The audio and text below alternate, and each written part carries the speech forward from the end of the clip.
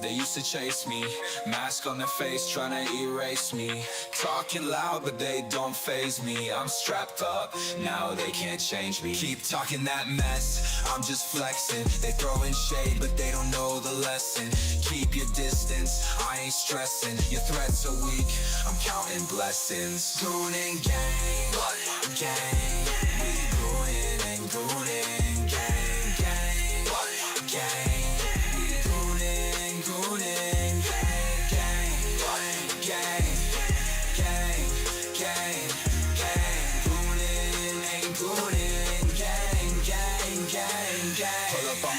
Better think twice. Catch us live, streaming all night. From the PM to the AM we ignite. Watch the flex, got the wrist so bright. They hating what they see, but still they bite. I'm stacking checks while they stay behind. They wanna talk, but I'm on the climb. Can't touch me, I'm one of a kind. Goon and gang, gang. We goonin' and goonin', gang, gang, gang.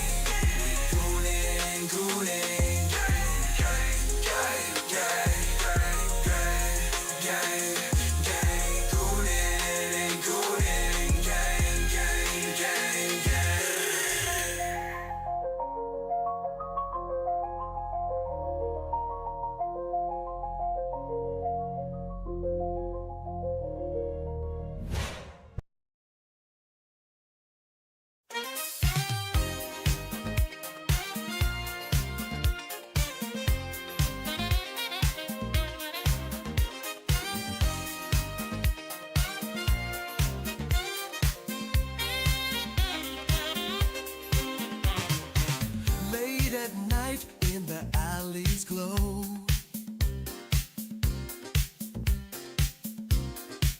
a sultry rhythm, a secret show.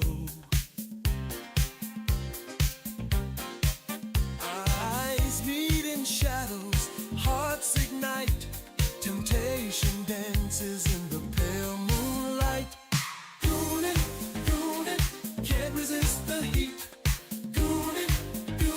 Where shadows meet, pulling you closer, bodies in sync. Goonin', goonin', on the edge we sink. Whispers in the dark, electric air.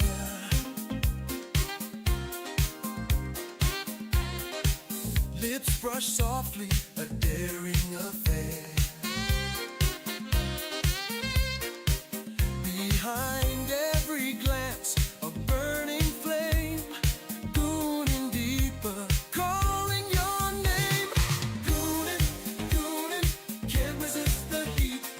Goonin', goonin', where shadows meet. Pulling you closer, bodies in sync. Goonin', goonin', on the edge we sink. Moving in rhythm, the world fades away. Goonin' with passion, we sway. Fingers trace secrets, breathless cries. Goonin', we're lost in the highs.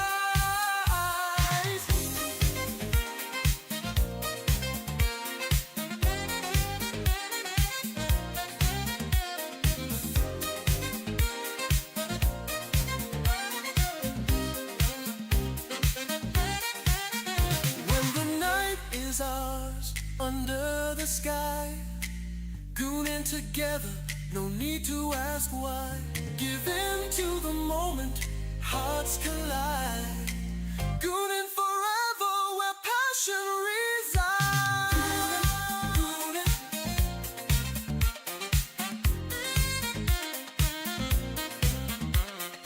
goonin', goonin', where shadows meet.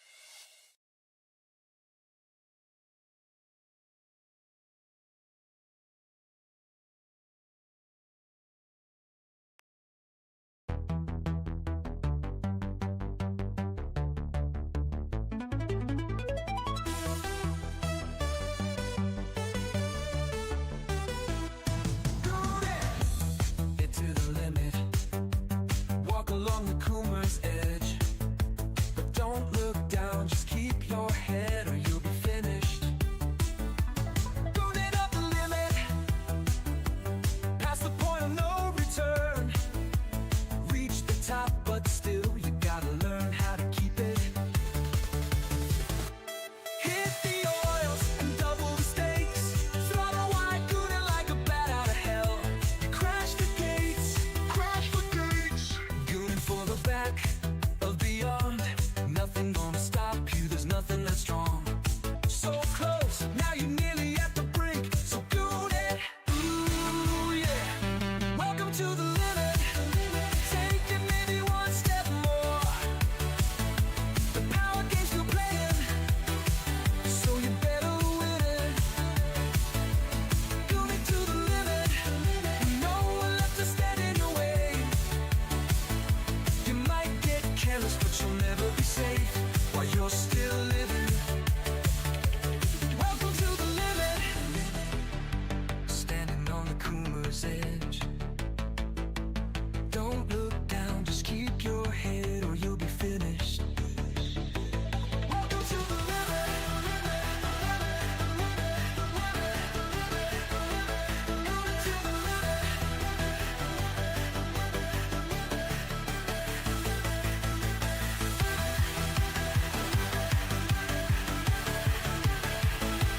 Going to the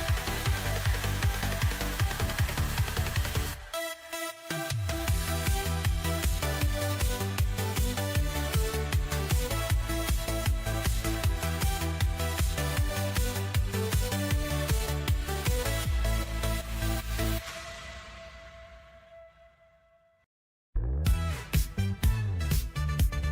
The gremlins are coming. The gremlins are coming. The gremlins are coming. The gremlins are coming. They're in the walls and they're in your plumbing. You better hide. You better be running. The gremlins are coming. The gremlins are coming. They fight for PlayStation. They fight for Xbox. They fight for Nintendo. A bunch of pretendos. The gremlins are coming. The gremlins are coming. Cry Game Pass is crap. Love AAA slop. Want games overpriced. They're gonna blow their top. The gremlins are coming. The gremlins are coming.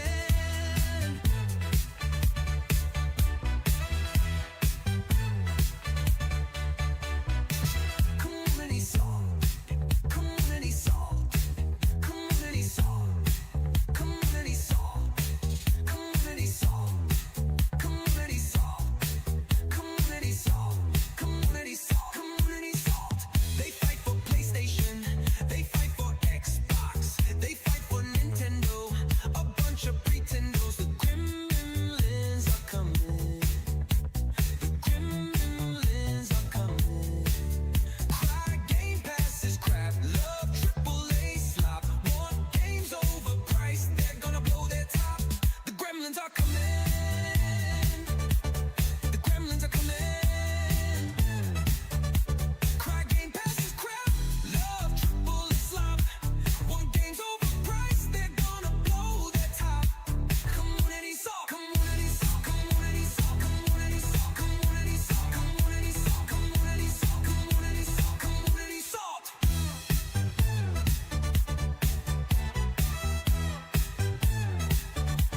Community salt.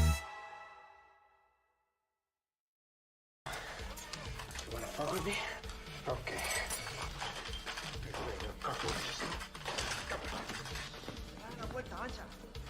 You wanna play games? Okay. I'll play with you. Come on. Okay. You wanna play what? Say hello to my little friend!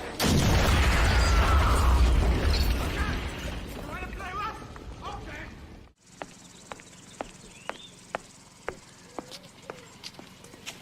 What do you want, fucko? You want something? Huh? Hey! What are you doing? Bro, we're gonna have to wait. Give me 1 second. What did Cassie? That's what's up. Hypno? Hypno Hypno mama. Mama? Oh, What the fuck is Hypno Mama? Hell Oh, no. God. Not the Boy, you cook. hypno mama. Bro, God hey, damn. look at the comment. She says with an evil face, you know what time it is, bro. Oh, Ain't no fucking way. She's trying to Hypno fuck Hypno mama. Mom. You know what time it is. You know what Bro. time it is. Bro, Yeah, this is absolutely. wild.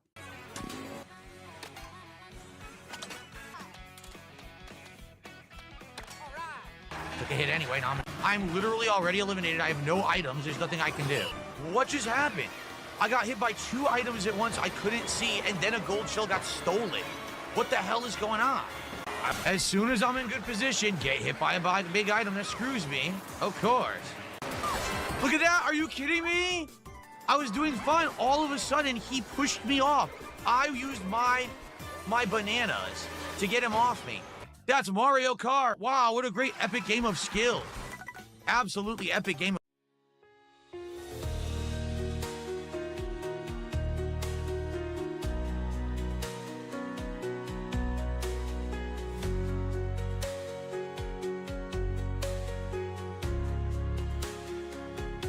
Can't wait to go home and log into my PlayStation to play games,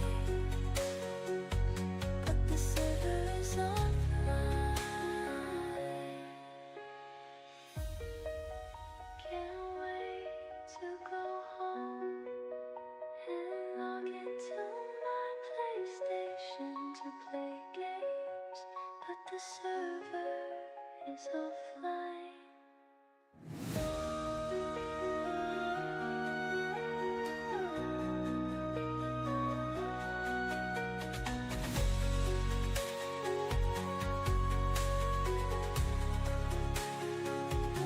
Can't wait to go home and log into my PlayStation.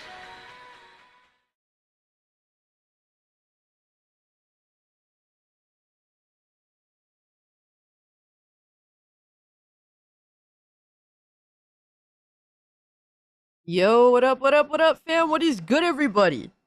We have an insane week of fuckery to get through. Oh my god. Hold on, let me put on my earbuds. Oh yeah, I actually forgot to clean my glasses. Damn you! Ziggy, go finish your dinner, my guy.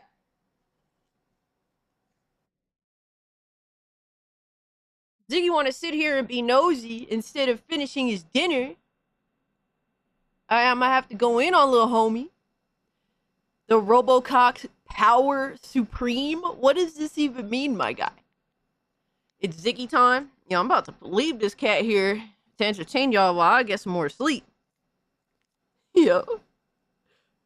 Oh, man. Evening cucks? What are you... Yo. Quiet cries. Are you good, fam? No socks or we riot? Why ain't you been rioting these past, like... What? How long have I been doing this? For 4 fucking years?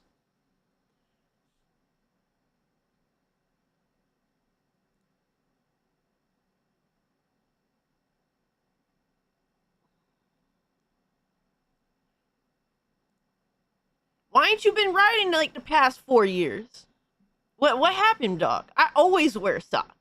I wear socks and slides in the house. I've been doing this since I was in college. Matter of fact, I used to go to college in socks and slides.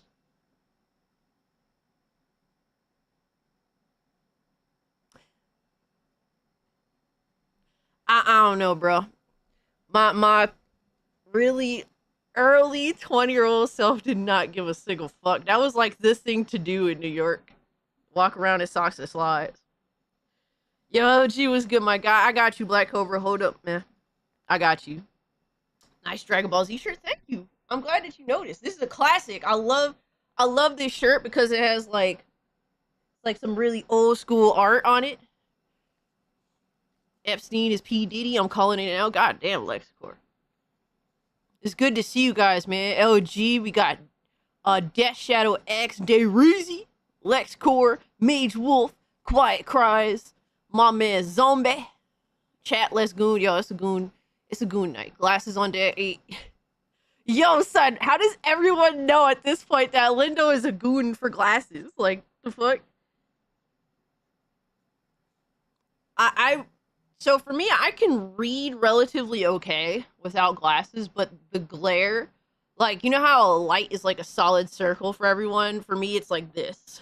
Like a light circle is like this for me because of astigmatism. My astigmatism is ass. Like, it's really bad. I don't know what's the worst of it, but it's pretty bad. What's a read? Yeah, good question. Good question. I'm also a little bit retarded, so my reading isn't the best either. So we going in tonight. Yo, Nelly, it's good to hear. It's good to hear, my man. It's a Thursday. We about to get into the weekend. We start gooning early. That's the whole point of doing the stream on a Thursday night. My man, Lord Snuggy Christ, was good with you, homie.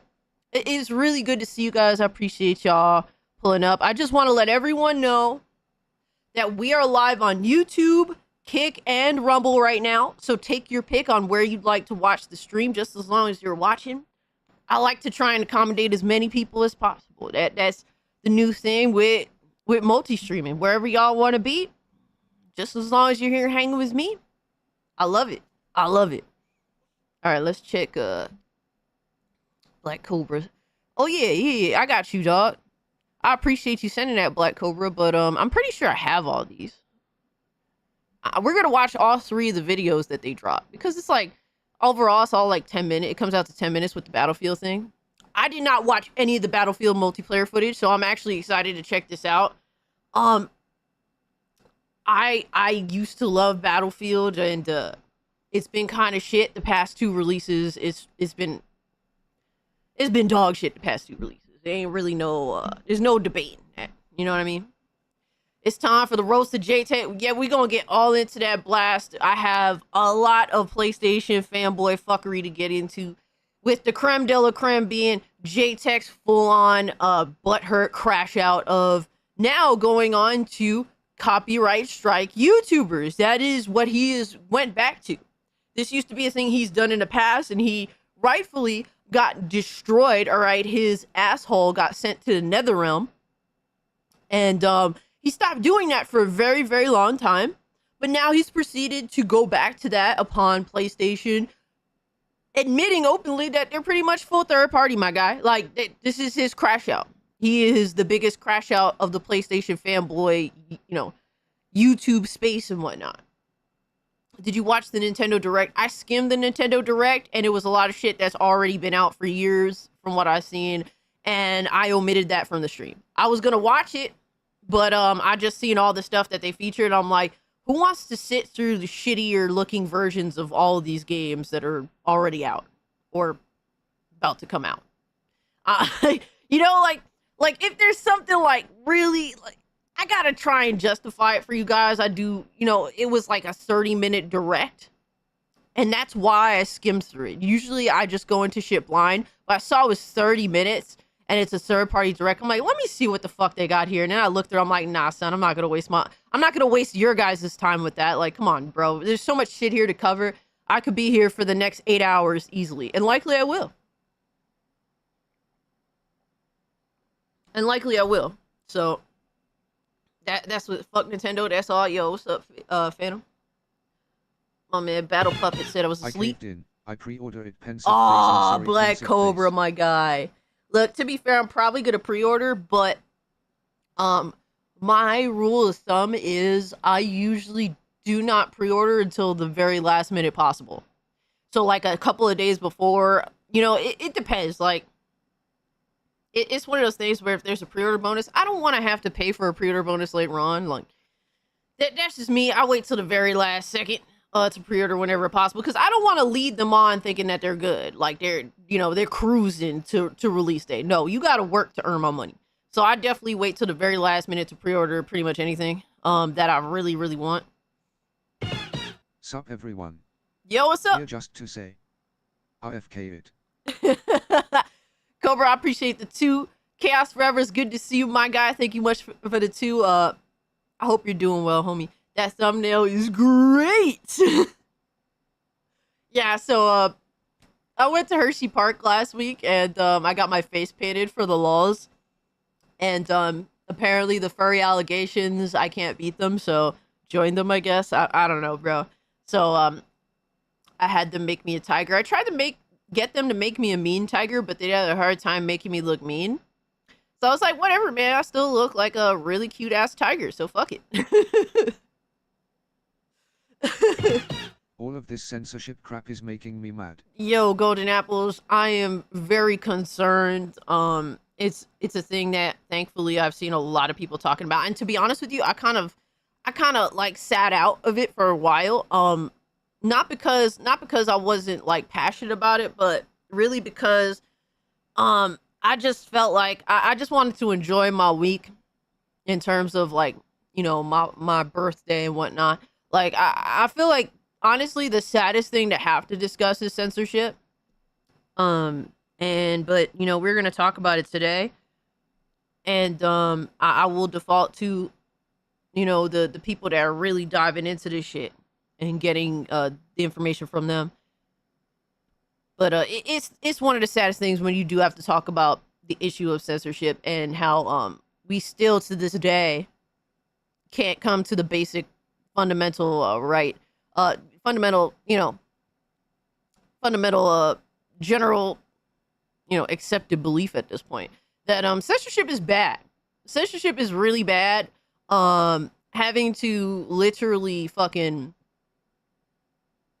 have the government make you ID yourself just so you could view internet related things is disgusting behavior. It's scary. It's one of those things where nobody could justify it reasonably because we all know that the government has done tons of fucked up shit. How about we have the government declassify all of their documents for us to see? How about that? If you want us to reveal our identities to you just for us to surf the internet, how about the government declassifies all of its files that are classified documentation? How about that? Oh, no, you're going to defend that that's okay. Then how is this okay? We're talking about large bodies in the world, all right? Government bodies that are literally doing this all at the same time. This is coordinated. This is purposeful. It's literally on purpose that it's all happening all at once, all fucking around us. But hey, we're just gonna pretend everything's fine. Nothing's wrong here, right? Fucking crazy, bro. I think that the internet's acting a little wonky. Sorry about that. USA not having censorship in it because if they did that, will be against the freedom of speech. That Shadow, they decide randomly when your free speech is infringed upon. Like that's the sad reality. Unfortunately, I've been gone for a while, but still support and appreciate our smart independent streamers. Hey, yo, Chaos Forever. I know it's been a little minute since I've seen you in the chat, but nonetheless, I'm glad to see you back as per usual. You know, whatever's going on, bro, I hope that you've been well. And I appreciate you being here, man. Thank you so much for the 10. Thank you so much, man.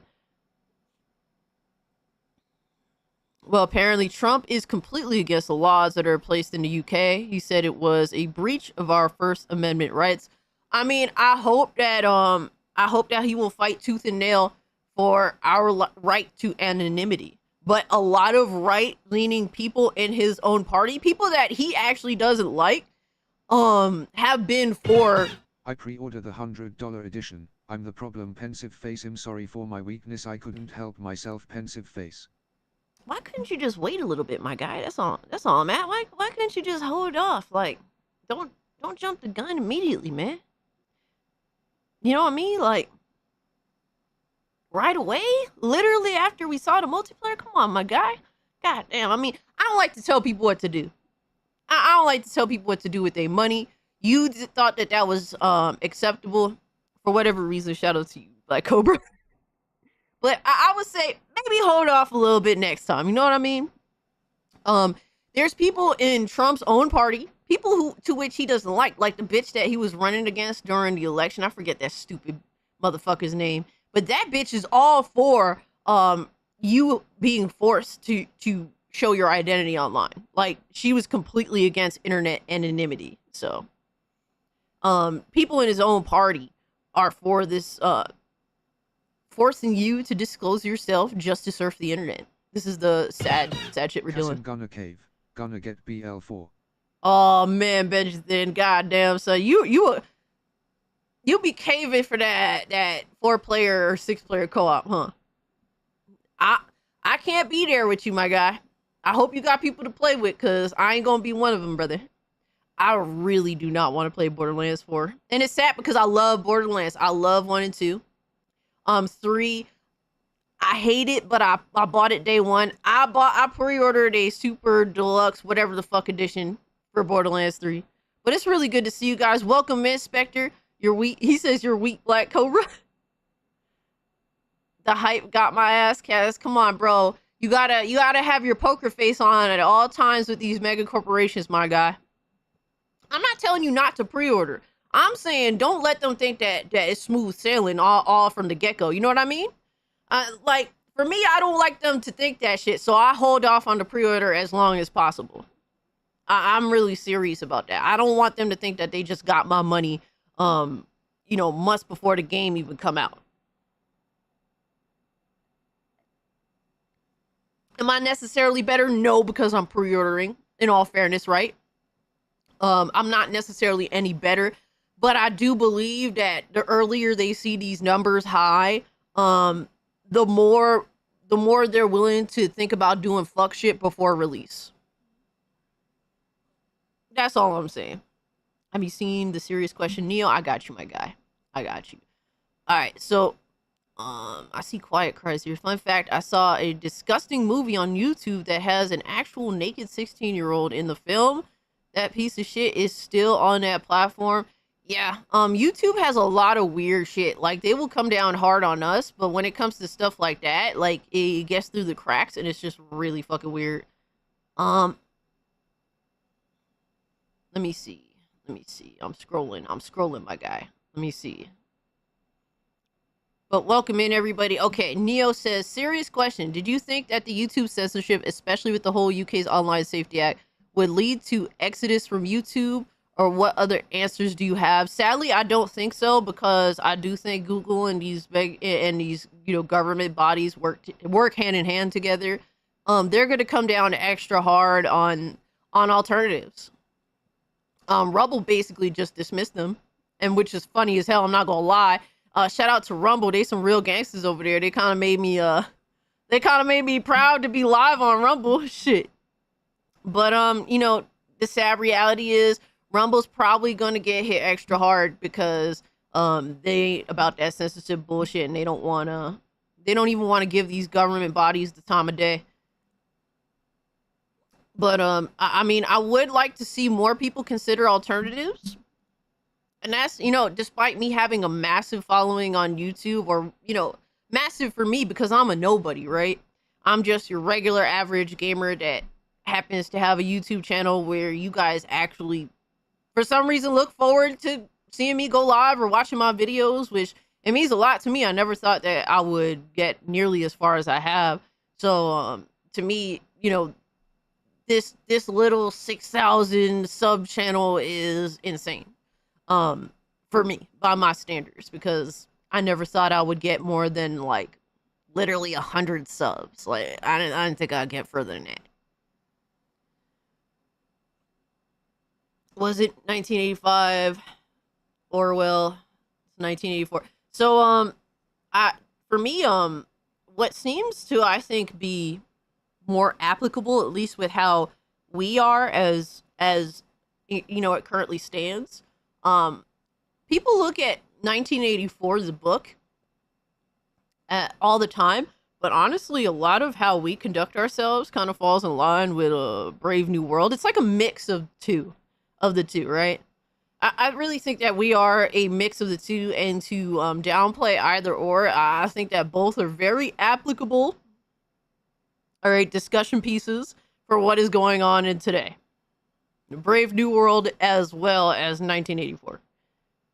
Rumble has always been like this, fortunately. Yes. Because Rumble knows what time it is. Rumble knows that they're always going to be outsiders. And they're completely okay with that shit. They want to be the outsiders, right? They don't want to just fall in line just for the sake of, well, I want to compete with YouTube. Like, yeah, they want to compete with YouTube, but they want to compete by being a true alternative, not just adjacent to YouTube. Detroit looks like RoboCop. RoboCop predicted it quite well. What can I say? I think I got some bad things happening.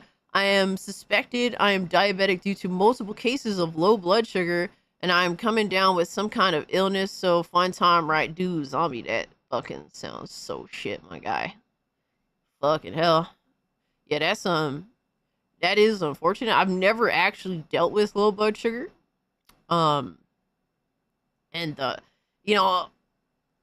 That's crazy that you're dealing with that. I mean, I hope that's not the case. And I hope that if you are dealing with being diabetic, that it is reversible, because at some point it is. I think it just matters if something in your body goes back to normal. I forget, but that really does suck. I really am hoping for the best for you. I'm going to the doctor tomorrow morning, so we will see. All right. Wishing you the best, bro. The smaller the subs, the more honest the content creator is.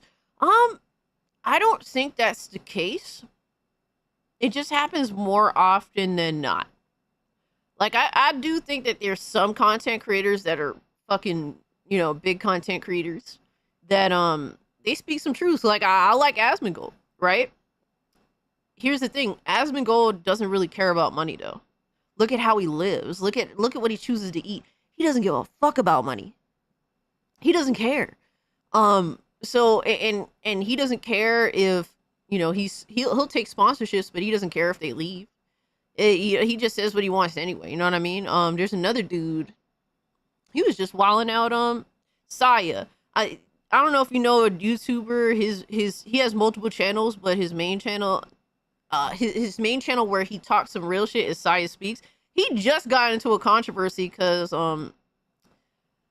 he was talking about Self H, and apparently he wasn't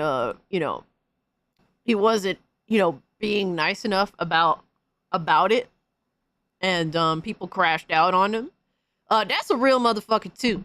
And just because I like Asmongold doesn't mean that I agree with him all the time. Sometimes I actually disagree with him. Same thing with Saya Speaks. Like, just because I think that they're real motherfuckers despite having big platforms doesn't mean that I agree with them all the time. But I know that they're willing to say the shit that everyone else is too afraid to talk about, right? They're willing to jump the gun. Willing to be the first to talk about these things, not caring about the risk of them, right? So there's people like that. There's big content creators out there. Do I think that they end up more few and far between as smaller content creators? Yeah, but there's a lot of small content creators that are selling out even before they've ever even made it. I seen PlayStation fanboys fucking be the biggest, fucking nut garglers for PlayStation ever. And bro, you're not even on the payroll for PlayStation. You ain't even getting sent free shit, bro. And you selling out like this? The fuck? Like, there's a lot of small creators out there that are making it very known that they are willing to fall in line immediately. Just throw them a bone. They already fallen in line. Just please throw them the bone. That's what they want. That's it. Right? That's just what it is. You like Zach? Yeah, I like Zach too. Well, for the smaller ones like myself, I don't do it for money because we literally can't make money on the platform now. Yeah, absolutely, Blast. Everyone starts with that, with the mentality of, bro, I ain't making no money. I'm doing this just because it's a passion. And some people stay with that passion, and some people, unfortunately, it's about the money after, they get past that part. But always let this be your passion, man. To me, this is a passion. I won't quit my job because I don't want YouTube to become a job. I feel I like doing this because I like to vent. I like to laugh. This is, a good social thing for me. When I first started, and to be fair, I'm still an introvert, but when I first started, this was a challenge for me to be able to talk to people, to more than just my friends, Yeah, I fucks with Tectone and Kyle too. Kyle, I used to watch him years before I started doing YouTube. He's actually one of my kind of like people that inspired me to start doing YouTube.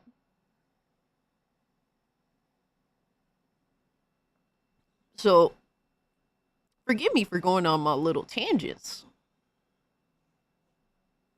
Forgive me for my tangents. Guys, if you haven't, do hit the like button. It does help me out. Honestly, hitting the like button, chatting it up, sharing out the stream, all that stuff helps more than you guys think.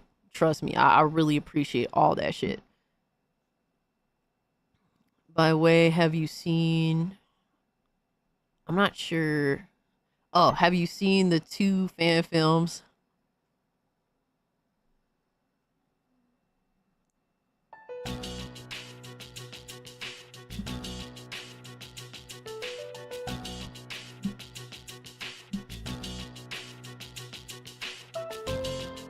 I'm sorry. I'm so sorry. I'm such a fuck up, my guy. I did it. It's been how long now? How long?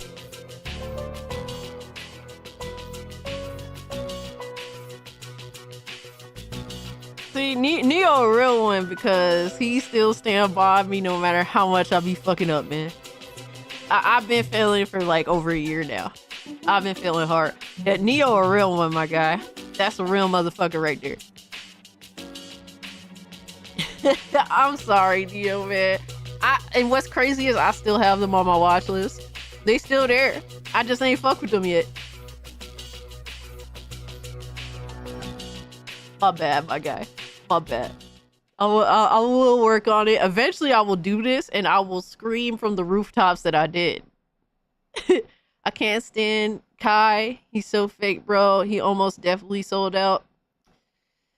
Kai is an interesting case. Like, I think at some point you get so big and you want to stay on the top so bad that you fall into this scenario where you're now creating all the events with your money. You know what I mean? I feel like Kai does this. Like, he creates these insane like stages, all like the production is insane by what Kai does. But at some point it's not real anymore. At some point it's just money creating the content. And I mean, some people like that shit. It becomes like reality TV. And reality TV, all that shit is bullshit for the most part, right? Besides some standouts, but it's all like intended to be over the top. Yo, Cannoli was good, my guy. Let's go Mets. Yo, I heard they got like 3 relief pitchers. Homie from the Orioles, the center fielder. Yo, they doing all right.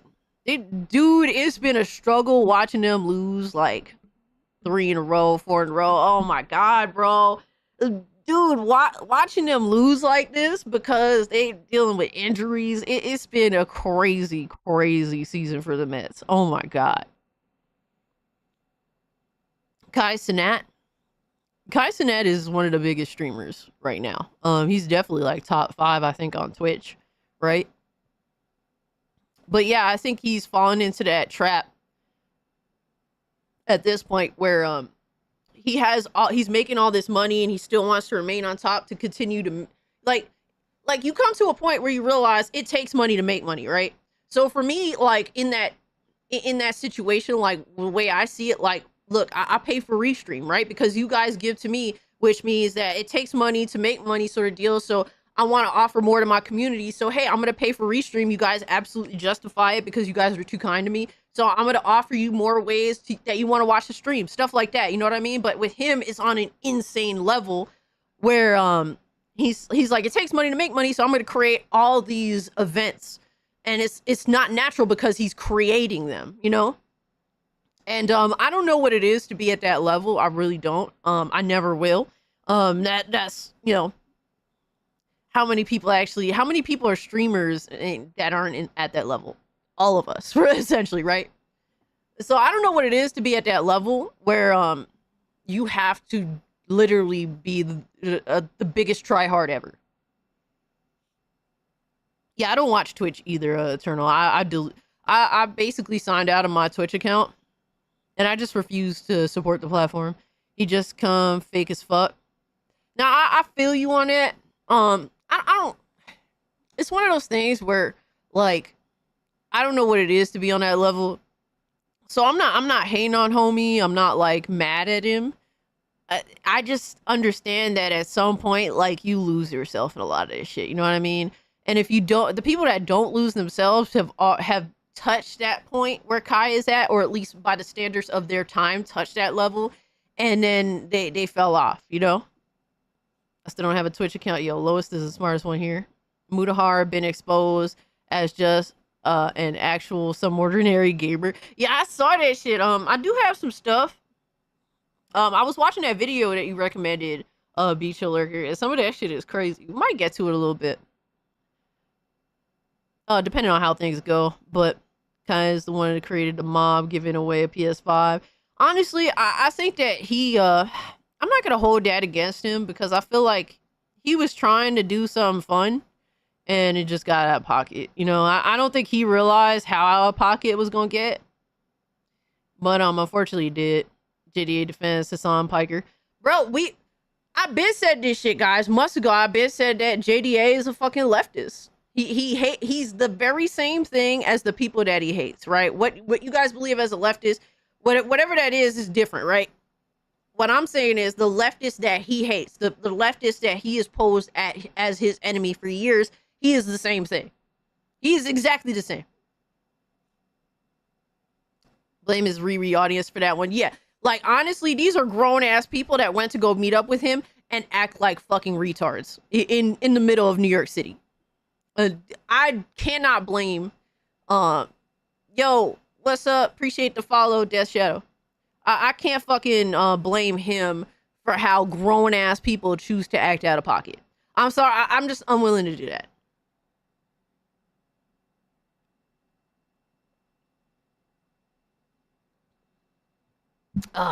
Just finished that coffee. I'm honestly very close to quitting my job.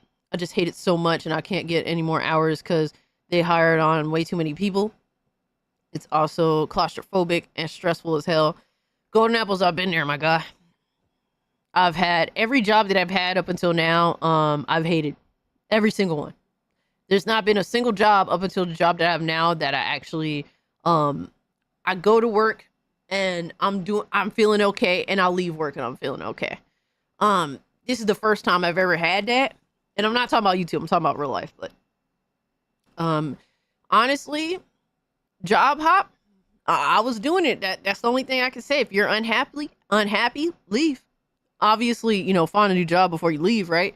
But if you're unhappy, man, go pursue something else. You know, there's jobs out there that you could leave happy. There are jobs like it's hard to find. And it took me a very long time to find it, but I had to go through different types of jobs, right? I work at a job I never thought I would do the type of job that I'm doing, right? I don't know if you've seen an off-topic question. I got you, my guy. But you can obviously, as long as you're willing to try, there's jobs out there that you could at least leave. I can't say you'd be happy, but I would say that there are jobs that exist out there that you could leave and not be miserable. They exist. What are your thoughts on Horror Inc. announcing the new Friday the 13th movie and games are underway? I didn't even know that. But you know what? Fuck that shit, because the fucking fact that Halloween has now downgraded and is going to become a TV show, but Friday the 13th gets a movie, kiss my ass for that shit. Fuck out of here, bro. I'm not saying that it's Friday the 13th's fault or Horror Inc.'s fault. I'm not saying that, but I'm saying that it's complete total bullshit that the fucking OG of slashers, all right, the main man himself is now downgraded to a fucking TV show. Meanwhile, Friday the 13th is getting a movie. Get the fuck out of here, bro. Fuck out of here. I'm not gonna lie, that shit pisses me off. You know how fucking annoyed I am at the fact that Halloween got the most bullshit ass trilogy of all time, but the last thing Jamie Lee Curtis is involved in, and mind you, I think Jamie Lee Curtis is kind of retarded, but she is like the last beacon of what made Halloween Halloween. Because Carpenter, like, you know, he's involved, but he's not directing. And to be honest with you, I don't think Carpenter has it anymore. As much as I love Carpenter, guys, I have seen the most recent thing that Carpenter has directed, and it was a cash grab pile of shit. You do not know what you get when you go to Carpenter, but I think that he doesn't have it anymore. I think that he could if he wanted to, but he does not give a fuck anymore. I think that that is the main thing. He genuinely does not give a fuck. He's completely okay with getting Halloween residuals. He's completely okay with Halloween piece of shit after Halloween piece of shit being made, just as long as the check comes in the mail. And I'm not even mad at him about that because Hollywood fucked him anyway. So I get it, right? You have to put yourself into a situation where this was my baby and they stole it from me and there's nothing I could do about it. So with that, I understand where he's just like, I'm emotionally detached and I just take the check. I get it, right? So like, but I think that he's done. You know, I don't really, as I love his music, and I think that his music is one of the shining beacons of the last Halloween trilogy. But to me, Jamie Lee Curtis was that last one, right? You know, obviously Donald Pleasance has sadly passed away many years ago. I think that he was the thing that made a Halloween movie feel like a Halloween movie. After his departure, Halloween became a knockoff of Scream. It's like Scream is inspired by you guys. It's like a little bit of a spoofish version of what you guys created. And you're just like, well, we're going to copy Scream. Meanwhile, Scream is kind of copying our formula a bit. And it's like, what the fuck? Like the entire tone of Halloween changed once Donald Pleasance died. And so it has ceased to feel like Halloween after Halloween 6. And I don't even like Halloween 6, but the tone is what makes it what it is, right? Halloween 3, no Michael Myers. Dude, I love Halloween 3. Halloween 3 is a fun watch. Scream is like the adult Scooby Doo. Oh my God, Halloween Kills was amusingly bad. Halloween Kills it's a Friday the 13th movie. It's a modern Friday the 13th movie. It is not Halloween. It's not Halloween. It has some decent kills, I'll give them that. I wish they brought back The Last Dragon out in the movie in 4K. It is out. It is out, but I refuse to buy it because it has the worst cover of all time. Let me see.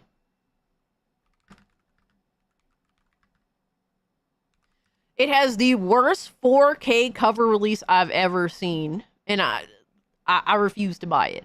Why couldn't they put the Blu-ray cover on that shit? Look at this shit.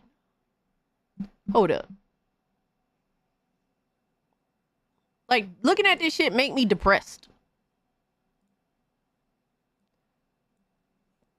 This is the cover. That's the cover. Bro, this is the laziest shit I've ever seen. I love the movie. I think the movie's phenomenal. I love it. Barry Gordy's The Last Dragon. As you guys know, I'm a Motown shill. Okay, absolute 100% Motown shill. But I can't stand for this. I have standards. Like, could you have made like a nice artsy cover that looks dope as fuck? Like, Michael Myers lost it for me when he got whooped by Busta Rhymes. Bro, I don't even talk about that fucking movie. That movie is a hot steaming pile of shit. And the fact that Halloween Ends is competing for last place with that fucking piece of shit is crazy. It's a great movie, Nelly. 100%. It is a phenomenal film. I absolutely adore The Last Dragon. It has so many factors in it. I love the actors. I love the music. All right. The music is phenomenal. We're talking about some of the all-time greats on that soundtrack. And I love its tongue-in-cheek, moments. Like, it's just a dope-ass movie, but this dope-ass movie deserved a better cover for its 4K release. So I'm hoping for another release in which they actually care. Because, sure enough, hell yeah. I hope they do another release where they do care. But if you do want it in 4K, I don't know the quality of the 4K. I haven't looked into it. I would say do that research because some 4K releases are ass. but it does exist if you're really interested. Halloween 3 is okay. Halloween 3 is a great Halloween themed film. If you want to be in the spirit of Halloween, Halloween 3 is one of the best. But it is a silly film. It's very silly.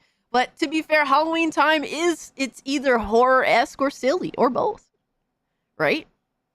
How would you handle or create your own Halloween film trilogy if you were the director, producer, writer, etc.? That's a tough go. Do you do like an on the note, like, do you do a really dedicated remake of the original film, or do you just make Michael just a generic killer but give him a new backstory? Do you include his backstory? Do you include Laurie Strode? That's the thing that I struggle with. Do you include Laurie Strode and Loomis in it? Yeah, I would not hire David Gordon Green. That dude's a fucking retard. Yo, shout out to my man Xavier. Dropped a gifted membership. Thank you so much, my guy. I appreciate you, dog. Hope you're doing well. I'm not sure how to go about that. I really don't. At this point, I feel as though Halloween has lost its entire identity after the David Gordon Green trilogy. And I feel like in my heart, they should do a very, very dedicated remake to the original lore. But at the same time, too, I don't think that that's going to jive very well with modern day. I had an idea for a Halloween remake. It wouldn't have Laurie in it. See, that's the thing. I don't know how to go about that. You know, I feel like maybe just leaving Laurie out of it and just having him be like, you know, just the murderous person, but give him his own reason for this. Something new, but the same. But I just feel like Halloween lost its identity entirely now, which is sad because I'm a huge fan. I really liked Halloween 4. Halloween 4 is my favorite sequel. It is 100% my favorite sequel. I love Halloween 4, even with all its faults. I think that it has one of the ugliest masks of all time. It's definitely up there. But I still adore it.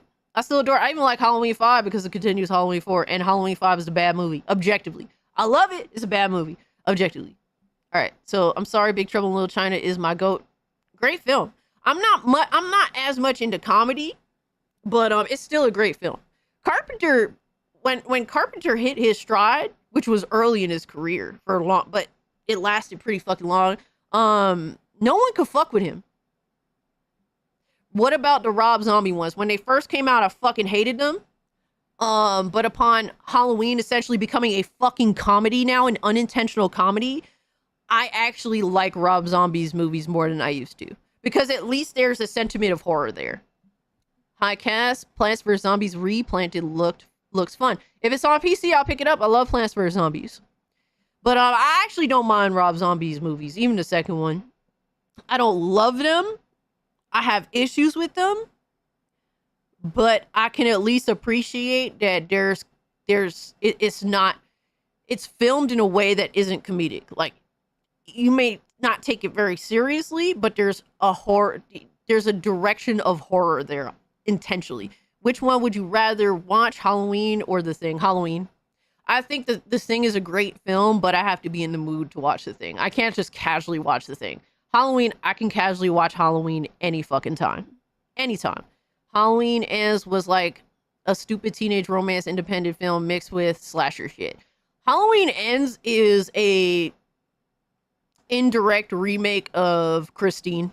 That's all. It's a shitty remake of Christine using a intellectual property that's very well known. That's it. That's what it is.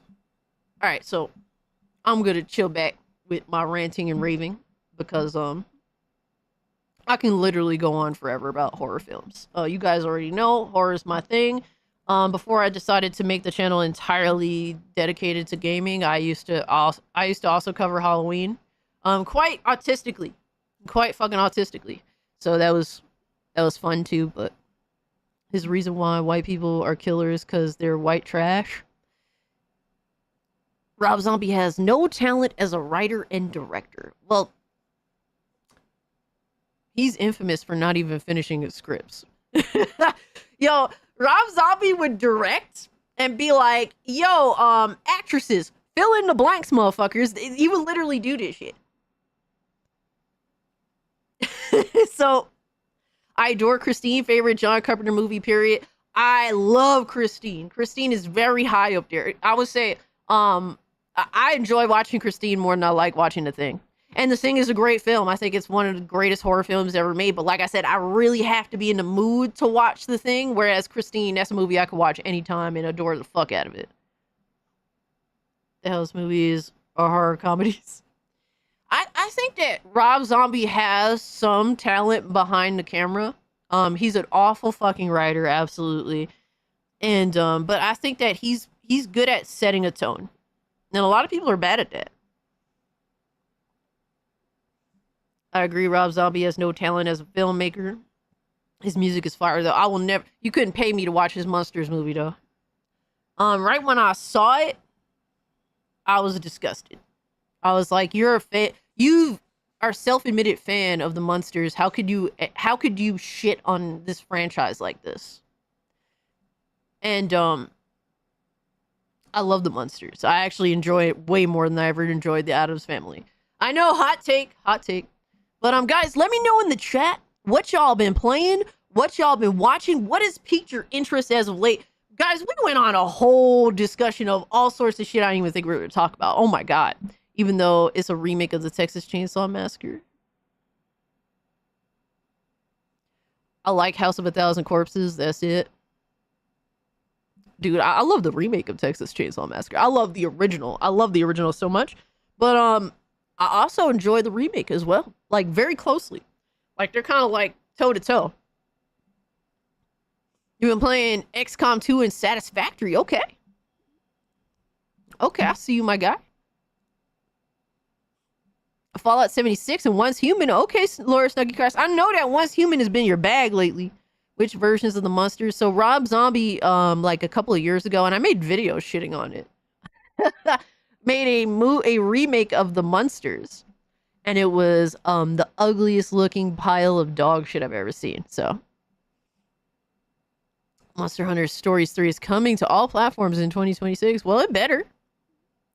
It better. Yo, Capcom knows where most of its audience is at. Come on, my guy. Been playing Pal World in hopes they add a Panda Pal. I'm surprised they haven't yet. What? Yo, Aztec Warrior was good. Not gonna lie. That Battlefield 6 looks dope and not goofy looking.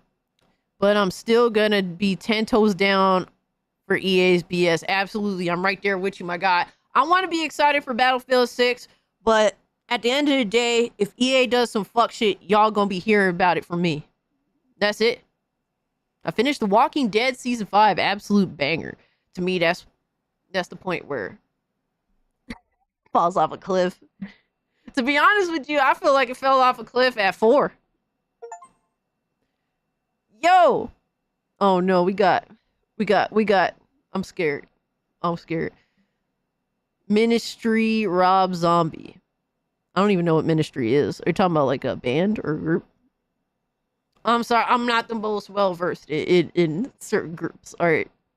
Especially if we're talking about metal. I'm not very well informed. I've been playing RL Craft Bedrock Edition and Grounded 2. How's Grounded 2 been for y'all? Watch Vision Quest again. Okay. Thoughts on the original The Blob and the 1988 remake? Well, I love Steve McQueen.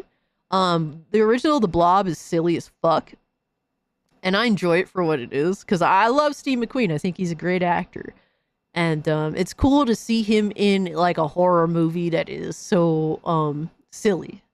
You know, because like you're used to taking a man like Steve McQueen quite seriously. So for him to have in his youth made a film like that is kind of funny. The 1988 remake I think is a better film. But I'm okay with it. Like it's one of those where it's a good film, but it's like I'll watch it if somebody else wants to watch it. But when I go out of my way to watch it personally, not my jive, not my vibe. Currently playing Burnout Paradise and Portal. Okay. Played a little Langrisser.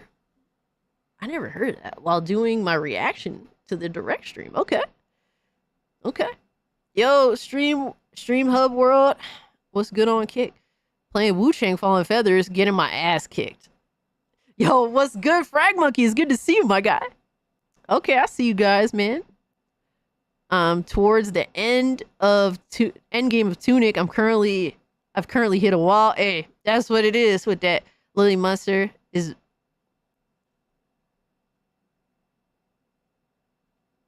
You're saying Morticia's better, Swag or not? Is that what you're saying?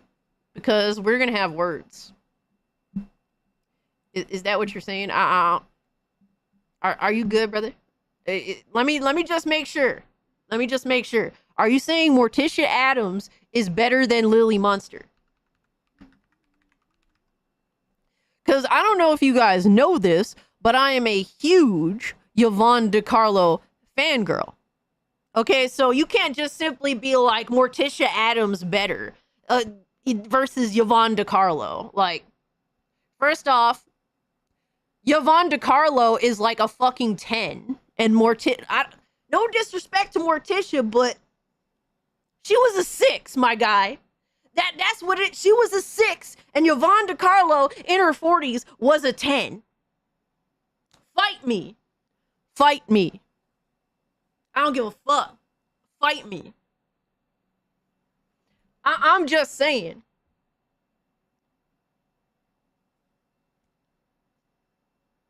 Facts is facts. Team Yvonne all day, every day. She is the GOAT.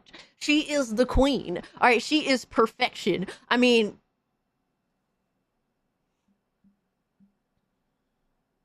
not only was she very pretty, but she was also a great actress in her own right. Go look at some of her films, man.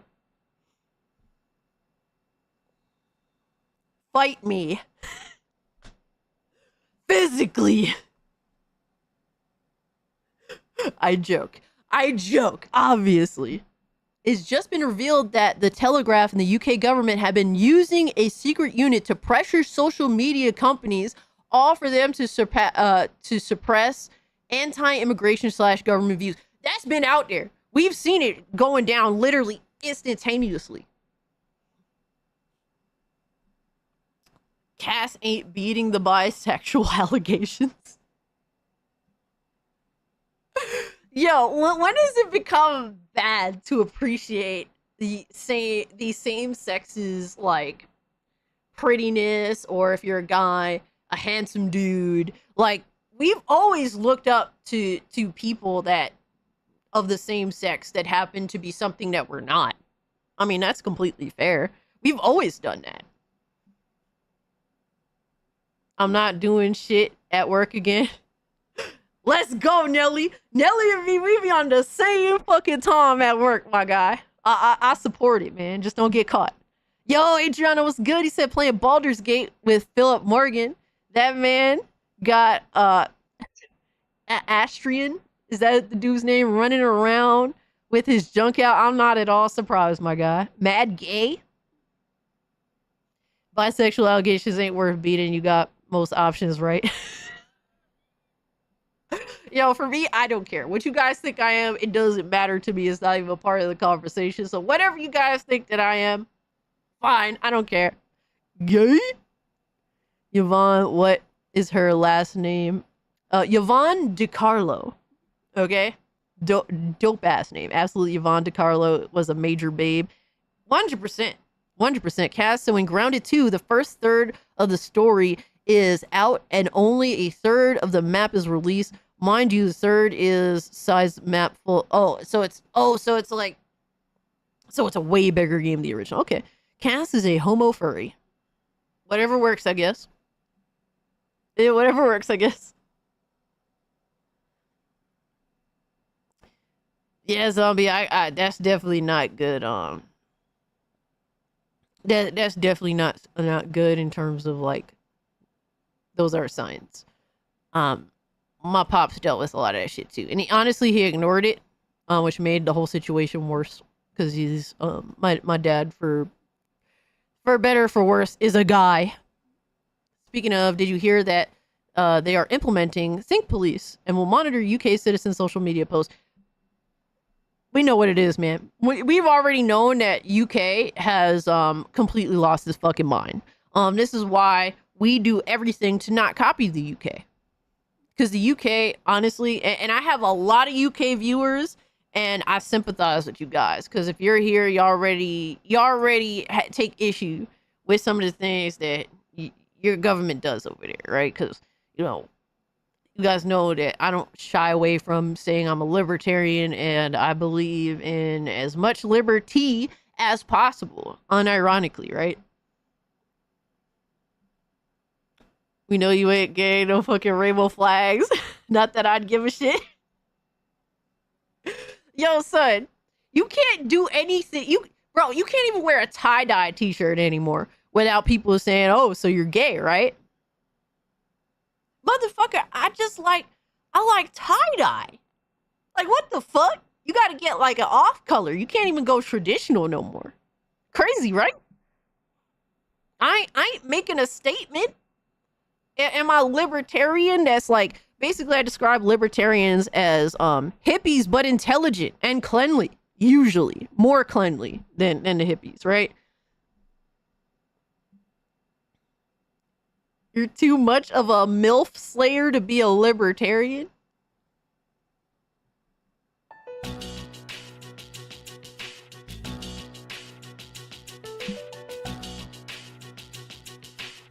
What do you mean, bro? What do you mean, my guy? Yo, what's good? Pablito over on Kick. Yo, Pablito is a big Kick supporter, man. I love to see it. I love to see it. You need to be streaming on there, my guy. Who knows? You could be the next big thing on Kick. We hate our... Damn. I mean, and you know what, bro? It's sad because people want to just...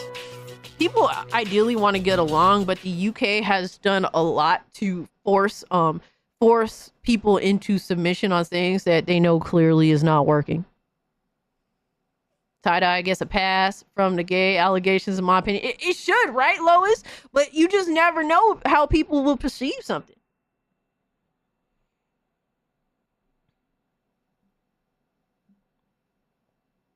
I don't know if you've seen David Rosenberg question. I don't even know who that is. David Cronenberg, director of Videodrome and The Fly, 1986 remake, Shivers, Scanners. I think I may have seen Scanners, but I don't even remember. The Fly I've watched. It's a good movie. It's not one of the... again, that's one of those where it's objectively a good movie. I'm not a big fan, right? If someone puts it on, I'll sit through it because it's a competent film. But it's not my vibe. It's not my vibe. But The Fly is a good film. So David Cronenberg is a very capable director from at least what I have seen. You seen Slither? No. The UK is cooking. Is cooked. Yeah. It's the UK is over, man. It's fucked. It's fucked. It'd be crazy if a lot of like my UK viewership dies because that's like it's basically the US is number one, then it's like UK and Canada fighting for second place usually all the time. And it would suck to see like my UK viewers, like viewer percentage just die out because of some of this shit.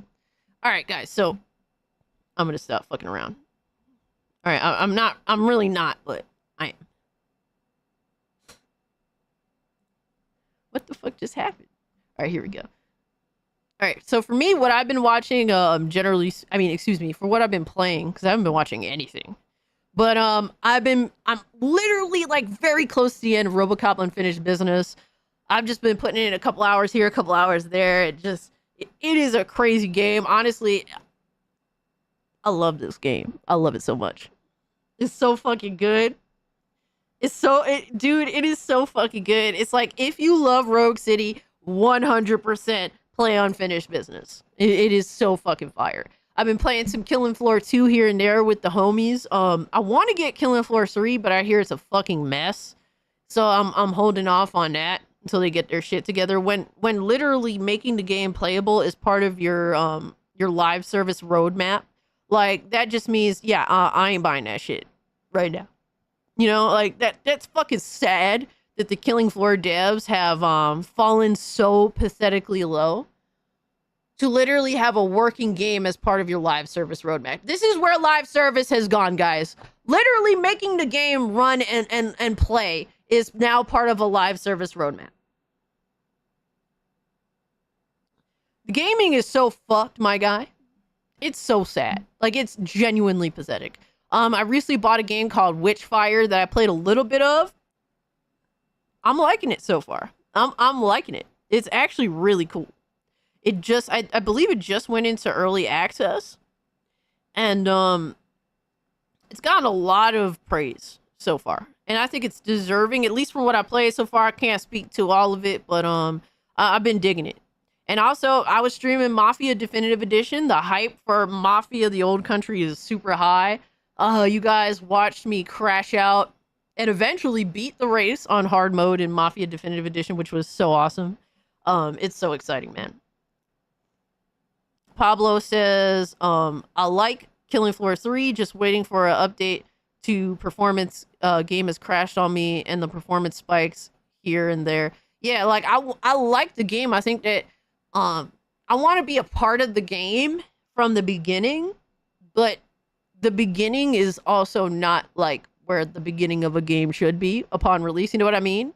Because like you could jump into Killing Floor 2, but like I would like to be a part of a game, watching it grow and accumulate all this stuff over time. And I didn't really do that with Killing Floor 2.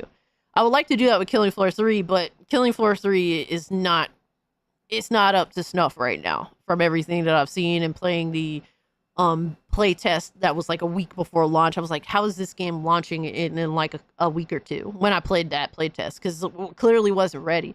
But I do see the vision. Like, it could be fun. I know it's live service bullshit and they seem to be kind of fucking around with that a little too much. We're going to get into the Mafia specs for sure, Chiefin. We will get into that. But Pablo, once when the shit gets good, like they fix shit, let me know and I'll jump on and play with you, my guy. VPN for me, they're trying to get rid of VPNs now. Bro, they do not care about your anonymity at all. I've also been playing some Star Wars Battlefront 2 here and there, so that's been cool. I've now started, so essentially I usually go out on Fridays. I've now moved that to Saturday, so that hopefully we could do like more game nights in the Discord server.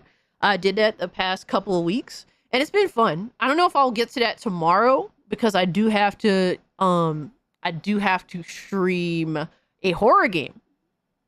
I do have to stream a horror game and I have choices that we're going to vote on, by the way.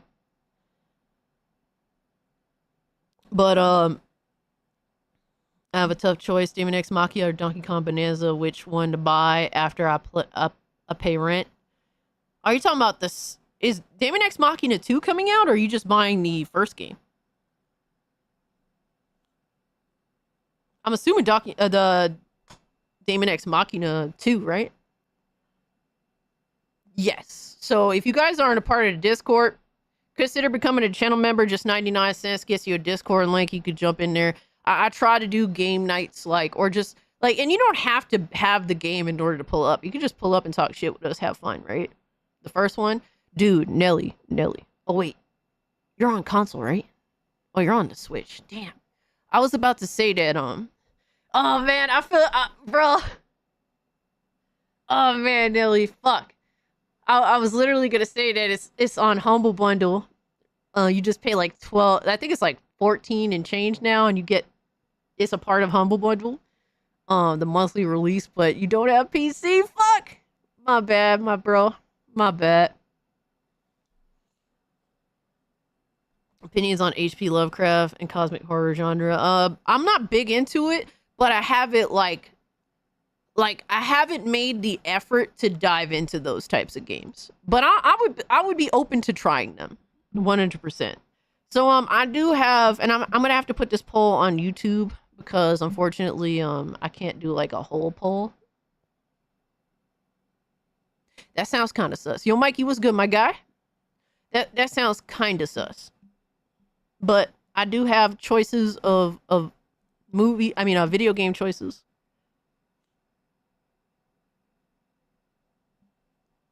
For tomorrow's stream, to which, guys, you guys were too much last week, so I ended up you guys hit tier 2, which was fucking insane, right? You guys dropped like all the channel memberships and all love, and we passed 669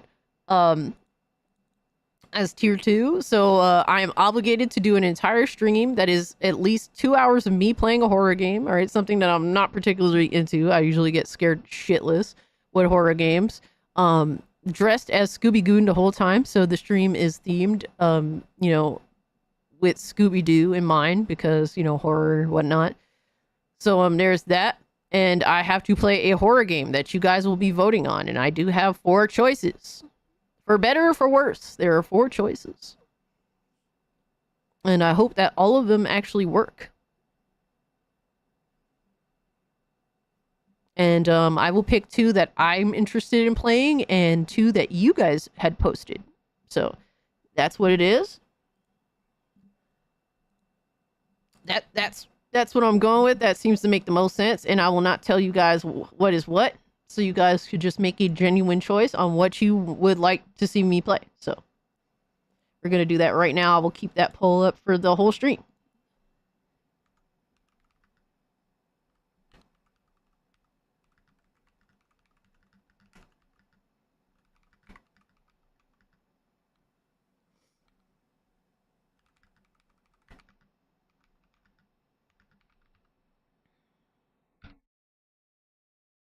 All right, so we got 4 options. We got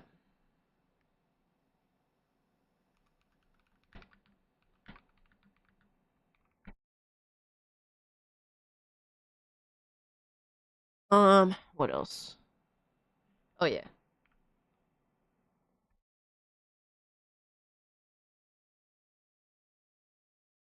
All right, that, and what else did I see, you guys? All right.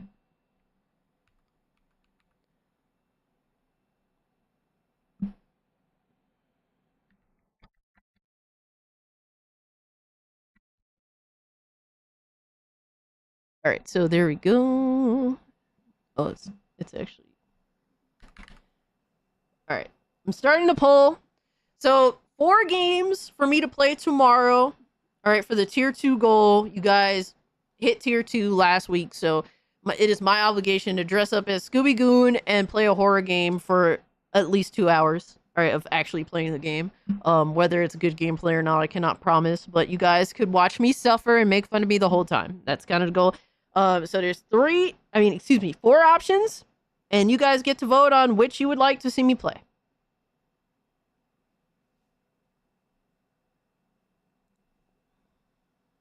And those are the choices. Vote away. And the poll is on YouTube. I'm gonna pick the scariest one. Frag Monkey, I never played Fear 1, so I'd have to play that one first, right? Thank you, Mikey. I appreciate that, my guy. A peasant on console. No, you're not a... Did you mean...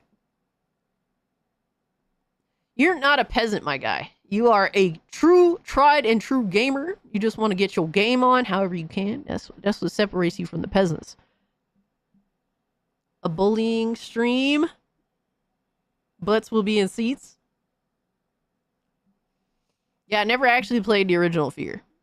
I hope it runs on PC. It'd be fucked up if I had to find a workaround because I'm retarded.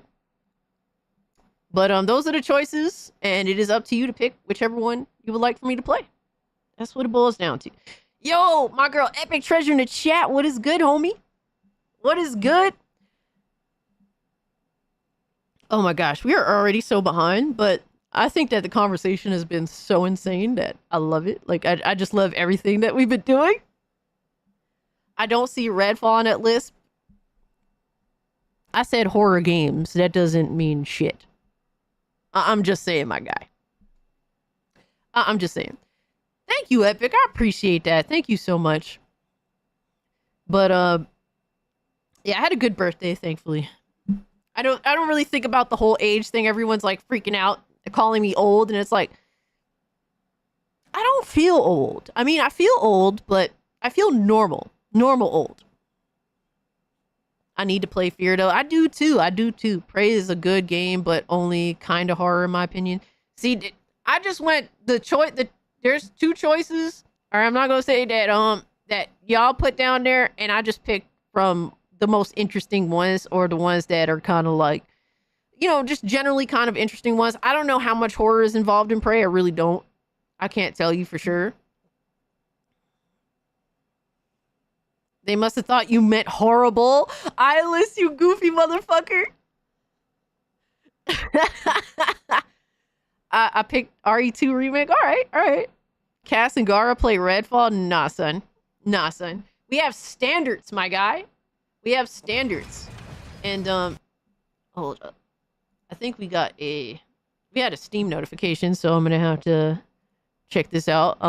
Guys, stop buying me games, damn it. Stop it. You don't have to do this. I have to catch up on all the games you guys have already bought me. Real talk. I don't have enough time to play all of them. But there's definitely a few I will be getting to. All right, so we got stop buying me games. Shotgun farmers, grow your guns. Hold on. That game sounds crazy. Missed shots grow guns. In this multiplayer shooter, fire your bullets into the ground to plant your ammo. The longer it grows, the more ammo you will get. I like that, low-key. Low-key, that sound kind of fire. Low-key, that sound kind of fire. I mean, Jaws scared the fuck out of me when I was a kid. Cass doesn't have standards. I don't have standards. Most of the time. Yeah. So Eyeless is Mr. FU. Got sick of shadow ban, deleted comments, no memberships. Oh man, Eyeless. All right, Mr. FU. I don't know if I'm gonna remember that, but I'm still glad to see you here either way. New Prey will make you crap your pants if you don't pay attention to the game. And I'm really bad at paying attention to games when I'm talking to you guys. Like, you guys fuck me up. It's all your fault. It's all your fault. So you like scary movies, but not scary games. So here's it's like, Nelly, it's like a struggle bus situation. I love, like, the atmosphere of horror games, but horror games also are very effective at scaring the fuck out of me a lot of the time. Not all the time, but a lot of the time. And so that's where my struggle lies. I like these games, but I can't really play a lot of them because they scare the fuck out of me. So, and they make me like they give me such insane fucking anxiety that I just can't deal with it. You know, like it's just too fucking much. That's been kind of a struggle sometimes. But Sir Duck, man, thank you so much for Shotgun Farmers. That actually sounds like a really fun like fucking game to play with some homies. And honestly, with doing game nights, definitely wouldn't mind having more of a variety of games to choose from. So that's really awesome. Thank you, my guy. I appreciate you so much, man. You need to invest in a VPN in order to goon these days, man. Yo, Sir Duck. Let's go. Bada boom, realest guy in the room, Sir Duckman. Over on Kick, gifting the homies, man. Thank you so much for the gifted membership, bro. I really wanted you to play maternity assistant. What? Is that like where you help women give birth? Is that what we're doing? Where's Alien Isolation choice? Bro, there will be future choices. There will be future choices. Eventually. Jaws actually scared me so bad as a young kid. Like 7 or 8 years old. I was afraid in the bath. Oh damn, and the bath is crazy. Now I was just kind of afraid to go to the beach. Jaws is cinema, I own a copy. Dude, the 4K copy of Jaws is phenomenal. If you appreciate like sexy ass 4K releases that are true to the image and truly bring like the visuals to a whole new level on television, the 4K release of Jaws is phenomenal. You probably need a couple of fixes to run Fear in on modern Windows. Oh fuck. I might have to figure that out.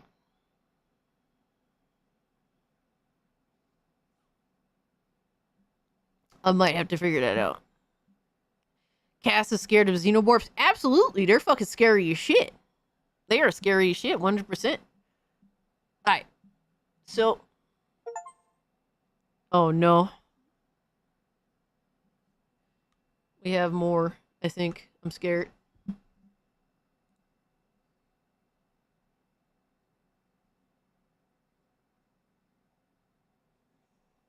Lobo gifted me Furry Uwu. An incredibly addictive puzzle game in which your favorite furry girls are waiting for you. Just because you played this, Lobo, doesn't mean that I want to, my guy. Whoever said you were the arbiter of having good taste in video games, man? A W send? Lobo says, ooh, time to play the game, LMAO.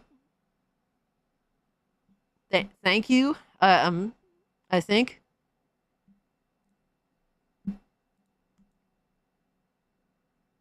I hate you, Lobo. Crab finally uploaded. Let's fucking go. Neo, much love to you, my guy. Thanks so much for hanging out with us tonight. I appreciate you. It's not what Philip said to me. What? Yo, Philip be saying a lot of crazy ass shit. No way Crab uploaded. He's too lazy. Oh, man. I've been lazy my damn self, real talk. I've been lazy as hell. Someone gift Cassie Redfall? Please don't. Why would you do this? Why would you do that? Why would you do that to your own money? All right, so we gotta get into a lot of shit today. All right, so first off, let me make myself smaller. Oh shit, wrong one. All right, there we go.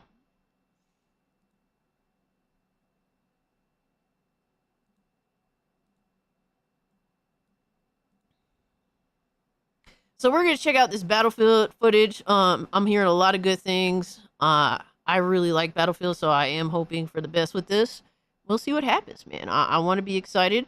I will not be pre-ordering right now or in the near future. I'll be maybe buying the game. We'll see what happens though. But they dropped a few videos, so I'm interested to see what's up.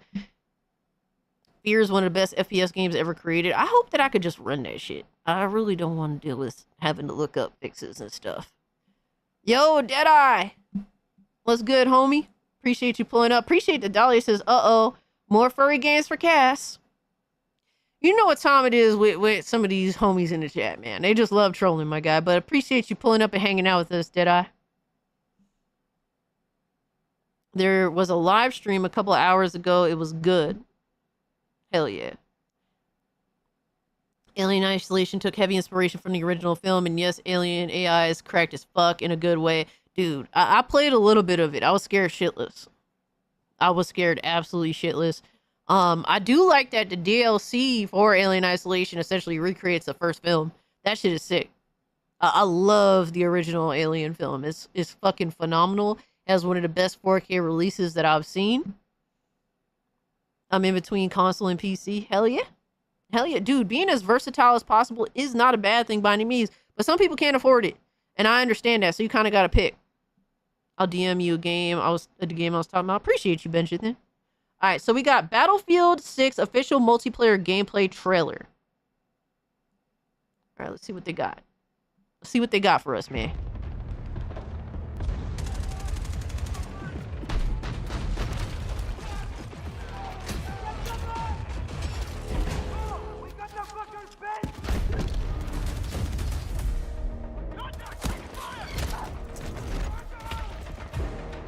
The visuals do look clean as fuck. Yo, shout out to Duckman, has been a member for 7 months. Thank you so much for the love, my guy. I do like that, where you could just drag your homies to like safety. I hope that this stays looking like an actual, you know, like military shooter instead of some Fortnite bullshit like Call of Duty's become. Who's Limp Bizkit? What you talking about, Limp Bizkit?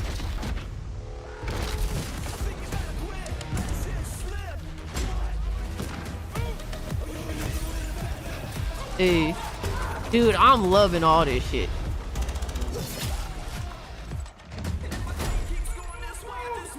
Yo, Duckman, thank you so much for the gifting, my guy.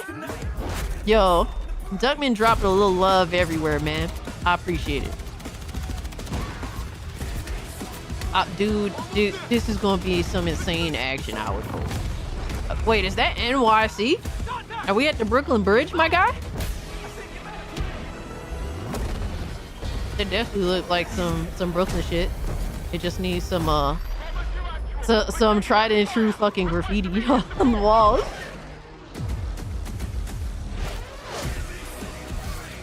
I just like playing a standard like medical infantry person. That's my favorite thing to do. I don't really like getting on helicopters. I'm a very vanilla person.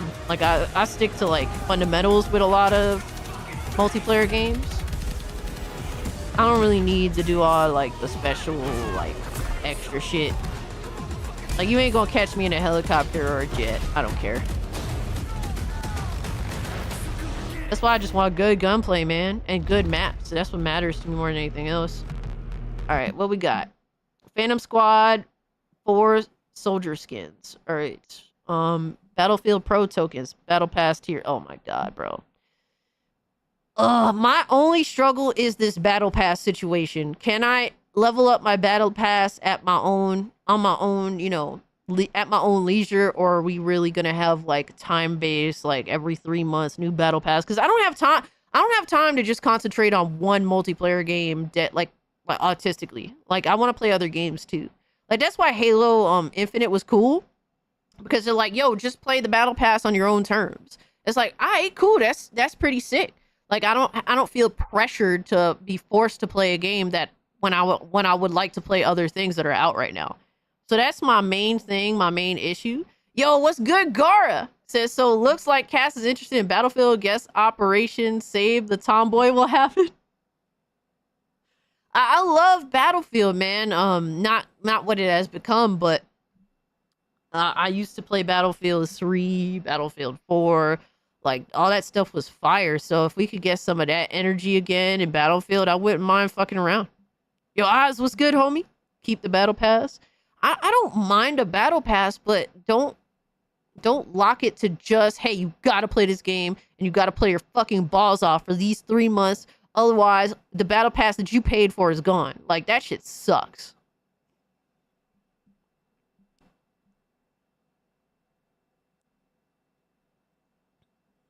Please no Fortnite ass DLC. I know, right? Don't muck it up. Don't fuck up with putting some weird ass fucking bullshit skins in the game that make it feel like some foreign ass nonsense. You know, like Call of Duty fucked up with that entirely. Shrouded weapon package, drop shadow weapon package, and more bullshit. A Chimera vehicle skin and Tombstone pack pre-order bonus. What is, huh? Is this Tombstone a character? I'm liking the vibe. I'm liking the gameplay. All that stuff looks pretty cool. It's just how are they going to treat the game from a monetization perspective? They're going to keep a lot of that shit hidden until release. That's sadly just the reality of it. It's EA, so I would say expect the worst. It's probably going to be bad. Sadly. Especially from how expensive I'm hearing this video game is. Yeah, it's some scary shit when it comes down to the monetization. Alien 3 should have been great, but the idiots at the studio kept destroying and changing the script. And honestly, I gotta give some heat to Sigourney Weaver too. She was like, I refuse to fuck around with guns.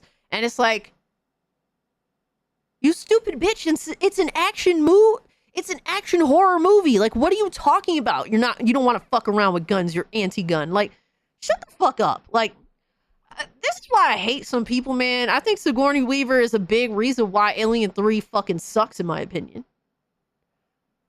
But yeah, having to rewrite and change up the script too, yeah, that's bullshit too. There's a lot of reasons why Alien 3 is a shitty fucking movie. And I've watched the better version. It still sucks. Devs confirmed the skins will be grounded to BF. Yes, let's go. Real military shooter, baby. I appreciate that. Thank you so much, Cobra, for the 2.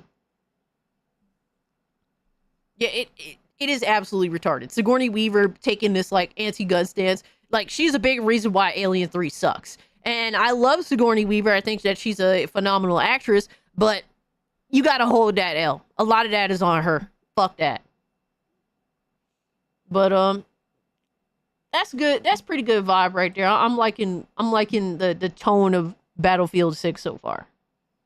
All right, so Battlefield 6, combat classes and destruction. Destruction is important to me. Very important to me. At the core of any great first-person shooter is the connection players have with its world. We know the things our players love about Battlefield and are elevating them to an even higher quality than ever before. Our class system's back. Oh with shit. New innovations to give players even more Let's choice. go. Intense tactical combat, from the gunplay to the way you move across the battlefield, rebuilt from the ground up. Vehicles that feel weighty, powerful, and can change the tide of war. And of course, destruction. Something Battlefield does unlike anyone else. Hasn't done it very well in a long time, brother. Loud and clear. You want the class system back. Assault. Let's go, engineer, class support, system, baby. And recon. Mm. Iconic formula for Battlefield. Each class features a signature weapon set, as well as class-exclusive gadgets and traits that define your role in the squad. The Assault class are the frontline killers who punch through enemies' defenses to open a way for the rest of the team. A handy grenade launcher Make that will support rob class enemies of their fire, cover, my guy. That's while how I flashbangs want to send be them in this scurrying game. through the line of fire. Cornered by the enemy, an adrenaline shot may be the difference between life and death. Assault's enhanced mobility, combined with the option to throw on an extra primary Let's weapon, go. makes you a formidable force that can push Let's deep go, behind baby. enemy lines. I hope the You need guns to feel turn for punchy. Tanks, helicopters, fucking jets. That's Yo, when you it's kind of weird because he was shooting that shotgun and there was just like no recoil. My guy, it's a shotgun. I don't know. I hope the guns feel punchy, man. Deep behind enemy lines. You need a deterrent for tanks, helicopters, fucking jets. That's when you call in the engineer. Yeah, Lobo, I feel you on Rockets that. and mines, this class is 2042 all was about a being menace to the fucking vehicles mess. hunting your allies. They're also the only class capable of repairing friendly vehicles, equipment, and weapon placements. Shout out to the Support engineers, class is man. there to pull your ass out of the fire. Let's Throwing go. down supply crates, heals, Yes, sir. and ammo to keep you in the fight. Yes, sir. Support can lay down That's me. deployable cover, That's intercept all enemy me. grenades Ooh, and cover. missiles. Okay. And they're the masters of the machine gun. Now, ooh, let's go. Yeah, There is normally no support better class class has to pretty keep good your guns, squad so in I'm the always fight like when happy the running odds are support. against you. Recon is our tactical mastermind who provides vital information to the squad and stalks the edges of the battlefield, usually with a sniper rifle. Yes, in sir. hand to pull I out love perfect running headshots. medic. With drones capable of pinpointing enemy positions. C4 This that is a can big cripple W tanks for and level Battlefield right buildings, now. This is good. and a laser designator that will guide Them your going back allies' to the missiles class system right is to a their big target. W. For Battlefield 6, we've reapproached combat and rebuilt it from the ground up to create an experience the team calls the kinesthetic combat system. Designed to give you a wider range of tactical and reflexive options during the heat of battle. It's about being aware of what's around you. How you move, Yeah, I feel how you, you Lobo. shoot, My and hopes how are to like use in check. destruction are I'm all not carefully pre-ordering. balanced and work together to define this new If I system. do, it'd be really close to release sort of deal. With Drag and Revive, you can now cross no man's land to save a downed squad mate by pulling them to safety while reviving them. You can also lean and peek around corners. You can mount weapons on walls. Can you crouch call while out like sprinting, enemies if you see them? and even perform agile rolls while escaping enemy fire. Yeah, I like that. The little roll is pretty All sweet. vehicles It's have pretty been sweet. tuned to be more responsive and intuitive than ever before. Whether you're tearing across the sky in a chopper, raining bullets down on your foes. I hope anybody could just do casual call outs. The new hitch a ride ability lets your squad stay together. Ooh, I by like expanding that. The number of spots available for vehicles. I like that. That's pretty sweet. And while it's easier to navigate with simplified control options, harnessing these war machines' full lethal potential. Yo, what's up, Casually? Said, nah, the Gooner game, not interested. Oh, man. We know you love destruction. Yes, and for sir. Battlefield 6, we wanted to push destruction even further. Let me see Both some in terms in-game of a destruction, my spectacle guy. And as a gameplay mechanic. We're debuting a new iteration called Tactical Destruction. That gives you even more options to own I don't know. The battlefield destruction with looks countless good. ways It to looks transform better. the It looks environment. better than before. It looks pretty good. Wall blocking your way? Try C4. It looks a little Rocket fakey launcher in some areas. or Like, your where handy did sledgehammer. where did that second look at this shit? Look weird. Hold Wall up. blocking Look at your this way? shit. Try C4. Okay, it blew up. A rock. Where did that come from? Like, what the fuck? Am I crazy? Like, it's like you blew it up and then randomly a second explosion happens. I'm a little confused on that. But I mean, the destruction is nice. It just look a little weird. Squad firing on It your looks team a from little above. unnatural. A little Take out bit. the floor beneath them. Yes, sir. Ooh. Or blow it all up. Climb over the rubble. Problem solved. Yes, sir. I like that. All these things come together to create a genre-defining, All right, peace out, Aztec Warrior. must-play first-person shooter experience you cannot get anywhere else. I don't know, man. The guns don't feel punchy, man. Hopefully they are. I mean, obviously you don't want your guns to have too much recoil.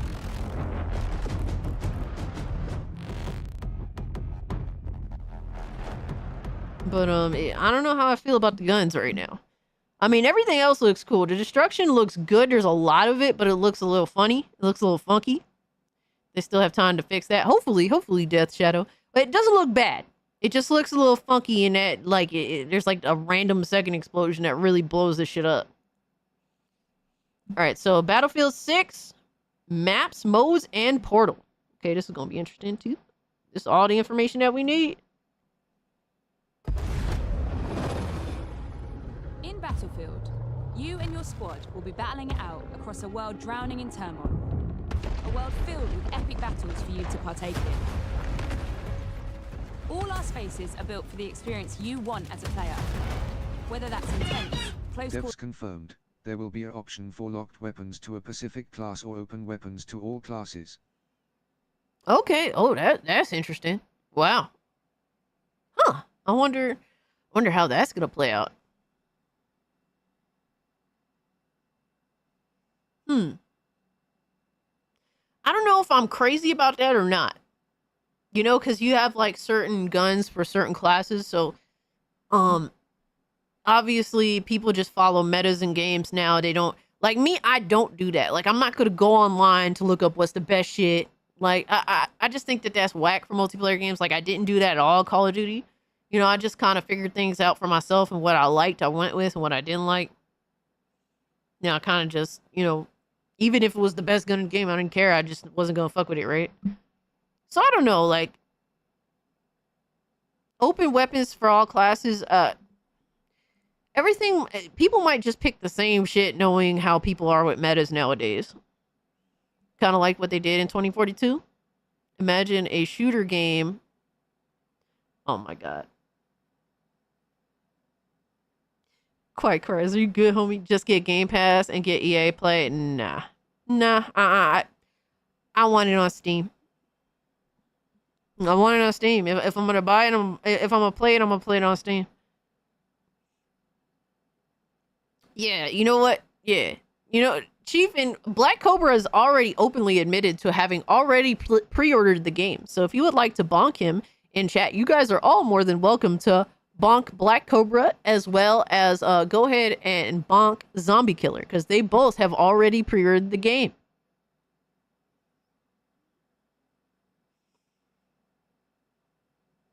I'm gonna just run around dropping ammo packs like Battlefield 3 or 4. Absolutely, Gray Fox. You wanted to, you the real MVP.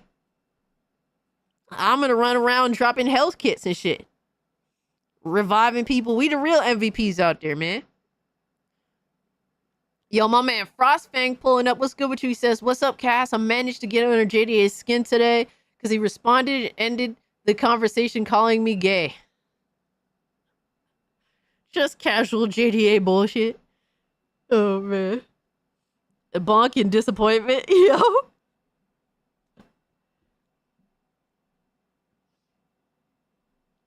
I'm looking on Kick right now. Beach Lurker said Final Fantasy PSSR does some weird shimmering to the hair in Final Fantasy 15. Yeah. Yeah, when you have like new software for older applied to older games, you're gonna occasionally come across some weird shit. But thank you so much, Cobra, for the 5. I appreciate you, my guy. Black Cobra ate the apple. He can't help himself, man. No self-control. Quarters infantry combat, or large-scale warfare with tanks, choppers, and jets. So let's start with where you'll be battling it out. I'm liking the tone. I'm liking the vibe. All over the globe, from Egypt and Gibraltar to Tajikistan and the streets of Brooklyn in the U.S. Yo, son, I called it. Did I not call it? Did I not say that shit was Brooklyn? I knew exactly where the fuck they were. The only thing that they're missing is the graffiti. This is why, guys, this is why the RoboCop games are the best games, because they have very accurate depictions of what it is to live in the inner city. From the type of graffiti, the style of graffiti, all that shit. I got 10% off for the pre-order for Battlefield 6. Good shit. Well, I mean shit. Did you see Melanie Max tweet about Sydney Sweeney? She is jealous for not having tits. Oh, man. Yeah, people are just hateful as fuck. Like, it's so weird watching all the Puritans just go to shit on Sydney Sweeney because basically, you know, she's using her attractiveness for her own gain. And for some reason, motherfuckers just hate that shit. It's like, if you weren't ugly, right? Wouldn't you do the same thing? And in the past, Melanie Mac has. So, I mean, she could pretend all that bullshit she wants to, but she's done it too. I mean, you're a fucking clown. Launch will have 9 maps, including a remake of the classic Operation Firestorm from Battlefield 3. Let's go. Let's fucking go. To be up close and personal. Smaller urban areas designed to support close quarters combat. Ooh, I like that. I like that a lot. Egypt is all about infantry and land vehicles. Ooh, Cairo, Egypt? Nice. While Tajikistan boasts scale, with epic settings that capture our all-out war experience. Can't wait for them to call Battlefield 6 racist. Let's go. Brooklyn, baby! Bringing the best of both scale and close quarters combat. All of these maps are built to support any of our variety of modes with custom layouts that we call combat zones that have been rigorously play-tested and iterated to ensure a thrilling, authentic Battlefield experience. No matter where. And the girl that's talking is racist too, goddamn. Conquest. Let's go. Conquest is my shit. Breakthrough. Rush. Rush is pretty fire too. Our all-out warfare trifecta of modes delivers moments you can't get in any other game. And with Battlefield 6, we're giving you more ways to play, all infused with Battlefield's DNA. Team Deathmatch. Squad Deathmatch. Domination. King of the Hill. Let's go. The newest addition to our all-out warfare experience called Escalation, where teams are pushed to a final climactic battle that we think our players will love. Escalation? I wish there was more of a description for that. We've spent countless hours of playtesting these modes, both internally and talk about Escalation a little more. I'm not kind of interested in it. And working to refine them and make EA makes this right. I don't know. I'm not gonna say any of that yet. They need to prove it. You can expect more maps, modes, and events as part of our post-launch seasonal content that we'll be telling you about closer to release. And with the Yo, let's go. You can also build, share, and play your custom-created experiences. Okay. This new, more powerful version of Oh my God. will enable creators to use an updated toolset that features editing tools that will let you create even wilder experiences. That's not all. In Portal's newly redesigned Verified mode, modifiers will allow players to set up hardcore rule sets with one-shot kills, closed weapons, and so much more, all with full progression and XP gain. With updates to our UI and navigation systems, it will be easier than ever to find and share exciting new experiences made with Portal. Some of this shit could be fun. We can't wait to see what you create, share, To be honest, I don't even know Frag Monkey. Check the poll is still up. It's gonna be up for most of the stream. You guys are welcome to vote. I didn't even check yet. Honestly, a lot of that shit is pretty cool, man. Y'all know what time it is. Battlefield is also adding a battle royale. All those streamers are just gonna drop it so soon. Call of Duty updates Warzone as soon as Battlefield. Call of Duty updates Warzone. Probably, right? I mean, for all the bitching and whining people do about Warzone, they just go back to it anyway. So it wouldn't surprise me at all. It wouldn't surprise me at all. I'm kind of like done with Call of Duty for the near future. Like, I'm not at all excited for Black Ops 7, even though I kind of look forward to Black Ops, but I'm good. Battlefield better be good. Yeah, this is like, bro, if they go 3 in a row, 3 L's in a row, oh my God. That would be so nasty, right? Battlefield better than COD these days. Honestly, not really. 2042 is fucking ass. It is dog shit. It's like Battlefield has every opportunity to be better, at least, amongst like the non-casuals, you know what I mean? Like, they have every opportunity to be better, but they've done nothing but fucked up the past 2 games. It's going to be bad. It says the lowest of expectations. I mean, I'm like, I don't know what's going to happen. I think it's going to be somewhere in between. Like, I don't think this is going to save us by any means, but it looks pretty good from what we're seeing so far. I'm kind of like, I wouldn't say I'm excited. My expectations are tempered, but I'm liking what I'm seeing so far. I think that they're doing a pretty decent job of selling it to us. But that doesn't mean that everything is true or that they're disclosing everything or that there won't be fuck shit. You know what I mean? We saw Battlefield 5's multiplayer was fun. And that's fair. That's fair. I haven't bought a Call of Duty since Modern Warfare 2 Remake. Please, Battlefield, don't go down the route of Call of Duty trying to be a Fortnite wannabe. They really seem to have confirmed that they're not really doing all that fuck shit, Frostbang. So that's a good positive right there. We want Battlefield to feel like a military shooter. We want our military shooters to feel like military shooters again. And a lot of these companies are actually kind of scared to do that. All right, Quiet Cries, thanks so much for hanging out with us. Have a good one. I've been playing Hold Fast Nations at War and having fun with multiplayer shooters again. I haven't heard of that. Let me see. Let me see, sir.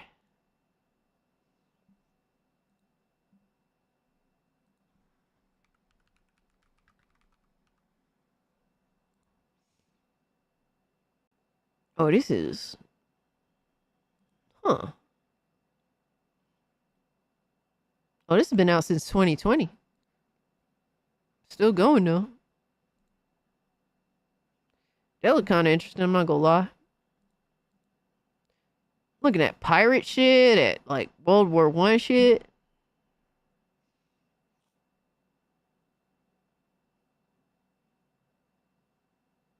Apparently, it recently hit its concurrent player peak.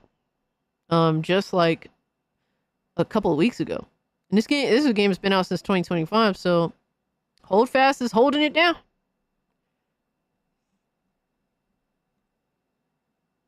Yo, Dark X was good. He says, hello, Cassie. UK, fuck around, find out. I hope so. I hope so. I'll definitely check more into this. I appreciate the recommend, Jason. Thank you. Yeah, Dead Space skin for the engineer. Ooh. Hot take, I want a Dead Space operator skin that fits with the aesthetic of the game. That would actually be kind of cool. Alright, let me check. See what... Oh, Benj is in. Alright, you sent me that game. Cool. And then... Battlefield. Okay, appreciate that. tidbit of info there, Black Cobra. So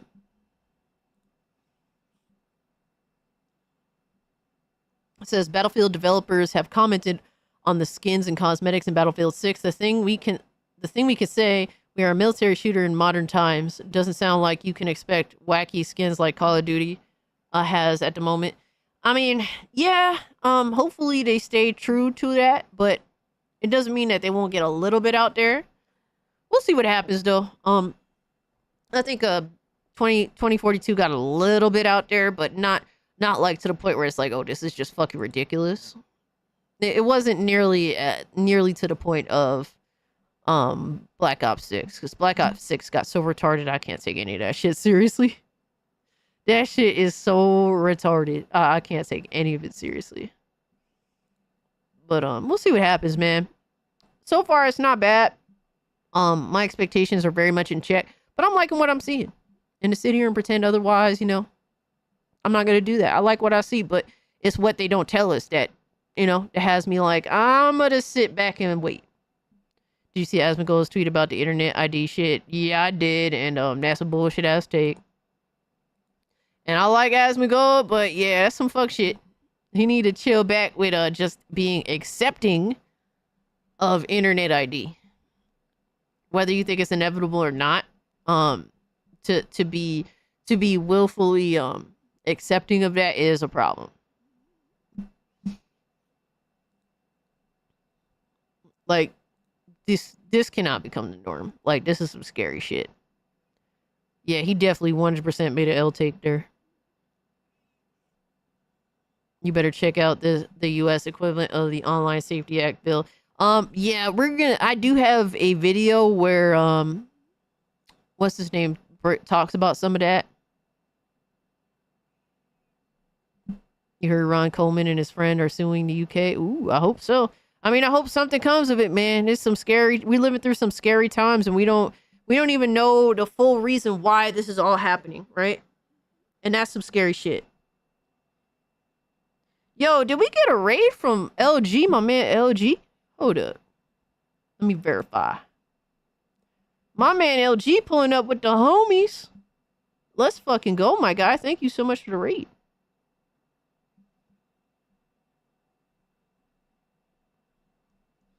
Let me give a shout out to my homie, man.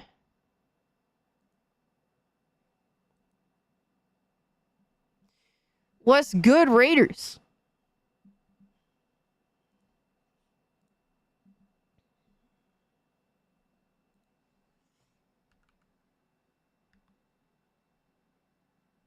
Yo, rambling. Yeah, I like Asmongold, but he had an L take. And that's what it is. You gotta be honest about it. It's an L take. We absolutely know that. It's nothing short of control. Absolutely. It's all coordinated.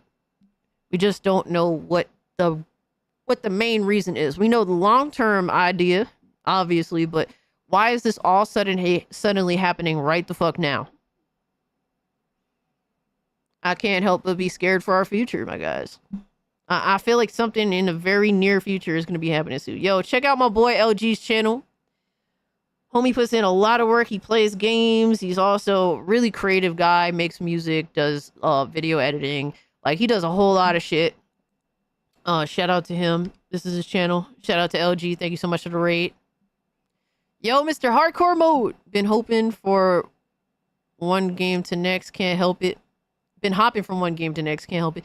Yo, a lot of us get in that mode, right? Where I'm waiting on something and I just don't feel like being dedicated to anything right now. So I kind of just game hop. We all fall into it. I have like, I have retard brain where I just, like, sometimes I just have a hard time concentrating. And honestly, that's a huge struggle for me, even with video games that I like sometimes. It's a huge struggle for me to just concentrate and play one thing. So that's kind of a struggle. Heard Ron Coleman and his friends are suing the UK. I hope something comes of that, man. I do hope.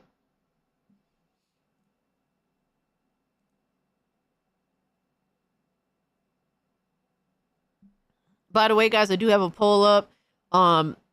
Since we hit tier 2 last week, I will be streaming as Scooby Goon the whole time tomorrow, playing a horror game of your guys' choice. I picked 2 choices that I was interested in playing and 2 choices that you guys recommended for me to play. So go vote in the poll and we'll see what game I'll end up playing by the end of the stream. Okay, so Benjamin says the safety bill was made to silence the protests at the moment. Migrant housing crisis has only gone up since Kiir took power.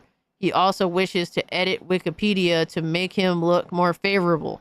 Yeah, that I'm sure, like, immediately they went to go silence a lot of that discussion, which is disgusting. It's disgraceful. A lot of this shit is obviously to change history, right? Or more than anything else, the history that is being made right now. Scary shit, man. Scary times that we live in. He said that this because online accountability is needed, but forget the amount of people who needed that accountability can be solved by internet shaming. Absolutely. Shit, not for nothing. A lot of our people in power, they're the ones that need to hold to accountability. They need to come to terms with some accountability in their own right, and they're the ones that get away with it more than anybody fucking else. The Epstein files, the easiest communication between countries from people, the rampant lack of control from government, data collection, yeah, all that shit, man. We live in a fascistic government. A lot of people kind of don't talk about that honestly, but these mega corporations and our governments work together. In the UK, the lack of freedom of speech is so horrible that you can be arrested if you say the N-word on Facebook. Crazy, man.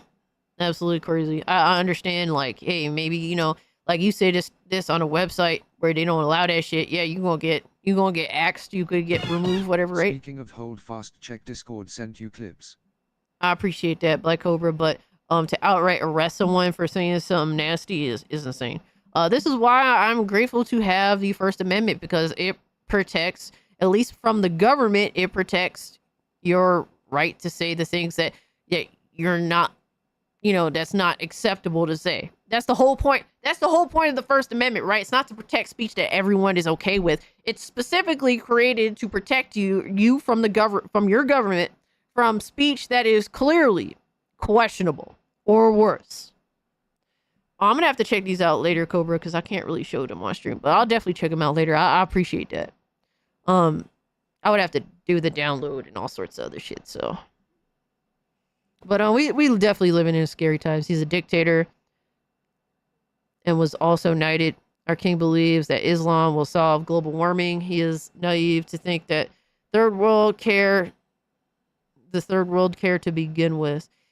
Yeah, I don't understand that weird thought process, because like people that live in China, for example, they're worried about feeding their children. They don't give a fuck about global warming. Like, those are first world problems, right?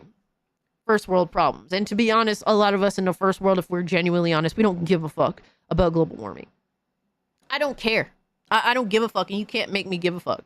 So like, to pretend people in China or people in India or people in impoverished areas in the Middle East care about global warming, or they'll be solving our global warming issues, whatever. Nobody gives a fuck. Like, shut the fuck up. The fuck are we doing here? Stupid shit, right? But they'll tell you every fucking lie. They don't really care. We live in a corporate. Oh my god, I can't even say that word. Pretending to be a republic while calling itself a democracy. Yeah, rambling.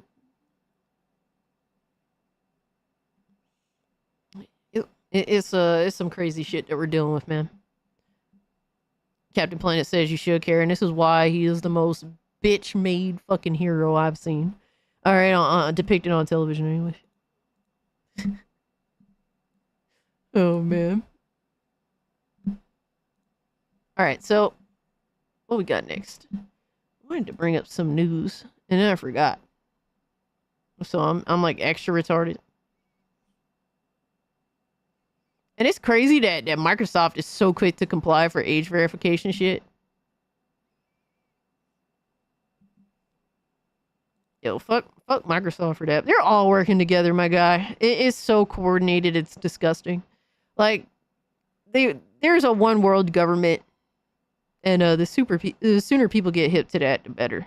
But until then, a lot of people just a lot of people will make excuses, conform, and watching it in real time is disgusting to see. But this is the world that we live in, sadly. So, by the way, Black Cobra, thank you so much for the tune, my guy. De La Rose was on his live stream with Vox Day defending UK censorship and people's freedom of speech being taken away, and want people to be arrested for disagreeing with censorship. I mean, he is he's shown his hand, and he's just doubling down at this point. Like, he is not for free speech. He is not for free expression. He is admitted to this openly with Goonergate. He is all for a dictatorship, thinking that somehow he thinks wholeheartedly that he will somehow benefit from that. And it's like, you think so, but usually the first people to be taken the fuck out by the dictatorship are the ones that helped them get into power, you fucking retard. I laughed at Wargaming Piggy thinking we are free speech absolutists, but forgot that we are on the side of free speech as long as you don't break law. Yes. People rarely say that they're free speech absolutists. And those that do are a little bit silly. Obviously I want as much freedom as possible, but also within reason. Like, don't yell fire in a crowded fucking, auditorium, stuff like that, right? Don't cause mass hysteria of that kind that could lead to, shit happening. Don't threaten people's lives, like basic shit. You know what I mean? Oh, you mean Melanie Mac? Yeah, I was still laughing at how much he simps for Melanie Mac. Oh my god. Ugh. Why not? It's funny. It's funny until you get fucking trampled on. Then it ain't too funny after that. I definitely don't want to deal with that. But apparently here's the Battlefield 6 system requirements that I was seeing. Apparently this is for the beta though. When the full game releases, I think it would be over 100 gigabytes. Thanks for supporting. Have a good day. So it's 30 gigabytes for this beta, but this is what they're saying is the system requirements, at least for the beta. This could end up being amended later on, but we'll see. So minimum system requirements: processor, an i5 840, 8400, whatever the fuck. Dude, I'm forgetting how Intel works. It's crazy. I had a brain fart. NVIDIA RTX 2060. Oh my god, the minimum requirements RTX.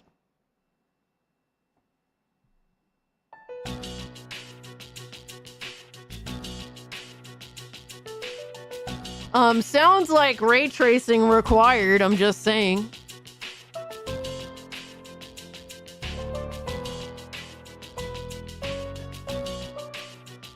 Sounds like ray tracing required. That's not a good start. RAM 16 gigs, disk space is likely going to be over 100. So recommended is I'm mad that they went from Intel for minimum and then recommended AMD. Oh my god, bro. AMD Ryzen 7 730 3700X. Oh my god, my brain. NVIDIA RTX 3060 Ti. So that's for recommended. RAM is still 16 gigs. All right, so expected maximum system requirement for 4K. All right, Ryzen 9 9950X 3D. Video card RTX 5080. That's, for 4K, 32 gigs RAM. Oh my god, that's rough. I don't play games in 4K anyway, so I'm sitting pretty at above recommended, easily above recommended, thankfully. Hopefully the system requirements, end up being a little lower, but is this the recommended for 1080p 60 or 1440p? Yeah, that's a little detail that's been left out, unfortunately. So I would say expect the worst. Just expect this to be 1080p 60. Yeah, that seems to be for max settings at 4K, the 5080. So that, I mean, that's rough. That's definitely rough, but personally, I don't play in 4K. So I choose 1440p. I like 1440p. I'd rather go for the OLED HDR, 1440p over 4K. I play almost everything at native 4K. Nice. Hey, man, if you could do it, why not, right? And this is likely with upscaling. That I would say, yeah, likely you would not be a fool to assume so. Let's just put it that way. Hope for the best, prepare for the worst. Max settings is crazy. Max settings is fucking wild. I'm not gonna lie. That is kind of oogly, but also I'm just not used to thinking in 4K terms, so there's that as well. But my new PC should be able to handle this easily. I got, my RTX 4080, 64 gigs RAM, the 9800X3D, so I'm good on that front. Thankfully, but a lot of gamers aren't, gaming with my rig, for example, and it's usually a lot lower. So this is gonna be a little rough for some of y'all, man. Especially if you have yet to get an RTX card, which I don't even blame you, to be honest, with the way Nvidia has turned for the worse since the 10,000 series? Excuse me. 1,000 series, excuse me. Oops.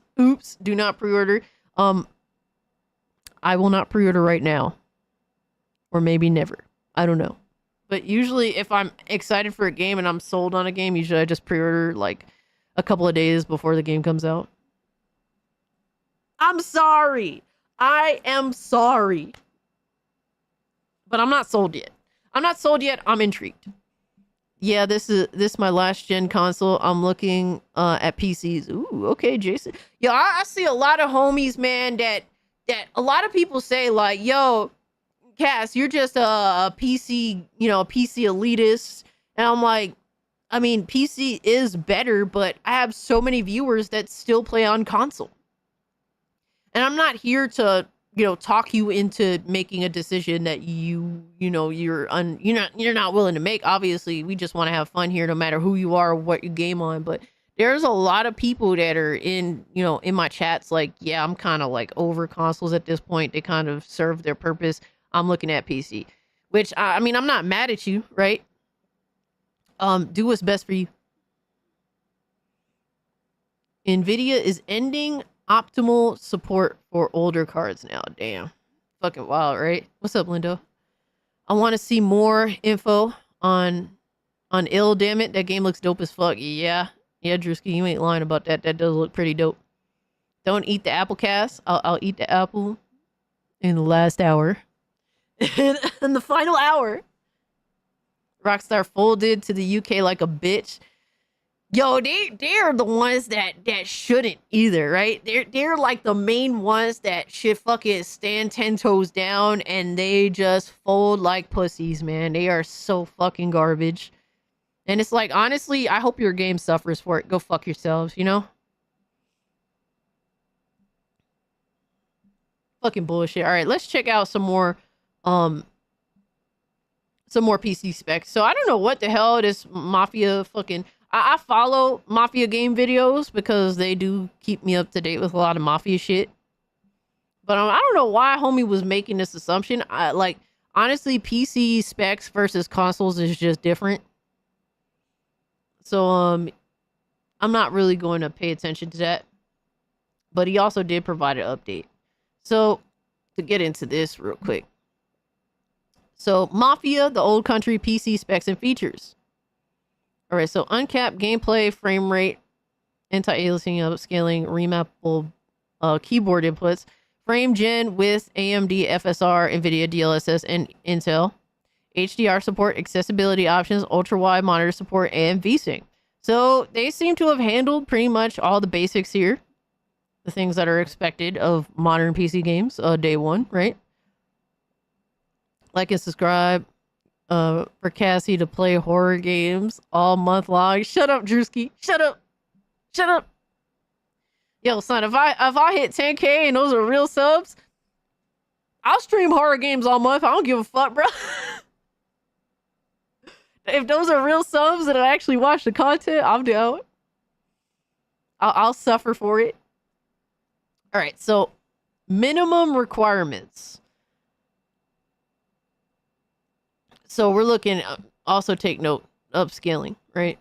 So CPU, we're looking at the Ryzen 7 2700X, Intel i7 9700K. Damn, that's for minimum. That's kind of rough. Yo, that's nasty work. God damn. God damn. See, I don't know. I'm still learning like AMD Ryzen shit, but judging by Intel, that's nasty. That's like 1 gen under my last PC build. That's disgusting. All right, RAM 16 gigs. GPU AMD Radeon RTX 5700 XT or RTX 2070.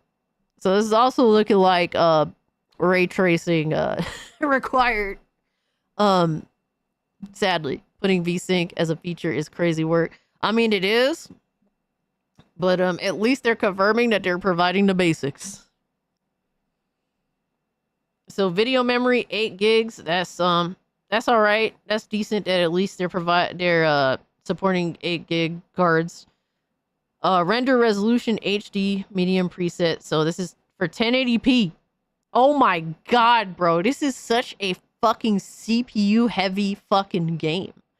God damn.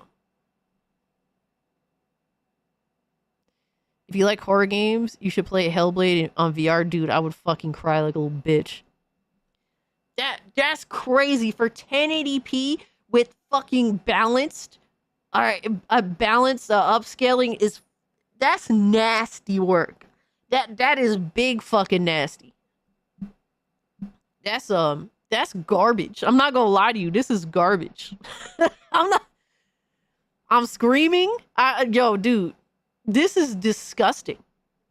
That's just for minimum requirements. A lot of people not gonna be able to play this bitch. Recommended. So we at recommended is the i7 2700K. God damn. God damn. Did I miss the title topic? Oh no. Boca Loca, we about to get into all the fanboy shit. We're still going over news. Like, bro, we've been talking about so much insane shit. It's been such good discussions overall. Thank God I upgraded my RAM this month. Shout out to you, Ramblin'. So 32 gigs RAM. We're NVIDIA RTX 3080 Ti. God damn. Video memory card 12 gigs. I'm so glad I got a 16 gig card, and honestly, I feel like I could have did a little better, but best bang for the buck.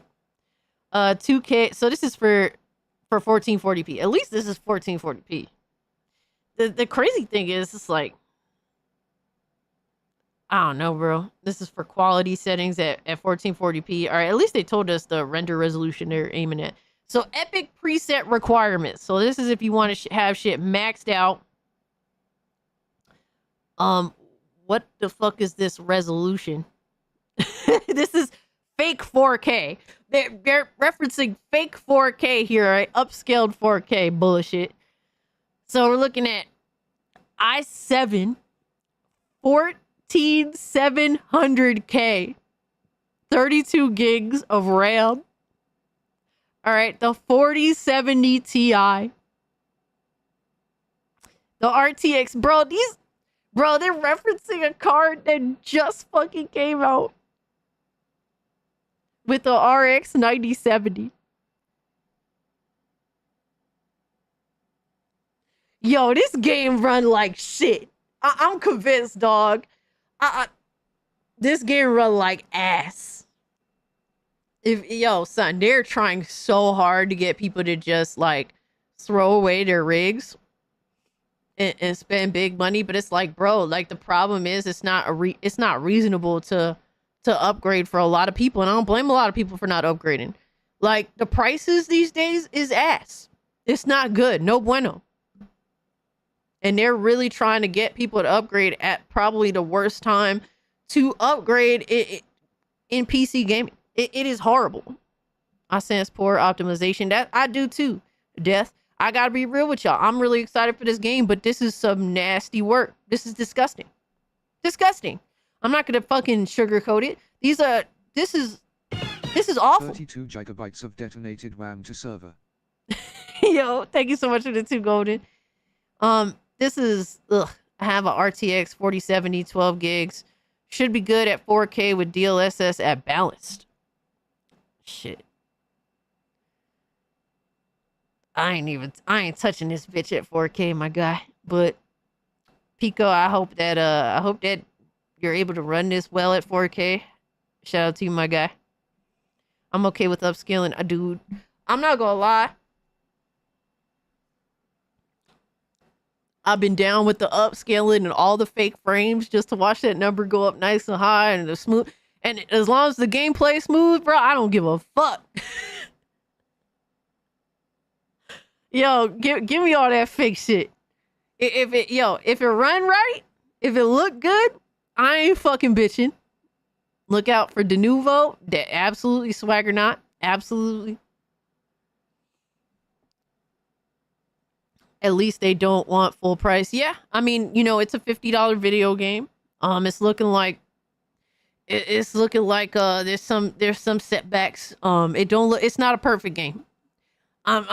And I'm really excited for it. This is one of my most anticipated games. I've told you guys I went out of my way to make sure I had a PC built specifically before this game comes out. That was my goal, to have my PC built before this game comes out, for this game. So I'm just being real with y'all. There's some negatives here.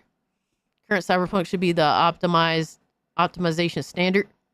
I want to get a 9070 XT for my birthday, and I have problems with my car. Thank God my 6700 lets me play even Starfield at 1440p ultra wide at medium settings with FSR 3. Dude, handle what you need first. You got to get around with your car, You do what you need to do, my guy. Honestly, it could wait. You still gaming. You still gaming. But handle what you need to first. Your PC's holding up, so it could wait, right? But I do wish for you the best, man. It sucks when people have car problems. That's like the worst thing, man. If it has DRM, I'm skipping. I ain't buying those games anymore. I ain't mad at you about that. Frame gen is turned off. VSync at 60. Need a new TV for that. Screen tearing is horrible. But at least it's a $50 game. I don't blame people for choosing to skip out because of DRM. 100% you hold true to that. Sometimes I do too. It just depends on the game more often than not. I know that's not necessarily a good answer, but that's the honest answer. It do have DRM. So yeah, some people ain't going to buy it because of that. And I do not blame you. I support your choice 100%. As excited as I am for the game, it's not a perfect release.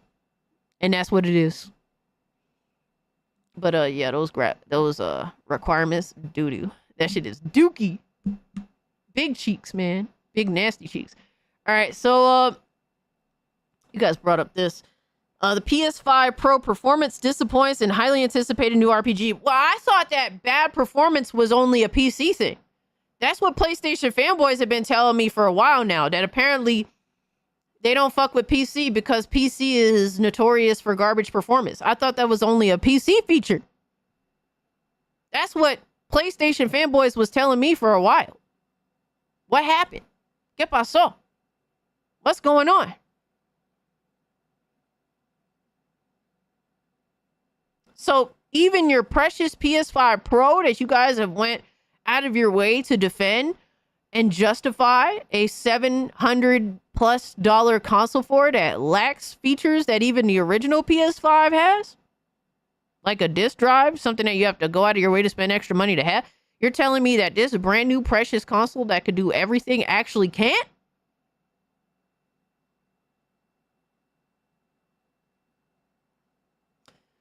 Oh, shocking. I'm shocked. Color me shocked. It said PS5 Pro owners have been left disappointed by an action RPG that they were looking forward to. is unoptimized on the console. Players were ecstatic upon learning that Wu-Chang Fallen Feathers will launch on PS5 Pro, launch with PS5 Pro enhances, but the excitement quickly went away when the game released. Action RPG Wu-Chang Fallen Feathers is PS5 Pro enhanced, but it's a technical mess. Performance reviews from tech experts have yet to drop, but what a surprise! Tech bragging about being a criminal wasn't on my bingo card, but the general losers never fail to disappoint. Yo, Hero Culture dropping the fire, bro. Oh my god, I appreciate the 5. Damn, they will brag about that shit, my guy. They will brag. Oh man. It's almost like the Pro is you know, the more you pay, it doesn't mean it necessarily relieves your issues. Yo. Oh man, performance reviews from tech experts have yet to drop. Hold on. So when did this article come out? This article came out a few days ago. And what a surprise. Normally tech experts, they'll be quick to drop their reviews of performance for PC, but when a bad console port happens, apparently they're a little slow on that. But a significant number of PS5 Pro owners are reporting that Wu-Chang Fallen Feathers suffers from stuttering, inconsistent performance, and fuzzy image quality in some parts. I thought that this was the 4K machine that they were all looking forward to. That made it worth it to pay $700 to $800 for a console they already own, and apparently a console that was going to solve all these issues. The quality mode is supported to offer 60 FPS, but reportedly dips below quite often. Frame rate is better on performance mode, but when the image quality takes a hit, the balance mode is somewhat better, but again, with performance inconsistencies. Oh, what a shocker. Well, it's almost like this is just happening in gaming and not just PC gaming. Wu-Chang Fallen Feathers performance issues don't seem to be limited to PS5 Pro either.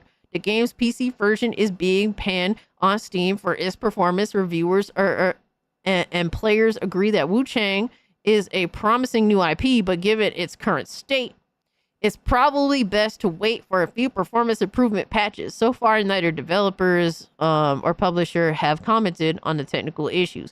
So yeah, it's almost as though technical issues are across the board on all platforms. That's just something I'm glad that we could come to a conclusion of, because for a while, PlayStation console gremlins have been just saying it's a PC issue, and that's why they don't fuck with PC. It's almost like that's not an honest reason. So yeah, funny how that works.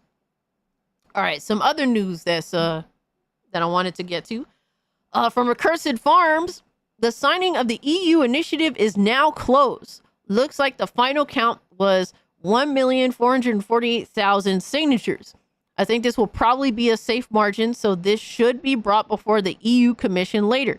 I have a video out in a few days going over more. Thanks for the help. So, shout out to my EU brethren that went and signed this Stop Killing Games initiative. That's what's up, man. Shout out to y'all.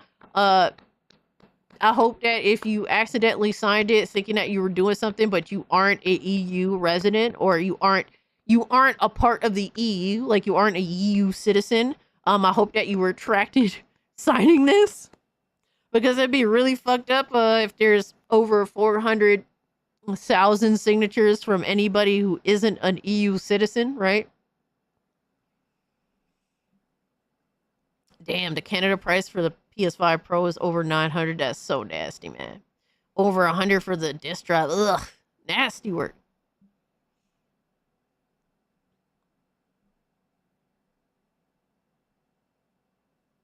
Nasty, nasty work. So Wu-Chang Fallen Feathers is a recent Souls-like game that just recently dropped, Boca Loca.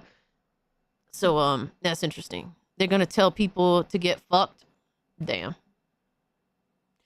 I know, right? Honestly, at this point, with the current state of Europe and the UK and just the world with being so pro-censorship out of nowhere, I wouldn't be surprised if they did just shit all over this initiative.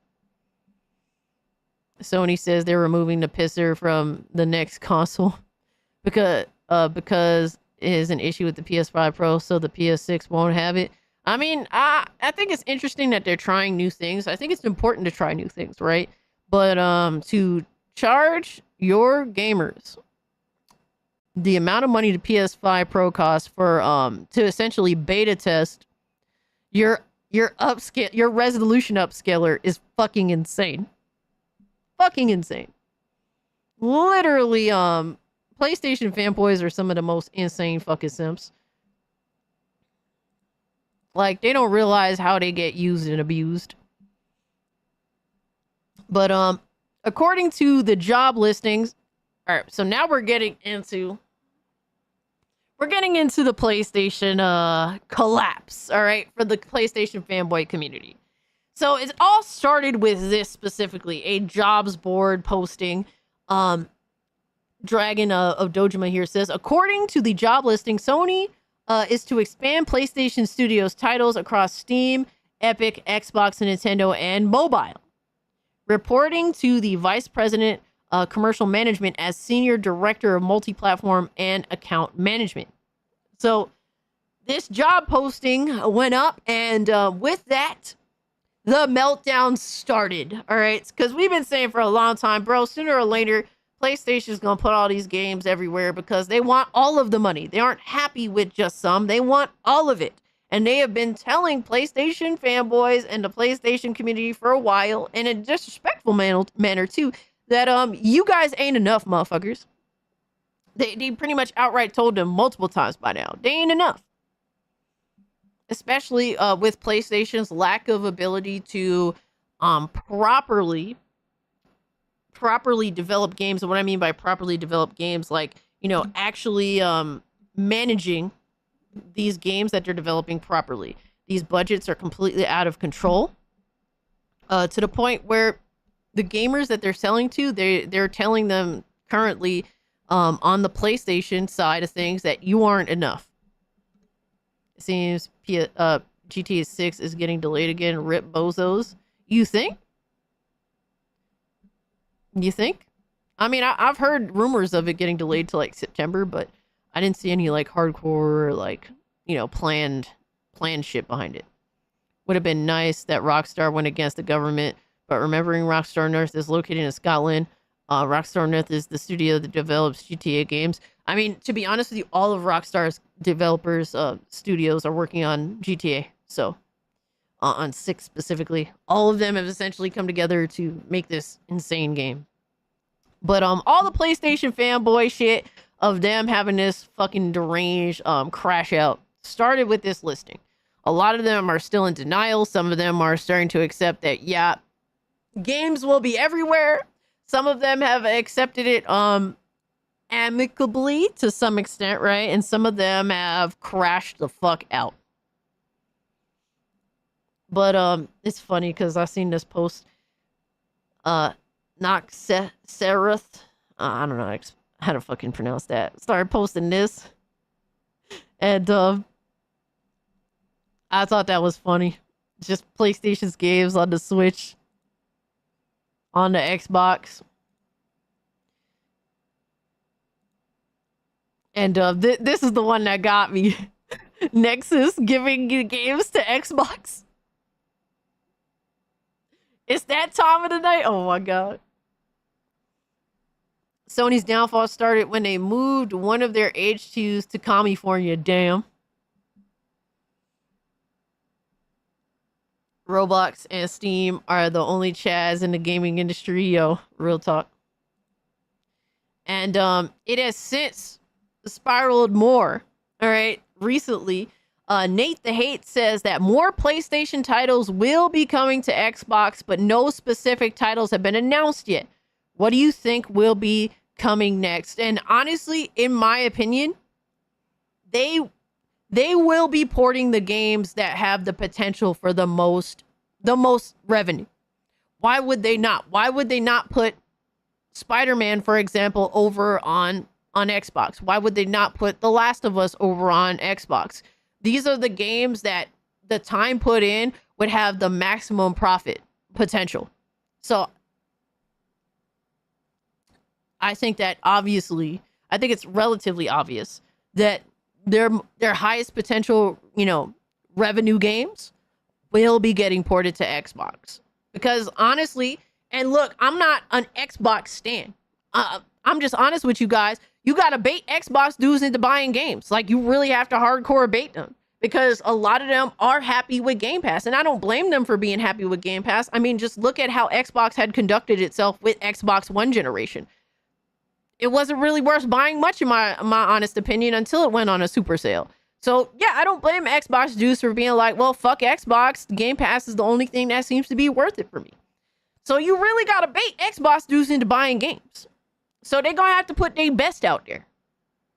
Otherwise, just if you're going to port just bullshit ass games, they better be game on Game Pass. That's not the point. The studio can get arrested for going against the government. And that's what I'm saying. And obviously, Benjamin, that is a fair assessment as well. You are dealing with the government, and the government is out of fucking pocket. And it is government overreach. All right, y'all, I got work. Y'all be easy. Hey, LG, thanks so much for the raid, brother. Have a good, safe night at work. Don't work too hard now. Peace out, homie. But yeah, Nate the Hate is a known leaker. It said more Sony games will come to Xbox. I don't know anything about Lego Horizon going to Xbox, but even if it did, would anyone care? Yeah, they gotta put some crazy shit over on Xbox to bait them into buying games. That's just what it is. So going over some of the fanboy stuff, bro. Jack Move has been honest about the state of PlayStation for a while now. Now, Jack Move is a PlayStation fanboy, all right? But he's an honest PlayStation fanboy. A lot of people sleep on Jet Move, or a lot of people shit on Jet Move for being honest. But he is a fanboy through and through, and he really believes that it's the death of PlayStation.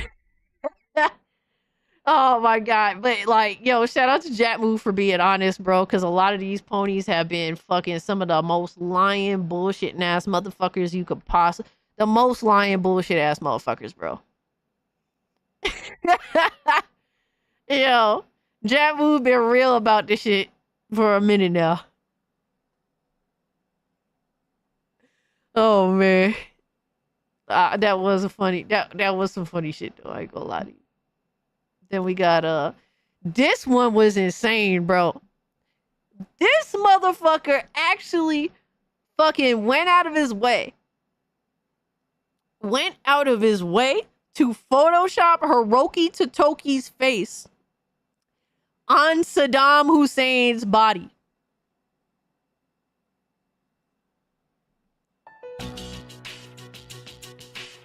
This is the type of crash out we're talking about from PlayStation fanboys, bro.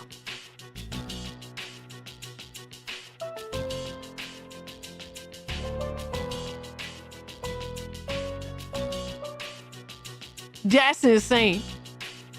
Jack Move Johnny is like Big Cloud. He's a fan. He doesn't just take it. He complains and takes it. Oh, excuse me, Bin Laden. Oops. Did I say Hussein? I might have said Saddam by accident. But to literally put Hiroki Totoki's fucking face on Bin Laden is fucking insane.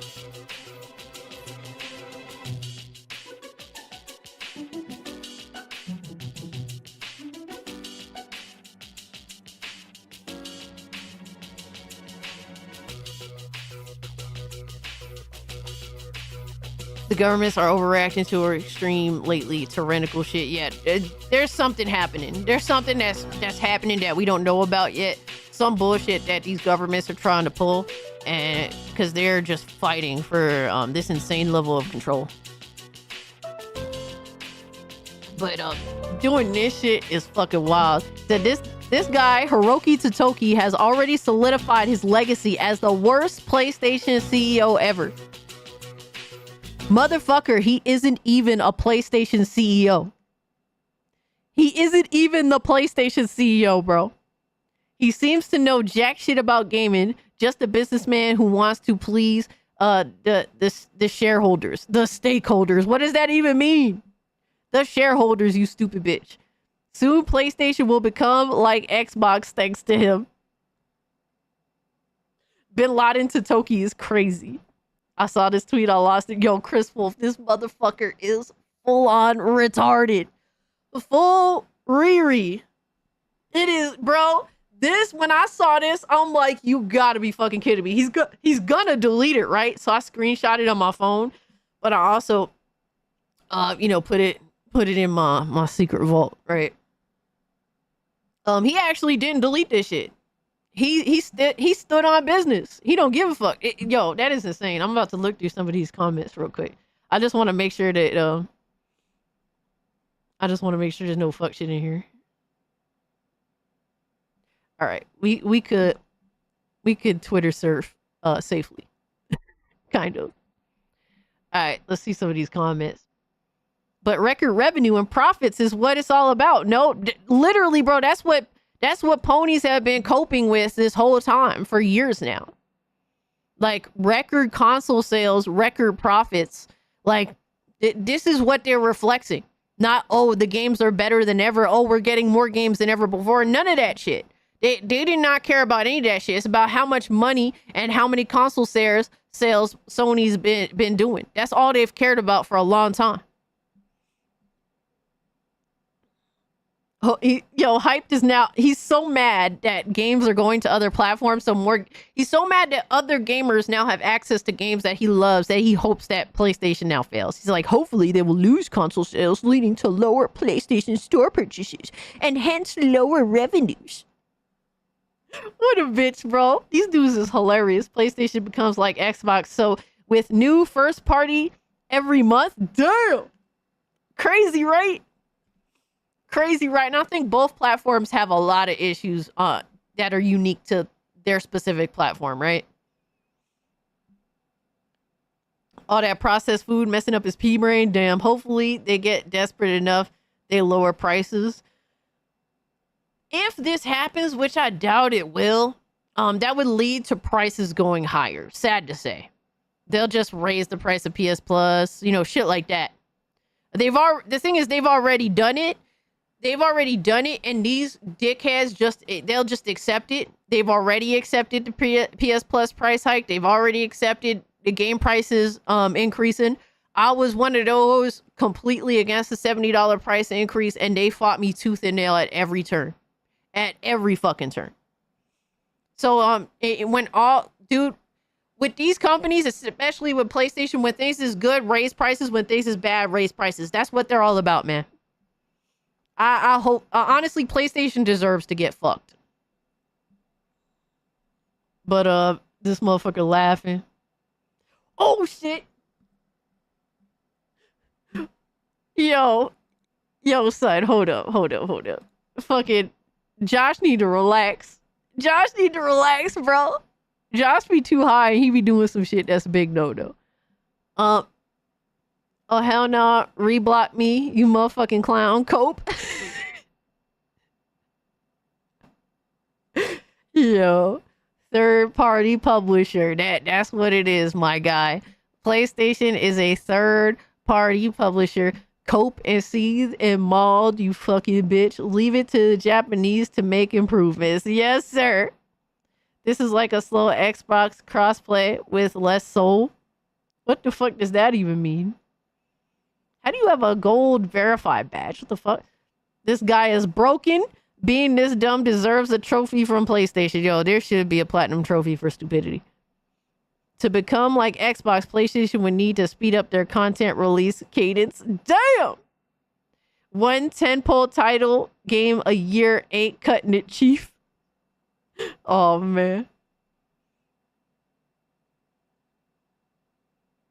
Oh, man. Dude. Stakeholders are very different from stockholders / shareholders.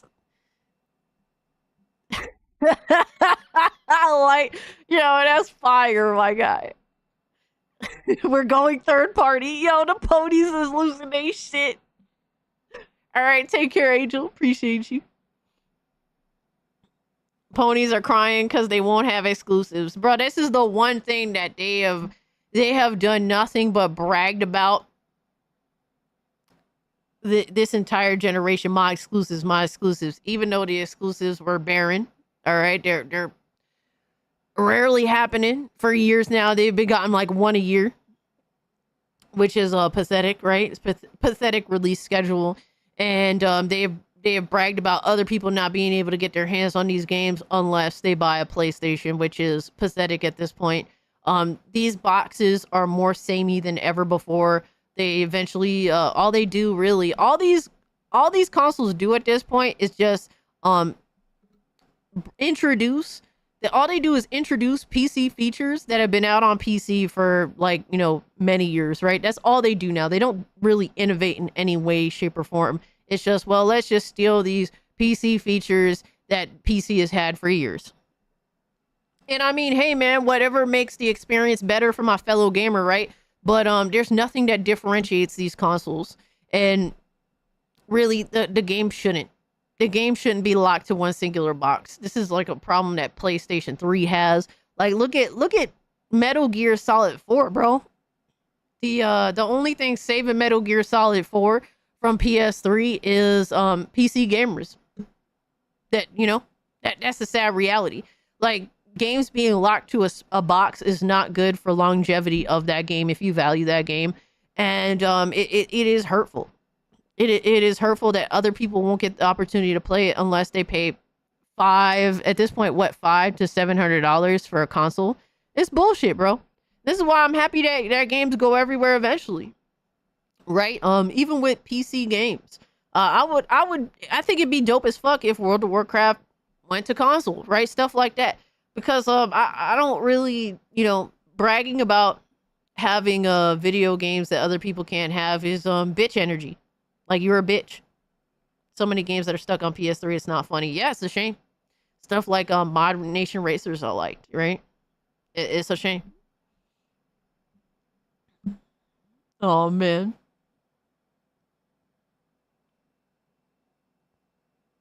Hey, man. PS4 established that sharing was caring, right? And PlayStation fanboys and me as well, I cheered this on. This is what made me say fuck Xbox One. This made me say fuck Xbox One. I'm getting a PS4 immediately, right? We cheered for this. Now all of a sudden sharing is not caring. All of a sudden sharing is bad.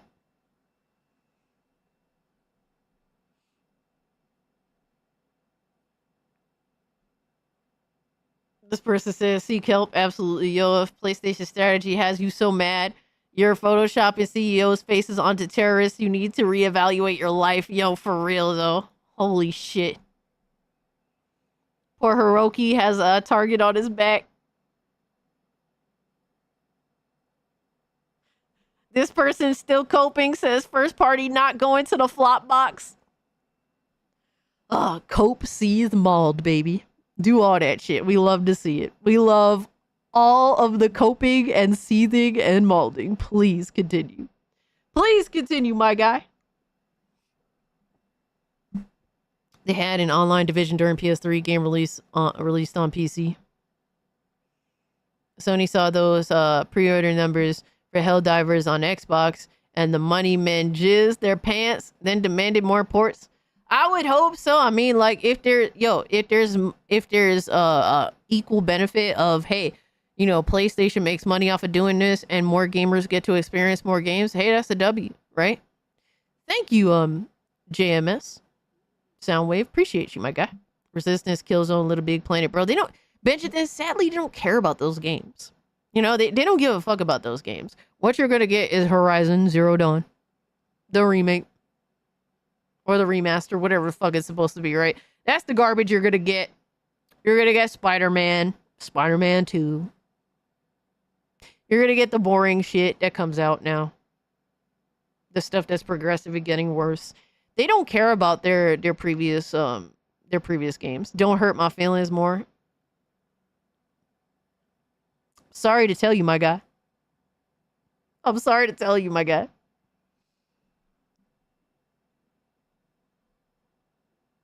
Hold it together, guys. Oh, man. Cry more. Oh, my God, yo.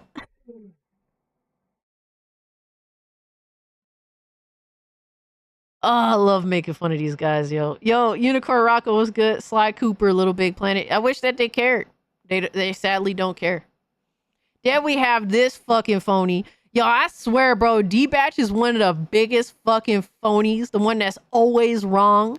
Basically, if you want to stand a 95% chance of being correct, look at what D-Batch says and just assume the opposite. Because this dumb motherfucker is always wrong and he swears that he's correct. He swears he knows all the knowledge down to the minute detail, the minute tech detail. He is the biggest Riri in the community, honestly. And he pretends to be a PC gamer, but he's a PlayStation fanboy, my guy. He is just a PlayStation fanboy that has a PC, that claims to build PCs, but he also posts GIFs that he got off the internet of PC builds. He's like, I build these things. Like, okay, where is it? Why are you posting other people's PCs? Like, weird shit like that, right? But he goes on to say, LMAO at Xbox fans rejoicing at Sony porting job listings. You're not getting God of War or Spider-Man games. You won't get day one Wolverine or any AAA single-player games. You will get live service games. Bro, I'm assuming because D-Batch said it that yes, you're going to get Spider-Man. Yes, you're going to get God of War. Yes, you're eventually going to get Wolverine. Who cares if it's day one? Clearly, Xbox dudes that don't own a PlayStation don't care about day one. They don't have no problem waiting for the games, right? So that's just a dumb fucking perspective to have. Yes, you will get the live service games too, but obviously they want to sell these games that they're porting, so they're going to port the most likely to buy video games. Obviously, you will probably have to pay a premium price, but paying a premium price for a game versus buying a whole platform to end up paying the premium price for the game anyway, like you still are at a benefit. I agree that Days Gone could be the first single player port to Xbox. I think it'll be Horizon before it's Days Gone. I mean, we could make a bet on that. Not like an actual bet, but I'm likely to think that the first one, which one you think is the first single player game that's going to get a port job to Xbox? I think it's Horizon Zero Dawn. For some reason, PlayStation thinks that that's like the best thing since sliced bread. And for some reason, people buy it for whatever reason.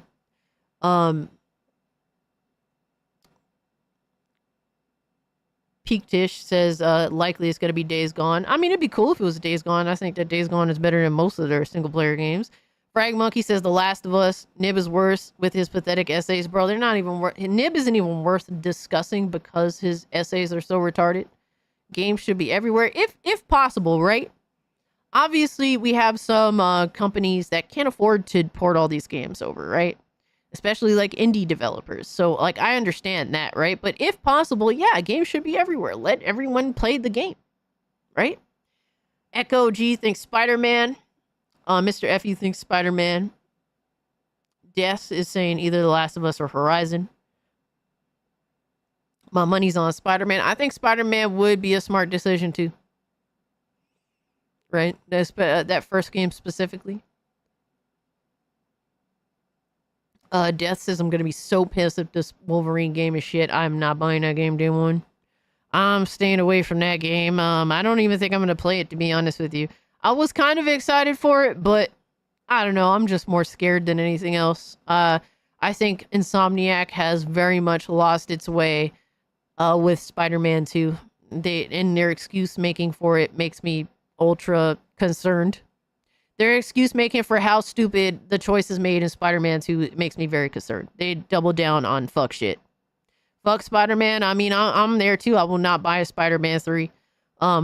Maybe I'll buy Venom at a deep discount on PC, but like that's likely going to be at least a year away, right? Just to get the port to PC, but then also to be able to buy the game at a deep discount. Yeah, I'd have to wait maybe like 2 years, but I'm not excited for it. We're talking about content that was likely ripped out of Spider-Man 2 is being sold as a full video game. So fuck them for that, right? What game do you think would sell best? Probably Helldivers 2. In terms of copies sold, I think that a lot of Xbox gamers would love to get their hands on Helldivers 2. And shout out to them. I hope they have fun with it, right? And that's from a perspective of, I think Helldivers 2 is a good game, but I'm not crazy about the game.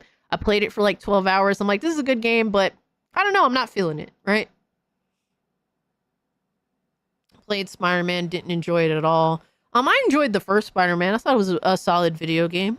It wasn't perfect, but I enjoyed it for what it was. Spider-Man 2, though, insufferable garbage. They did not listen to feedback at all. They just doubled down on their stupid shit.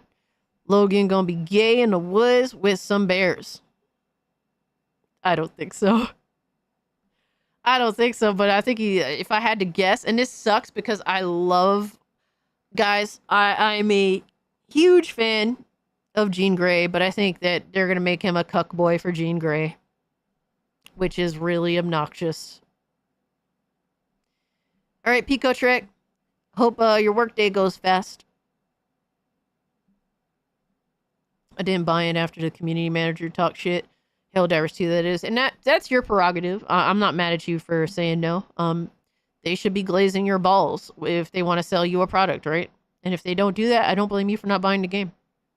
But D-Batch is always wrong, and likely is going to be wrong with the mass majority of this. The only thing that is a sure thing, in my opinion, is you won't get Wolverine day one. But you'll eventually get Wolverine, and Xbox dudes have proven that they don't care about waiting, just like PC gamers. And here's another funny story. This is actually absolutely fucking hilarious, guys. Apparently, PS5 fans against multi-platform games emailed Sony and got a response from them. This is from PlayStation Lifestyle. And a recent PlayStation job ad ended up ruffling feathers as it suggested the PS5 first-party games were destined for Xbox, or at least that's how a large portion of the gaming community took it. What followed was somewhat of a firestorm, and now some concerned fans are emailing Sony to inquire about its multi-platform plans. PS5 fans are eager to know if first-party games will launch on Xbox. Insiders have cautioned players against taking the job ad in question out of context. Sony has already said that its first-party single-player games will largely remain exclusive to the console, with some exceptions like LEGO Horizon Adventures, which Sony felt was a good fit for Nintendo Switch.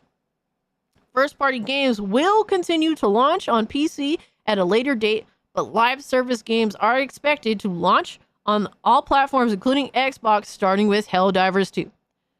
Nevertheless, players want clarification, or at least one fan has received a response from Sony, although it's the most boilerplate text I've ever seen. I'm frankly surprised that Sony even bothered to entertain the email, which is wild to me as well. I was not expecting that. Never forget what they did with Manly Joe Watson. Yo, Chartard, you ain't lying, my guy. They did her so fucking dirty in Spider-Man 2. And honestly, I think that Peter is worse than Mary Jane. As fucking retarded as Mary Jane is, as much as they force you to play as her, I think what they did to Peter as a character is way worse in comparison. And I'll stand on that. I think Peter Parker absolutely fucking sucks in Spider-Man 2. I think that he is fucking dog shit. And that's saying a lot because I love Pete as a character. I think he's a great character. He's one of my all-time favorite characters. And they absolutely shit all over him as a character in Spider-Man 2. And that's the main thing I cannot forgive about Spider-Man 2 and why Spider-Man 2 is a dog shit video game to me. So. But thank you so much for the 2. While we continue to explore more ways to grow and evolve the gaming ecosystem, we are committed to preserving the unique identity that PlayStation represents, Sony wrote. As we have in the past, we will always listen to feedback from our community, including valued players like you, and ensure that our decisions are aligned with the experiences you expect from PlayStation. I think we'll be okay, folks. Yo, the fact that Sony is literally trying to, the vote isn't over. The vote is going for the whole stream, I think. That's probably the best way to just do it. Since we have homies that pull up over the course of the whole night, they should all have a say, right? That could have been a tweet. Yo, for real though, B-Psalms. I think that PlayStation is trying to do this weird shit that Phil Spencer and Xbox dudes, like Xbox CEOs, kind of did with Xbox dudes on Twitter for a while. Because, you know, for a lot of for a lot of influencers, if they feel like the CEOs or like people at these platforms talk to them that, oh, well, they have my best interest at heart. Oh, I fuck with them. I'm taking them at face value. You know, I'm taking what they say, what their words. I'm taking them, you know, by their words. And how could they lie to my face? They talk to me on Twitter. They follow me on Twitter, right? I feel like PlayStation's doing a little bit of this too. Hopes that in hopes that PlayStation dudes will just believe them. And I watched this happen with Xbox dudes, and I always thought of it as weird and like, y'all really going to defend these motherfuckers because they follow you on Twitter, because they talk to you? Like, they don't give a fuck about you. They'll do their little spiel, but that doesn't mean that they actually aren't lying to your face or, you know, they take you seriously. Like, honestly, a lot of Xbox influencers, I used to give them the smoke, and they deserved that shit. They was meat glazing the fuck out of Phil Spencer just because Phil Spencer fucking follows them. Like, get the fuck out of here, bro. The fact that you actually were foolish enough to believe this shit is wild to me. Yo, for real, Des. I feel as though PlayStation is probably going to play into that a little bit themselves too, to try and seem down, you know, like they care, but they don't. They don't. I ain't paying $250 for just live service games. I don't blame you. I don't blame you. But yeah, this could have definitely been just a tweet.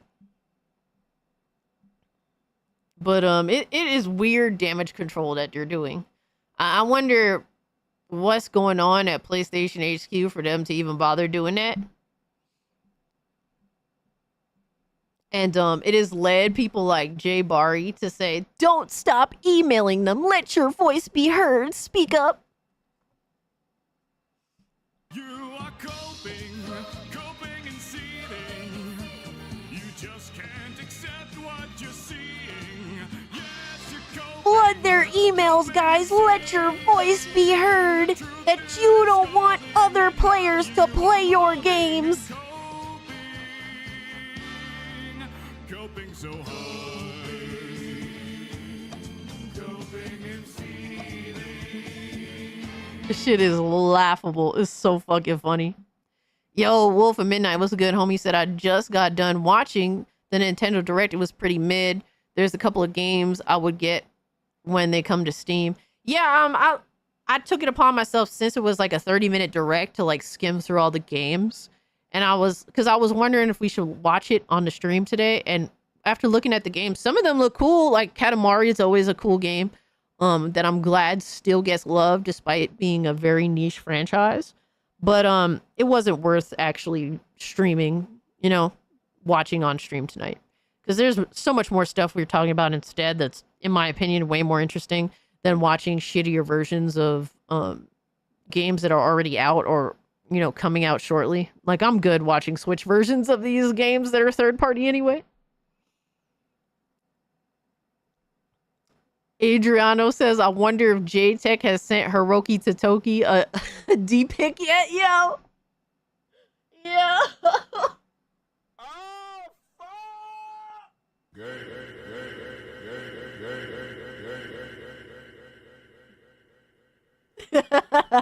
Yo, that's crazy, my guy.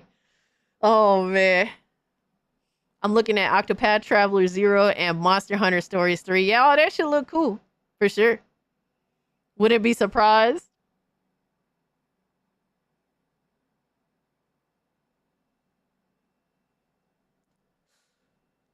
Yo, my man, Show Nuff pulling up. What's good, bro? That hat is tight. Ooh, thank you, my guy. I had to get it because my boy, front and center, bro. My boy is front and center. You guys know I gotta support. It's not Goku front and center? What the fuck? Hope you're doing well, Show Enough. Appreciate you pulling up to the stream.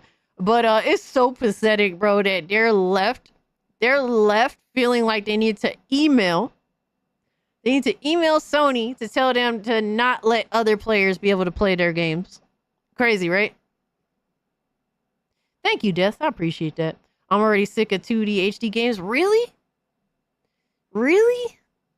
I think it's awesome. I think it's very I'm always in awe of the art. I just think it's very pretty. Hey Vegeta, don't drop the soap.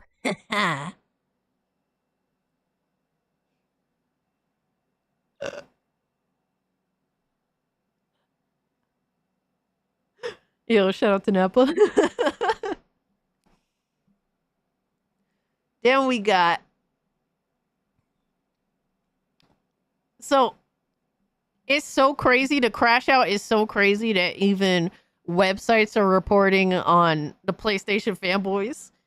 Like, bro, they want some... they see us talking shit about ponies because of how deranged PlayStation fanboys are. They're writing articles about PlayStation fanboys now. HD 2D is perfect for handheld. Facts, Death. That's because I've always been like a handheld gamer. Like that's always been a big thing for me.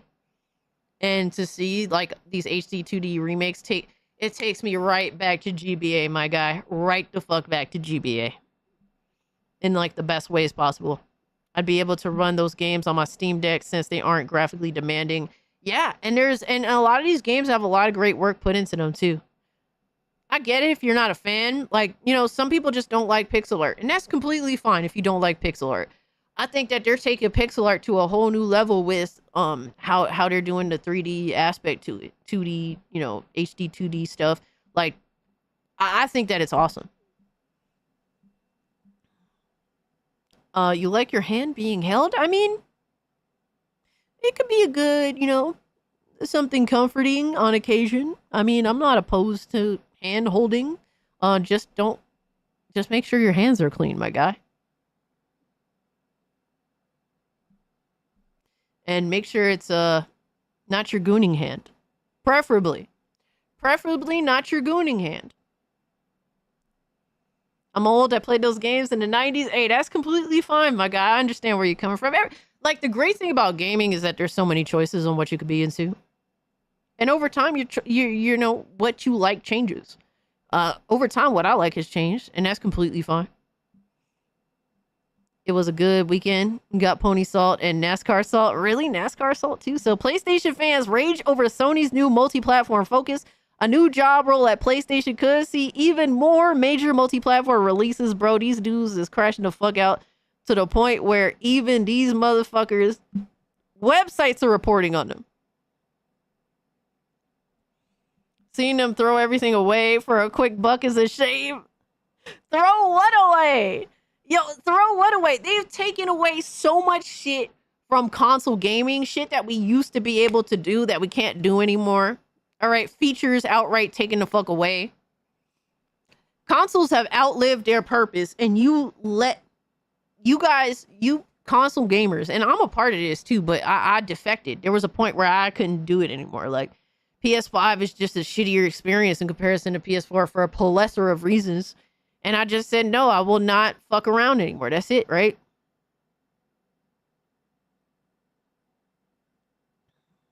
Both hands are gooning hands. Ambidextrous guys be like crying. Shout out to the ambidextrous homies out here, man.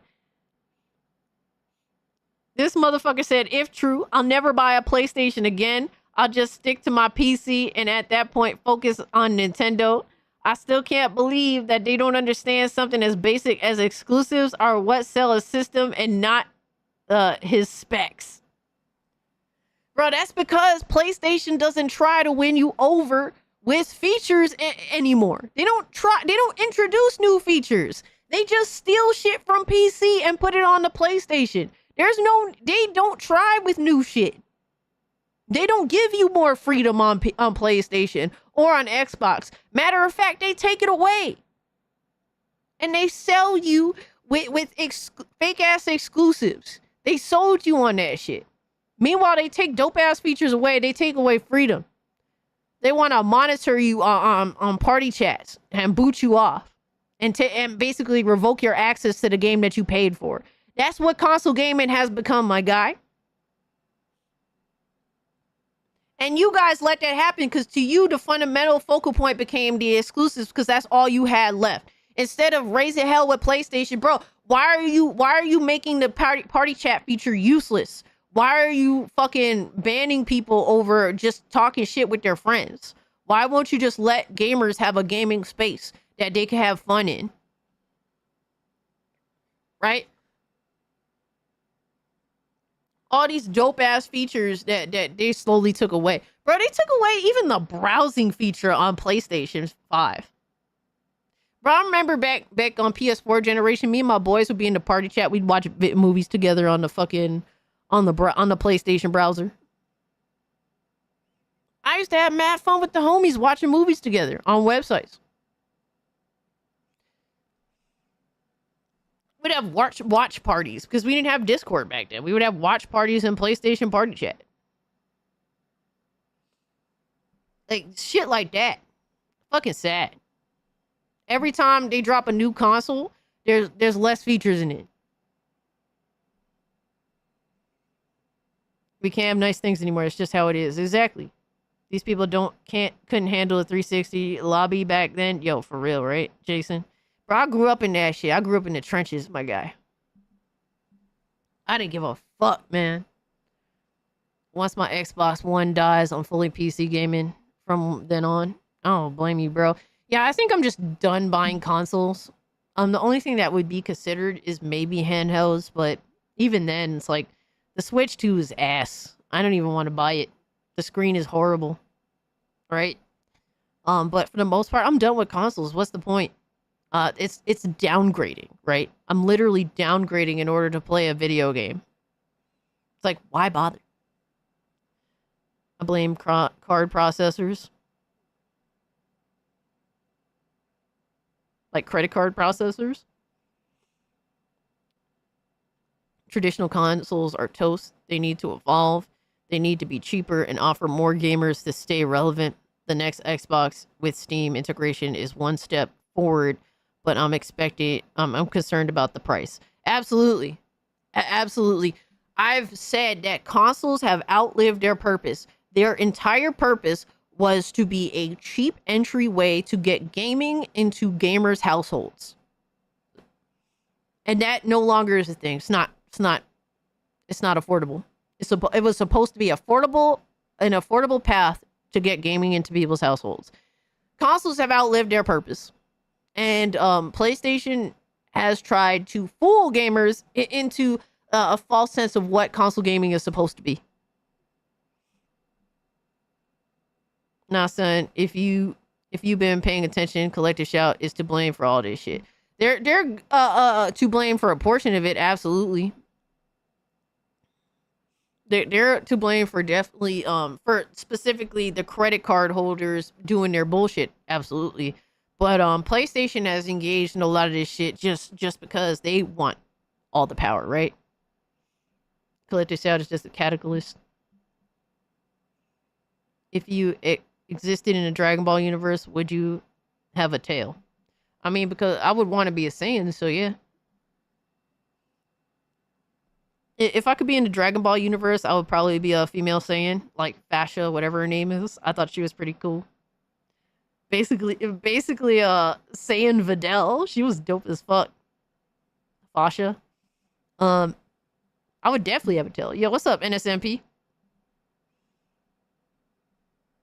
But call me a fanboy, whatever. No PlayStation IP should be on Xbox, period. Yo, if they want to erode their loyal fan base, let them. I can't accept that. Sorry. Keep up the great work, bro.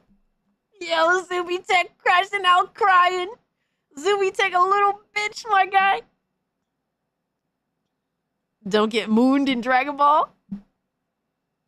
Just chilling between shifts. Yo, don't work too hard, brother. He's so fucking mad. He actually changed his little banner from PlayStation to PC Gamer. I think he changed it back, but bro, you ain't no PC Gamer. You're a fucking fraud. Like, get the fuck out of here. Like, gatekeep PC Gaming. We don't want you console gremlins in the space. If you are a console gamer that values freedom and you are willing to conform to how PC gaming is, the freedom of PC gaming, you're willing to learn new things. Unlike PlayStation console gremlins, we welcome you to build a PC and enter the PC gamer space and learn and hang with us and learn things from us. Me and other people, other people won't know more than me. But we welcome you to the space if you value freedom. If you don't value freedom, go fuck yourself. We don't want you here. And PlayStation console gremlins, the fanboys, they do not value freedom at all. They have given up as much freedom as PlayStation has taken away for easy accessibility and for console wars. That's literally what they gave up. All the freedom that console gaming allotted them for. Pathetic, right? And then Blue Urkel here says, me, look at my only PlayStation exclusive. PlayStation exclusive. Look at Xbox, Nintendo, Steam, Epic Games Store, and mobile. Me. Bitch. Yeah, cope, seethe, mauled, fucking piss and shit your pants. We love to see it. Content creators like Zubitech have already taken a stand and completely abandoned their focus on PlayStation, removing the format from their profile and focusing on PC going forward. You are not a PC gamer. You are a fucking fraud. Go fuck yourself. Get the fuck out of here. You are a fake. You are not a PC gamer. Build a PC. Conform to PC and its freedom. Defend it. They have gone out of their way to call people that value freedom on PC. They call us PC terrorists. They can go fuck themselves, you fucking frauds. You fucking shills, you simps, you losers, you anti-gaming piece of shit motherfuckers. Go fuck yourselves. Now y'all want to run the PC. This is just them admitting that everything we said about PC is true. They just didn't want to fuck with the platform because they're lazy, broke, incapable of saving money, or outright fucking stupid. This only validates all the shit I've been saying about PlayStation console gremlins. They know for a fact that PC gaming is the ultimate place to play. They're just too lazy, too stupid, too broke, or incapable of saving money in order to engage. These motherfuckers, what their whole thing is, if I can't afford the most expensive PC, then PC gaming is garbage. That's literally their mental mindset. They won't tell you that outright, right? Because if they want to get into the PC gaming space, they want to get the best one, but they know that costs money, even though they don't necessarily need it. They feel like they need it because that's the only way they can flex. Because most of these motherfuckers are into gaming socially just to flex, not to talk about their loves, not to express their passion. It's just they want to be able to flex and console war. That's their whole social dynamic in gaming. They aren't just calling PC users terrorists, but refugees. As though only people who started PC gaming decades ago are allowed to be PC gamers. Yeah. Yeah. Absolutely. And they'll say that only Xbox dudes that, basically they'll say that all PC refugees come from Xbox. Bro, I came from PlayStation, bro. I was a primary PlayStation gamer, and I realized that PS5 is dog shit, and I went to PC. I built my PC. I had a gaming laptop since 2016, and I fucked around and learned things with the gaming laptop, and I was like, console gaming is kind of going to shit. I feel very confident in what I know on PC gaming. I'm going to build my first PC.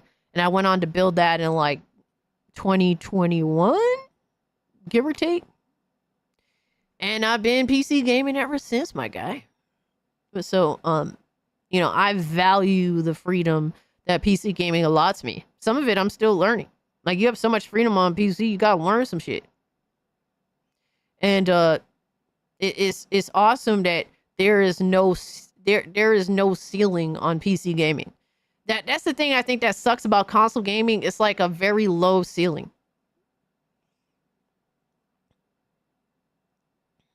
Built mine in 2018. Hell yeah, death. It is a console gaming is a very low ceiling, and a lot of console gamers are okay with that very low ceiling. Like, don't expect much from them. I started on PC but left a bit because PC was expensive and Steam started crappy. And that's fair, Lord Snuggy Christ. I ain't mad at you about that. I'm allowed to come to PC since I play both Steam Deck and Xbox. Hey, variety gamer. I used to own everything, right?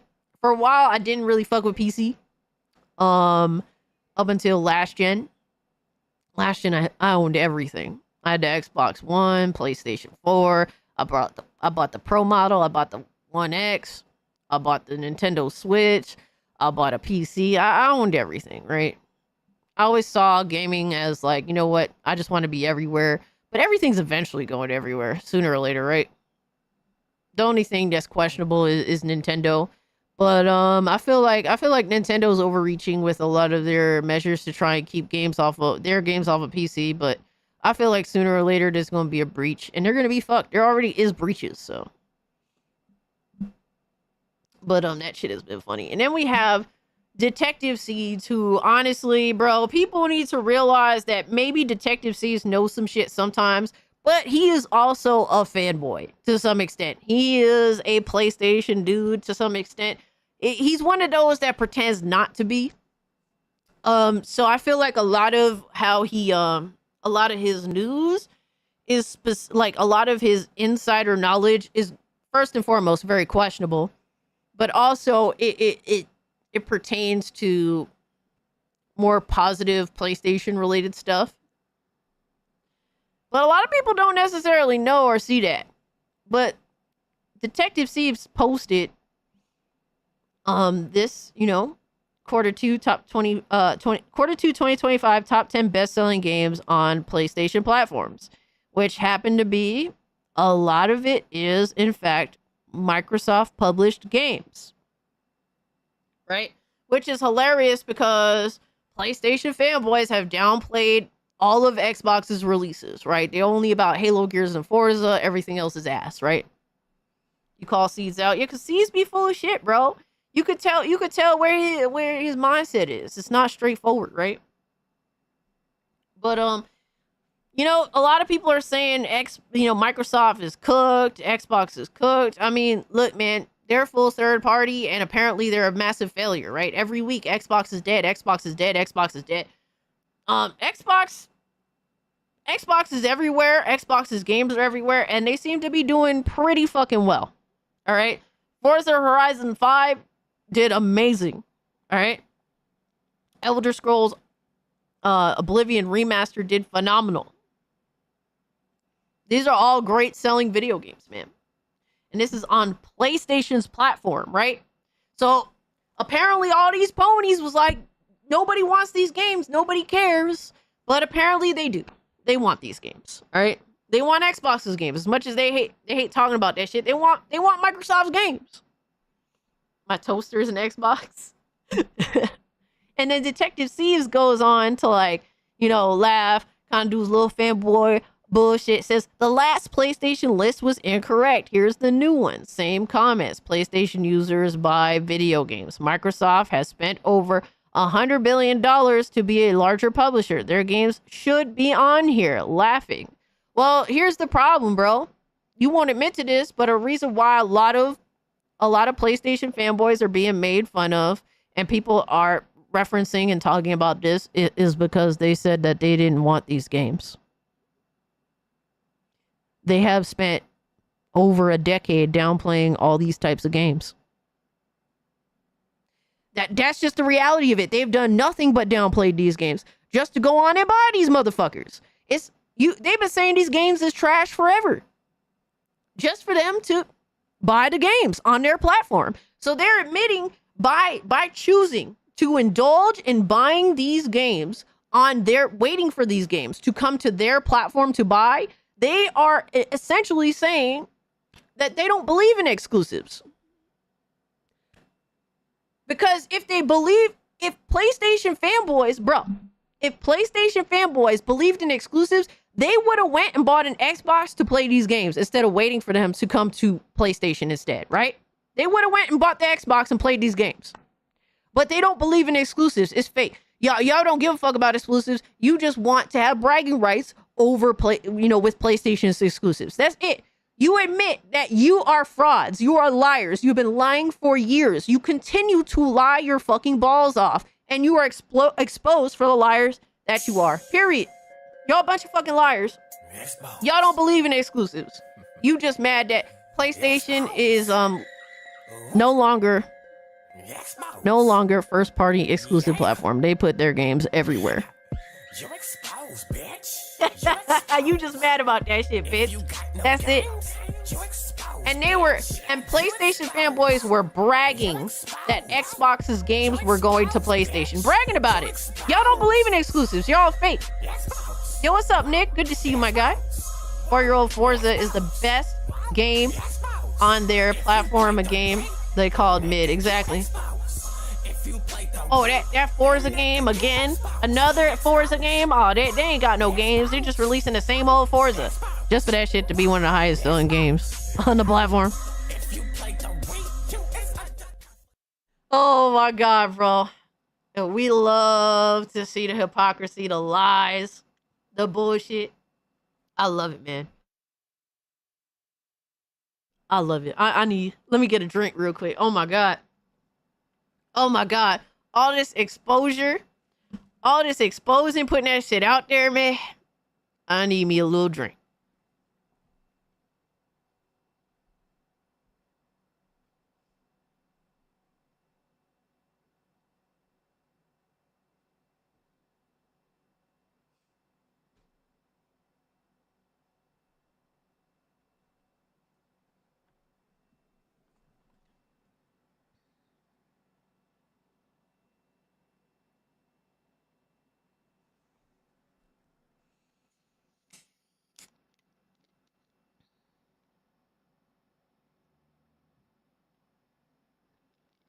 Yo, I can't wait for X-Ball to jump through do all these mental gymnastics and jump through all these hoops to try and reframe this entire situation. Fucking loser.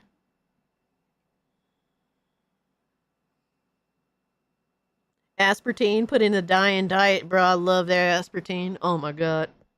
I'll live for that shit. I'll live for that shit. Man, can't get enough. Hold up.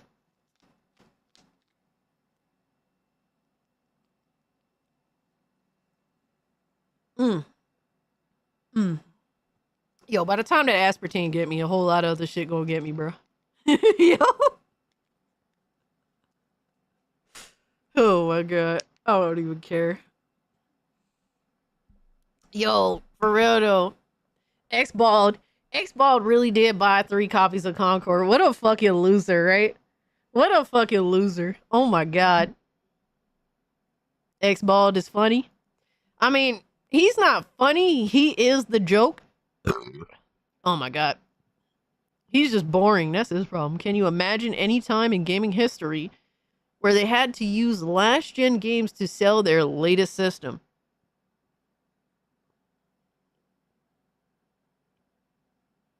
It's sad that shit is true, right? Bro, literally, PS5 is just PS4 leftovers.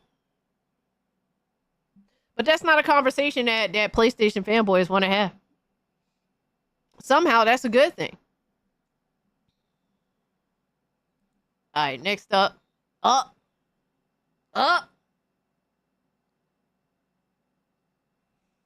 Yo, how long until Jay Barry start copyright striking motherfuckers too? Like J-Tech. Stuttering Craig as Concord. Ugh. Ponies will turn off crossplay if Halo comes to PS5 to hide like the cowards in PlayStation only servers. Yeah, I hope they're not allowed to turn it off. Not only will y'all have to play with Xbox dudes, but y'all gonna have to play with PC dudes as well and suffer. Bitches turn it off. NSMP. Bitches. Sony did it, and now Nintendo is doing it only worse. Crazy, right, Drewski? Alright, so shout out to my man Astro Cyborg bringing the truth to light. He says, Bari coped about us PlayStation fans that aren't upset about the PlayStation third-party strategy.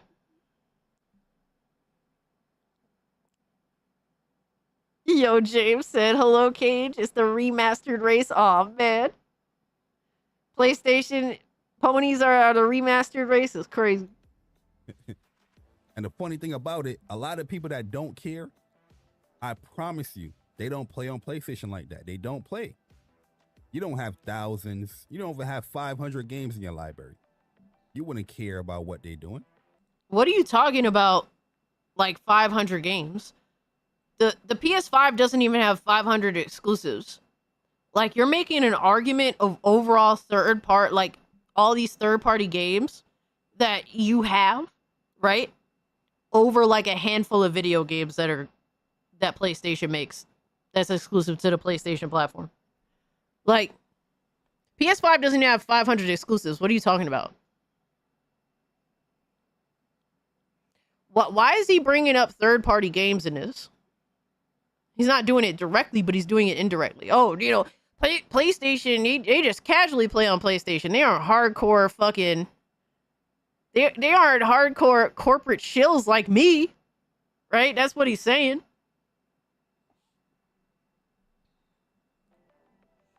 You're a bronze trophy level person. You're not playing games like that. You might play games on PlayStation, but you're not playing games like that. So you don't care.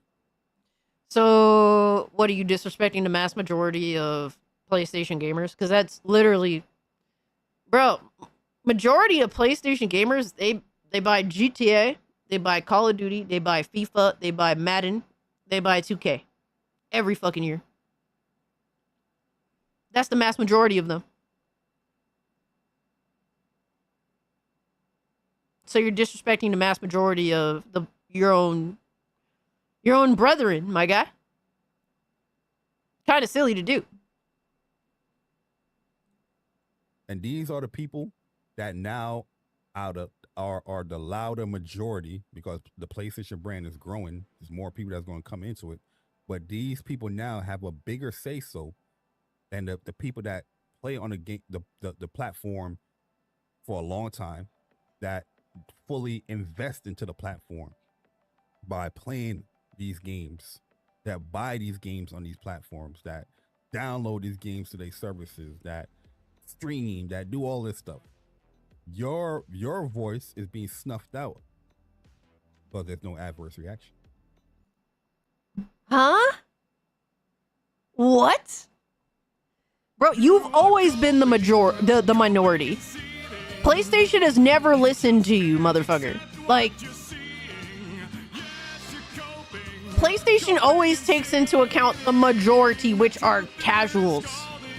The people that buy the basic shit and that's it. Like, if you're a hardcore gamer, like, you know, deemed... And there's many ways to define what a hardcore gamer is, right? But just say, like, if you're a gamer that's really invested into what's going on right now, you know, from a news standpoint, you buy all the latest video games, right?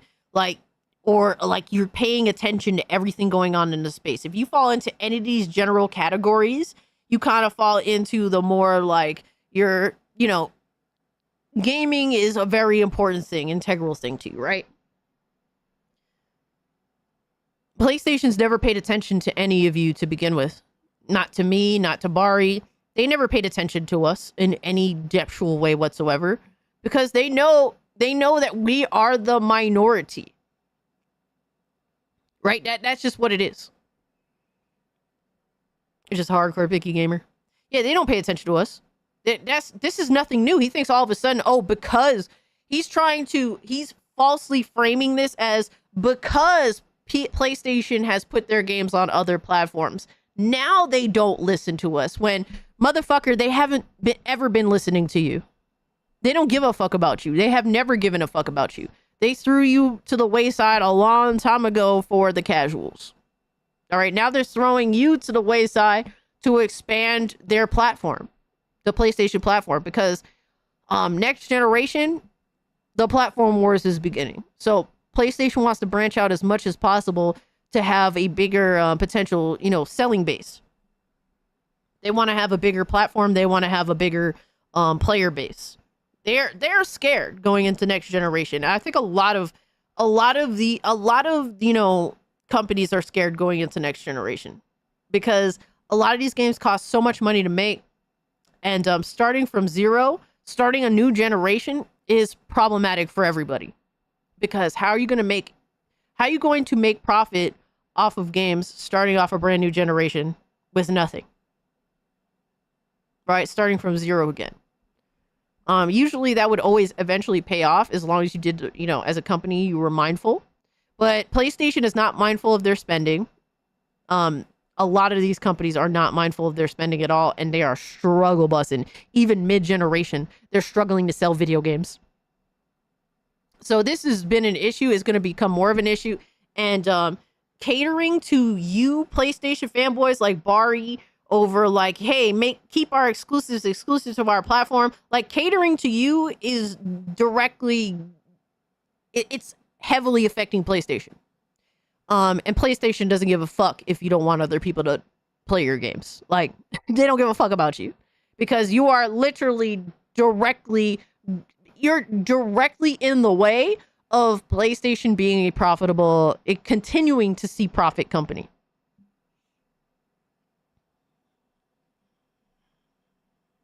It's always blame the game instead of just facing reality. It's always the blame game instead of facing reality. Yep. Yeah, they've never paid attention to you. They've never given a fuck about you. To pretend otherwise that's just ignorant. But he's trying to false frame the fact that's the main thing here. The main focal point of his argument is just fake in itself. He's trying to false frame that PlayStation putting their games on other platforms is the main reason why PlayStation now all of a sudden has an audience that, you know, is basically fucking over PlayStation and well, fucking him over, right? Where that's never been the case at all. Like that isn't a thing. But I promise you, majority of the people that say they don't care, like, yeah, you can just look at their trophy level. Yeah, I can see why you don't care. You don't play enough. I don't care about trophy. Why is he getting lower talking about this? You don't care about shit. That's the attitude that I feel like is taking over the gaming world. You don't care about shit, and when you do care about something or you're passionate about something, they quickly label you as this and that. No, you're describing what being a fanboy is. And fanboyism is being stomped the fuck out by me as well as many other people in the space. Like, we're making fun of y'all to the point where you have become, like, a lot of people in his community like J-Tech. And Bari has defended J-Tech in the past. Like J-Tech are becoming very malicious intentionally just because people point out how ridiculous they are, how insane their takes are. I was just about to say, why is he whispering? Because he knows he's talking shit. He's talking bullshit. Yeah, it's funny how sometimes people start to talk lower when they know they're full of shit. Astro fixed that sound. Bro, Bari's just talking lower because he knows he's shitting out of his mouth. Like, this is bullshit. I mean, I could turn it up. Let me turn it up a little bit. But what he's describing is that fanboys are the true gamers, when that's not true. Y'all just talk bullshit. I don't care about you. Yeah, I see. You don't care about shit. That's the attitude that I feel like is taking over the gaming world. You don't care about shit, and when you do care about something or you're passionate about something, they quickly label you as nah, bro. The problem is you didn't care about the things that actually do matter. Jay Bari has fought against people that have said $70 is an irrational ask for video games in modern day. Jay Bari has fought against a lot of things that are anti-fucking gamer.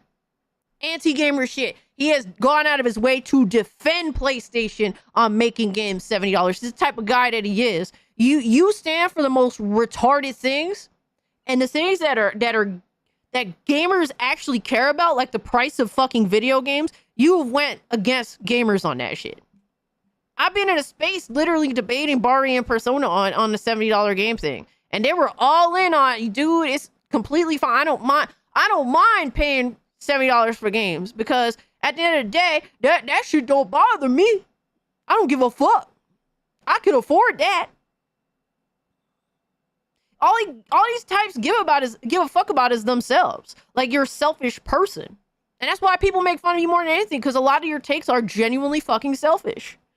Like, literally, you're crashing out. You're lashing out at your fellow gamer because you're upset that your other gamers in the community, in the space, get to play the games that you like. You are a selfish prick, and that's why people make fun of you, my guy. Because you're showing that passion. That's not passion, that's selfishness, my guy. About the betterment of the platform you primarily play for, regardless if people agree or disagree. You know what I mean? But I was baffled by seeing some of the content, seeing some of the things that PlayStation fans are saying when it comes to this position. Like,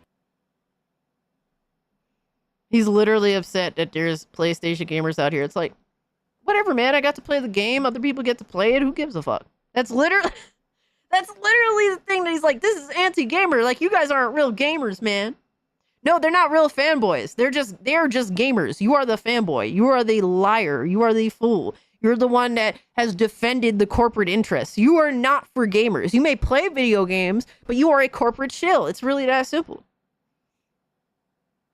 Yo, Sirloins, what's good? It's Teflon. Teflon Don. Hey, what's good with you, my guy? Not staying long, just want to show some love and let you know I'm going to be supporting from Rumble. Fuck gay ass YouTube on Rumble. I'm unchained. Hey, that's why I'm streaming on Rumble, my guys. Thank you so much for the 5. Wherever you guys want to watch, it's up to you. I provide 3 options. You could watch me on YouTube. You could watch me on Kick. You could watch me on Rumble. Shout out to you. I appreciate the support no matter where it comes from. It means a lot to me, my guy.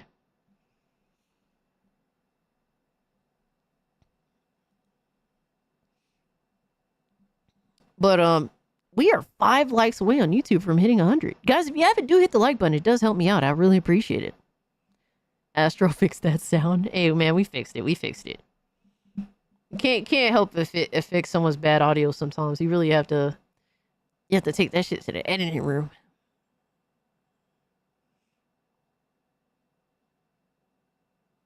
Frag Monkey says, to be honest, I crashed out on Xbox. That's how I'm on PlayStation. That was me too, bro.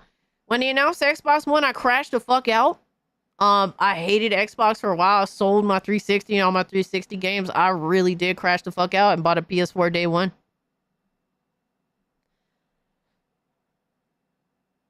It is what it is, man. Like, I crashed the fuck out on these corporations. And we make fun of fanboys. It's really that simple. That's the thing, bro. If you're a corporate shield, hey man, we gonna make fun of you while also calling out the bullshit from these corporations.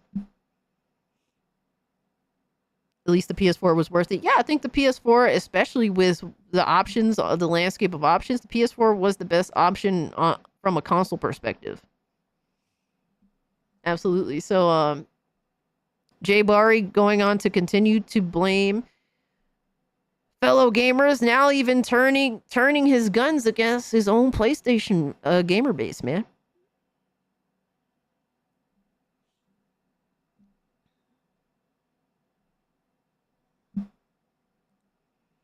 And then we got MBG, man. MBG, who he's taking a bit of a different approach. Yo, Robo Panda was good, homie. He's taking a bit of a different approach. I crashed out when Benji chewed my ear cups from my headphones. Yo, I hope he chews them shits more. I hope he buys some new ones and he chews them shits too. If they act like a fanny, it's due. Absolutely. Absolutely. I will not stand for mediocrity. Man, baby gums. Oh, man. Yeah, so MBG's taking a little bit of a different approach to the situation. He is trying to fake neutrality now. Instead of lashing out at his fellow PlayStation gamers, because he doesn't want to lose them, right? He's just trying to default to being a fake neutral. Even though he has console war in the past and is all for exclusives, he knows the writing is on the wall, so he's faking neutral, faking being the peaceful guy, even though he hasn't really been the peaceful guy. He's talked shit, right? So let's hear what MBG has to say on this. So, I think when we have these conversations and why talking about a job listing, right? The reason why it becomes, I don't say stressful, but convoluted is because I think a lot of people, they want to talk in a future tense. Mid-bald gamer, oh man. A lot of people want to talk in a current tense. Some people want to focus on the past tense. And I think that's what makes these conversations difficult, right? Is if we're talking about the future, the reality is nobody knows. Everybody's going to take their best guess and they're going to argue why they're making that assumption. I think Sony's going to go full multi-platform. Here's reason X, Y, and Z. I think Sony's not going to do that. Here's reason X, Y, Z. Here's what Sony themselves even said. Even though Bro, the reality is the mass majority of PlayStation releases from now on will be going to multiple platforms. Not necessarily day one, but the live service games, ideally, that's what they're aiming for, right? But the mass majority of releases from PlayStation will eventually, if it be 6 months to a year later, to maybe a little bit after that, depending on how fast they could do these port jobs, right? Will eventually be also on PC, in the very least. In the very least. What you have is temporary exclusives. And you want to brag about these temporary exclusives, even though there's really nothing to brag about. That's it. That's it, bro. Like, they be crying about such petty ass shit. Like, bro, exclusives is over. You have exclusives for now. That's it. And if that's something to brag about, then clearly you have nothing of value if you think that's something to brag about. we know that can change quarter over quarter, right? When we talk about the current stuff, if we're talking in the current tense, people. If I say to you that hope you're having a good day, Robo Panda. Death Stranding 2 is a PS5 exclusive, there's going to be people who their instinctive immediate reaction is, no, it's coming to PC and probably Xbox, you PlayStation fanboy. You have no exclusives. Exclusivity's dead. Absolutely. What are we talking about? What are you complaining about? I mean, the fact is you have posed yourself as a PlayStation fanboy because you are. I mean, you have... Look at your background, my guy. Not only are you a PlayStation fanboy, you've hated Xbox, right? And deservingly so. I think for a while, MBG... I used to watch MBG when he was an Xbox dude. And he would just talk about all the issues with Xbox. The problem is, you haven't done the same shit with PlayStation, my guy. I've known MBG when he used to fairly criticize his platform. You no longer do that. You make excuses. All right, sometimes you'll say some things about PlayStation, but overall, you do not have the same energy that you do for PlayStation that you did with Xbox back in the day. You are dishonest. You make excuses. You are indeed a PlayStation fanboy and a very avid Xbox hater. You want to literally, you want to have all these positive talking points about PlayStation, but they're really, bro, these are just video games. And to be like touting exclusives in a space where that shit is over and done with, like nobody cares. Everyone looks at you like the fanboy that you are. Like, we're over it. We're over y'all pretending that you have, something that other people can't have when eventually everybody can have it. Or the mass majority of gamers, or more gamers than ever before. So the whole bragging about exclusive shit, yeah, everyone looks at you like you're a joke because you are.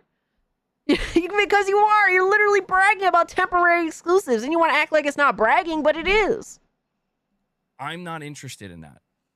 Of course you're not, because Like- it's a losing like argument. That type of response. that You're a type of loser every reaction, time in that argument. That's not conducive to an actual conversation or discussion. That's somebody getting triggered and getting mad over a fact.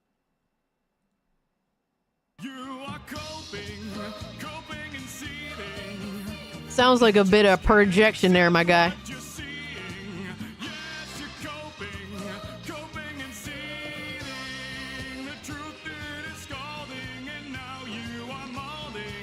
I want to have a conversation after I built my brand over fanboy.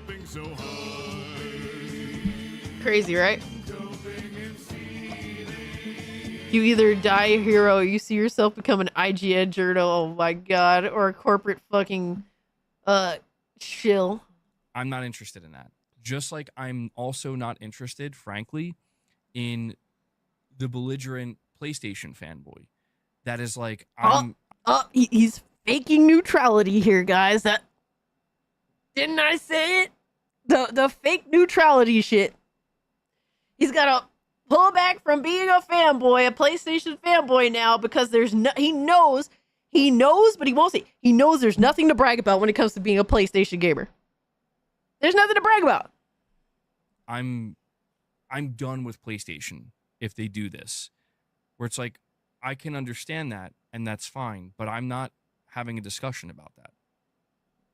You know what I mean? Because those two things are too similar to one another. Where you have somebody getting a visceral emotional reaction because the idea of a game being exclusive angers them, and somebody appreciating that game being exclusive angers them. There's another visceral reaction of, what the fuck is it? What the fuck is there to appreciate about a game being exclusive? Like, this is why you get laughed at, bro. You sound like a clown being like, yeah, there's a benefit to exclusive. That just say that you like console warring. Like, you can't have one without the other. There is no real benefit that's tangible with being with a game being exclusive to your platform.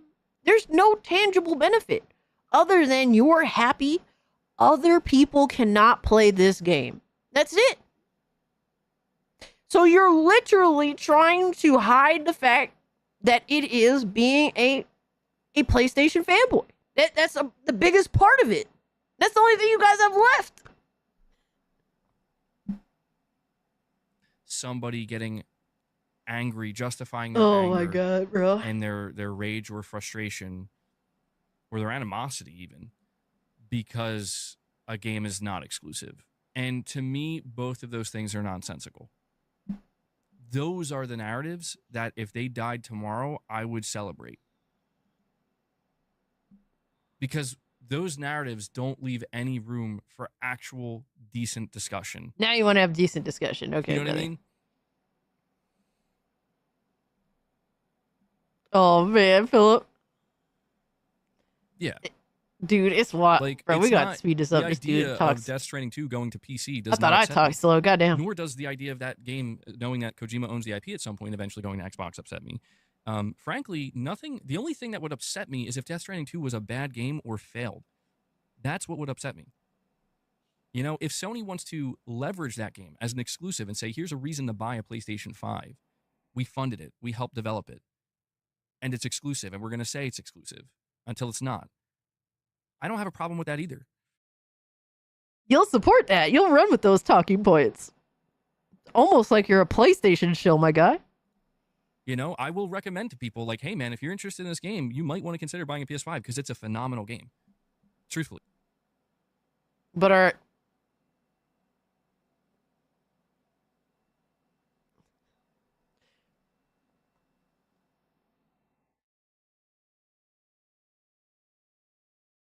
isn't it, that sounds like some super shill bullshit, bro. Oh my god, dog. It's like, don't you understand why people laugh at you? Like, can't you see it? It's so fucking weird. It's a phenomenal game. If it's not enough to convince you to buy a PS5, then, you know, hang tight. You'll probably have access to it eventually. There's no... But why is that not a good thing is my question.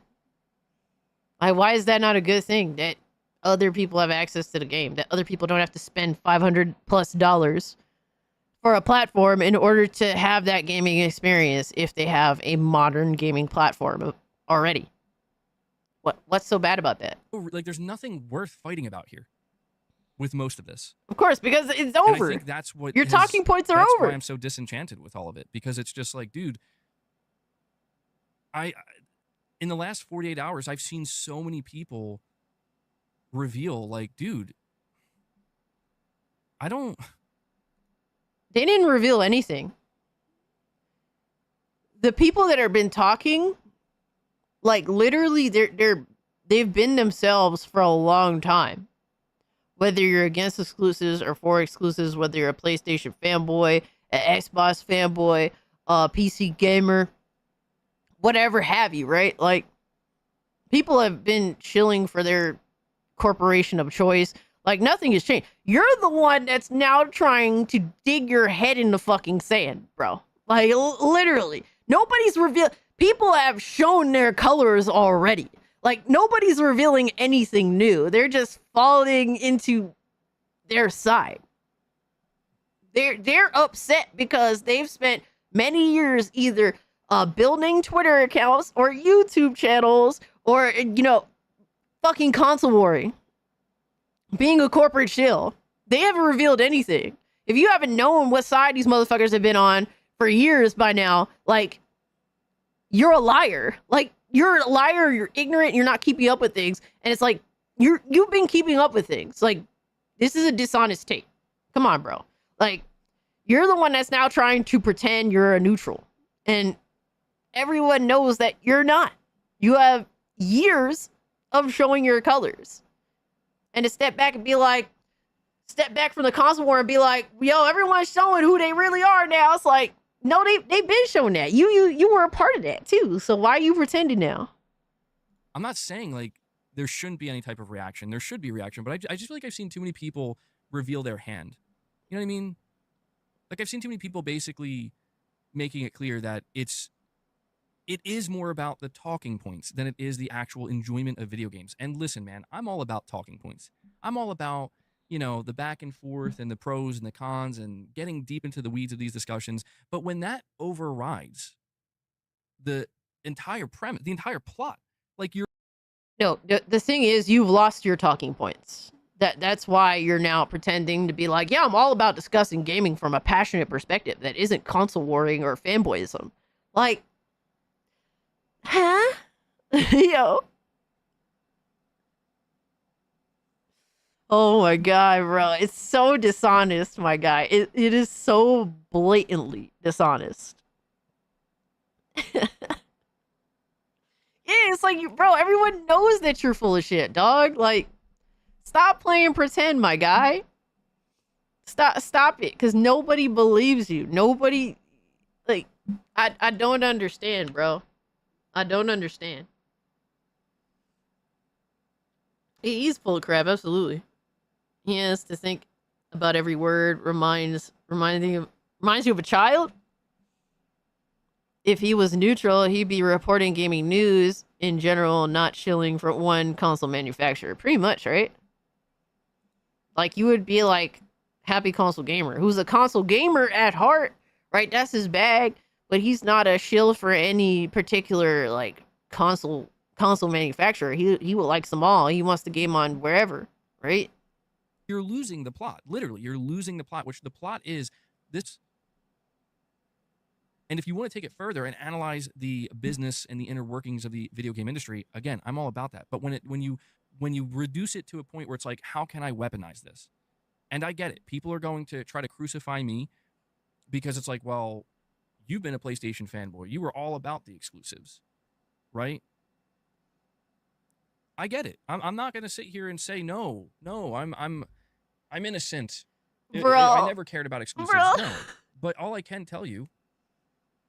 Is it buffering? I don't know what's going on. I'm sorry if the stream's lagging. I have no idea why it is.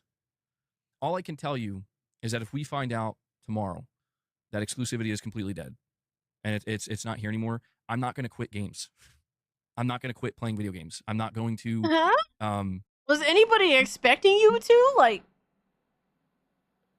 you're not gonna quit games, but you've clearly changed your perspective because PlayStation has changed theirs. You have shifted because you know the shit that you used to be able to do that you can't do that anymore. PlayStation has changed how they do business, and it has, in fact, hurt your console fanboy perspective.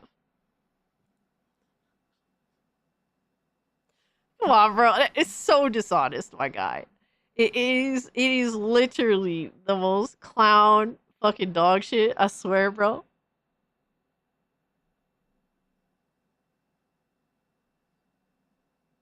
He did that to himself, absolutely. Assume that this is it. It's over. I'm never Thank you, gonna have Philip. I an appreciate that, enjoyable video homie. game experience again. Will there be changes? Some good, some bad? Yes, absolutely. With a change like that, yeah, there's going to be. There are people who think that there's only an upside, like literally just 100% an upside. There's no potential downside to exclusives being completely eradicated. And it's like, well, it depends on which angle you're viewing it from. If you're viewing it purely from the consumer side, sure, maybe. If you're viewing it from a holistic, a gaming industry standpoint, from a holistic point of view, it's probably not that simple. In every way, it benefits, except if you're a fanboy. And if you're going to make the argument, well, when it's developed for one platform, it's going to come out running better than third-party games. Third-party games do come out and they run okay. Not all of them. A lot of them are fucked up.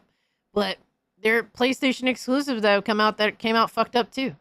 Final Fantasy 16 is a perfect example. I had that game. I played it on PS5 day one. Guess what? Ran and looked like shit.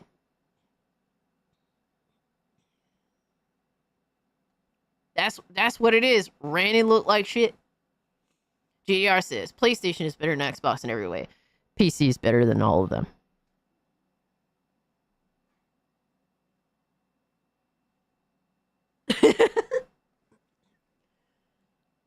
And PC is the everything box.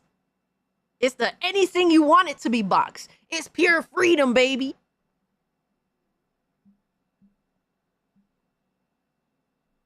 Exclusivity is mostly dead, completely dead, but would be Nintendo going multi-platform along with Microsoft and Sony. Yeah, the only holdout is Nintendo. That's it. But it's crazy how last generation I had to go out of my way to buy PC, to buy PlayStation, to buy Xbox, to buy Nintendo Switch. Now, realistically, if I want to play everything, all I got to do is have a PC and Nintendo Switch. To me, that's nice. Yo, Isaac, appreciate the sub. That's nice that I don't have to go out of my way to have all these platforms. All I need is two. If I really just want to have access to pretty much almost every fucking thing. Yeah, no, I agree with GDR on I think that Xbox really has been like Xbox pretty much cut off their feet last gen. And they have been trying so hard to play catch up this entire generation, and I don't see the value in an Xbox very much. I would just buy everything to have everything, but I don't really see the value there, personally. PlayStation, I kind of no longer see the value there either. They're, to me, I just think that they're both shit. I think that I gravitate more towards PlayStation, mainly because the mass majority of, my friends that are not PC gamers yet are on PlayStation. I do think that there's some things that are a little bit better on PlayStation, but I think that they both kind of trade blows at this point. I think that if I had to go, right, from the perspective of if I cannot game on PC anymore, right, I would go to PlayStation just because I feel like they will last, like that console or the platform will last longer than Xbox console would. So that's the main reason that I would go with a PlayStation if you're telling me, hey, you can never game on PC ever again. You have to choose either Xbox or PlayStation. And I would choose the PlayStation just because I think it would stand the test of time longer than Xbox would. That's it. That's the only thing, really. Didn't notice the shirt? Oh, you didn't? I mean, to be fair, it's hard to see it all. But I love this shirt. I have another like old school art style Dragon Ball Z shirt too, but it's in black. This is the red one. Xbox turned to EA, just another subscription service. Yeah, no, I get that too. Unfortunately, PlayStation's kind of pushing their service as well. They said, you know, when they had their investor meeting recently, we went over this. They were saying one of their biggest things is to push PS Plus. That is their main prerogative, one of their main prerogatives, to push PS Plus. And not even just to push the basic PS Plus. They already established that it seems as though they didn't directly say this, but it seems as though they've peaked on how many, you know, PS Plus subscribers they have. Their goal now is to push their lowest tier subscribers into a higher tier of PS Plus. That's their main goal. I don't think PS Plus is okay because it forces online. It paywalls online.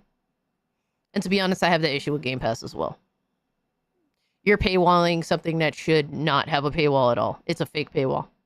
So I'm not okay with that. Exclusivity and wanting to sell high numbers is contradicting each other, especially when there's barely anyone on these exclusive platforms. So from a financial point, you have to sell where people are. Yeah, like bring the games to the potential buyer. That's it.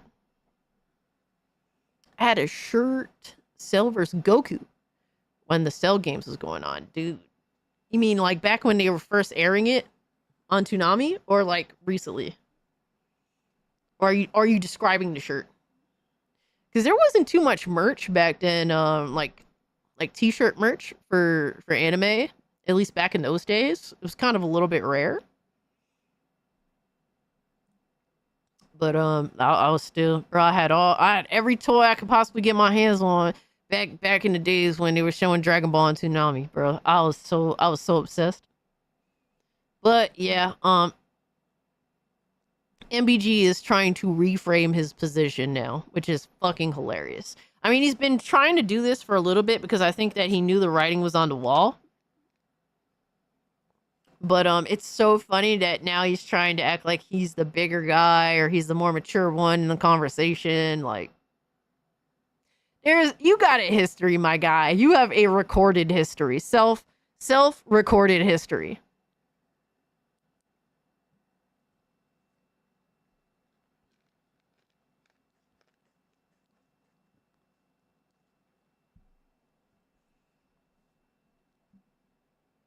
What we got next? Oh yeah, he's just crying, coping, and seething. All right, we got to get into the bigger news. And shout out to my man Gara that actually made a really good video on this subject matter. Because JTech TV's crash out over PlayStation going third party involves him going as far as to copyright strike one of our Salt Tuber brethren. All right, shout out to Klutzy King, man, who just got copyright struck, not a copyright claim, right? A copyright strike, which puts your channel in danger of being permanently terminated because all it takes is 3, right? So all it takes is 3, and basically it is kaput for your channel. This is something that is very taboo amongst YouTubers. We don't do this because it sets a bad precedent, right? We have like a silent agreement that we just kind of let people rock with our content as long as it does indeed fall under fair use, which Klutzy King videos fall under fair use. I think that Klutzy King is a very good YouTuber. I don't watch him all the time per se, but I check out his videos here and there. So I definitely got to give a shout out to Klutzy King. Got to support homie when homie is getting falsely attacked. And mind you, Klutzy King has 17,000 subscribers, man. dude has worked hard for it. He has almost 500 videos on his channel. He is a good entertainer. I know that he also, you know, he has a lot of shit going on in his life. You know, I believe he's definitely a younger guy than me. Obviously, I'm not going to put any of his information out there. But Klutzy King, you know, YouTube is his hobby. He likes doing YouTube, and he's passionate about it.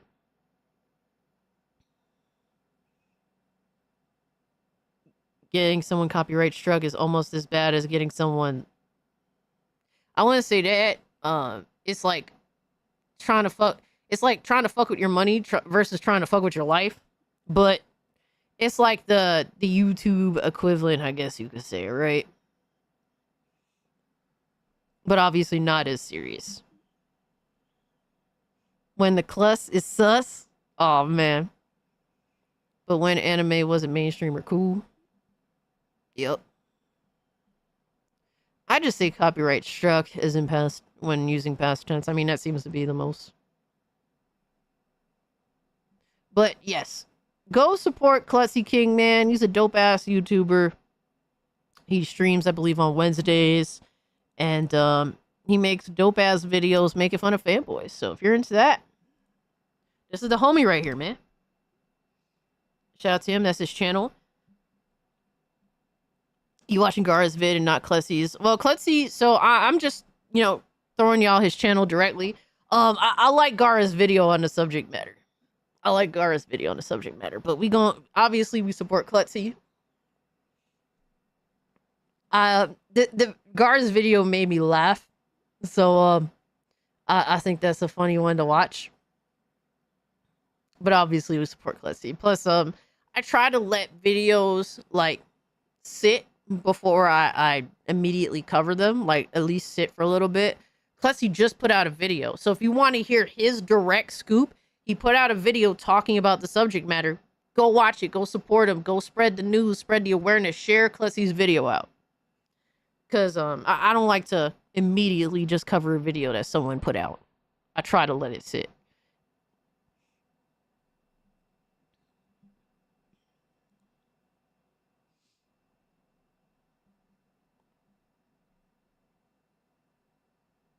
Someone in the chat hurt. Oh man. Nah. But this is from Gara of the Rage, another good homie of the channel, dude I fuck with. He put out a video. JTech TV abuses copyright system against Klutzy King 552. And I support both of these homies, so definitely you guys support them too, man. And Gara has to fucking make this shit known that, bro, I don't give a fuck about your feelings. It's fair use.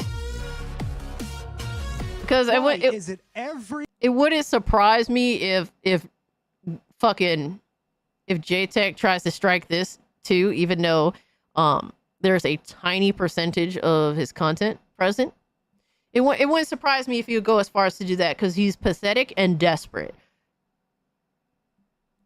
Every single week, it never fails with the PlayStation fanboys. It never fails. Every single time. Every week, my look guy. Around the corner, there is another topic to talk about, and it's just not just like a little tiny little thing. Oh, they made like a stupid little opinion. No. JTech TV has decided to do the one cardinal sin that he loves to repeat over and over and over again. And you know what? For this video specifically, I'm going to do a challenge, okay? I'm going to challenge you guys yet again, okay? See, if this video gets 1,000 likes, I will play that little pony game. I hit the like button. I can't pronounce the name of it correctly, but my audience members know what the pony game I'm talking about. Oh, no. Yeah, I know you guys want me to play it so badly. Oh, I no. know you guys want me to. And you know what? I'll sweeten the deal even more for you guys. You know what? You know what, community days? You guys love picking on me so much? We'll do a whole day's worth. Well, not a whole day's worth. A whole, stream of the pony game. Yeah. Oh, shit. Yeah. I'll do... Y'all be doing Gara dirty as fuck sometimes, man. Y'all be doing Gara dirty as fuck. YouTube is a bunch of soft fools. They almost banned my channel all because I said simple words like stupid, etc. Plus, you companies nowadays be claiming any little thing that could be the smallest thing. Yeah, Neon, it's true. YouTube is bitch made, and the copyright system is 100% absolutely abused. Gara asks for it, to be honest.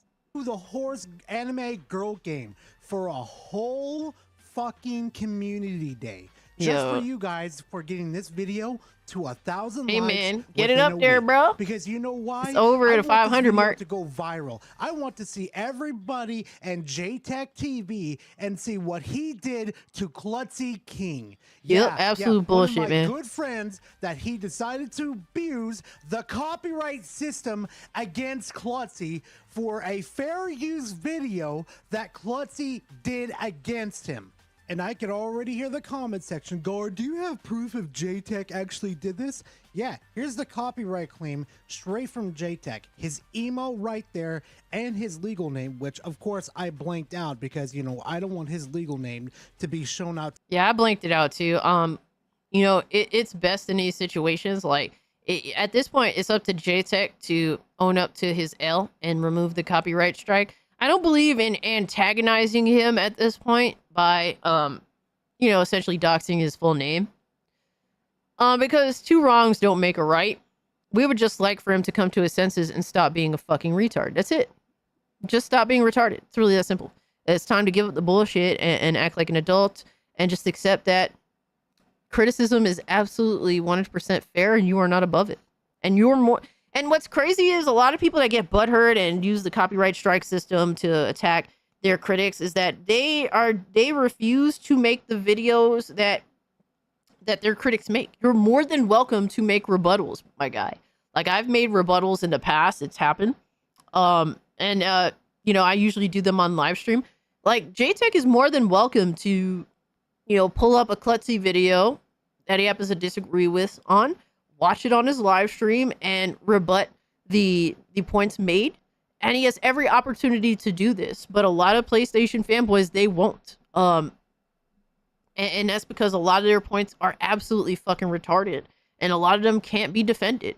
And like JTech choosing to copyright strike Klutzy King just shows that whatever Klutzy King happened to be actually, you know, criticizing him for just goes to show that JTech actually couldn't defend his takes, his points. And this is a video that Klutzy King made over a year ago. I think like 2 years ago. So retort, rebut. You could do all that, but the copyright strike just means that you know that you were full of shit and you got called out on. You can't defend it. It just goes to show that everyone knows that you're a clown and that you were wrong. To the public, I'm not that type of person. And I can hear the follow-up comment say, but Gora, somebody could be impersonating JTech TV. JTech TV says, thank you at YouTube. Yes, so JTech actually thanked YouTube for approving the removal request. So it is by fact JTech TV himself, because sometimes YouTube, you can get copyright struck by someone impersonating a YouTuber. And this is where it's like really fucking annoying because YouTube is just stupid in how they do this. It's unfortunate. Like there's companies that there's people that impersonate companies and copyright strike content from companies that it isn't even technically their content. YouTube system for copyright abuse is ridiculous.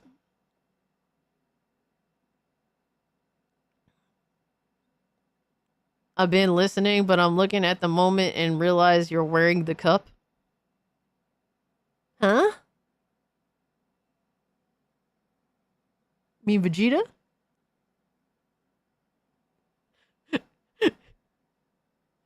Shout out to the cup. We just need the drink now. I think the drink is on here somewhere. I don't know. Oh no, this is the Saiyan saga, so technically not. I'm mad I had to think about that for a second. I'm retarded.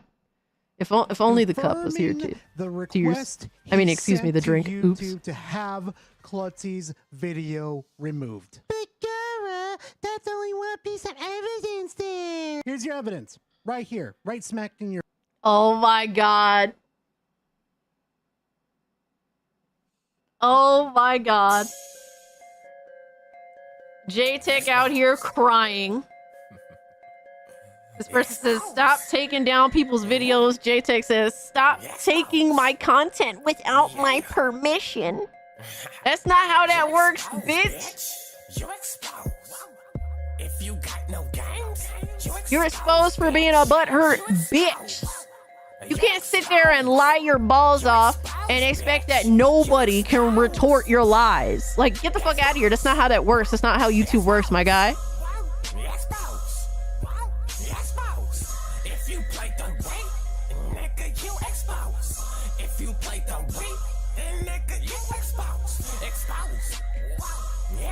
Yo, he is salty as fuck, bro. Salt tubers.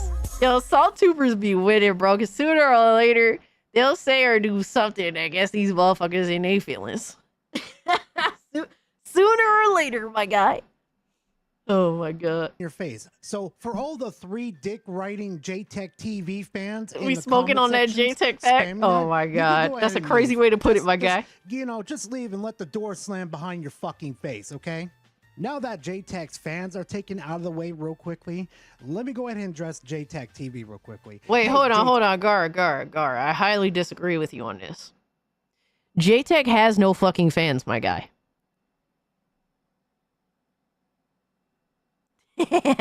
J-Tech has no fans, my guy.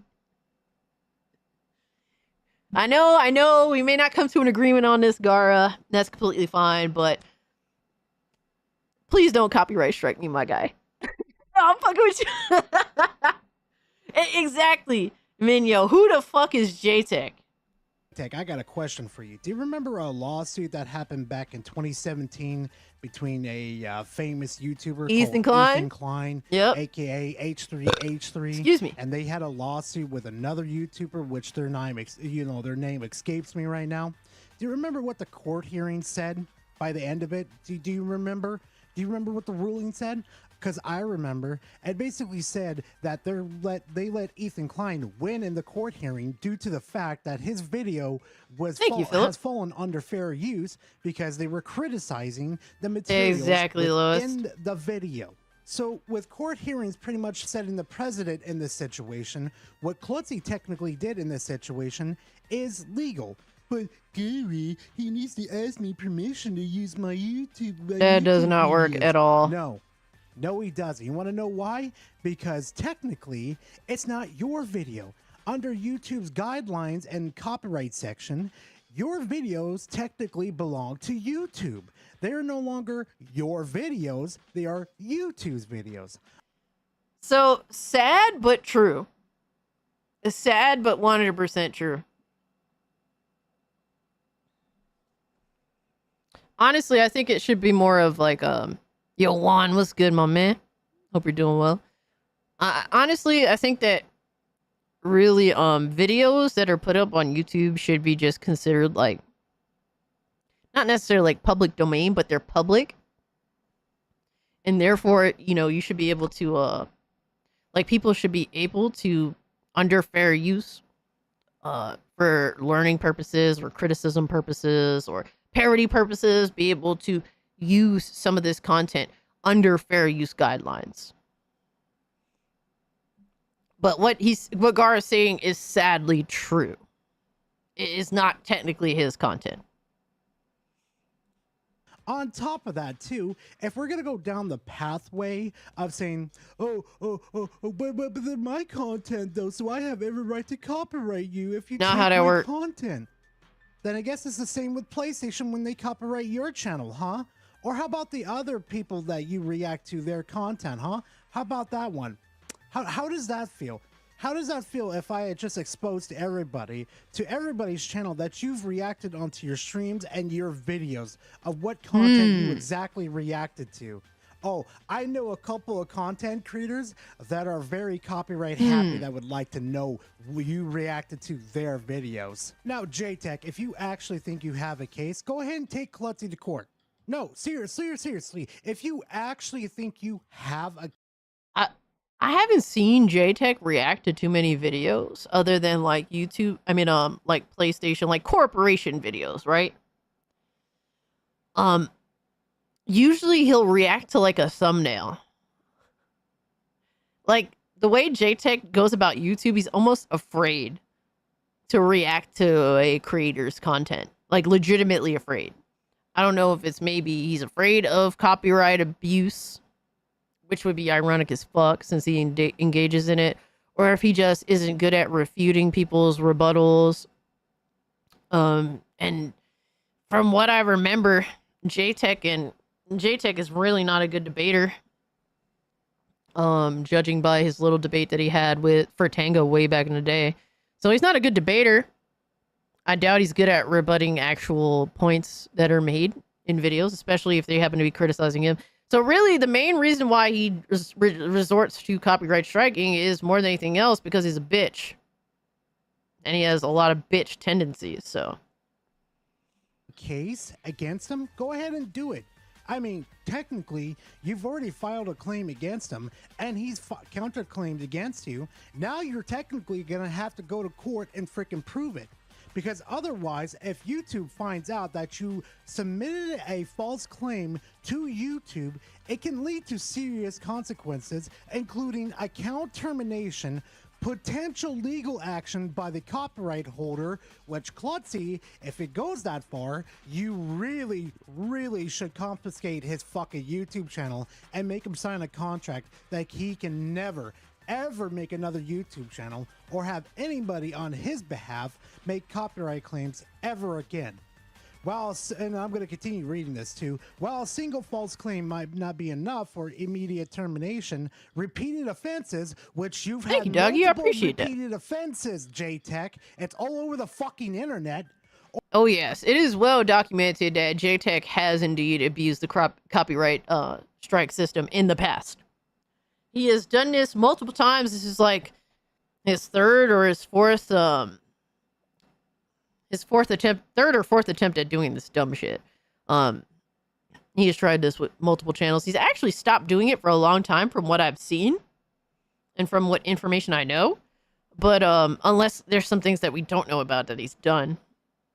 But yeah, he has a history of doing this. So if you're going to continue to do this falsely, yeah, maybe your account should be terminated. I mean, it's not like anybody would be losing much. People would just move on fairly easily. Or using fraudulent documentation to support the claim can result in severe penalties. And you know what? For just absolute funsies in this situation, let's go over the penalties for submitting a false copyright claim. Account termination, which would be, you know, one of the easiest fucking layoffs you could possibly get. Repeated filing false copyright claims, especially those involving fraudulent documentation, can violate YouTube's terms of service and lead to account termination. Legal action. The copyright holder could potentially sue for damages, including legal fees and financial penalties. Reputational damage. Even if false claim doesn't result in immediate penalties, it could damage your reputation on the platform with other fucking creators. Yeah, too late for that one. Lies, loss of monetization. If a valid claim is filed and upheld, the content creator may lose monetization's right for that video, which finds out if Klutzy did lose monetization with that video, it could come back to bite you in the ass. FYI, JTech. Oh, and JTech, just in case you say that you and your circus of fucking PlayStation clowns over there happen to say, well, Gora, we never illegally restreamed the FTC court hearing after the judge told us not to illegally restream it. Really? Because that's kind of funny, though. I still have the evidence with me. Oh, no. Oh, no, my guy. Yo, I had forgotten that JTech did that. So when the hearing for the case surrounding the FTC filing in regards to Microsoft acquiring Activision, yeah, you were legally not allowed to live stream that. To which JTech went ahead and did it anyway, and then put it under members only. He put it under members only. What a fucking bitch, bro. insane, bro. A false copyright strike can carry consequences along the same lines. 3 strikes terminate exactly alchemy. It's such a taboo thing to do as a content creator. No, listen. When the guy was like, "Yo, can you promise us that XYZ games will be on PlayStation in the future and shit like that?" Phil never gave an answer, bruh. There's no answer you can go back to. Even if you go back in the stream, if you DVR and backslide in the stream, he never gave an answer. And when he probed him again, the judge sent the bill away, bruh. That's just confirmation number 1, saying that you did hear about the stream. Now that could be construed to say, well, maybe he heard it from a different stream and, you know, he heard it off stream.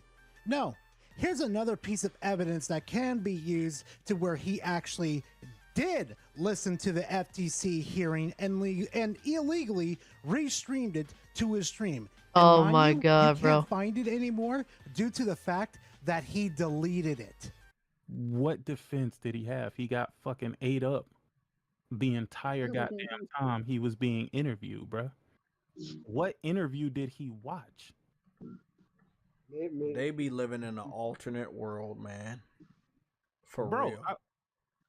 Maybe I'm wrong, but y'all was here. Yeah. Y'all heard the FTC going at Phil. Yeah. What the fuck W did Phil get?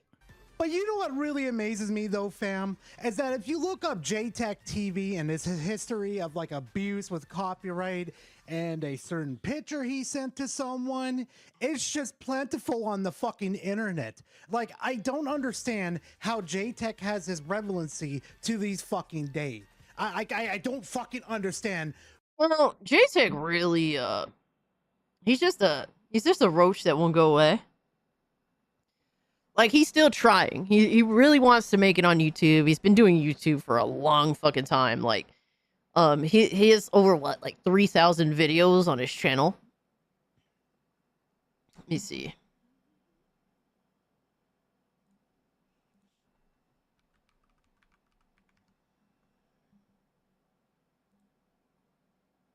Let's see the details. So this is JTech TV's channel. This actually isn't his first channel.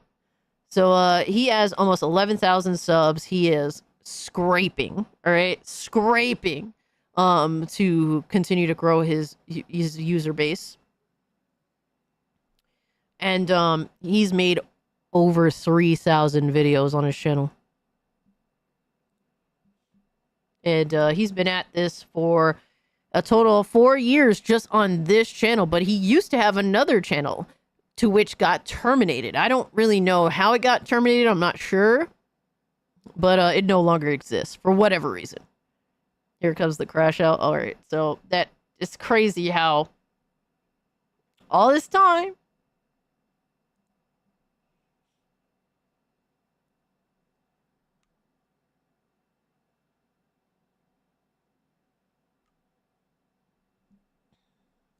why JTech still has a fucking platform.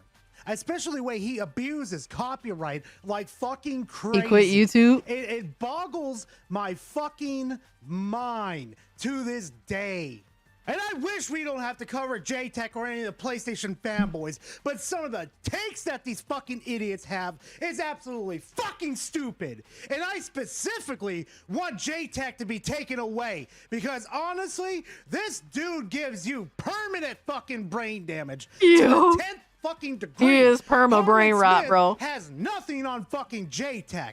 Believe that. And you know what? I know God won't take you from this fucking platform because it's one of his goddamn cruelest fucking jokes you've ever seen on this fucking platform. And do us all a favor and delete every fucking trace of your existence from the fucking internet. You'll at least save some fucking brain cells for us. You, on the other hand, I don't give a fuck what happens to you. Maybe go work on a job application and actually spend your time on something a little more fucking worthy than worrying about some other people's opinions about my PlayStation. My PlayStation.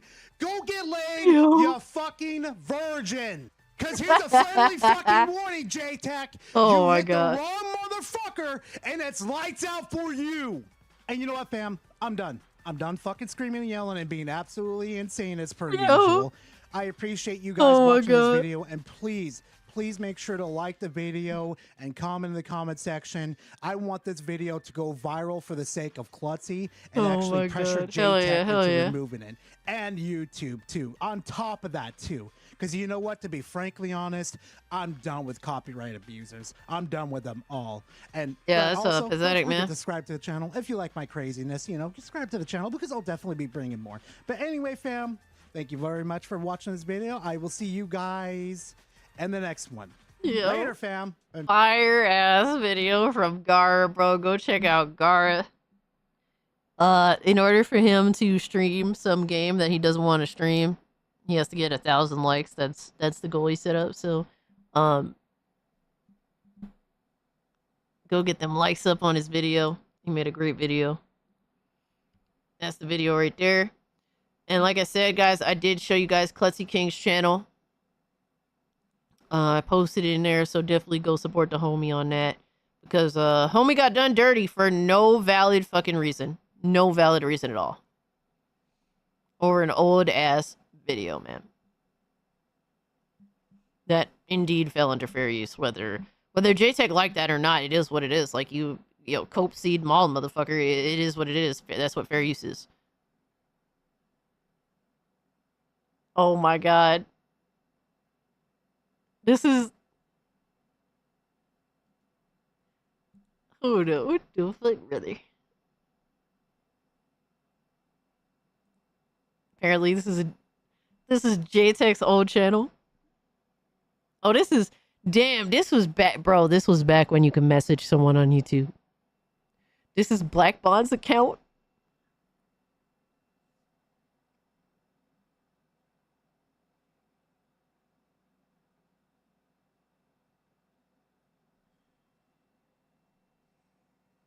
This is Crash Out back in the day. I wonder what year this was. Fucking J-Tech says, "Look, I deleted the videos. There you go. You win." His 2009 Crash Out. God damn, son.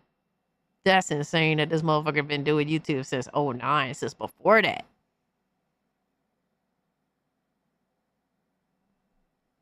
But yeah, I guess sadly, J-Tech hasn't learned much. He hasn't gotten better at all. He's just a more deranged fanboy than ever before because he didn't get his way. Oh my gosh, poor J-Tech. He's losing his exclusives and he's losing his fucking mind simultaneously.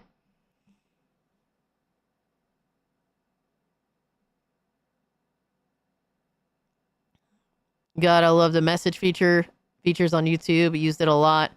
Was written up personally by folks asking me things or just chatting with me. Yeah. I never really used the YouTube message feature. I can't remember ever even engaging with it.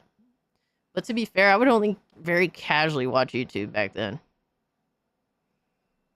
I was a freshman in high school in 2009.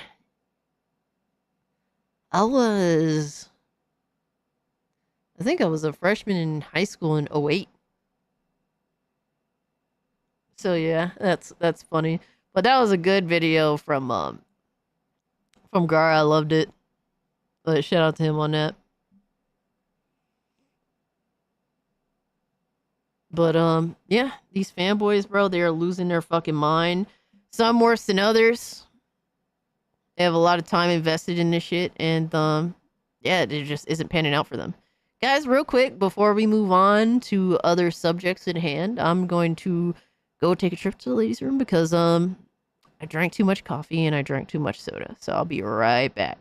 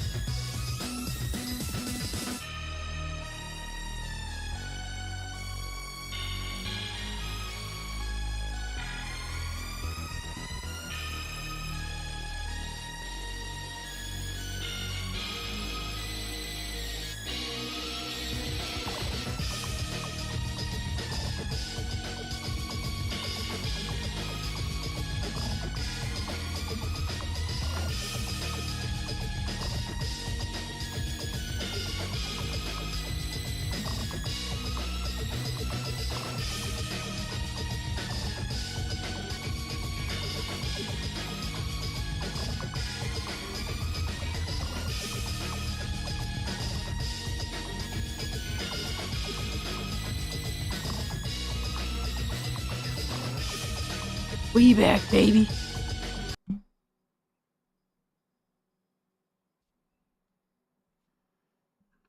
Yo, that's my fucking jam, bro. Tekken 3 was my first Tekken 2. What a fucking game. What a throwback, too.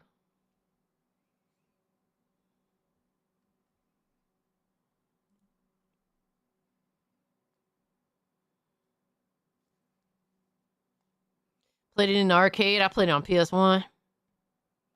Thank you, Show Enough. Appreciate you. Thank you, Nick. Appreciate you, too.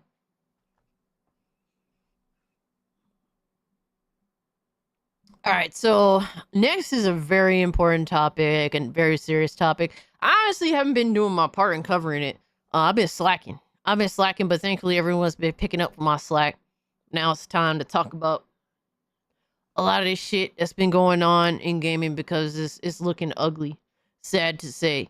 And we are talking about a lot of the censorship shit that's been going on. That's been a multi-country issue in a very short period of time. And it seems to sadly be working. And that's the biggest struggle that we're seeing right now. Unfortunately, this shit is actually working to some extent. And we have very little power in the space and nobody actually wants any of the censorship. But unfortunately, it's being forced upon us. So we have to talk about it, raise as much awareness as possible, and keep everyone up to date with what's going on, right? Says, I'm happy that July is over. I mean, that just means that the end of summer is coming, my guy. Now, if I understand, bro, I know you lost a lot just over the course of the past fucking 3 weeks, man. UK is already cooked right now. Yeah, that's fucking insane, man. It is fucking absolutely insane. And they're going after the VPNs, too, so they ain't done yet. But we have from Chibi Reviews here, who says, government admits it's censoring anime and gaming to restrict adults, and it gets worse because a lot of these new things are always implemented of, well, think of the children, right? Fucking, this is all to protect children, blah, blah, blah, when we all know that it's a lie. Like, this is the biggest lie in discourse history, right? All the history regarding discourse, children have always been used. And that's the most pathetic thing of it all. You're using children. Using them, you fucking weirdos, in order to try and stop adults from web searching what they want, doing their own research, speaking for themselves, voicing what they believe and what they their issues with their own government or corporations, right? It's all to fucking stop us from having a voice on whatever subject that may be, or just really spying, which is something that the U.S. has indulged in very, very strongly since really the early 2000s. But definitely want to check this video Do not out. mistake the Screen Act as the same thing as the Kids Online Safety Act that a lot of content creators are currently covering, like Moist Critical, Asmongold, and myself included. There is another bill that is within the United States Congress called the Screen Act that effectively does the exact same thing. However, this one has went under the radar. It's apparently been in our government since the beginning of this year, but it pretty much more or less is doing the exact same thing that the Kids Online Safety Act is trying to do. More or less, to summarize, require identification pretty much just to access the internet, and in turn also be able to monitor and know what you're doing at any given time. And looking at what's just happened in the last week and a half with like the UK with its Online Safety Act, it's very clear needing identification to access the internet is not necessarily for protecting children. It's a grab for power and control, and to watch the citizens and make sure and monitor them that they're not doing something that the government doesn't want you to do. But I'm getting ahead of my... Yo, that shit is crazy, bro. Like, they really want you to show your fucking identification and perma-monitor just everything that you're fucking doing. Yeah, this type of censorship, bro, there is no justification other than it is purposeful government overreach, and we all have to ask why. Like, what are you prepared? What are the world powers that be intending to do along with these corporations, because they're all in on it? This is all happening at once on purpose for very specific reasons. Like, what is the grand reason for this? Like, what is the next thing motherfuckers is planning to do, world governments are planning to do that is the main reason to push this very sudden, very, very insane government overreach of censorship and really just government spying and monitoring. Myself. First off, we need to talk about the Screen Act and how this was even discovered in the first place. So, thanks to the overall awareness and a lot of people now talking about the censorship in just this last week alone, and a lot of big content creators finally diving into the topic, a lot of people became aware of the Kids Online Safety Act and how obviously this is going to be used in very evil ways to control the public, control the narrative, to censor people, to censor fiction, to censor mass entertainment job loss. You games, think so, etc. King? Obviously, a lot of people are now starting to talk about this. However, thanks to the overall publicity of this, it gave rise to people finding out about the Screen Act. Due Which, to as you can AI, see by the date maybe? when this was introduced, it was introduced back in February of 2025, so much, much earlier than the Kids Online Safety Act, which was introduced only a few months ago. However, as I said, the Screen Act effectively does the exact same thing. However, it doesn't really try to hide its nefarious purposes. Like, I'm going to read this first line here, and it really just goes to show that the government's not even trying to hide the fact of what it's doing, because obviously bills like this go under the radar. Not a lot of people really go out of their way to find and look up bills and what the government's going to be voting on or what's... And not just the fact that these bills go under the radar, a lot of bills are written to be like basically the way that they're written, they'll be like fucking 1,000 pages of just absolute total bullshit that nobody actually wants to sit here and read in the grand scheme of things, right? It's sad that literally it's intentional, it feels like, that they write bills this way just so that nobody has any interest. I mean, even people in our own government admit to not reading these bills and just signing them into law.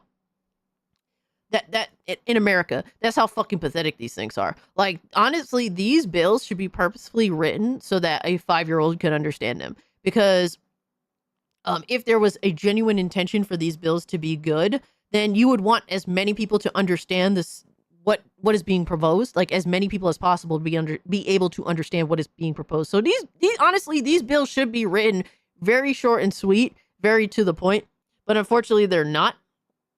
And so this is a major issue. And this is very much done on fucking purpose. Can't let this happen. It's some scary shit, man. Absolutely scary shit. Potentially going to get passed, what the Senate or the House is going to be voting on. Not a lot of people really look up this type of stuff. They don't try to figure out what is going on. But here's what the first line says: to require certain interactive computer services to adopt and operate technology verification measures to ensure that users of the platform are not minors, and for other purposes. That line... How are these bills like super long? But then, like, the important information, that's the honest intention of these bills, is not disclosed openly.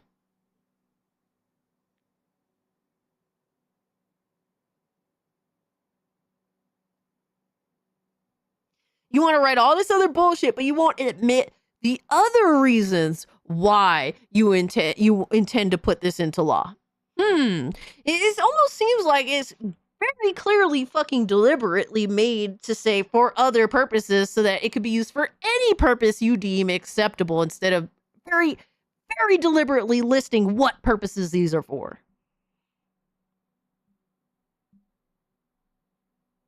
He has a little brother. He has that little brother got a mustache now energy. Oh my God. Yeah, that mustache is nasty. His mustache is almost as bad as this bill. I'm just saying, my guy. Line of dialogue alone is just ominous. You're not going to tell me you're going to read that, and you're not telling me that the vagueness of that is not ominous. Like, that's some scary shit, bro. Into reading the bill. And I want to point this out. I really dislike the optics that these activist groups, these payment processors, and our governments are now doing to be able to introduce this level of censorship. They're using the term protect the kids, think of the children, to be able to pass things that are just stripping freedoms and rights away from people, to be able to monitor you and know what you're doing at any given time, to be able to censor you for, they can just, push a certain narrative the way they want. It's legitimately horrifying. It's actually crazy. And so many people are legitimately, because of the optics of these type of bills or these activist groups or what payment processors are saying, they're going to straight up side with this bill and say, like, why wouldn't you want to protect kids? Why wouldn't you want to, keep them from seeing bad things? Yo, tell us what's good, my guy. Thing, okay? It's up to the parents to do this. It should not be the government, like the big government, to come in and do this. Yeah, honestly, nobody misuses children like government does, I swear to God. Like, how much they have absolutely lied their fucking balls off by using children. You're literally using children. Like, it's so nefarious and creepy with the plot. It's so disgusting.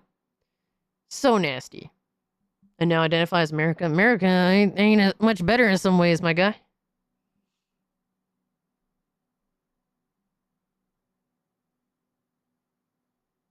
Parents should do their jobs. They should stop being lazy and do what they're supposed to do by taking care of their kids. Like, this is a U.S. bill. They shouldn't be getting into.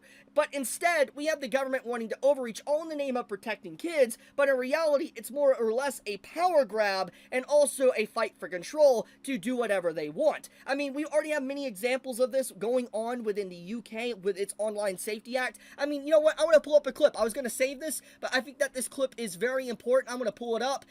Here it is right here.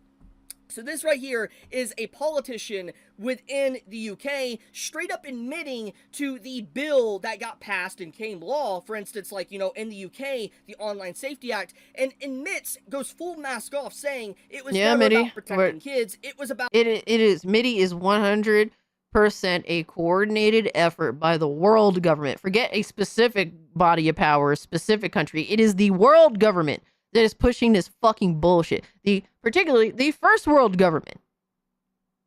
About censoring freedom of speech, censoring adults' freedom of speech, and also to be able to monitor them and basically have a task force to, potentially throw them in prison if they say the wrong thing online. For instance, I'm going to play the clip. I'll let it play for itself. I'll be quiet. Online safety bill. If it's just about children, is it just about children, or does it focus on adults? That should be an elite squad. Barry, does it just focus... protect 13-year-old I'm sorry, girls. the elite squad is not about children, actually. Shall I read you what's up, brother? An elite squad of police officers is to monitor social media for anti-migrant sentiment. I don't think 13-year-olds are engaging that. So is it also to monitor adults? Simple question, yes or no? Yes, of course it will. Okay, there we go. Look, sorry.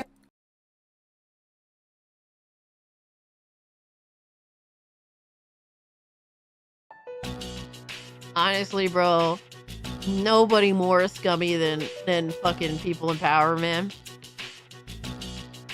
Nobody more scummy than people in power. That's why I don't want to be near it, and I would never want to take a position of power in government. Either you know the people super nefarious, or you are one of them. The government is the enemy of the people every time, bro. Yep, 100% Lois. Fuck the government, absolutely. But hey, man, gotta protect the kids. It's totally not just a fucking term used that takes advantage of a situation. You aren't totally just using children for this massive government overreach, which is honestly genuinely fucking creepy.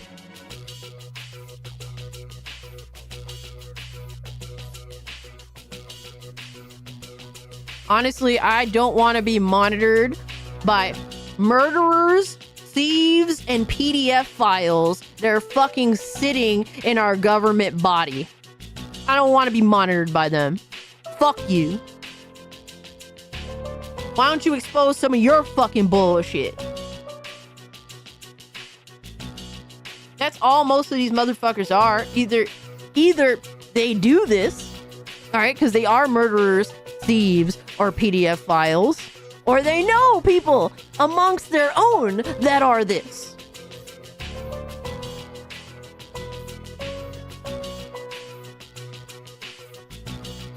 Deadeye says, what's hilarious is that Anita Sarkeesian is siding, quote unquote, siding with the Chuds to counter Australia and the UK.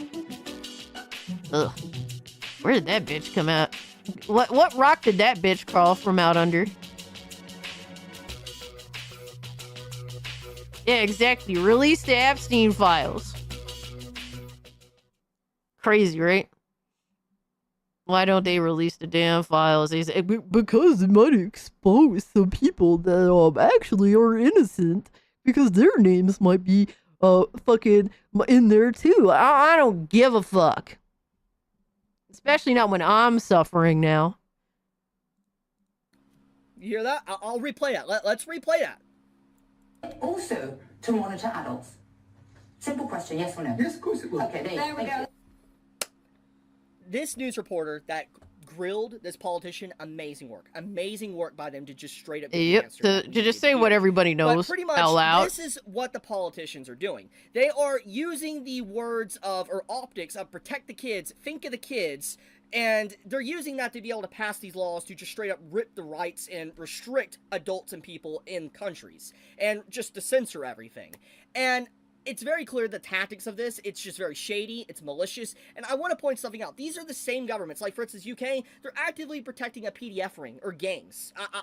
They're actively protecting that or shutting down investigations of that, or that's not even talking about the United States with the whole Epstein list and files, okay? We have some shady stuff going on with that, and we have bills and trying to get passed like this. It's very clear there's a lot of deflection, crazy, man. There's a lot of censorship, and it's very sus. I'm just gonna be blunt. Call me a conspiracy theorist, but it's very, very sus. Now, I'm getting ahead of myself. The point of the matter is that the Screen Act obviously is unacceptable. It is in the exact same vein as the Kids Online Safety Act that obviously is trying to restrict freedoms. It's trying to basically surveil everybody, know what you're doing at a given time, get your ID and everything, which also is very important to talk about because of the whole T-App leak that happened recently. I've been meaning to talk about this, but I can finally squeeze this into the conversation. But I think everybody that's been online has probably seen what's been going on with the T-App. Bro, this is the cuck boy that was the founder of the T-App?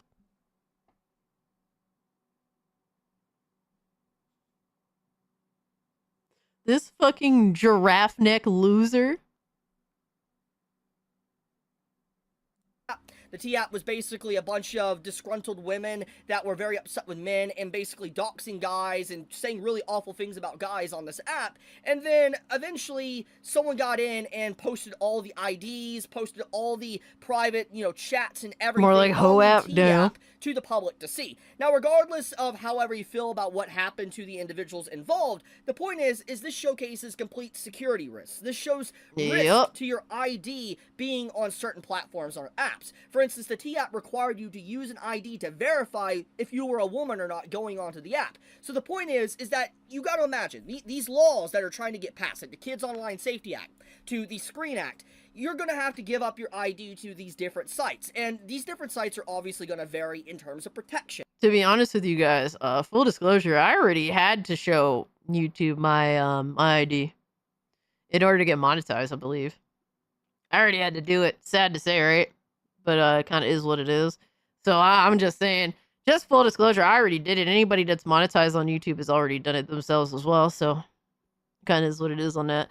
But it's completely unfair to have you guys do the same fucking thing just to watch my content or watch other people's content that isn't like child safe or child friendly. Fucking ridiculous. I've been exposed. I exposed myself. I mean, it just is what it is, right? It's something in order to essentially get paid. That's a choice that I had to make. Now, the choice for you guys that are saying is if you want to watch the content, you have to do the same thing, which is fucking insane. That's like, they aren't paying you jack shit. You have to give up your fucking anonymity as a viewer on YouTube in literally just in order to watch content. That's a different level entirely, right? Like, I'm taking risks because it's risk of my identity versus, for the reward of money. Whereas with you guys, you take this risk just to watch content, which is a fucking ridiculous ask. You even have to show your ID for fucking Spotify too. Absolutely fucking ridiculous. Why would I trust these companies to protect my information when they've been selling it willingly for fucking years anyway? Crazy, bro. or how they encrypt your data, or how they Yeah, Florida's hold on on to some your bullshit ID for or that too. whatever. And obviously, there's going to be probably many sites, many apps that do the exact same thing that the T app did. And so there is a lot of danger here. Even if you want to disregard the restriction of freedom itself and trying to censor people, the danger of a platform accidentally releasing your identification for everyone to see Crazy, is man. absolutely a horrible thing to think about. Yep. So yeah, just the advice here I'm going to give everyone is the same I gave a few days ago. Call your local representative, call your local senator, tell them, do not let this pass. You don't like this. You know, just basically shoot it down. It should not exist. You do not agree with it. The same thing can be said for the Kids Online Safety Act. Do the exact same thing. Call your local representative. And I want to point something out, that this one is obviously pushed by 2 Republicans, but this one that's also basically the exact same thing, which is a newer bill, is also being co-sponsored by Republicans and Democrats that a lot of people apparently don't understand. Now, with all this being talked about, we can segue into other content, which is of a brighter nature. Visa and Crazy. MasterCard are getting overwhelmed by gamer fury over censorship. Gamers are sending mass emails and... We all know the ID scams are coming. This is why I want to go back and live in the 90s or 80s. I mean, I think that there's stuff worth living for, though, right now. In the now. As much as people want to always go back. I mean, people forget, bro. Like, people forget that it was fuck shit going on in the 80s and the 90s. I mean, I was watching videos that was talking about the insane amount of crime that was going on in New York in the fucking 80s, man. Some of the insane... Bro, I was just watching... I posted in a Discord about a video of a dude that walked into a McDonald's with a Uzi and killed dozens of people for no fucking reason other than he was mentally fucking ill. I'll risk it for you, Cass. Well, Hippo, the thing is, you don't have to. Like, if you want to, you can go to Rumble or to Kick. I give you guys that option, and it's great that I, got my shit together and did that. Now, like, there's, bro, every decade has its trials and tribulations. A lot of people think that, back in the 90s, everything was cool. Motherfuckers, they was riding in the street when Rodney King got his ass beat, like, by the police. Like, there was a lot of crazy, bro. I can't even reference 2% of the shit that happened in the 90s and in the 80s. Like, a lot of people see, as much as I love classic shit, I love it, right? Censorship was heavy in the late 80s as well, my guy. Like, you'd be surprised, man. You think that everything was roses or better than how it is now. Like, the only reason why we think shit is completely ass now, like, entirely, is because we're unsure of the future. We're unsure of the future. But back then, people had their trials and tribulations too, and they were unsure of the future as well. Yeah, 9/11, early 2000s, right? 2001. That was some scary shit, bro. I was like, what, 9 when that shit happened? I lived in New York. I lived in Queens. Some scary shit, man. I ain't risking using my ID for YouTube. As Xavier, I understand that. And guys, if you do make that decision, I 100% support you. And choosing not to, post your identification just to watch YouTube content. You guys are always welcome to follow me on Kick, and I'll post that here. Here's my Kick account. And honestly, I really like Kick. I really do like Kick. Who knows how they'll cave to the situation, if they'll cave to the situation as well. And here's my Rumble as well. You guys are welcome to follow me on there. Rumble seems to have said like, bro, I ain't fucking with y'all. Fuck you. Which is a great stance to take. So I think that Rumble is also a good option too. Either way, I will be streaming from both of these platforms all of the time. Whenever I go live. So that's a big thing, man. Like I totally support your unwillingness to cave to these companies, and it unfortunately, with YouTube's stance on this, it's going to be very costly to our platforms. But hey, man, if other platforms grow and there's more competition, that's also a good thing too. I'll just have to take the L on YouTube, and that's fine. Is what it is. That's fine. Honestly, if anything, like for me, I hope more than anything else, I hope Kick gains some traction, man. I would love to see Kick gain some traction. I'm gonna watch here now. Hey, Senator's like, fuck it, I'm going to Kick. And I appreciate that, man. I appreciate that so much. I think Kick is an awesome platform. I I would like for it to grow. They need to definitely deal with bots a little better, but other than that, that's your Mosh job, Cass. You're trying to make us obsolete. No, absolutely not. LL Alchemy, I've seen you definitely promoting. And thank you so much for dropping the links. Same with Philip. You guys do some amazing work. I'm trying to make y'all's jobs easier, man. I gave Twitter my ID already. I had to give Twitter my ID when I was monetized on my old Twitter account. That mustache on Chibi is special. Oh, we already described that, Brandon. I said that shit was almost as worse as this fucking censorship bill. It's kind of a discount Twitch with a different flavor of fuck shit. Dude, honestly, bro, I don't even think of it as a discount Twitch. I think it's a better Twitch, man.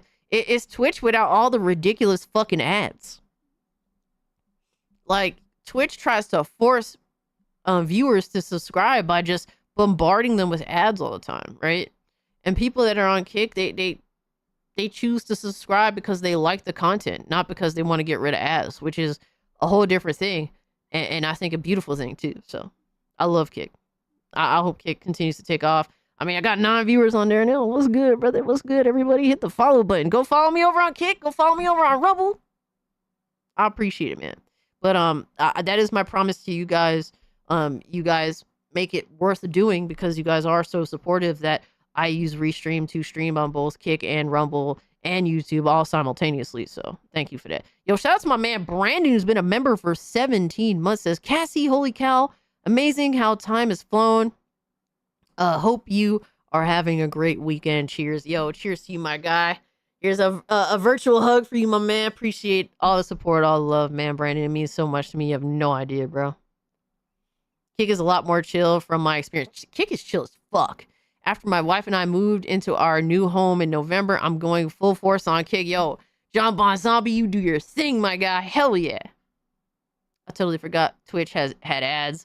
I never use it anymore. Yeah, I've logged out of my Twitch account. I don't use it, so you guys don't have to worry about following me on there. I don't even promote it anymore. I don't even think I have it featured on my my link tree, whatever the fuck it is. I had plans of shaving my beard and only keeping a mustache, but now I feel insecure about that. I mean, I think a short, full beard is kind of nice on a guy. Sometimes the guy can work a mustache, but it's kind of rare. Very rare.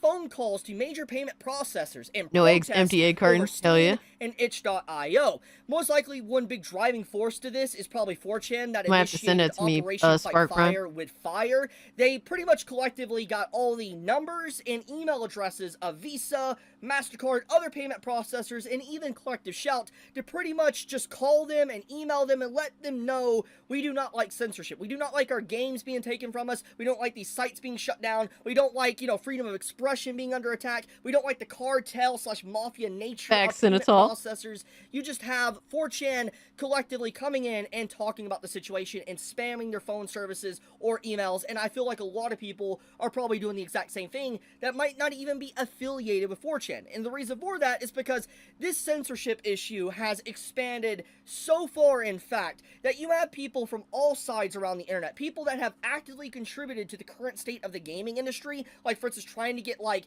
female characters censored or stop being sexualized. This fucking bitch is on Blue Sky. Oh my god. Yo. Anita Sarkeesian is so ironic, bro.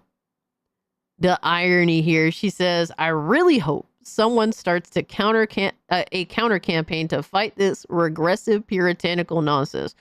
Who was pushing the regressive puritanical nonsense back 15 years ago?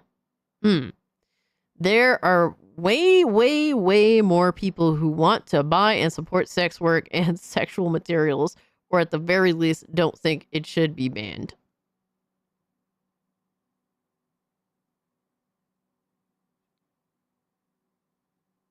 Hey, actual women doing sex work, being hoes, right, is acceptable, but when it's depicted in entertainment, apparently it's not, right?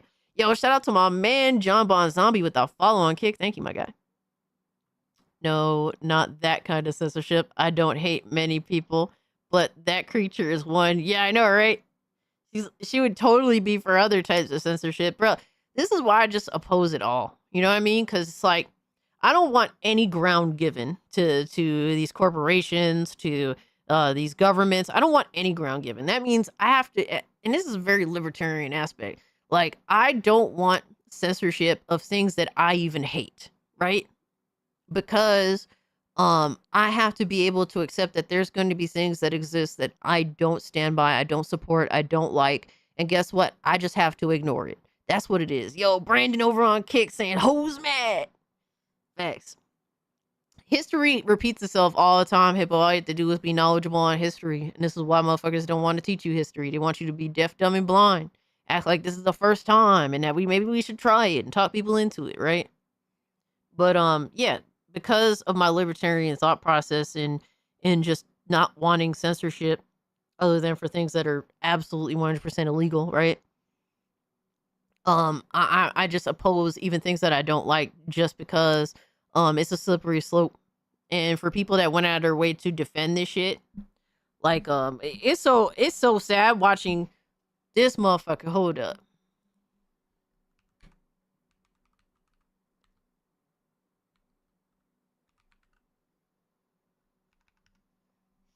Watching Porter Rock make like a long ass video rebutting Alex. Look at this shit.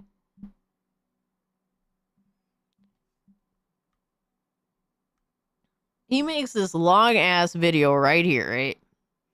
Steam bans controversial Gooner games. PC community meltdown. Completely supporting Collective Shout in getting Steam to ban all these games. And literally just being a complete total clown in going against what Alex was saying.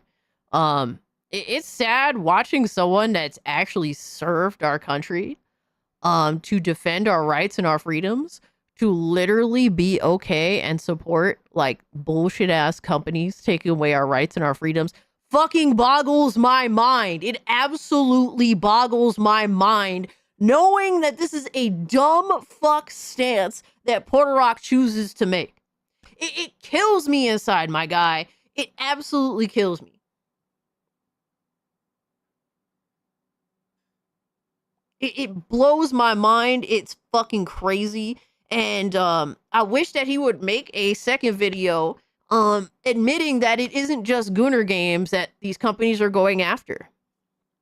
Right? Because we've already seen, not with mouthwashing, but that other game they're going after, now some horror games, right? So it's not just Gooner games specifically. So where's your follow-up video admitting that, yeah, it's not just about sex games?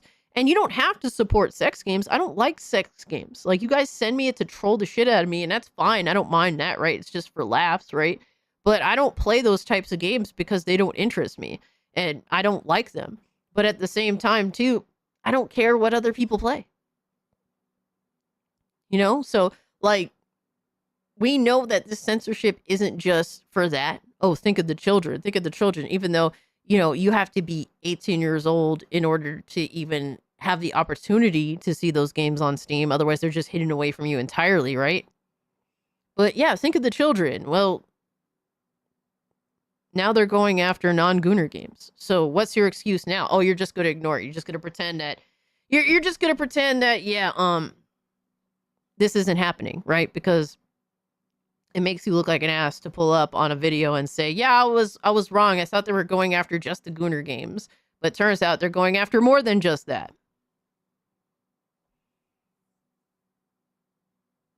Don't you lie, Goon Queen? But yes, Porter Rock is openly disclosed that he was a military dude for a while, and I believe he's recently just retired. So it just boggles my mind that you've literally served to defend and protect our rights and our freedoms just to be completely fine with Collective Shout for literally taking them away, like a company literally going out of the way to take it away. Apparently an Australian company too, mind you. Fucking wild, right? But hey, man, whatever, I guess. unfortunately, people just have dumb fuck opinions, and they're entitled to them, whether you like them or not, I guess, right? But that shit boggles my fucking mind. Oh my god, Philip says, all hail cast the welfare goth short for tomboy, furry, foodicide, witch size, goony, gooby goo, lazy grandma, cat lady, goon queen.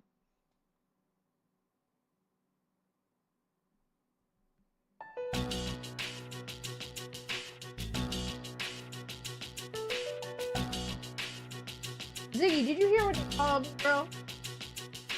Ain't you gonna fight, bro? You ain't gonna fight until later, please, motherfucker.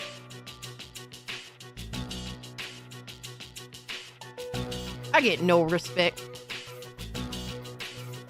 No respect at all. No respect at all, my guy. This is insanity. Hold on, let me see if I can get... No, he ran away! I was gonna try and pick Ziggy up. He ran away. What a bitch. Oh, man. As an adult, I don't want my adult decisions being taken away and decided for me. Exactly. I mean, this is a basic thing that I think the mass majority of people, like, no, understand. I'm not interested in sex games either, but I don't think they should be banned and the livelihood of the creators ruined. Exactly. No, I agree with that too. Have actively pitched in and tried to say enough is enough, stop censoring things. Now, regardless if you want to label them a hypocrite or not, obviously it'd be very easy to do so. The big point here is that you can see collectively the internet from all sides is getting affected by this. A lot of people are rallying and trying to fight a common enemy, which is obviously, once again, these activist groups, these payment processors, and the governments of these different countries. And this is all happening in such rapid succession, back to back. It's obviously there's something going on here. I mean, what's 100% conspiracy theorist? But there's no you have to conspiracy. admit, it's very shady. Just so much. There's no conspiracy that everything is happening all at once. Like, this is very, very much for a clear-cut reason. Absolutely, we just don't know. We just don't know the specifics. In the grand scheme of things, UK has revealed that a lot of it happens to be to censor the fact that they are destroying their own country willingly by having a forced open immigration. That like, the thing is with immigration, like, immigration is great, but you can't like basically shove like millions upon millions of people into one place and expect that place, like, them to like expect assimilation, right? Like, that's the goal with immigration, to let a certain amount of people in and let them slowly assimilate and the country become whole from having these new people in here that become, you know, American or part of the UK, whatever have you, right? That's kind of the goal with immigration.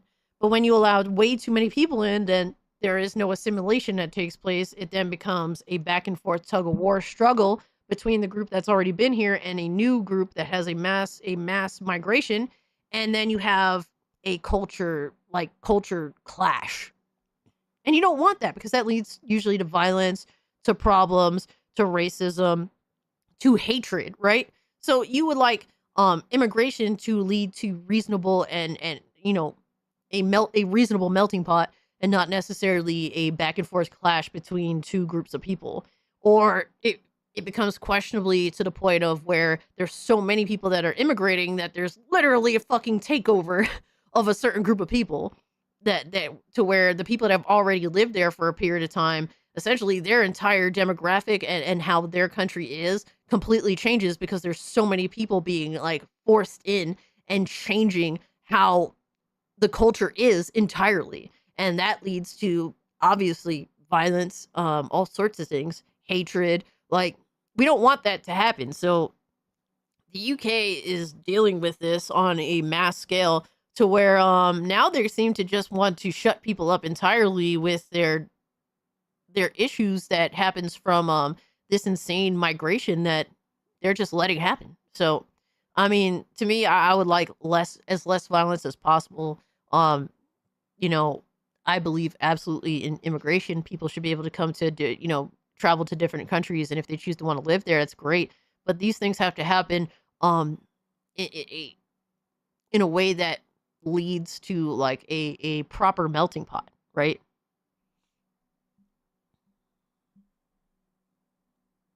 Speaking as a German, I don't recognize my country anymore, and our government still wants more unvetted people. Yeah, that's the crazy thing is unvetted individuals. Like at that point, you just know who the fuck is knocking on your door. I remember a guy blamed women for the collapse of America. I mean, honestly, some women are a real fucking problem, my guy. I'm done in Canada. My goal in the next 15 years is to eventually move to America. Not sure what state. Well, the thing is, what's great about America is that every state kind of feels like its own country. So I can't really tell you what works best for you, my guy. You gotta come here and live in it. Right? And it takes money, it takes effort, it's a lot of risk. But yeah, I can't really tell you. But I support, you know, your choice, bro. Honestly. I know Canada definitely has a lot of trials and tribulations, and they deal with a lot of shit over there because their government are a bunch of fucking pussies. But I do have a decent, like, you know, a decent lot. Ziggy, what are you doing, my guy? Hey, yo, leave my Jordans alone, bro.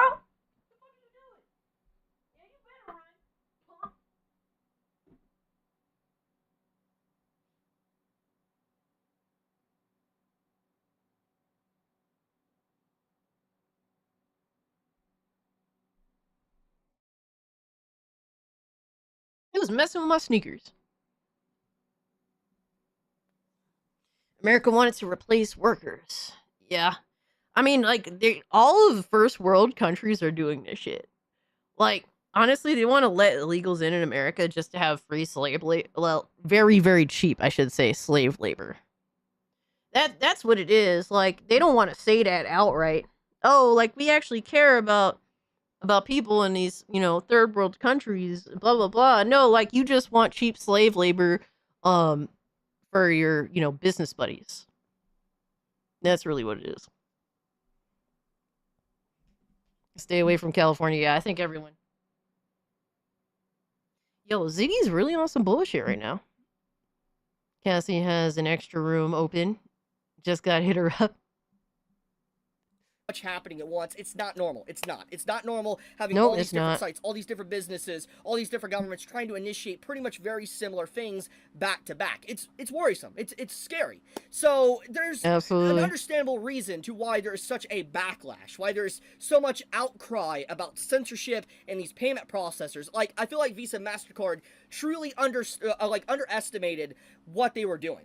Because what this is going to cause, if gamers and anime fans and other individuals around the internet rally together, the collective voice is going to get so loud that it might get these different governments to be like, oh crap, back off, but also potentially break up, you know, Visa and MasterCard with antitrust law because they have a monopoly. I mean, as I've talked about in my previous video yesterday, Bro, I would love to see that shit. Oh my god. There's so many, like, super fucking mega corporations that have so much power and control. I would love to see them get broken up. Even if it hurts me, honestly. Because there's some things that are for the greater good. Like, for example, like, my fucking Visa card gets canned or it cancels. If I suffer for it for some extent, like, it's just the L that I'm gonna have to take. You know what I mean? But I would love to see some of these companies get hit with some antitrust, like forced to break up sort of shit. Oh, I would, bro. I would toast with you guys the day that some shit like that happens. Yeah, they definitely need to get got. We would love every moment of it. Visa owns 80%, okay, of the market for That's payment processors crazy, like cash bro. flow, okay? So imagine 80% of the world is 80%. required to use Visa. Fucking crazy. That obviously is a monopoly that needs to be cut up and broken apart. So this Here's the problem with America. They would just introduce a government version. That's the problem. And that even is more fucked up because then the government just, because the government is subsidized by people, then basically then it becomes MasterCard and Visa gets undercut by the government because the government fucking undercuts them because they could just dump our money into doing that. So that's the problem with America, because they'll just introduce some government alternative, which is fucking bullshit at the end of the day. This might bring in the monopoly into question and allow like the general populace to find out about this and become a big issue for Visa and MasterCard. Hopefully something like that does happen. However, with all Ziggy's this acting being like a little said, crackhead. this is really the only good news that I really have for this video, because now we're about to get into some pretty dark Dragoon, stuff. First off, we What's have up, Dragooner? YouTube will identify and restrict minors' accounts with AI.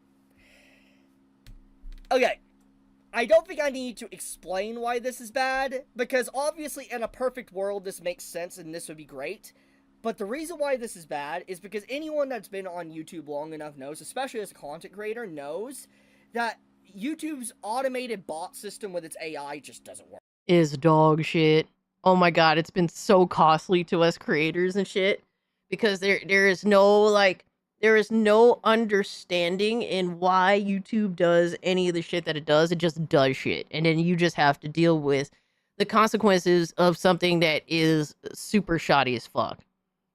And that's the struggle with YouTube. Our mainstream government is corrupted. We need some of the lower branches to take it back to balance. Unfortunately, some of the lower branches be responsible for a lot of bullshit too. You know, everyone's out for power. Everyone is greedy. Everyone wants power. Everybody wants fucking money. Like, it's so hard to fucking trust anything or anyone. And I don't trust anything or anyone, sadly. It doesn't. You'll have videos falsely flagged for like copyright issues or content ID, taken down for, you know, monetization reasons or whatever. There is always been issues with, you know, automating these systems on YouTube's platform. And the fact that they're automating the actual platform to identify if someone's a minor or not because of whatever content they're watching, if the account flags, like if they're, you know, potentially a minor watching content on YouTube, is pretty concerning, because you know for a fact there's going to be actual adults, even massive content creators, that's going to be hit by this. They're going to be hit by this AI that is going to potentially shut down their entire channel just randomly because of this introduction to this AI that's to restrict minors from accessing the YouTube platform. But I also have to question, isn't there a whole segment called YouTube Kids? There is a whole segment called YouTube Kids. Is that... Why do we have that then? Why do we have COPA? If like, we got this now. And I want to put this, like... Well, like, so YouTube is doing this, basically targeting different people. Like, COPA and YouTube Kids deliberately targets the creators, whereas now this is deliberately targeting the viewers. And that's the problem. Now they're just targeting viewers overall and basically making your lives hell, or putting your like basically your accounts in jeopardy, instead of attacking the creators now. And that's just even worse, because now they're just making it difficult for you guys to just enjoy the content. Now them targeting us is different, because like, really, it doesn't fuck with our viewers. It fucks with us, yes. But now they're now going to start deliberately limiting how many people are going to be able to watch our content by doing this type of stuff. And really, there's no proof that this will work successfully or anything. So they're targeting you guys now. And that's the struggle, and that's the main thing to communicate. Shout out to Spark Prime, has been a member for 2 months. Says, imagine what happens when people start going into buildings and dragging out.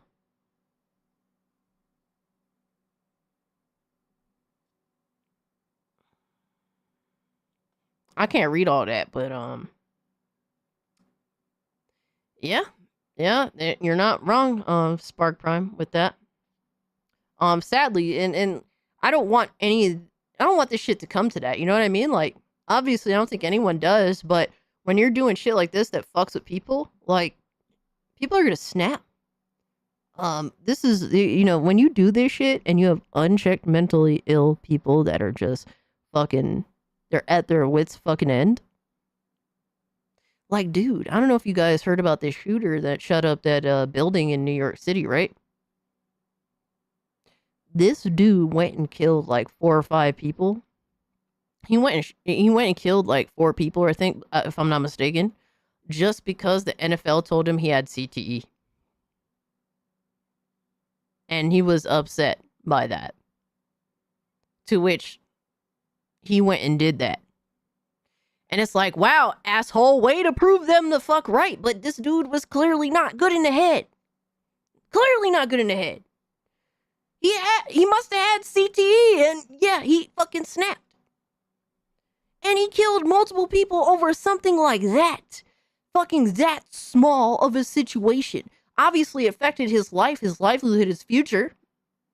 Right? But to go and kill over that is fucking crazy.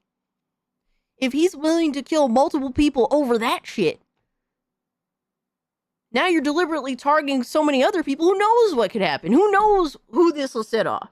Right? Some people will feel like deliberately they're being stopped from having access to things that that were basic features for decades now. All right, not decades, but well over a decade now. Like, YouTube is just normal to most people. It's how most people get their entertainment from nowadays. That isn't gaming specifically, right? They just go on YouTube, watch videos. How did this happen? Wasn't that a gun-free zone? Sarcasm, yeah, right. I've had my Google account for 15 years now. Wild, man. Wild. But these people really are fucking with fire. But they're willing to do so because we are expendable. Whatever these governments and these corporations do, anything that happens, we're the expendable ones, man. They don't give a fuck about us, and they think they're untouchable. That's the problem. Out there, this is happening thanks to the UK stuff. Like, for instance, the Online Safety Act that UK passed. And so, you have people now around the world getting affected by another country's laws. You see how bad this is? It's getting worse. Yep. And once again, I brought up that Australia is going to be passing a similar law very soon. Europe as well. United States is trying to pass one. Crazy, man. Video with the different bills. So this is just dark times, man. It's insane how this just keeps getting worse and worse. But let's get into the next part, which is this part right here. So this is the Online Safety Act. This is what is outlined as is no longer allowed. Now, at first glance, this seems a-okay. It makes sense why they would want to restrict this and not allow stuff like this to happen, this activity on platforms and stuff. Yeah, so obviously, yeah. Yeah. Yeah. I mean, questionable what extreme this means, but I mean, I would say illegal. Yeah. Fraud. Yeah. I mean, what does this mean? I'm confused by this too.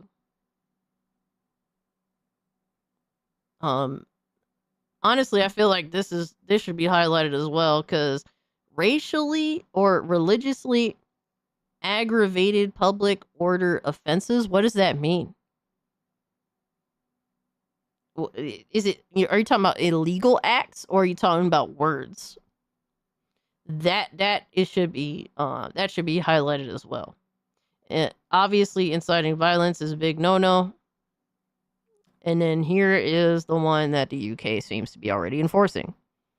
So I take issue with this as well, especially as a First Amendment rights holder. Texas and Utah have passed laws for this too. Basically, it's a de facto ban of corn in those states. Yeah. It makes perfect sense. However, we got to look at the optics of this once again, just as how they use the yep, whole me, you ain't lying, bro. Think of the children or protect the kids. The optics here obviously is going to affect discussion and also fictional content. We've already seen fictional content on social media sites getting censored thanks to the UK law. Europe is getting affected by it, okay? And that's not including payment processors. So this means that any discussion of these topics, even in a actual negative light trying to put this stuff down, potentially will get censored. But then we got to get into the other fact with gaming. obviously, with how draconic everything is getting with this law, Shut up, it's Lindo. Shut up. very likely that games like GTA will not be able to exist. Because obviously GTA has a lot of this type of stuff within it. So when you factor that in, games are going to get heavily censored. Like, just simple games that have like anything negative or dark within them are not going to be allowed to exist with this law that UK obviously has in effect now. So yeah, it's not good. Like, it just, you can see the issue here. Now, we got to go a little bit further. We also got to talk about this situation, which is kind of like off topic, but it kind of showcases how crazy the world is getting. So, to kind of give a brief summary here, the third world popular party in Japan, Censorship, has drafted a constitution that would restore power to the emperor, replace individual rights with national duties, and restrict foreigners from long-term residency, land ownership, and welfare. Yo, son, are they good?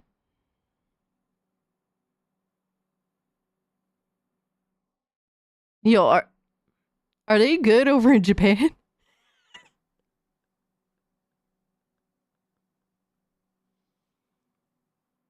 Oh my god.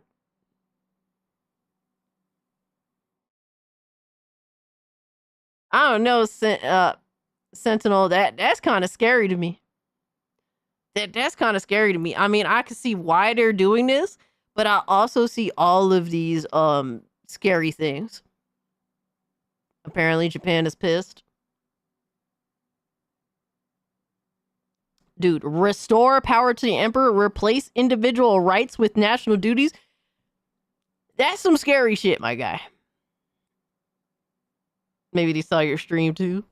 They're restricting foreigners from long-term residency. I mean, the people that are going over to Japan usually appreciate how Japan is for what it is. You know what I mean? Now, obviously, people that go over there to sully and disrespect it is one thing, but usually those people don't go there to stay.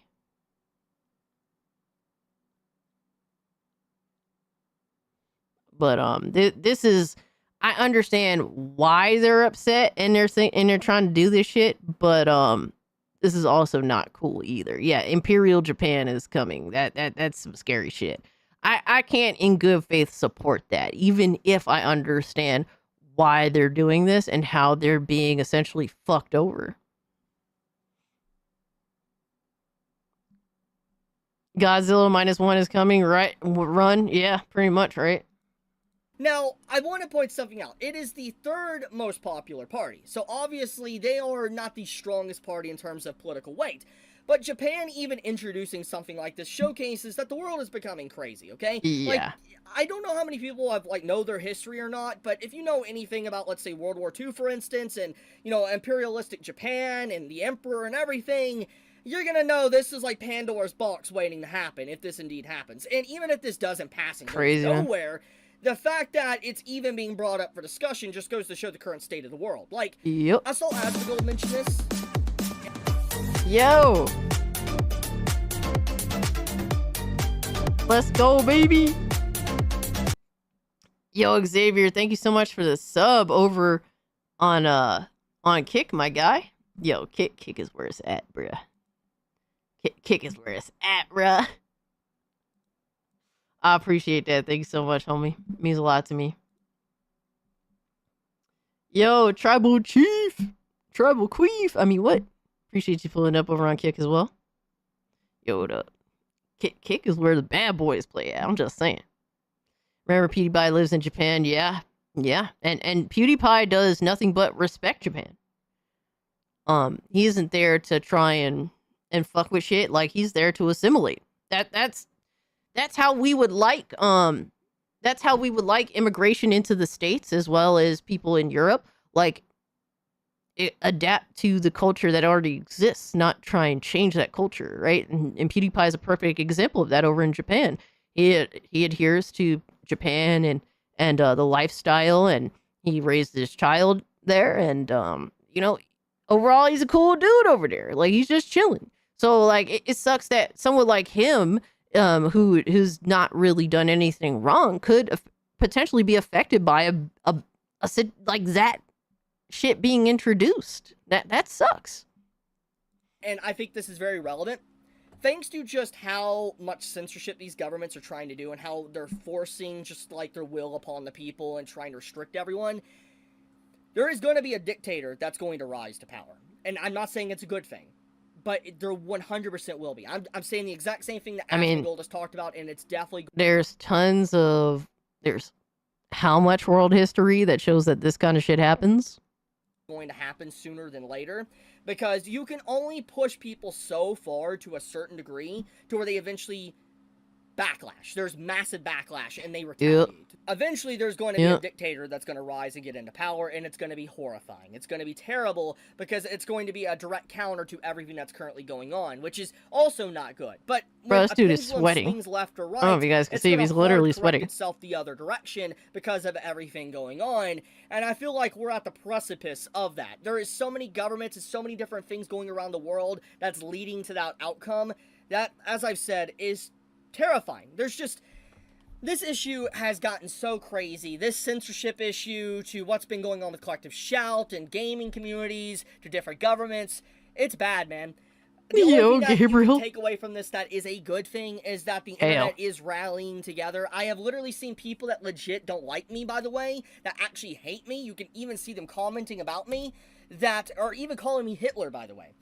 That are happy I'm that's crazy, bro. I'm speaking out about what is going on.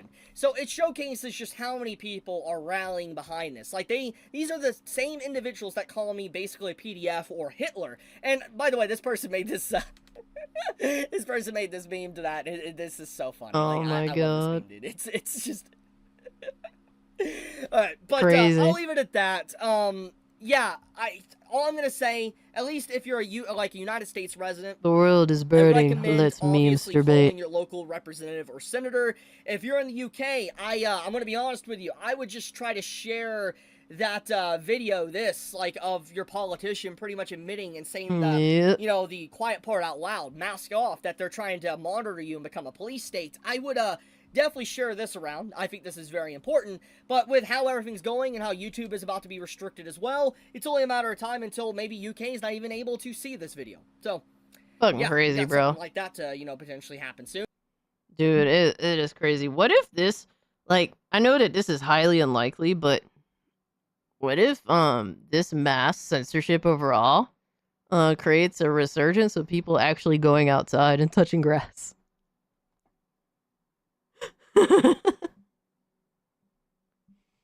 Oh man. I'm very down to earth, just not this earth. I can't say I blame you. Oh my god, Duckman, you have no idea, bro. We've been going over this censorship shit and this new stuff being introduced, and it's some scary shit, my guy. It really is. I don't want to touch grass. I know, right? I don't want to touch grass either. Fuck grass, man. Grass ain't doing shit for me. You have to mow it. You have to take care of it. Dog shit in it. Why would I want to go out there to that? No, but real talk, though, it'd be hilarious if, all this mass censorship, somehow convinced people to really just not be bothered. Grass 420. Oh, my God. Oh, my God. You're allergic to grass? Duckman literally can't touch grass. He's allergic.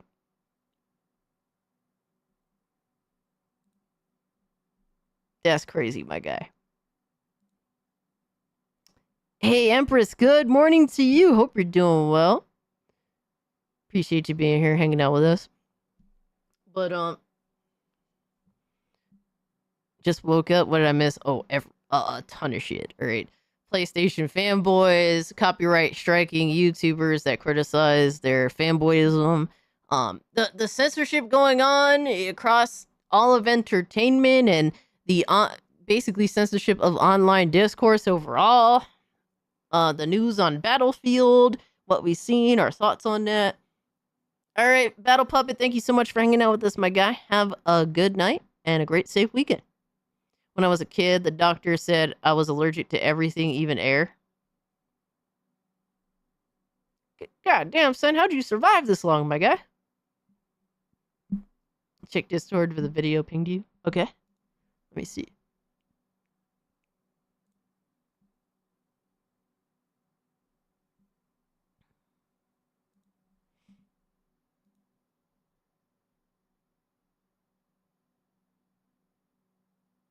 Ooh, I like the video that Alchemy sent me. Not gonna lie.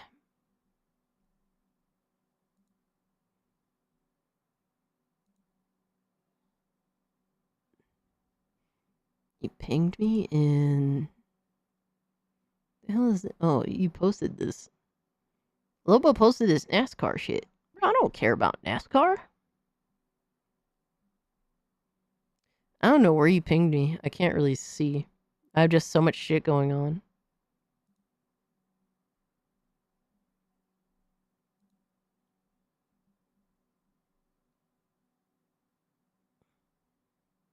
What is this?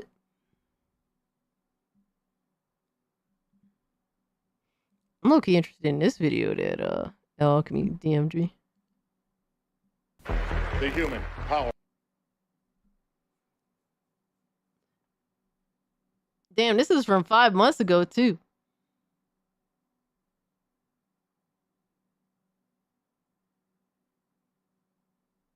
Elite. Take a look. Are you ready to wake up?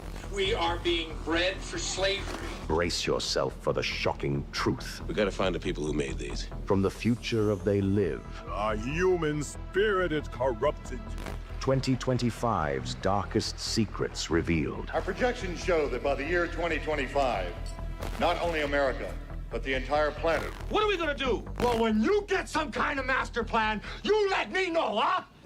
And we're giving. Yo, this is a Nostalgia Never Dies. They Live, 1988. Warned you about 2025. Are you ready to wake up?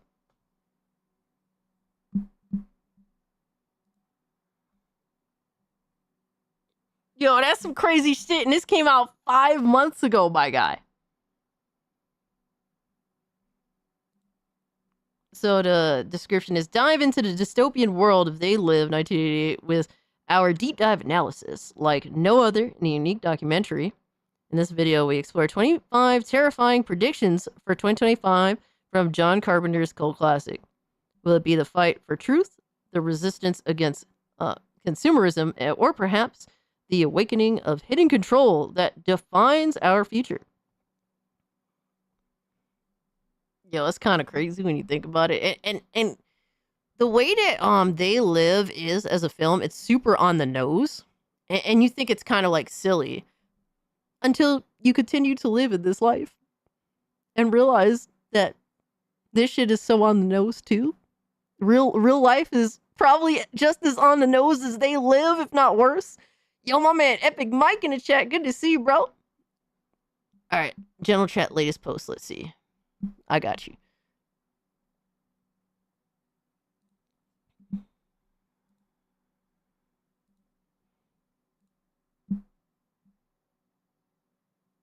No, for the stream, no eggs. I'm confused. No eggs. No eggs. Empty egg carton. You don't have any eggs. No eggs. Empty egg carton. You don't have any eggs. Oh man, no eggs, man. I need protein, my guy. Eggs are a great source of protein. Even John Carpenter himself said about They Live that it's basically a documentary. Yo, crazy, right? All right, let's go back to that. Shout out to the no eggs. Because I have a motherfucker. Giving you all the information you need.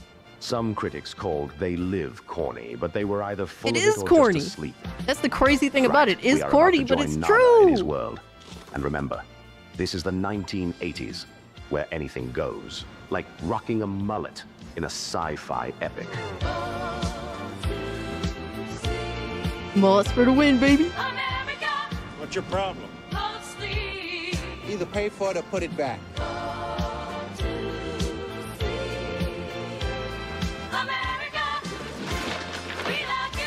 I've got one that can see. Obey slaves. But let me tell you, obey is the last thing Nada is going to do. But instead of getting distracted, Nada was awakening to a profound truth, stepping into what will be the fight of his lifetime. What goes down in this meeting room is beyond belief. Shot almost 40 years ago, yet its predictions are hauntingly relevant. Bro, it's fucking crazy. It literally is an almost 40-year-old film.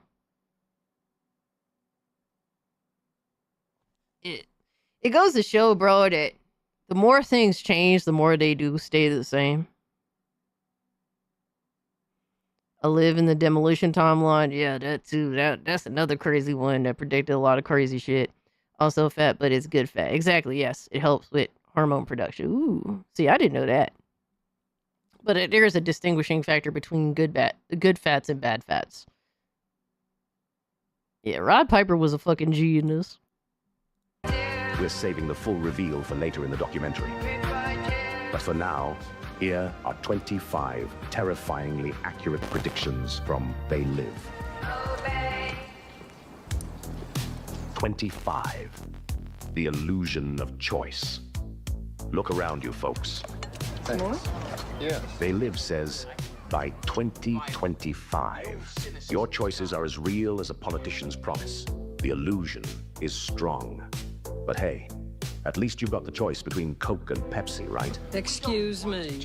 Dude, it's fucking crazy because, like, dude, you have the choice to vote between, at this past election, 2 people, right? And it doesn't feel like anything has changed. At least from the average person's perspective, right? Like, it's so crazy how, like, shit is still fucking ass. But, obviously, some things take time as well. We live in a democracy, right? And democracy is slow. If you believe we're living in a democracy or not. But, it is a slow process, and I feel like at times that shit is an excuse, too. I got the bad fat from eating pizza. I mean, if it's real cheese, bad fat can be debated. There's no world where you can tell me that cheese is bad, damn it. Cheese is not bad.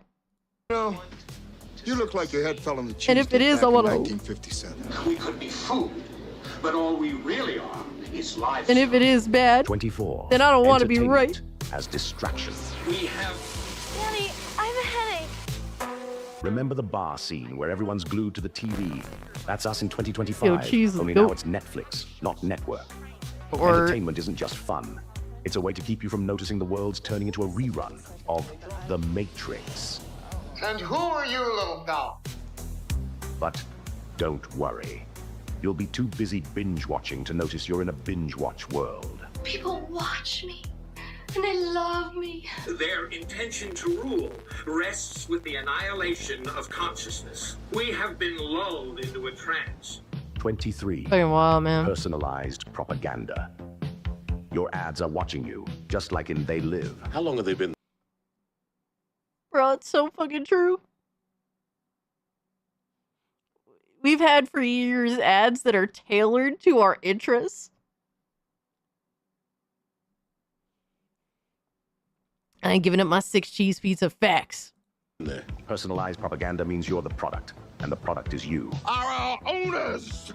Our owners! They have us! They control us! That too, Final Fantasy sucks, yeah. The myth of democracy. But even that, it's like, I question that too. Fresh, vital. The old cynicism is gone. Those political speeches with hidden messages. That's democracy in 2025, where every vote is pre-counted by the aliens. I mean, the system. Put on those glasses, and the truth is revealed. Look! Look at them! They're everywhere! It's like voting for your favorite reality TV star, but less entertaining. There are no limits. It figures it would be something like this. 21. The new religion of technology. When Frank finally sees the truth through those glasses, he's awake. You ain't the first son of a bitch to wake up out of their dream. When he starts flipping his shit after he has this insane fucking brawl. Oh my god, the fight is so hilarious and insane. Have you watched Fight Club? I did, but I hate Fight Club. I hate that movie so much. And I stand on the shit. I hate that fucking movie. I really want to visit America someday, but I honestly worry about the criminal activity If I visit, it has to be with a few people glued to me at all times. I mean, honestly, it all depends on where you go to. Like, if you go to America, I say don't go to the Bronx section of New York, for example. Probably best to stay away from the Bronx. I don't think you're ready for that shit. You know what I mean? But I'd say Manhattan for the most part, you're fine. There's so many fucking people out there. It's like, yeah, it'd be crazy for something bad to happen. Like, it really just matters, like, like, if you have enough knowledge to know where to go, where not to go. But there's not really, like, as much as America gets a bad rap for being crime-ridden, it really just depends on where you go. Yeah, yeah, exactly, Duckman. Stay away from Baltimore. Yeah. Yeah, that also goes without saying. I wouldn't be caught dead in Baltimore. All right. So, and I don't live particularly that far away from it. But yeah, I ain't fucking around over there. I ain't going to Philly, motherfucker. Like, I'm in driving distance of Philly, it's like a few hours away. But, yeah, I ain't going over there. You couldn't pay me to go over there. I ain't going to Philly. Fuck out of here. Don't go to New York. I mean, the problem with that, Lindo, is that a lot of people, I mean, it depends on what you're looking for when you go to America, but a lot of people usually want to go to a major city because there's just a lot of things to do within the vicinity. Now, if you're there to sightsee, I mean, there's some places like, there's some long drive places that are nice too, that I would say are worth visiting. But it really depends on what you want to do. A lot of people want to go to New York City. That's usually a big experience that for me, I lived in New York all my life. I went to Manhattan like not that often. Really not that often. Maybe like 15 times for like and I'm talking about a day each time, not like staying there for a long period of time. But I ain't going to Chicago. Yeah, I ain't going over there either. You couldn't pay me to be over there.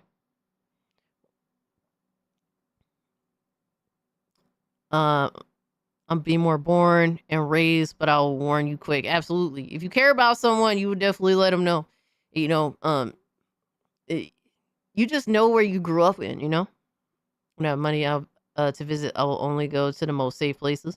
And there's plenty of that. Like, honestly, a lot of people, like, the thing is, a lot of people just think that most of America is the major cities, and really that's the mass minority. Like, that is the minority. Yes, a lot of people live in those cities, but that is just the minority of America entirely. You know what I mean? So there's definitely plenty of completely fine places to visit. Even some places that are slightly sketch that you could visit that nothing's gonna happen to you. I mean, you just gotta use your common sense more than anything else. Baltimore sucks. Yeah, Baltimore is horrible. Absolutely fucking horrible. Screw major cities. I grew up in Berlin and I'm sick of big cities. Yeah. Yeah, I mean, I've lived both lives. In terms of living in a certain place, I lived in Queens, New York, the mass majority of my life, but I also live now in really kind of like, middle of nowhere, I be telling y'all. And I've experienced both, and both have their negatives, man. Both really do have their negatives. But both also have their positives too. So, there's definitely a lot of safe places in America to visit that are intriguing. The sightseeing can be phenomenal as well. There's some really, really awesome places. I say this seriously, every state is like its own country, its own set of rules, its own lifestyle. And that means that there's so much more to experience. And every state has a nice place to be at. Every state. So, despite what you hear on the news, what you see, don't let it discourage you or think negatively about America. There's definitely a lot of negative. 100%. I'll be the first to say it. There's a lot of negative about America, but there's good in every state. Really. Let's not go overboard. He's not here to get woke. Life's a bitch. She's back in heat. The church scenes in They Live show us that tech is the new god. Brand new. There's less interference. And we're all just praying at the altar of our smartphones. Wake up! They're all about you, all around you.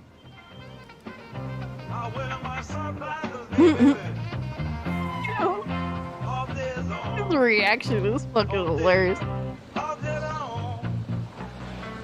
They put you at the starting line, and the name of the game is make it through life. Only everyone's out for themselves and looking to do you in at the same time. Facts. Fucking facts. Dragooner says, example, in Chicago, don't go to the south side unless you know where you're going. Yep.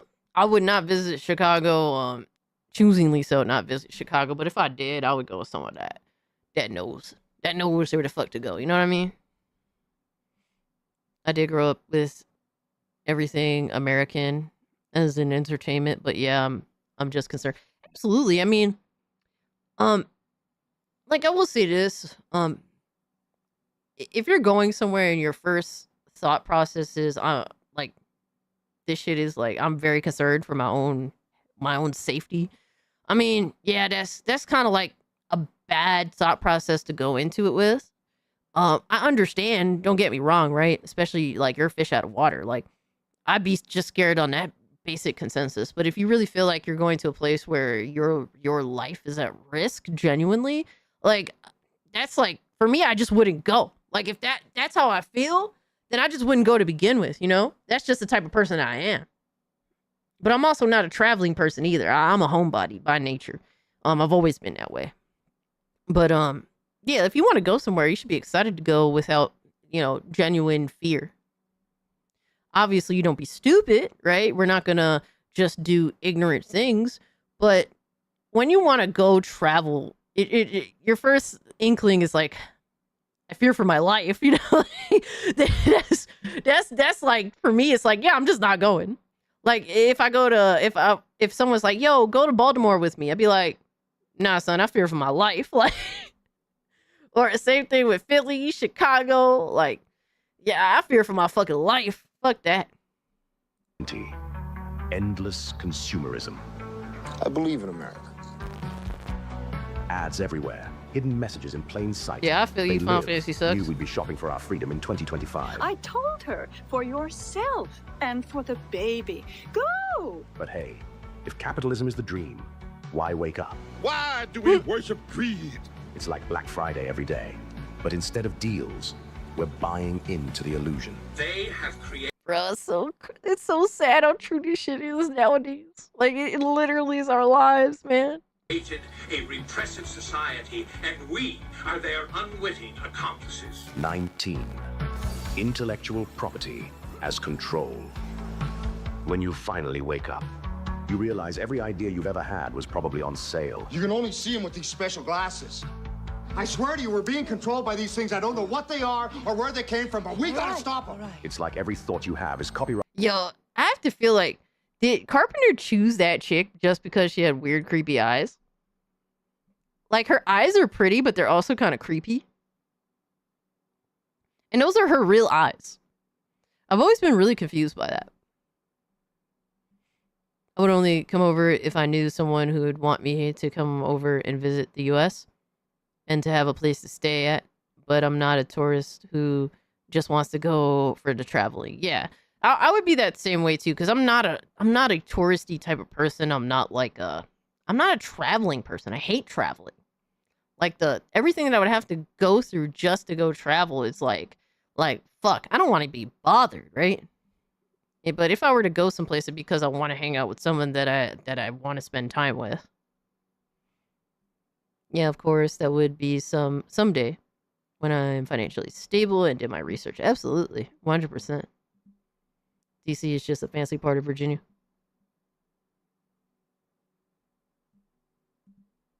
I lived in Baltimore for 2 months. Never again. It was too depressing. DC's way better.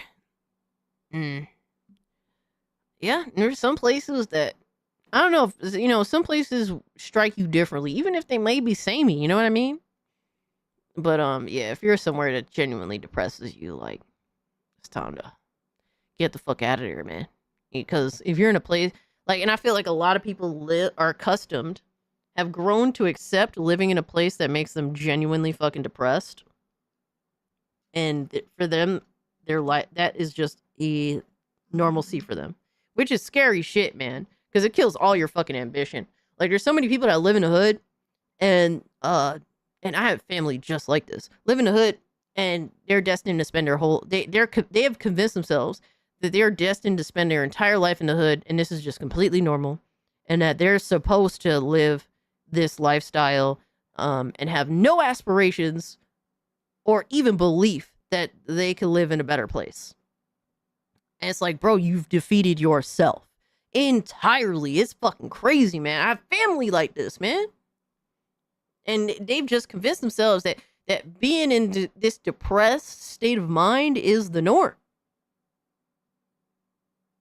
And that shit is fucking, like, it's awful. Like, you could, and what's crazy is, like they could look at someone in their own family, right? Someone that's close to them that made it out of that shit, right? And dug themselves out of the same spot, essentially. And they'll still somehow convince themselves that, nah, I'm just supposed to live this life. Even if my brother, for example, got out of this shit, right? For some reason, they've convinced themselves, no matter what, that this is just their life, their normalcy. It's never going to change. You can't convince them otherwise. There's nothing you could do to make them believe that they're meant to get out of that situation, which is fucking mind-blowing, man. Crazy. They have some nice places, don't get it confused, but yeah. No, I mean, like, shit, there's some places that have built themselves up. Like, for example, Newark, New Jersey for decades has been absolutely fucking awful, right? But they managed to build themselves a decent, nice downtown district. You'd be surprised. You would think, oh, Newark, man, bro, that's the worst of it. That's the absolute worst. And some of it is bad, man. Some places, yeah, you definitely should be careful. But they built themselves a nice little downtown area that you be seeing people like, oh, shit. Like, kind of surprised. You'd be surprised, man. Things can change. It just takes people perspectives and just mindsets to change. Duckman says, as a black man, I fear for my life anytime I go to the southern states. And yeah, that shit is a shame too. That shit is a shame too. Absolutely, man. Yeah, I've never even been down south. And honestly, I don't really want to. I'm not gonna lie to you. I just don't really have much aspiration to go down there. I've always been in the Northeast.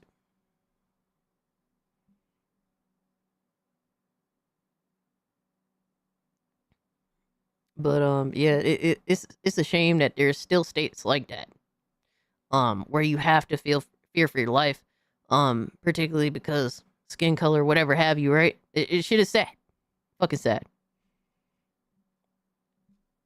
It's like every thought you have is copyrighted by the thought police. You got him. 18 VR as the new glasses. VR in 2025 is like the you glasses XP farmed in the They South Live. for a while is Put them on, crazy. What and the you see fuck? the real world, or do you? Try these on. Reality is just an app away, but so is the unreality. See you, boys. Let's go! 17 Space, the final frontier for control. Looking up at Yeah. the stars in They Live, you might It's think freedom we're out alone. there for now. But in 2025, space is just another marketplace for control. They have recruited the rich and the powerful. It's not the final frontier. Yo, all these governments is looking to go out into space and secure all the value there is out there. It's already begun. It's been happening. I mean, since my family's from Chicago in the South, but I've never been. Well, that's interesting, man. A lot of my family, really is, Puerto Rico. A lot of them located to New York, but I still have a lot of family that's still in Puerto Rico. Yeah, a lot of my other family, they were always in New York, and some of them moved out to like Florida, shit like that. But most of the ones that I do know are just from New York. It's the final control. Yep, never tier. enough, man. It's always 16. gotta do more. The death of physical For these money. rich When fucks, do I man. get paid? Thursday. In 2025, your bank account is just a number in a computer-controlled buy. You get the picture. Look, buddy, I don't want no hassle today. Money doesn't grow on trees anymore. It's in the cloud, where it can rain at any moment.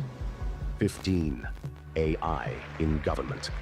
Just imagine the alien meeting discussing Here's control. from Mississippi, The Missouri. underground terrorist network has been destroyed here on the West Coast. But instead of aliens, it's algorithms. The situation Yeah, is Nick. normal again. 14. Yep, I heard about that too. The end of privacy. They are safe as long as they are not discovered. That is their primary method of survival. NADA's reaction to the glasses is our reaction to privacy settings in 2025. These glasses makes you high, but you come down hard. They've got you dreaming. But we're about to wake you up.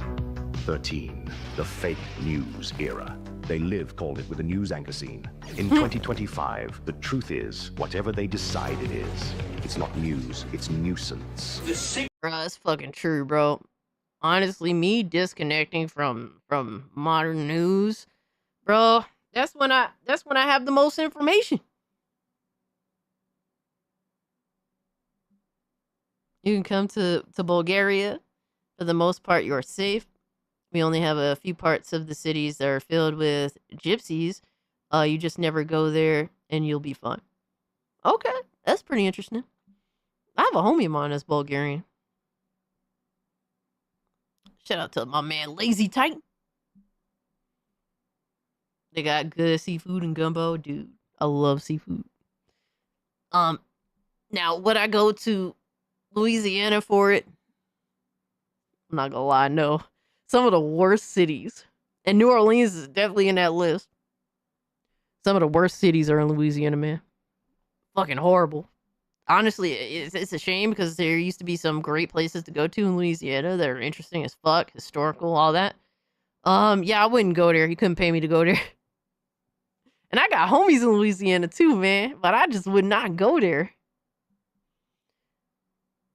Money never grew on trees. It's cotton. Crazy, man. Signal must be shut off at the source. 12. Digital addiction. The characters in the bar, eyes on screens. That's We're addicted, 2025 man. in a nutshell. And they have blinded us to the truth. We're all addicts, but instead of booze, it's likes and shares. They Yep. live was on Crazy, something, right? wasn't it? Keep us asleep, keep us selfish, keep us sedated. Come on, people. We are focused only on our own game. 11. The rise of the surveillance state. The police watching Crazy. NADA. Crazy That's every shit. camera in 2025. Big brother, eat your heart out. But remember, in this documentary, we're not here to make you paranoid. We're just here to show you the watch party of your life. Where'd you get those glasses? Tooth fairy. It's truly time to wake up. We can't be the only ones who can. Yeah, I wonder if Carpenter read 1984 and Brave New World before making this movie. Or if he had read it a long time ago and always wanted to make this movie. I wonder what Carpenter's backstory is for everything that came together with his thought process behind They Live. Absolutely some 1984 type shit, some Brave New World type shit. It's definitely a mix. We can't be the only ones who can see. It's definitely some inspiration from that. We gotta find the people who made these. Put these on. Stay away from me. Okay, that was heavy, wasn't it? But before you think it's all doom and gloom, let me tell you, during the top 10, there is something there that may surprise you. Trying to save you and your family's life. We're about to uncover some silver linings, some real will-to-fight moments from They Live. Trust me, you don't want to miss this. It's the comeback you didn't see. Yeah, maybe. Coming. 10. The vanity of eternal youth. They Live hints at a future where vanity isn't just skin deep. By 2025, with technology promising eternal youth, or even immortality, we might all be chasing the ultimate vanity project. All I ever have to do is be famous. And I never grow old. When Nada looks through those glasses, he sees not just the truth about control, but the superficiality of our desires. That's like pouring perfume on a pig. Will we be so That shit was funny as fuck, bro. Oh my god, that shit was funny as hell. Oh man. The only eternal youth that I've ever seen, man. This is why people gotta get used to getting old. The only eternal youth I've ever seen is people that died young.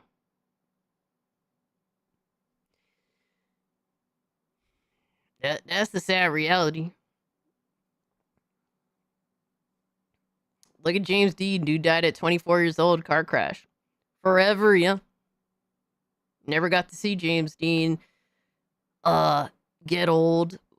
He was he died in the 50s, so 50s you know, younger 50s like teenagers that dressed up in the 50s, or like younger people like who dressed up like James Dean, for example, like wearing the jeans, the red jacket, like that's like a style that any generation could wear from any time period, right? Afterwards anyway. And so he always has retained this rather youthful, iconic, you know, style, because any kid is going to want to wear jeans or a cool red jacket, like a bomber jacket like that, or, you know, it's very simple, but anybody can connect to. He didn't live through the 70s where he got like the fucking platform shoes, the goofy style, stuff like that, right? Or even, I mean, excuse me, the 60s and the 70s, really, because a lot of goofy style in both. That was very iconic to those eras. He lived in the 50s, he lived and died in the 50s, where a lot of that style kind of translates to any time period. So like James Dean has always held this like iconic, youthful look to him that any generation can connect to. That's why people love, still to this day, Rebel Without a Cause. Now every generation it connects to a different group of young teenagers or young people, stuff like that. Buddy Holly as well, yeah, died young, yep. Sergeant Johnson looking ass. I like how Keith Davis speaks. Absolutely, he is a very commanding, respectful presence, man. Like, he could say anything in this fucking like dope as fuck. Absolutely. So caught up in looking forever young that we forget to live. 9. Mind control via tech devices. It took the hackers months to figure out how to do this. Those glasses reveal the truth. Tech is controlling minds, not just in They Live, but in our world too. There is a signal broadcast every second of every day through our television. 8. Economic oppression. The golden rule. He who has the gold makes the rules. Nada's shantytown is 2025's reality for many. Yeah, the rich craziness, get richer, man. The poor get, well, you know the rest. Wake up. You ought to have a little more patience with life. Yeah, well, I'm all out. 7. Environmental exploitation. Earth is being acclimatized. They are turning our atmosphere into their atmosphere. The city in They Live is a vision of 2025, where the environment is just another resource to exploit. They're running the whole show. They own everything, the whole goddamn planet. They can do whatever they want. 6. AI. Dictating life. AI isn't just in your phone. It's in your life, your decisions, just like the aliens in They Live. Our impulses are being redirected. We are living in an artificially induced state of consciousness. 5. Social credit scoring. Think your social score is just for games? We're getting there. Think again. I don't know what to do. Hey, go for it, man. Some countries Easy are for you already to there. say you got the promotion. Nada sees scores with those glasses. And by 2025, GDR said, one, your naked social women credit everywhere. might determine if you can even buy toilet paper. Then you would But don't justify this worry, we're not here to make you lifestyle, my popular. guy. We're What you just talking here to about? see if you can wipe the slate clean. 4. Global corporate monopoly. The meeting scene where aliens discuss control. That's the boardroom of every megacorp in 2025. But remember, in this documentary, we're not... Yeah, really, for real though, these suits and ties in every company, they really do come off as a bunch of fucking aliens trying to devise their bullshit ass plans that regular people can't relate to. They really do come off as foreign as shit. Here to join the corporate ladder. We're just here to see who's holding the ladder. Now, The lizard just people, yeah. before we tell you the top 3, Remember that reveal about 2025 we teased at the beginning? Yo, goddamn, Final Fantasy Our sucks. projections show that by the year 2025, not only America, but the entire planet will be under the protection and the dominion of this power alliance.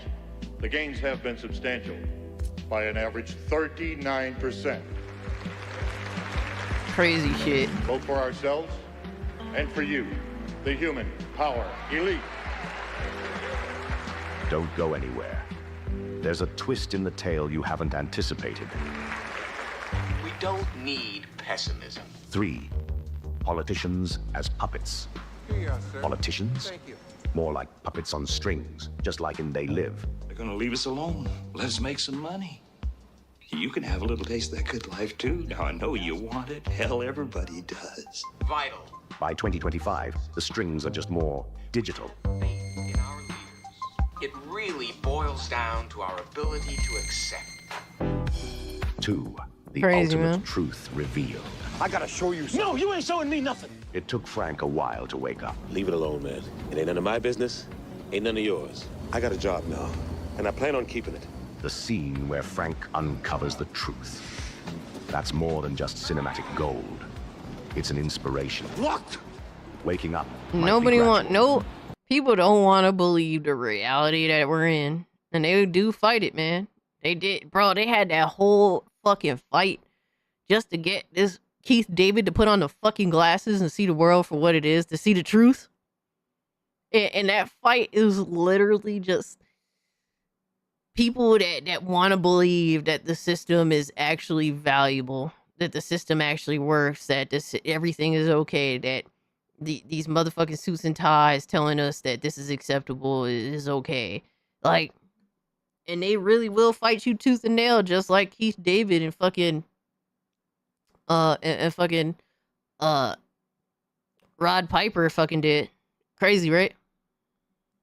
But once you're awake, you're driven to share that wake-up call with the world. You ain't the first son of a bitch to wake up out of their dream. But let's not mistake this for a woke-up call. 1. The will to fight for truth. Try these on. As they square off, it's more than just a fight. Yep. It's the struggle for truth, the battle to awaken a friend to reality. We don't stand a chance with a few guns and grenades. So what are we supposed to do? We bide our time. We seek out and locate their signal and shut it off. Wake people up! Here we stand at the dawn of 2025, where They Live might just be the blueprint of our reality. But forget the doom. The human power elite.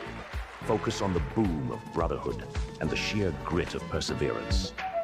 Frank and Nada, with their indomitable spirits, teach us that in the end, it's the courage to stand for truth that defines us. So, for those tuning in, the silver lining for 2025 is this. Fight for truth, fight for love, fight until the last breath for what you believe. I don't like nobody following me unless I know why. Well, I don't join up with anybody till I see where he's going.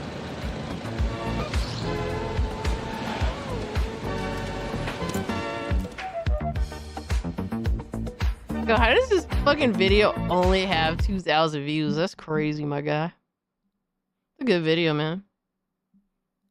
Did a good job. Shout out to them, man.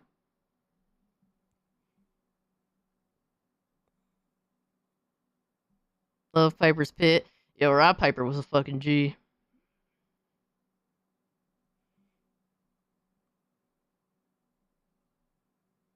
People fight to protect that illusion. Yo, it's crazy that's true.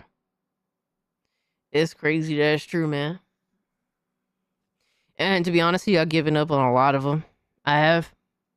There's just some people that, bro, I'd be miserable trying to fucking be bothered. Only found it recently myself. It was a good video. I appreciate you recommending that, Alchemy. Thank you. I do like videos where they discuss older films because I actually really like They Live. It's a fucking awesome movie. It's a little silly, but it's shit. As you guys see, if you fucking take the opportunity to watch it, as silly as it is, there's some real shit in there.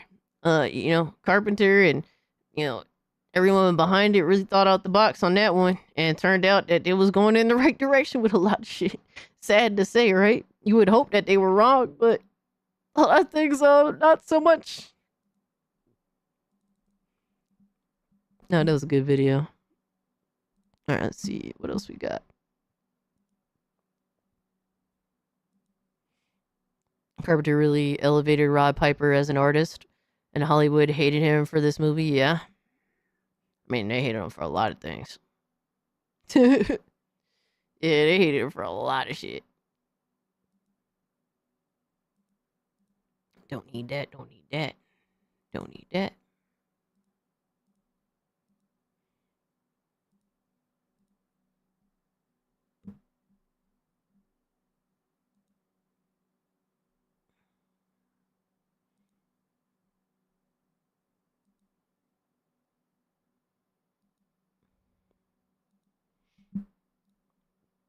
Did watch this the other day, and I thought it was hilarious. I was actually in the chat on this for a little bit. I was watching watching Porter Rock. I was watching Porter Rock's live stream. His 60 frames no lag podcast.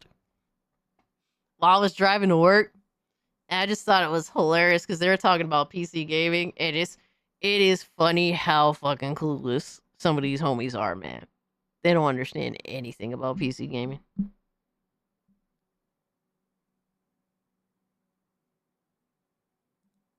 But I forget what part. Let me see.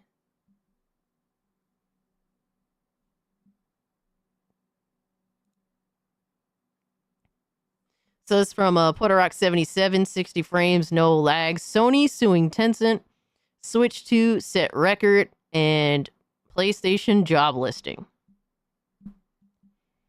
I want to hear them talk about why do you think PC gamers love Steam. Their answers and their discussion really show how clueless some people are. My PS5 is gathering dust. Mine too. I have 2 of them. I was really excited for this generation. The fact that I'm so like disinterested in PS5 is kind of crazy because I did not think that PlayStation would really just get this fucking bland and boring. Let's see what. Fuck PC. Fuck Xbox. Fuck Nintendo. Fuck iOS. Fuck Android. Who knows? Go back. You know, King Trash wants to come. Listen, guys. Yeah, listen. Trash could just jump in. So you know, King Trash pulled up. It's just weird. Let me just put it this way. I've already spoken on this, right? I don't want a single bit of it. I don't want it. I don't want it. I don't give a fuck if it's GT 3, Gran Turismo 3. I don't give a fuck if it's Patapon. I don't give a fuck if it's a game that hasn't been made in 20 years. I don't want any PlayStation game anywhere but the PlayStation. See, I said fucking who? Oh my god. I don't give a fuck. I if it's agree. PC, I agree. Nintendo, I agree. Xbox, I'm with you. iOS, We don't want that either. Samsung tablet on the fridge. I don't want it anywhere but the PlayStation. Or what? You're not gonna play them? I want PlayStation to go back to exclusivity. Listen, plenty of brands have a 180. It's time for PlayStation to have their own. I want them to not only go as far as not putting future titles on PC. I want them to delete the games they already put on PC. Okay? Oh, you are so butthurt, my guy.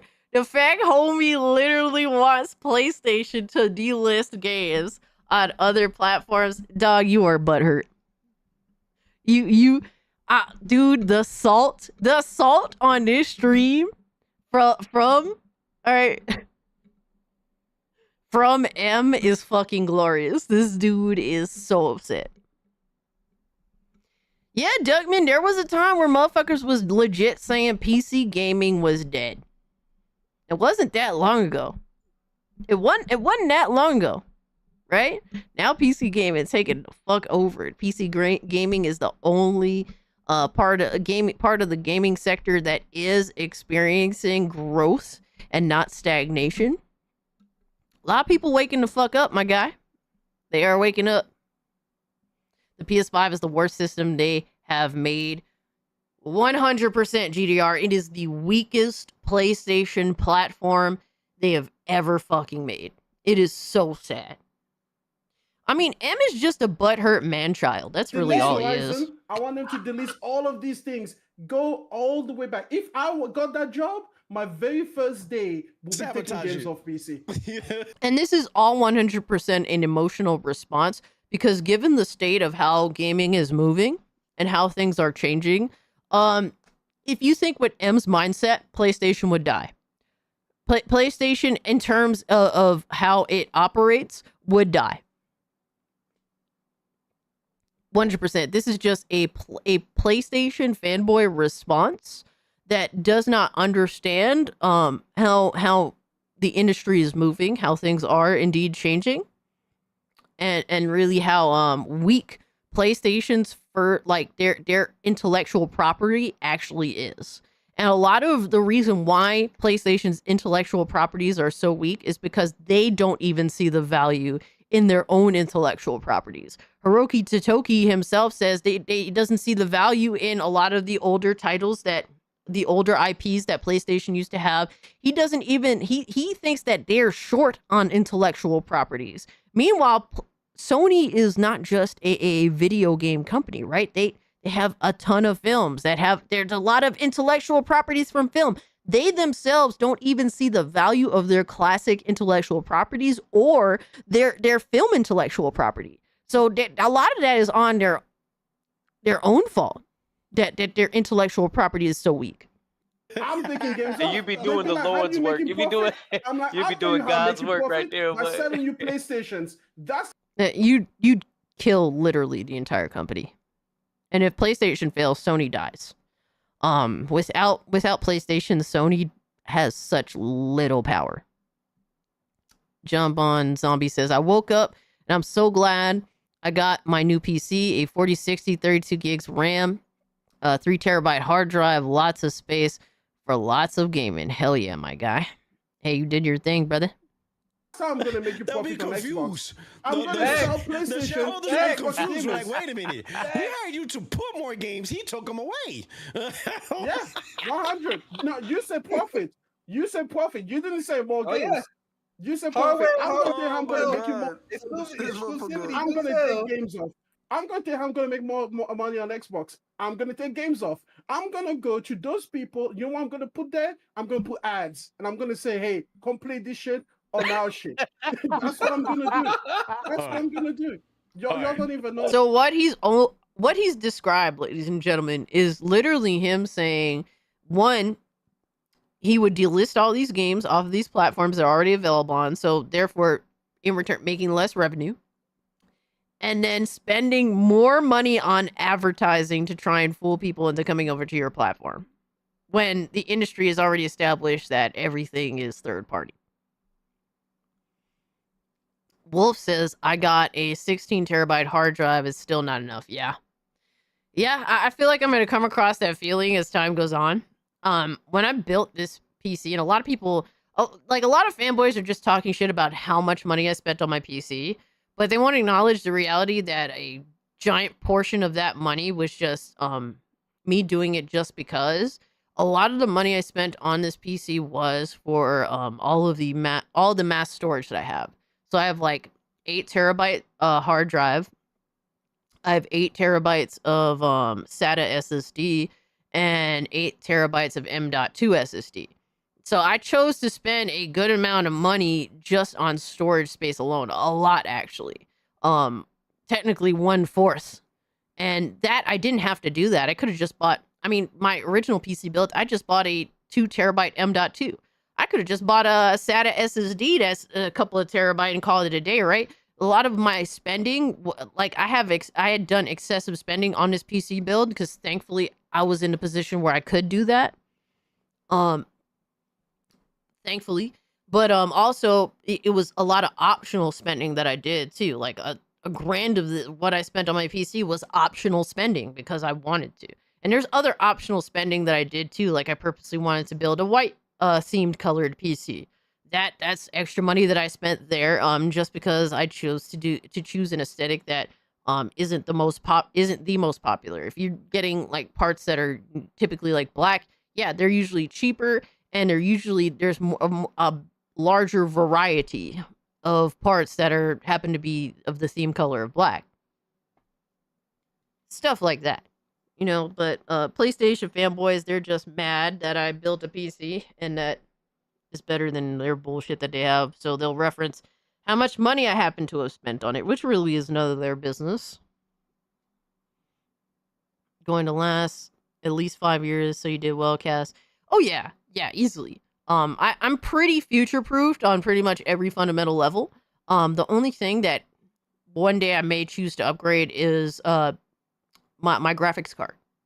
And I don't have to do that anytime soon, thankfully. So I'm pretty much future-proofed on all fronts, from the processor perspective, from storage space perspective, from pretty much everything, thankfully.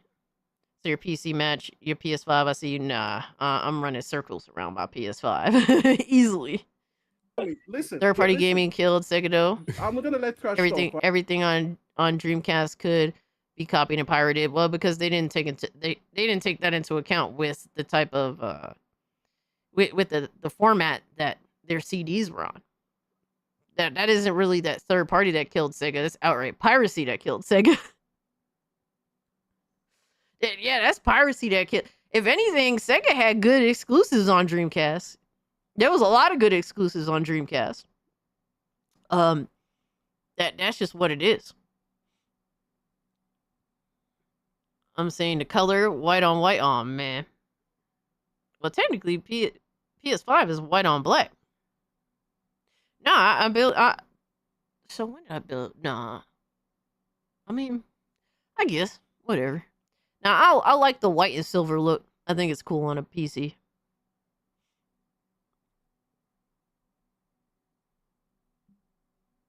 I get over 1,600 games on Steam, and I mainly use my Steam Deck for gaming.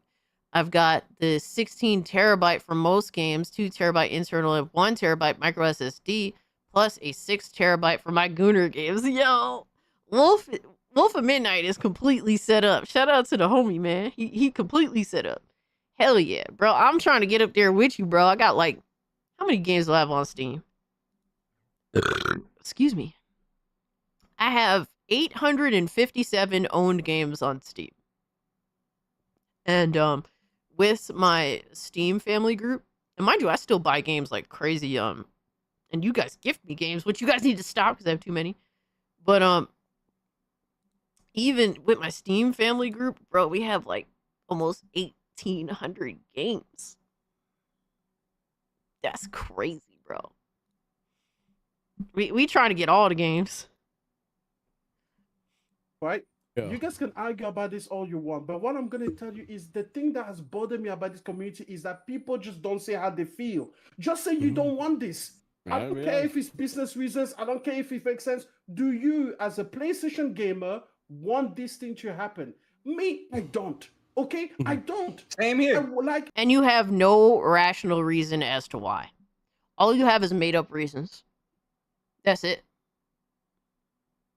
There is no rational reason why you don't want it other than you just don't want a specific subsection of gamers to not have something that you have. Why aren't you this? My question is, why haven't PlayStation console gremlins been this vocal about things that are blatantly anti-consumer? Matter of fact, they made things that have supported PlayStation's anti-consumer choices. They've done plenty of that. Mine's all black, but I really don't care. As long as the PC inside is powerful, and yes, I need a new GPU at some point. Yeah, like honestly, I make dumb decisions, Empress. Don't do what I do if you just want something that's straight up. Because for me, I want little bullshit. That's like I didn't need to do that, but I did it anyway. So it's like there's no justification for my bullshit other than I just like wasting money. That's it. I'm fucking retarded. Like what I choose versus like what I would recommend someone else do is definitely a little different. Exclusivity. I want true exclusivivity. Fuck PC. Fuck Xbox. Fuck Nintendo, you don't get none of that iOS. shit. They're laughing, but it's like we're the ones having the last laugh. Like we're watching you guys crash out, and at the end of the day, we get all your shit. So you could laugh You could cry, but at the end of the day, we got the last laugh, baby. Fuck Android. Fuck them and their mama. If they don't let you have our games, that's what I want. Well, you can't have that. It's over, my guy. You know what? And Exclusives by the are dead, Hey, I baby. can relate. PS4 I can too. relate. Fuck Oh, PS4 damn. too. I'm done. I'm tired. I'm done with it. He said, "Fuck PS4 too." We're done with that Listen, shit. damn. also. And guess what? The day the PS6 comes With out, your chest, fuck my guy. PS5. That's what I want. Why can't you just so say the what switch you up. want? Okay. Because here's the thing. Alright. Here's the thing. I will say this about the PC community. When Sony said they wanted emails for Helldivers 2, these people did not give a single fuck. They did. And you attacked them for that. Now all of a sudden it's a great talking point, but they were attacking us. They were saying, "Oh, these motherfuckers, they just don't want to give up an email. They're petty. They're crybabies." Right? Now all of a sudden how PC gamers conduct themselves is now a talking point for them.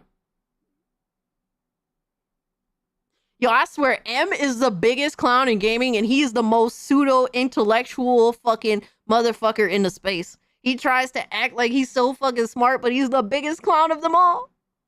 Did not go to fuckerdom and buy a fuck from them to give to Sony. They didn't give a single fuck about why Sony was doing it, all their player counts, all their monthly active users. Hell yeah, brother. They didn't care if they could do it easily. They didn't care if it was available in their territory. They just didn't give a fuck. And they just said, we don't want this. PlayStation fans, stop giving a fuck about Sony's business. You have made the PlayStation 5 the most profitable generation that they've ever had. They have plenty of money. And you're still not enough, They are brother. swimming in it. All of this money is just extra on top of extra on top of extra. You've already made them the most successful console ever. Absolutely, You've Empress. You already did it made the right sure that way. They killed off Xbox. Don't let anyone tell And you now different. They turn around and they want to do something that you don't like. Why can't you just say, I don't like this? I don't support this and I don't. Because we're just gonna make fun of you for it. I know that there's a pressure in that, but that's just something you're gonna have to accept. Like you're saying this, and you're like, why can't we just say this? I mean, you can. Nobody's stopping you. We're just gonna make fun of you for it. It's really that simple, my guy. Let's stop overthinking it. Don't want this. Hold on. And I then don't like it. But he was asking a afterwards- question, so I was just answering his question. That's the reason why. 'Cause Look, from I'm the all jump, for not I having don't like that it on either. Xbox. I don't want I it definitely either. don't like it Let me either. do I don't the want super it either. chats. Let me do the super chat. You We're gonna let King You're not allowed to play with my toys. Thrash rock. All right, real quick. Here we go. What up, We'll see Thrash? Oh man, yo, Mr. FU Facts, bro, that Oh, shit here is we so go. funny. Jenna Hayes, seriously, you should apply. You have global experience, you know gaming, you have discipline from the military. Apply, bro. If them motherfuckers tell me, hey, put them shits, I'm gonna be like, hey, we're paying you to go multi-plat. That shit's gonna go on your toaster. You think Phil Spencer says this in Xbox, or you don't know the demon I would be? 370K? Oh shit. Now anyway, King Thrash, he says, y'all don't understand the job description. If there's a seat open, I'll break it down. My brother, you know there's always a seat open for you. No, I know. I didn't know whether or not this was like a, y'all was doing your thing. I didn't want to just interrupt. Nah. 60 frames, no lag, always. Everybody. You know what I'm saying? Hell, I don't even know who the fuck Sean is. And he shows up. Nah, I'm playing. I'm lying, my brother. It's all good, bro. I'm lying, my brother, man. It's all you love, know, bro. Nah, we got this. You know you're always welcome. Glassdoor Gamer. I'm confused. Who is this dude in the middle? He has like a YouTube plaque. Man, P-Rock, you gotta promote your peoples on the podcast. If I'm interested to see who they are, what they got to say, goddamn, post they link their channels in the description, my guy. I'm confused who's the dude in the middle with the afro.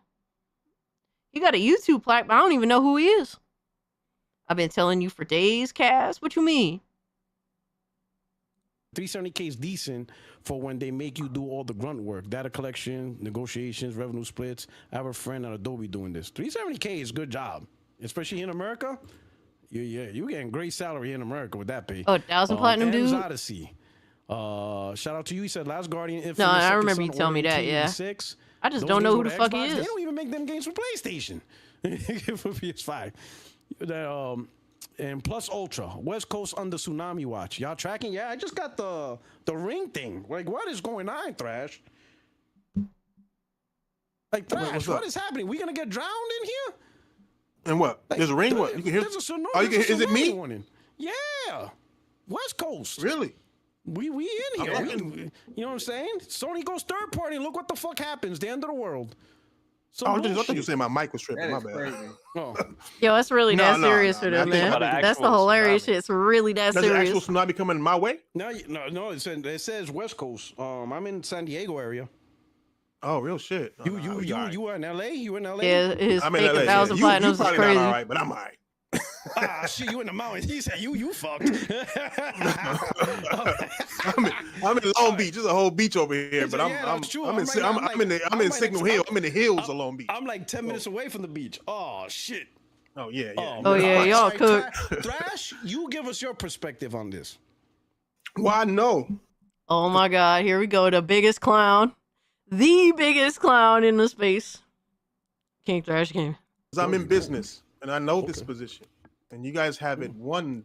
And by the way, he has said this multiple times before, and everything that this motherfucker has said does not make anyone believe that he's in business. That's for sure.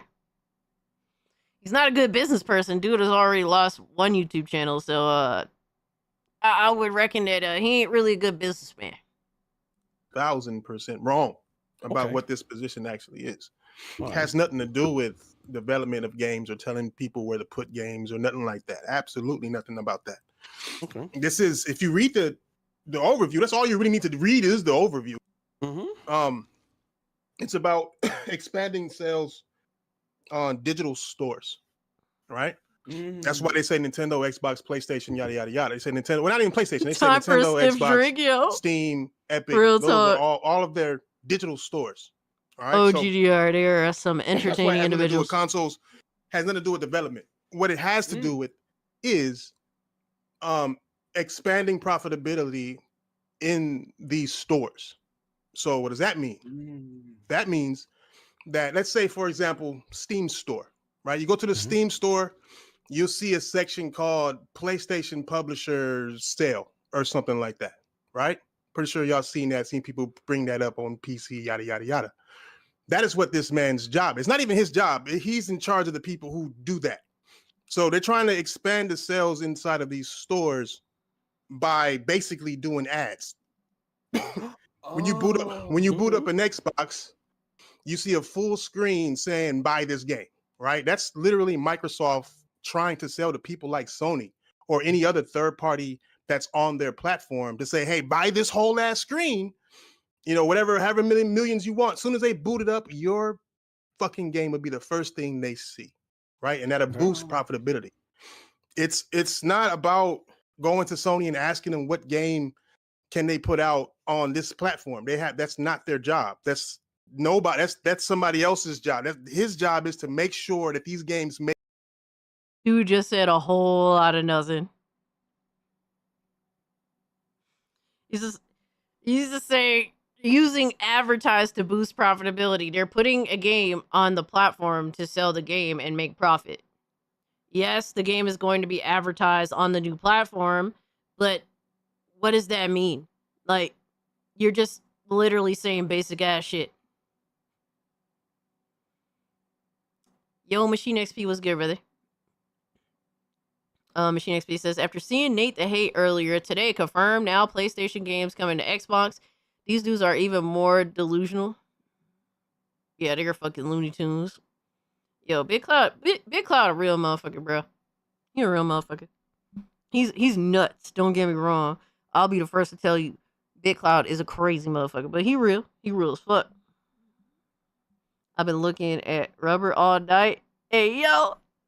Make money on these platforms. It's also, if you read the overview, it says that they gotta basically talk to the store owners, basically, right? I think it's the last sentence. So what they're saying there is that they gotta negotiate everything. For example, the 30%, right? The 30% that each game basically gets. It's not really a 30% bar. Oh my God, tell us. They are clowns. They are absolute clowns. They are pure fucking comedy. Pure comedy. That's just what they negotiate. For example, Call of Duty, when Activision owned them, Sony was only taking 25%, right? Because their Activision guy in the same exact position that Sony has this opening for, negotiated saying, hey, look, Call of Duty make this much money. We don't want to pay you 30%. We want to make more money, so we're going to pay you 25%. Sony like, fuck you mean? They like, nigga, fuck you mean? This is we sell over 100 million copies, yada yada yada yada, and so therefore Sony is agreed to paying 25%. That's the negotiation. That's building the Stardew Valley is relationships. heat, You build those relationships. That's a classic with these different store owners. If you think about what's on Xbox, what's on Nintendo, what's on Steam and Epic, you got shit like MLB The Show that's in all of those stores, right? So you're gonna need somebody. So when MLB comes up 2026, they're gonna need somebody to sell that, to make sure that that's being properly put in front of the eyes of the customer. You know what I'm saying? It's nothing but marketing and sales. That's it. He's not even explaining himself well, because I have multiple questions. Are you saying that PlayStation is trying to bait people into coming over to the PS5 from Xbox? Is that what you're saying? Or is what you're saying that PlayStation is trying to essentially like basically win over enough interest on the Xbox brand in order to negotiate profit margins of selling on the Xbox brand? Like, you're not explaining yourself very well at all. Yeah, he's purposefully being vague. Console Bros Economics 101, yo, real talk, Lee. Like, you're being so vague right now that there's so many unanswered questions, and everyone is just nodding their head in the Discord call instead of actually asking any of these questions. Once drank a Coke out of a Pepsi glass, they'd be pissed. Oh no. Sales position. New Skies of Arcadia would be interesting for sure. To where we got to go into stores and make sure that we build profitability, expand our profitability in these fucking places. You got to. You still haven't explained how they're doing that, besides putting their game on a new platform. Look, there's a reality the reality of the situation. You're expanding profitability, but this is because PlayStation has essentially failed to get people from Xbox to convert. Right, so instead of getting those people on the Xbox to go buy a PlayStation, they're to where they get the majority of the revenue, right? Technically, all of it, since they're publishing Helldivers 2 on their own platform, for example. They're instead saying, "Fuck it, let's go put it over there," because 30% is getting 30% from Xbox dues is better than getting 0%, right? And also keeping the player base alive is also a very important thing to Helldivers 2 as well. So either way, you know, like they're compromising. Like, PlayStation is choosing to compromise because to them, they obviously want to try to get 100% of the revenue, but they're willing to settle for 30% of the revenue instead of settling for 0% of the revenue from Xbox guys. Are you talking about that as expanding revenue? Like, but that still requires compromise as well. Whether you want to admit to it or not, PlayStation here is choosing to compromise by putting their games over on Xbox. And there's some PlayStation fanboys that are still thinking that somehow, some way, Xbox dues can be converted into PlayStation dues, when PC gamers have shown that they're willing to just wait for the games to come over their platform. I think that you're delusional at this point if you think people are going to leave, especially with something like Game Pass. A lot of Xbox dudes, they fuck with Game Pass. That's their bag. Unless they choose to put Game Pass over on PlayStation, which PlayStation is never going to do, these dudes are not leaving their platform. They're completely fine. Whether you agree with that or not, that's your choice. But they seem to be fine over where they're at. So yeah, King Thrash is the same guy who thought you could land on a gas giant planet. He likes IQ, absolutely. Early in stream, P-Rock does explain the actual situation and shit on the dudes before Thrash gets on. Yeah. I mean, yeah, we're like into it. Like, the thing is, this is a 3-hour podcast, so we can't watch the whole thing, right? So I was kind of getting to the part that I thought was entertaining. But yeah, they definitely had a lot more discussion beforehand. Buy store shelf. So you gotta buy. This is exactly like buying store shelf space. Whenever you go inside of a Walmart or even a liquor store, when you see a row of Coke and you see a row of Pepsi and yada yada yada, those are paid spaces. They pay for those spaces. The one that you see at the top or eye level, they paid the most. The ones you see there at the bottom level, well, they didn't pay much at all because they're at the bottom level. So, but the reason why PlayStation is choosing to do this is because PlayStation previously tried to get other people to go to their store, right? And they failed on that. PlayStation failed to get people to go over to their store to buy goods from their store. So instead, they're choosing to compromise by saying, look, since you won't go to my store, well, I'll just rent some spot at your store and sell my product at your store. Yeah, apparently Xbox is dead though, right, Duckman? That's one thing they won't say. They've been saying, these motherfuckers been saying that Xbox been dead and that for a long time. But apparently PlayStation's selling their games over at the dead store. So crazy, right? Yo, B-Man, good morning, my guy. Hope you're doing well. Oh, it's like it's all about strategizing the space of these stores the end game, that though? they have. And that's why they say distinctively, they say they said the digital stores, and they said I can't think of the goddamn word. Commercial sales, my bad. Oh, they're talking no. about the commercials. That's what that is. It's not, they don't fucking choose what game goes where. They only manage the games that Sony has chosen to go over. That's not to say there ain't gonna be no single player games though. That Really, Mr. FU? This dude paid for the 100K play button with fake subs? Are you serious? Crazy that got past YouTube. Even worse, adding platinum lies. Yeah, I heard. Yo, fucking Amen was telling me about that shit too. I have no idea who this dude is, but I keep hearing shit like that. So like, that's crazy.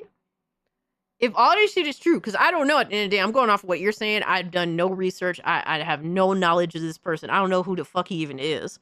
But if this is true, the fact that Porter Rock invites this fucking fraud on his own podcast is kind of fucking crazy.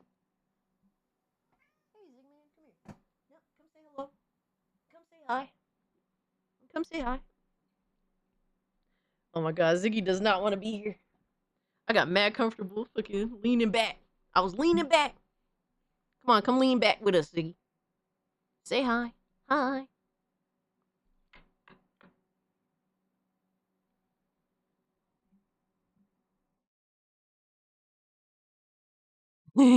Yo, Tribal Chief saying hi, Ziggy.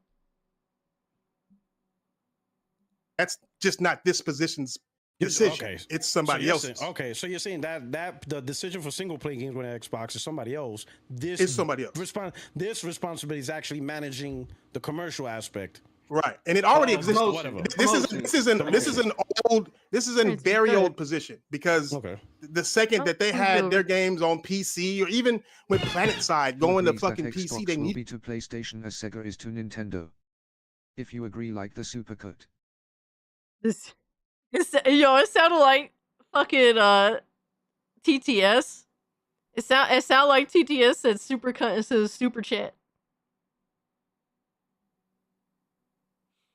I don't think that that's the case, GDR, because if PlayStation, I mean,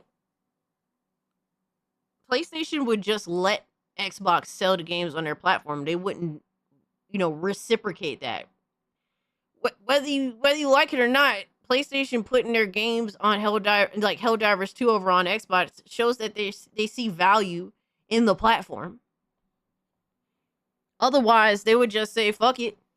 Let Xbox put their games over on our platform, right? On PlayStation. And let their players see that, this is not only to be played on PC and Xbox. You can also come over here and play it. And then wait for people to be like, well, fuck it. If Xbox is putting their games over on PlayStation like 3 months after it comes to my platform, well, like with Indiana Jones, for example, what's the sense of me still sticking on Xbox? It's because people are just staying where they're staying, for better or for worse. So PlayStation recognizes that, whether, ponies like this want to admit to it or not. And PlayStation saying, well, if we can't convince them to come over, we'll just throw our games over there. there still seems to be some value in the platform to where they're willing to put some of their games over there. So, I mean, could that last forever? I think there's a chance that PlayStation may try it, but then come next generation, they're not going to bother, I think, because, you know, Xbox might be starting over again to some extent, at least with a console, or moving to some other sort of thing. Whatever the next generation of Xbox may be, if there's another generation of Xbox, who knows, right? But I think that realistically, PlayStation may only be doing this temporarily. I think it's fair to say that. We don't know, but we know that they're starting because apparently there is a big enough player base that is active on the Xbox platform for them to justify porting these games over. But if Xbox is to PlayStation what Sega is to Nintendo, I don't see why PlayStation would go out of their way to port their games over to Xbox. They would not value the platform. They would value the IP. They would value everything else, but not the platform nor the console to be able to put their games over on the console.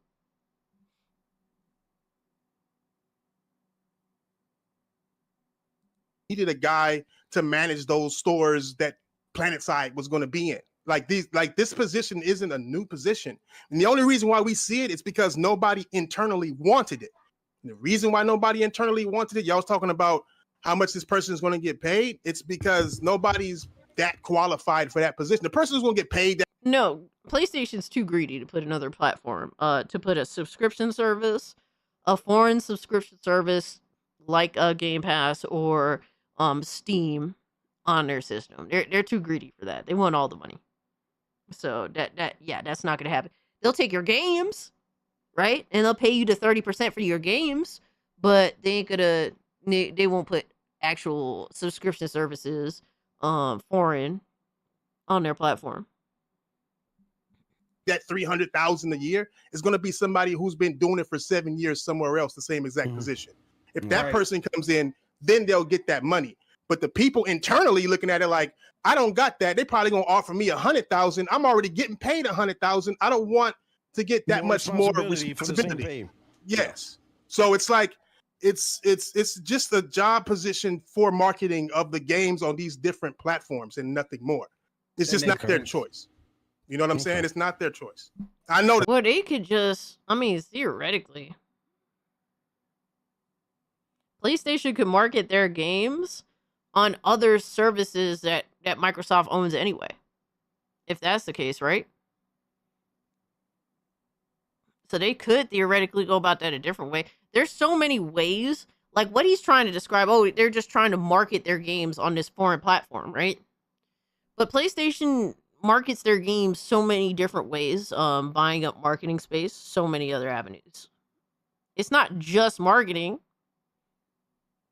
because they could just get that anywhere. This position.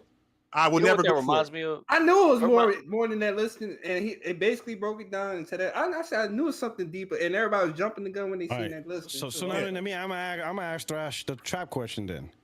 Okay, do you think they're not going to put a PlayStation could utilize Game Pass to compete heavily with Steam? They can take a cut from Game Pass but not Steam. PS Plus can't compete with subscription services. And that's where gaming is going. Well, PlayStation doesn't want to see PlayStation's main goal. They said that their main goal to grow in is to convince their user base to upgrade from the basic PS Plus subscription to one of the higher tiers. So there's 2 more tiers after that, right? I think one is like one is like 110, and the other one's like 150, somewhere in that vein for a yearly subscription, right? They're not going to they wouldn't dare introduce Game Pass because that could potentially siphon PS Plus users from considering a higher tier option. They would have, this is the shit that they've said to their shareholders. Forget what they say to us, right? Like that shit is a lot. Like at any point, this is the shit that they've told their shareholders. Their goal is to get people to upgrade to that higher tier PS Plus, which they get all the revenue from. They're not going to introduce a Game Pass. They wouldn't do that, even to compete with Steam. PlayStation has been, they're at least willing to somewhat compromise, But there's things that places, excuse me, there's levels that PlayStation won't actually go past. But I don't think that PlayStation necessarily wants to compete with Steam. They're just trying. I think what their main goal really, I don't know if this necessarily is, but I know that they want to make a transition to next generation, that doesn't hit them hard starting from zero again, because it's more of a platform thing, and a subscription service can now be considered a new platform, right, for gaming. So they're trying to find a way to exist on more than just starting from one old console generation and starting new with a new one. But I appreciate the 10, bro. Gaming is going to subscription services, but not everyone likes that though. I think a lot of normies would gravitate toward it, but still a lot of normies, a lot of companies don't really like. I think the subscription service model fits some gaming companies, but not all of them. And there's still a lot of gamers that still would rather buy their games than have a subscription service. Like for me, I wouldn't be able to take advantage of, a full price subscription service because, like, dude, I work, I do YouTube shit, I actually go outside and touch grass, here and there as well. So like I wouldn't be able to take a full advantage of a subscription service. Whereas if I buy a game, even if it's full price, like I could play that bitch forever. So I'm not on a time schedule to get the most out of my subscription service. So like it really depends on what people value, or what they would get the most out of. I personally wouldn't get the most out of the subscription service because not all the games that I want to play are on one specific subscription service. You would have to buy them all and you'd still be missing out on something. So I don't think that the subscription service model is applicable, and it doesn't fit everybody's taste. But if PlayStation sells their games on Xbox, you probably start seeing sequels of games like Days Gone. Nah, tell us, I don't think so, man. I don't think so. I think that they're scummy in that, right? Devastator, thank you so much for the 2. Cass Destin says Xbox Game Pass made $5 billion. I mean, that's what I heard too. I mean, hell, I don't really I don't know what that means in terms of like what's the revenue on it, but I mean that's a lot of money. $5 billion is no joke. Oh, so the profit itself is 5 million, is what you're saying. That is interesting. Yo, my man, Mikey Goon Gaming, what's good with you? Said, Hellcast, I'm choosing straight violence. Oh, shit. What you got cooking, my guy? What you got cooking, my guy? There will never be a Days Gone 2. Yeah, I don't think so.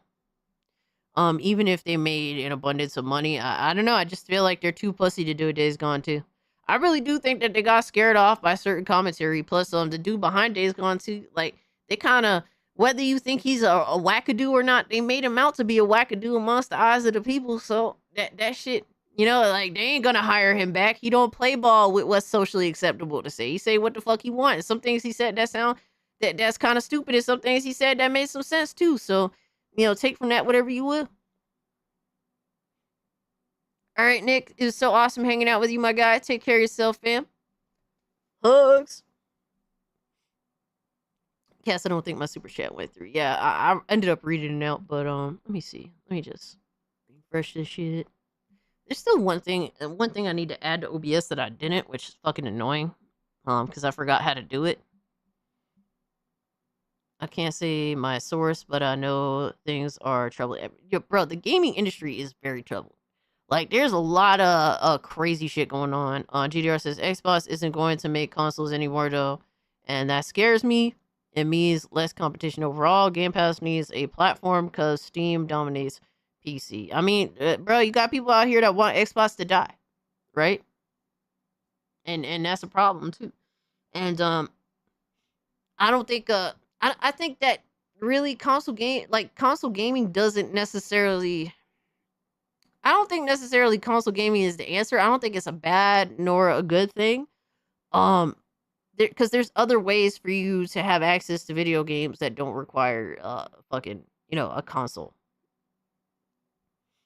I think that we need less publicly traded companies having control over gaming.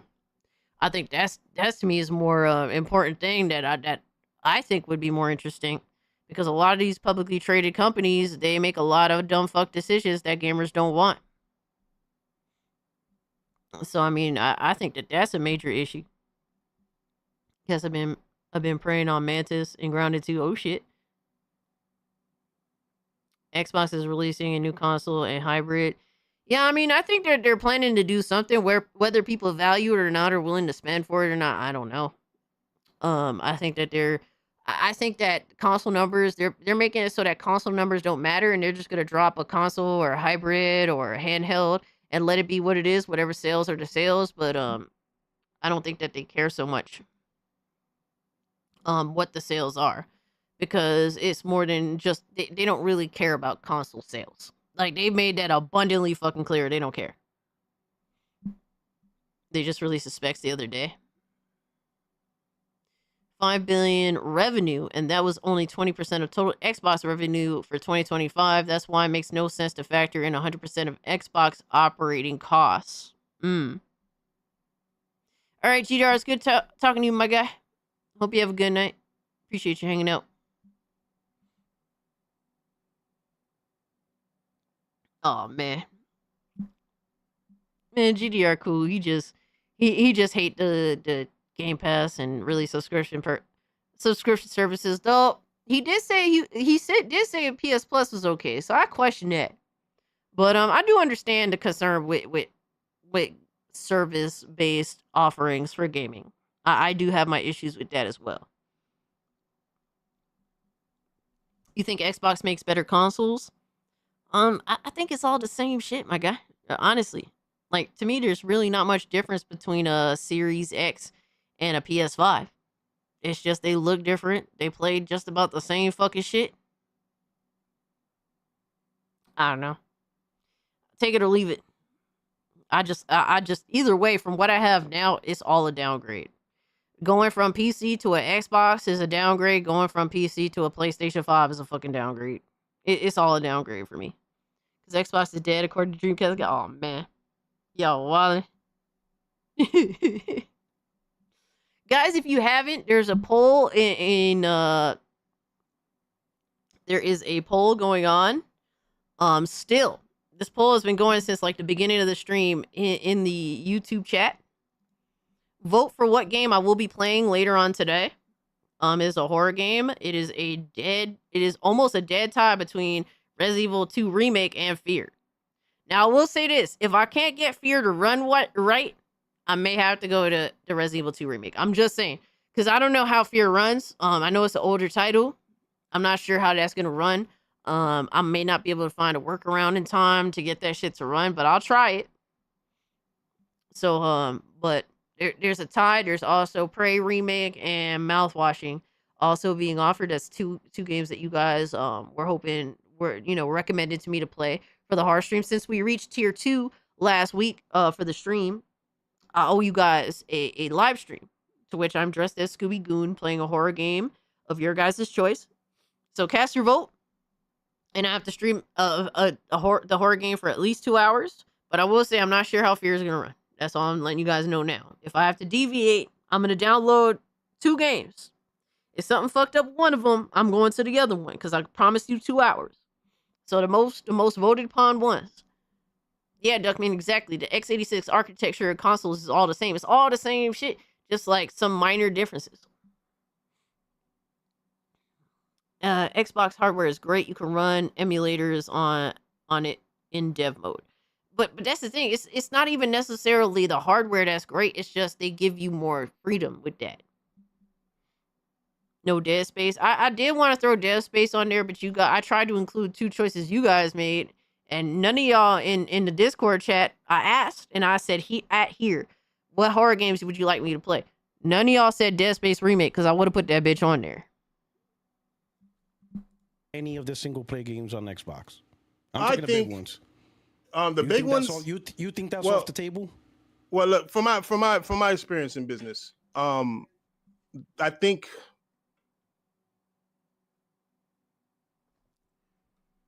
he keeps saying that an awful lot, as though the more he says it, the more we're led to believe that he has experience in business in any depthful way whatsoever.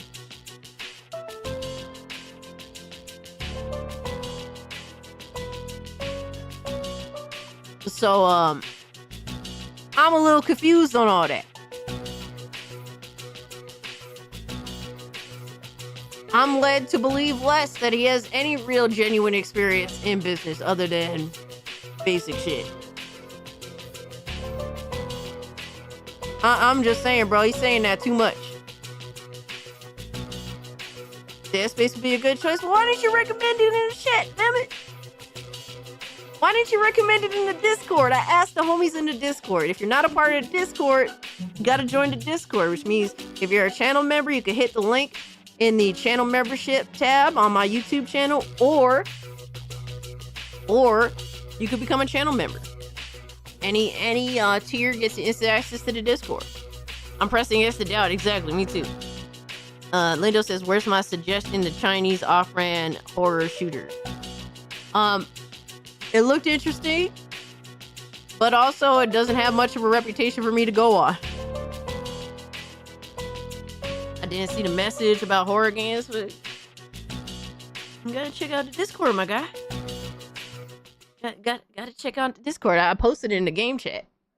And I did at here, so either you were online or you weren't, but you probably weren't online at the time.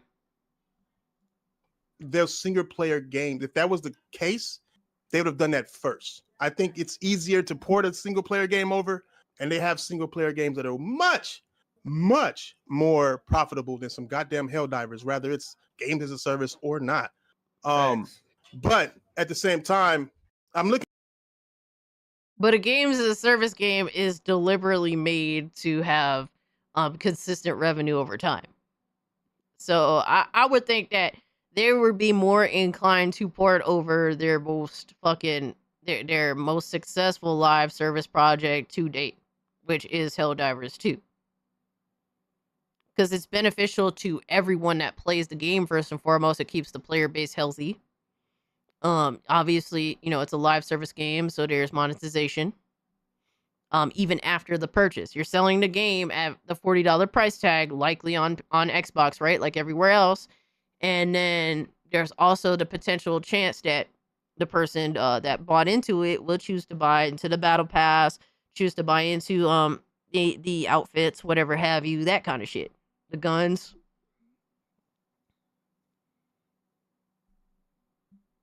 Looking at it, like the way I look at it is like this. We all know Xbox is a dead console, right? It's not, and Microsoft is. It's not even a joke no more. It's like the console war is over. You know what I'm saying? Like I'm not even laughing at it no more. That's why I barely make. Well, if PlayStation didn't see the value in Xbox, they wouldn't port their games over, as we've just established. Like there is clearly value. You could say that the platform is dead, but your God, your PlayStation, your precious Sony doesn't see it the same way. Videos about it. I just make videos trying to educate on what's going on, but we are looking at a time where we're new to this. We've been through a console war before, Sega versus Nintendo, but this isn't the same. And it's not the same because it's a digital age to where there's different money. Back then, they were just making money off of sales, right? So Sega was like, fuck it, I gotta put my games on Nintendo and make this money. Today, they're making money off of our information and sales, more on our information. So they want our emails. They want this. They want that. They want to get information to sell to. Well, if that was the case, if they were making more money on our information, then no matter what, they would not have caved on PC gamers with the forcing people to sign in and shit. So as much as you want to try and push that as the primary revenue factor, that's not necessarily true. If it was, they would have implemented that shit at all costs, at the cost of whatever money of people choosing to say no. So marketers to send us whatever the fuck they're gonna send us. Read the fucking disclaimers. It's in all of them. You know what I'm saying? They make money on our stuff. This is the digital age. So the gold but is not now the most money. Words, letters. That's gold in the world now. So reason why Microsoft is doing what they're doing is that they're literally doing a yard sale to their Xbox players' information. So now it's open to anybody. Nintendo can put their games on Xbox if they wanted to. They would only do it to get information. And that's why Yo, they chose this dude Helldivers, good. because Helldivers is a cheap game. It's not going to go on Game Pass, and it's one of those games, it's an online game, to where you're going to have to put you're going to use as much of your information as you possibly can. One of those games, all that shit, email, fucking credit card, motherfucker. Hope that they don't make them open a motherfucking PSN account. You know what I'm saying? Because they might make them. What is he talking about? Credit card information, dude. When you're buying something off of a game, you're entering your credit card information to Microsoft if you're on an Xbox, right? PlayStation doesn't get involved in that. It's through the Xbox store, my guy. For someone that seems to claim to know a lot about business, he doesn't know some basic fundamentals here.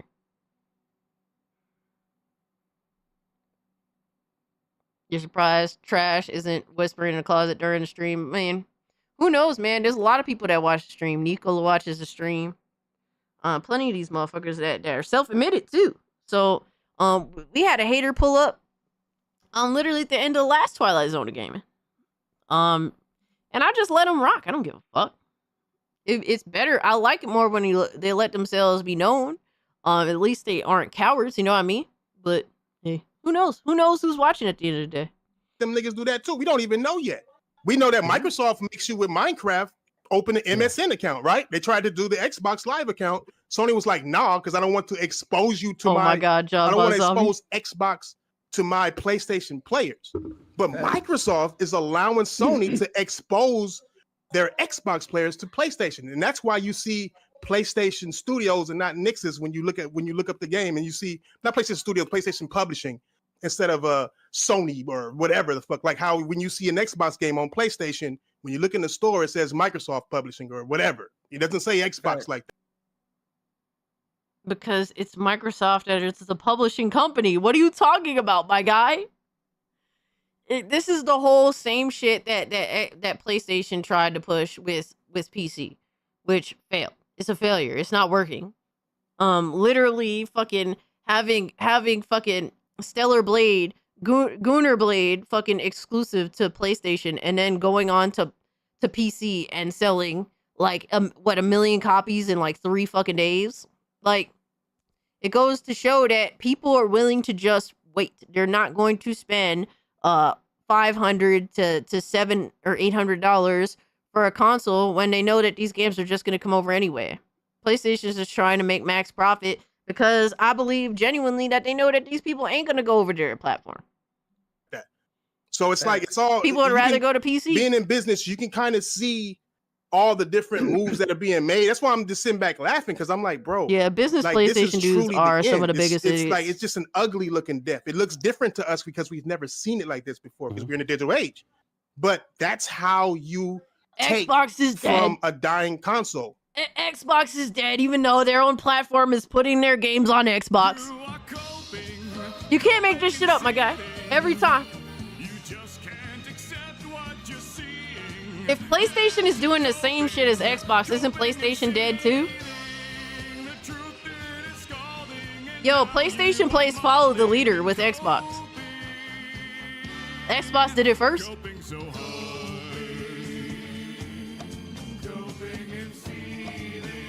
Yo, he ain't good because he's coping right now, Joker. I mean, Silent Night, excuse me. Microsoft doesn't want these gamers to quit being gamers. The gamers that are left on Xbox right now that are not on PlayStation don't want a PlayStation or a PC, because they would have fucking made that move already. So Sony's job right now is exactly what they're doing with China with Steam, is to try to expose these leftover gamers to their products.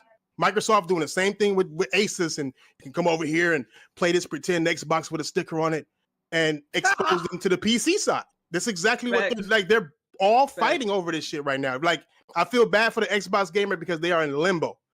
They're in limbo. What they're gonna do? They're gonna play Helldivers? Why would you feel sorry for Xbox gamers?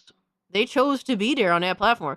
Xbox gamers had every opportunity to leave from 2013 on, and they chose to be where they at. Why feel sorry? I don't feel sorry for Xbox gamers. I mean, y'all do you. You're especially if you're a grown ass adult, you've been grown all this time, all these years.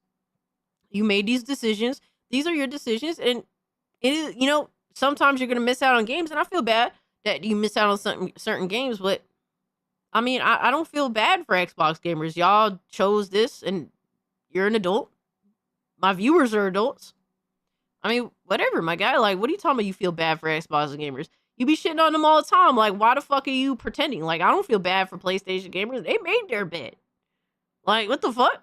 Like, stop being a fake fuck. Like, this is such... Like, you couldn't be any more fake. It's the same as PlayStation players. They won't buy an Xbox. Exactly. They won't. They be staying.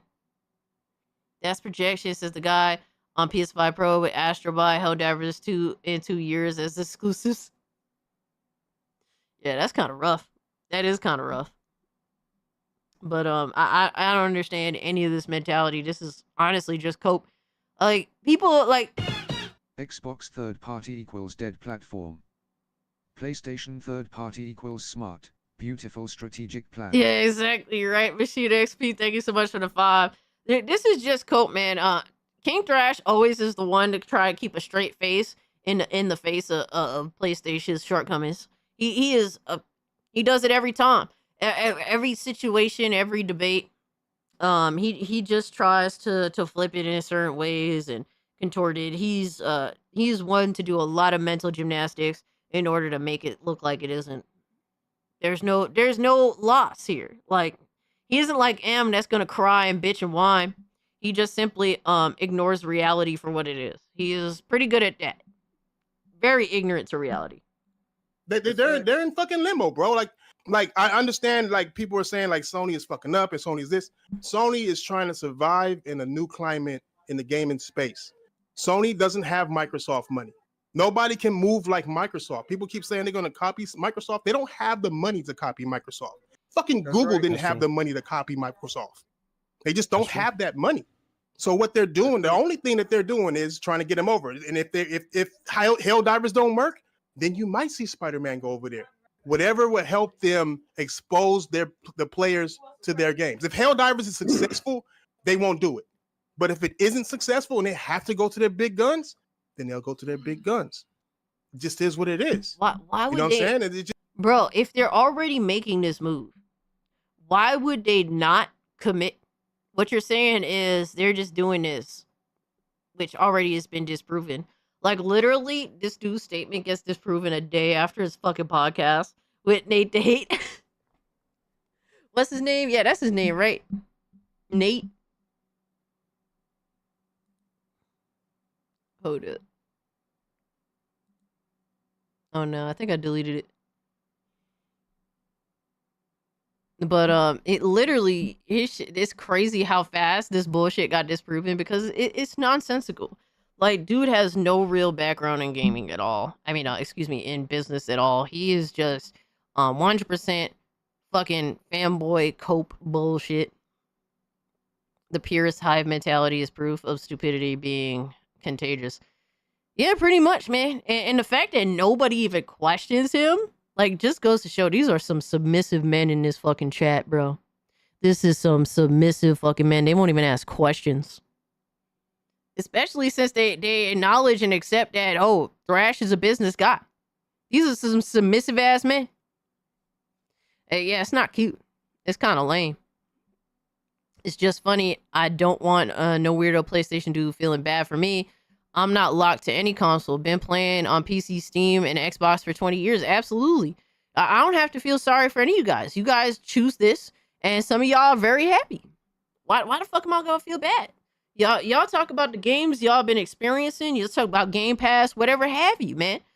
You're happy to see Helldivers coming over to your platform. Like, a lot of dudes on Xbox happen to be okay. So, and for me personally, I want more. But there's some people that's content. And who am I to tell them to be unhappy? Who am I to force them to be unhappy?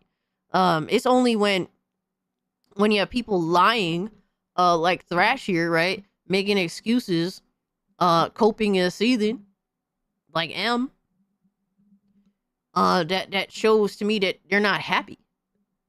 You're genuinely upset to the point where you have to lie to cope with the situation that PlayStation is putting their games on Xbox.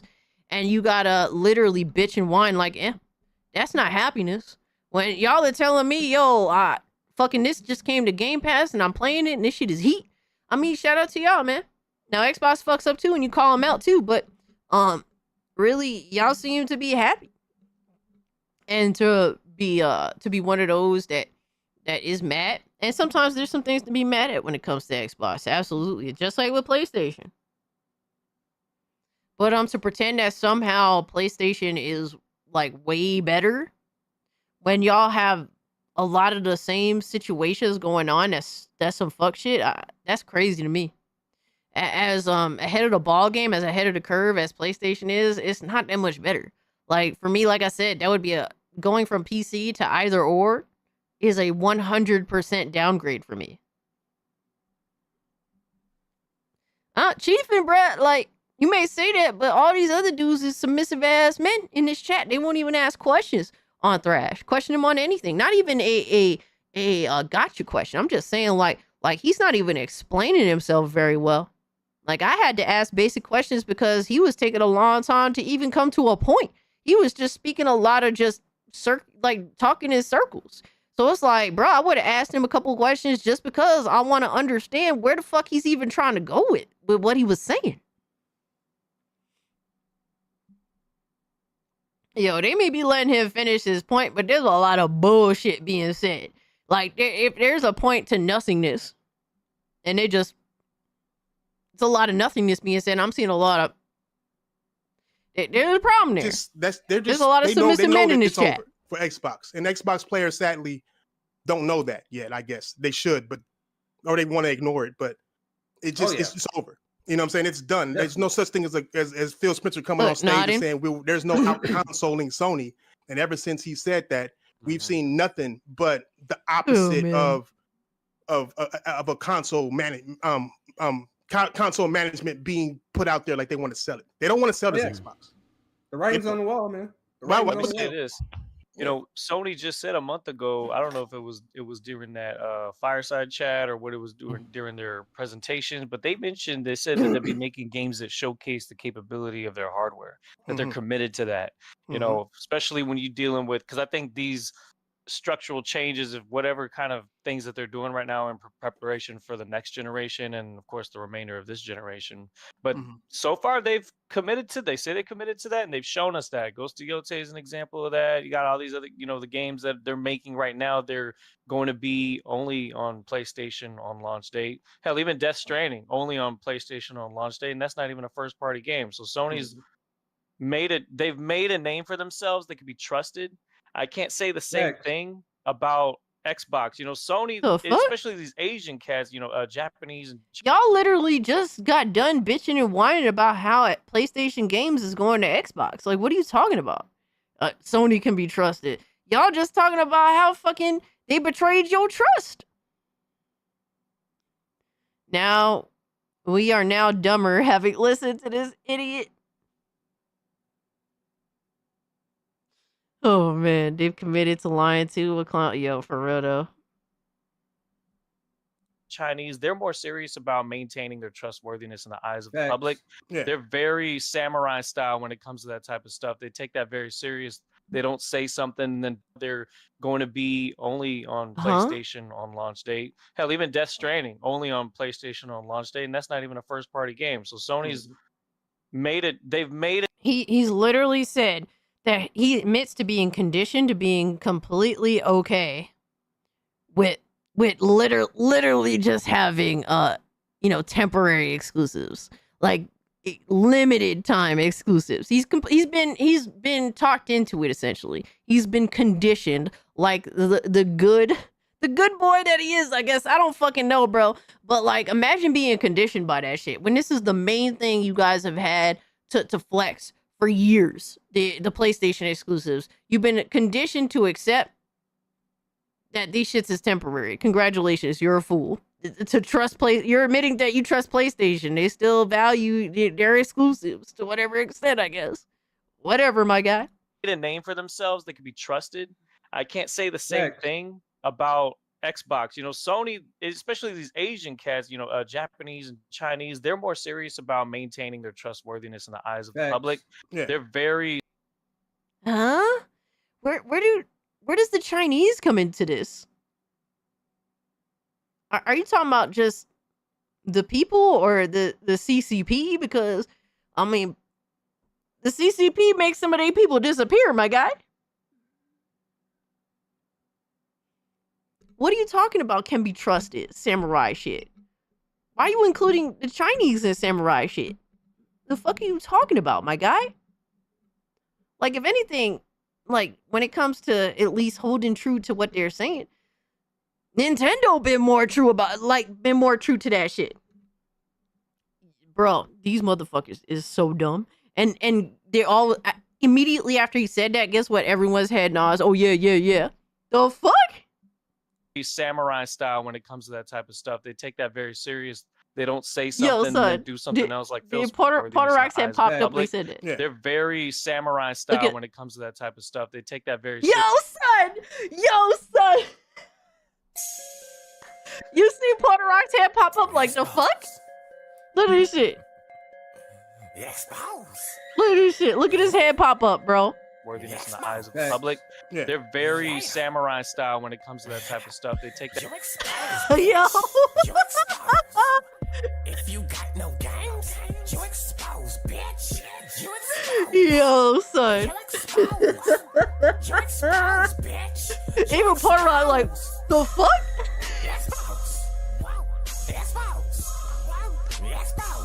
Porter Rock's contemplating his podcast choices. Holy shit, my guy. That was, yo, he was just like, the fuck? Okay. That very serious. They don't say something and then do something else. Like Phil Spencer will say, "Oh, well, only 4 games are coming over," and then the whole slate comes over. Or they'll say, "Exactly." Oh, well, bro, what are you talking about? PlayStation is literally doing the same fucking thing. It's just 4 games. This is literally PlayStation's version of it's just 4 games. Clip it and ship it, yo. Xbox games are for platforms with Game Pass, and then, well, PlayStation doesn't have Game Pass. Why we got? And this dude with the fake ass play button, he's literally just nodding his head and cheering them on. He has nothing. He has nothing to add to the podcast. He don't say nothing except nod his head and say, "Hell yeah." The fuck? Your games now, or they'll say, "Oh, we're not going to move market share selling $1,000 consoles." And what are they working on right now? They're working on $1,000 consoles, and they know. Bro, this dude is the most useless podcast person I've ever seen. Let's just pretend PlayStation is completely okay. There's nothing to question here. As someone that from their perspective, they're fanboys. They don't want to see their games on other platforms, but let's just default to Game Pass bad. Crazy, my guy. Insane. Trying to do that, but what I'm saying is Sony is more about what they say. So as of right now, and that's why I said it's speculation. No, they about their money, my guy. They about their money based off of what they've already said, and so they are focused on their hardware, and we're seeing that right now. Now they're focused on making maximum money. There may be a little bit of give and take, but when you look at games like Helldivers, that obviously, like I said, it's using an older engine, so I would imagine that perhaps a whole, weaker hardware would be no thoughts in his head, right? But the talking points, just a couple of basic talking points. I'll say this: for anybody that feel like PlayStation is going to bring a whole slate or even single player games, let me ask you a question: would it matter if Microsoft stopped production of Xbox? Like they still brought the games over there, but they stopped production of Xbox. Because I believe they're getting ready to stop production, bro. I have to go use the bathroom real quick, so I'm just gonna make this real quick. Yeah, take a boo. You take number 2, huh? You look like you're taking number 2. Look at it. Number 1. Definitely gonna scared go the shit out of him, Thrash. He's gonna do dookie. Number 3.5. He's like, I can't handle this bullshit. I gotta shit. 100%. Yeah, I gotta get away from this. Okay. No. I'm sorry. Go ahead. I fucking hate this direction. I don't give a fuck. Okay. What's the direction?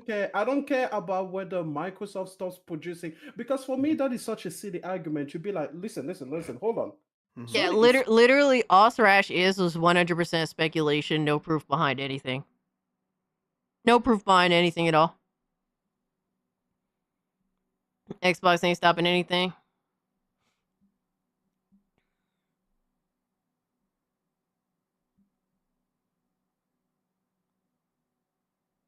Oh man, yo, alchemy, bro, you wildin', my guy. fucking up. But don't worry, Microsoft will fall apart before they get you fuck up too much. No, it's still a fuck up. No. Yeah, that is a massive fucking cope. That is such a cope. And it's just like my thing is, who cares? Like, if you're a PlayStation gamer, you don't give a fuck about Xbox, right? What benefit is it to you if Xbox goes under before PlayStation manages to fuck up in excess? That does not benefit you in any way, shape, or form. The fuck are you like? What are you celebrating here? Oh man, yo, bro. Listen, putting the game Helldivers 2 on Xbox, disgusting. Okay, the PlayStation PC strategy, disgusting. We love that you're upset, my guy. We love it. Disgusts me. Okay, these games have not brought us any bigger games. They have not brought us any better games. What have they done for the PlayStation gamer, other to just dilute the value of the PlayStation? Bro, PlayStation. The reason why these motherfuckers aren't getting anything new or anything better, it's not on account of like what money. There's a lack of money being brought in. It's clearly upon PlayStation's own negligence and ignorance that they do not have new games. They do not have new big games. Instead of investing all this money into developing new, single player, games, they instead chose to throw it all in live service projects that, a lot of game developers that they put behind them don't know how to make these live service projects. A lot of these games took forever to make just to get canceled. This is upon PlayStation's own fucking failures. Forget how much money these other games made. It's how much money was put into a lot of these games that didn't even come out and literally were killed before release. Yeah, exactly, Mitty. And then you have also Concord that only lasted a fucking week. $400 million video game dead in a week. This is PlayStation, my guy. This is modern fucking PlayStation. It's not how much. The question is not how much money they're getting, but what they are choosing to spend all this fucking money on, and it has led you to getting nothing because PlayStation does not know how to spend its money or what their gamers want. Matter of fact, you're telling you what you want, and they're telling you what you want, and they can't even bring what they're telling you to want to be bought. They can't even bring these games that they're telling you that you want. They can't even bring them to market because of how much of a fucking failure all these games are. Xbox Division made more money than Windows. I don't think Microsoft has any plans on getting rid of it anytime soon. The dude with the glasses never even played most of the big PlayStation games, but is representing PlayStation so hard. I mean, I don't know what he's played or what he hasn't. He does have you could actually look up his PSN. I do know that he pays for Game Pass. He pays for PS Plus, even despite being resentful of PlayStation gamers having to pay for PS Plus in order to play Helldivers 2. Whereas, PC gamers don't have to pay that entry fee, right? They don't have to pay for PS Plus. He's mad about that, but he still continues to pay for PS Plus anyway. And then the second being, he didn't choose to play Helldivers 2. He didn't choose to support it. He did not put any of his time or his money into Helldivers 2, and he crashed the fuck out. That a game that he chose not to play. He chose to essentially abandon. Not even to engage in to begin with. He just decided to crash out over that game, to which is now going to Xbox. So there's all that shit. So that's the type. That's what I do know about him. I can't speculate the other games, but that I do know for a fact. I have confirmed all of this myself, and he has admitted to the rest of what I'm saying here. He's self-admitted. We don't matter anymore. No. You're mistaken. You're mistaken, bro. You're absolutely right. That might be the truest thing you say. But here's the thing. We no longer matter, my guy. Yeah, because you've shown that you are complicit with the anti-consumer directions that PlayStation has gone in. They don't give a fuck about you. Yeah, they know that you are submissive. You're submissive bitches, and that you'll end up caving because one, you have chosen to remain ignorant, deaf, dumb, and blind. You refuse to learn any new skills when it comes to gaming. So therefore, they know for a fact you're never going to PC. All right, you've admitted, you've said it yourself. You're never going to Xbox because you exclaimed how much you hate Xbox as a platform. Like, they know that you ain't going no fucking where. So yeah, they don't give a fuck about you. Yeah, because you've been complacent. For me, I've never been complacent. I have had no problem switching platforms. All right, I will learn what I've proven, motherfucker. If there's anything to say, I have proven that I'm willing to learn whatever the fuck I need to learn to go to whatever platform I want to, if there's value to that platform. And if there's a lack of value to where I currently am. I went from fucking, bro, I've bought everything multiple generations, right? I'm willing to start over from zero when it comes to video games. All right, I'll rebuy games. I don't give a fuck. That don't matter to me. A lot of people won't leave their platform because they don't want to rebuy games they already own. I don't give a fuck about that. I'll rebuy every fucking thing. I don't care. That don't matter to me, not one bit. I've proven that I'm willing to learn how to build a fucking PC. I'm willing to learn that shit. I've proven that I'm willing to buy whatever the fuck it takes. All right. I've proven that shit. You've proven that you're willing to be 100% complacent, that you will not move anywhere, and that is why they do not give a fuck about you. PlayStation already lost me. Look, I've owned everything every generation, right? But primarily I went from Xbox 360 to PS4 and now to PC. I've proven that I'm willing to say goodbye to you real the fuck quick. And guess what? I can go anywhere at any point and have a library. You know why? Because I've been willing to go any fucking where for anything. If there's value to me at that given time. And when there's no value at some given time, or they've taken me for granted at some point, I fucked off somewhere else. I can go back to Nintendo and have a big ass library for me waiting there. I can go back to Xbox and have a big ass library waiting for me there. I can go back to PlayStation and have a big ass library waiting for me there. Because I've never been afraid to branch the fuck off and do what I have to do to go wherever the fuck I value gaming at that particular time. That don't mean shit to me. You guys have proven, and y'all don't got libraries in other places. Y'all don't got anywhere to go. Y'all proven that you're going to sink with this fucking ship no matter what. And that's why they don't give a single fuck about you. You're a loser. And you're going to continue to be a loser because that's how you operate. The thing. All right. But that's the reason why he doesn't like it. Because then at that point, I'm just saying. They're over us, bro. I'm not gonna have my money support a company that is basically not going in a direction that I don't want to see them go. That's basically where you going to, brother. It's too late for you though. And the thing is this, yeah. I can rebuy games easily, absolutely, to get cheaper over time. Every generation is a new generation for choice. Sure, you might say it's too late for this generation, but that doesn't mean we're going to carry on with the same mistake with the PlayStation 6. No, I'm not even saying that. I'm saying that it's too late for him as somebody who isn't liking this, because as soon as a game come out that he does like, he's going to boot up his PlayStation, and they know this. No. Hold on. Okay, all right. Yo, Machine, I would love a timestamp to that, low key. I like on PlayStation. We're calling this dude out because that's funny as Let me fuck. put it this way: Xbox One, I didn't like their direction, but I still had the Xbox One, and I rolled out the Xbox One. I still bought games on Xbox One. I played it. Their new console came out. Didn't buy shit from them. Didn't play shit from them. Like I said. So yeah, like right now you can say it's too late, but that's you could always make a new choice when the next generation come. And like Nintendo, the last console I bought on Nintendo was the GameCube, and I didn't fuck with them since. It's just you know, sometimes. But all you're proving is that you're literally choosing to just exist on one platform. Like you said, you have abandoned everything. You don't have no Nintendo. You don't have a Nintendo library. You got an Xbox One library, but how big is that? And you've abandoned that too. So I don't. I've been using my Switch 2 dock a lot, which I didn't do with the first one. Really, Mitty? Is it because you're not digging the screen, or is it just because your general habits have changed, your situation has changed? I'm just curious at this point.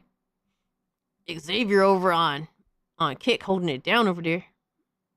I've been on PC since 360 days.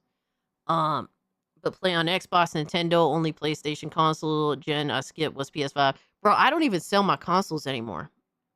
Like, I still have my my 1X, I have my Series X, I have my PS4 Pro, I got my PS5, I got my Switch. I'm not selling any of them, right? Because who knows, maybe I'll become a retro gamer. I want to go back to these games. Fuck it, right? But I'm trying to preserve whatever assets I still own when it comes to gaming, even on platforms that I don't even fuck with.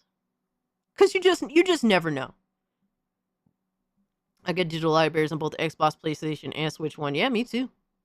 Sometimes company leaves you. Sometimes the company that you fuck with at 100%. first, they end up going a different direction. Like Nintendo. I fucked with Nintendo all the way up to GameCube.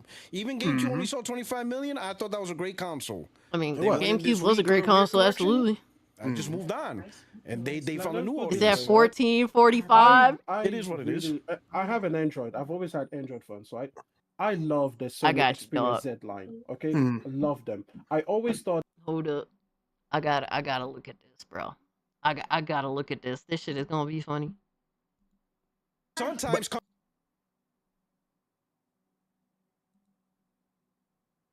I gotta look at this. Listen, I will get reparations for this. There you go. I'm gonna listen. I will get my Console War VA claims submitted. All right, I'm gonna get my Console War VA claims. This shit is preposterous. All right, Sean King, the man with 1,000 plats. What's going on? What's going on? Listen, man. Listen, my community's rough, man, brother. Listen, this is not for me. My community's rough. Listen, I gotta warn you. I need to see the chat. You entered. I got guys. There's people and gals. I don't even know if they're guy, girls, he, she, them. I don't know who they are. I can't even tell you their gender or their pronouns. Right? I just call them the glimmer gamers. The reason why I call them the glimmer gamers, I call them the glimmer gamers. And the reason why I call them the glimmer gamers is because first you see a glimmer, and then you don't. These dudes are lethal. I don't know who they are, but Glimmer Gamer came and be like, hey, how come Sean don't got plats for like the big first party games? So they want some investigative report. What's going on here? You got I don't know why chat ain't working. They want to see some Ragnarok, Spider-Man, Horizon Zero Dawn plats. Can you hook? And these are all relatively easy platinums. Like I got OG, I got Spider-Man 1's platinum. I have Ghost of Tsushima's platinum. I believe I do have Days Gone's platinum. Mind you, these are. Wait, hold on. I have Spider-Man. I have Ghost of Tsushima. I have Days Gone. From what I know, Horizon is relatively easy. The Last of Us 2 is a lot easier than The Last of Us 1. I think they made The Last of Us 1's platinum easier. PlayStation by far has some of the easiest platinums. Spider-Man 2, like, if I wanted to play the game more, I could easily get that platinum. And I'm not talking shit just to talk shit. It's actually a very easy platinum. I just hate the game. For me, I kind of stopped getting platinums for games that I hate a while ago. I think what kind of pushed me over the edge with that was Dragon Ball Z Kakarot. I don't see the value in platinums, especially when you got easy plats too, so. Spider-Man 2 plat took me over 20 hours of pain and torture. And for a game that I hated just playing through the main story and doing like a couple of side quests, I wasn't going to put myself through that shit. I don't care enough to do that. But is this when they argue with each other? This is when this dude here gets called out for not being a really good platinum trophy hunter, even though he's 1,000. Can you hook Oh up? yeah, I'm getting on top of it, man. Look, You know what look, saying? I'm building on it now. So listen, they want to see your streams. They I said, got we'll you. go to his channel. But they said they don't want Donkey Deaky Dong plats. They want the big ones. man. They want what? They want to see Horizon Zero Dawn, Forbidden West. They want you to go for the big shits. Oh, I got you. I got you. And they said they will support. They said they'll support. I got you. You bring it. You stream these games. Go for the Bro, plats, why is there they no got you. chat? I got you. Listen. This ain't from me. I'm just passing the word. Like I There's said, no I'm chat, up for the bro. challenge. I don't know why. I'm They always want up for that. the challenge, man. They Because right now I've been This shit playing broken. Wu-Chang. I've been If playing it pops up, I'll Wu-Chang pull it up. and, Okay. I've been playing Resident Evil 2, so I've been Okay. between those Okay. right now. But yeah, I am doing God of War 2016 because I have to actually platinum that and also beat that. All right. Yeah. So I'm behind. I'm behind. All right. They want that. They want the big guns. You know, they didn't want the team. Bro, if you like those games, and a lot of PlayStation fanboys do, they like those games. If it's truthful or not, I mean, I can't really say, but a lot of them, like, bro, for the ones that I really like, I believe I do have Ratchet and Clank Rift Apart's platinum. Let me check. Let me verify, because it's been so long, I don't even remember. I don't have many platinums, but I do have a few for games. Some games I hate, but some games I love. But a lot of people try to talk shit about me. Oh, you don't really fuck with Days Gone, bro. I got the fucking platinum for Days Gone. What the fuck are you talking about, my guy?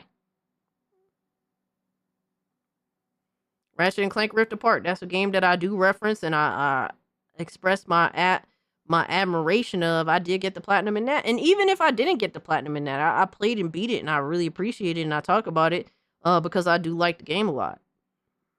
Let me see. What else? Ghost of Tsushima. I got the platinum on that. You guys can't see it, but yeah, Ghost. I got the platinum on that. What else? Spider-Man Remastered. I auto popped the plat on that because I got the first plat. I got the PS4 version platinum, so I technically got 2 platinums on that because the shit auto pops. Let me see what else.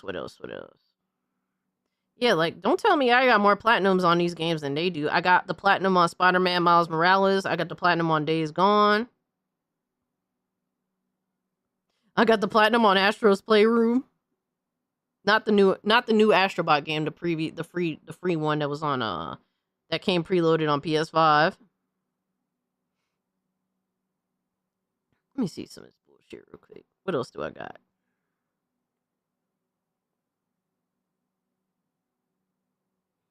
Incoming Smash Raid. Yo, we got a Smash Raid pulling up. Yo, Smash was good, my guy. Appreciate the raid, dog. So yeah, don't tell me I got more platinums on pony games than the ponies do. Especially this motherfucker that got 1,000 platinums. That sound crazy. You got 1,000 platinums. You a pony. You a fanboy. But you ain't got the PlayStation exclusive. Once exclusive. There was a time. You don't got the platinums for those games, and they're some of the easiest platinums to get. That's crazy, my guy. Forget crazy. That's insane. But hey man, some of these dudes, they're insane. They're a lot of frauds in this space, my guy. They a lot of frauds. I talk highly about Days Gone because I played the fuck about it. Ghost of Tsushima because I played the fuck out of it. Ratchet and Clank Rift Apart because I played the fuck out of it. Spider-Man 1 because I played the fuck out of it. Like, these are games that I did play the fuck out of. Even Miles Morales, like, I'm not even crazy about that game, but I did get the platinum too. I think it's okay. I think Miles Morales is an okay game, but even that I got the platinum on. So that'd be crazy, right? I worked on Fear 2. Hey. Wandering Slacker says I worked on Fear 2. Really? That's pretty dope. Hell yeah. I'm not a real gamer then because I don't give a fuck about plat. I don't care about plats either. That doesn't mean anything, right?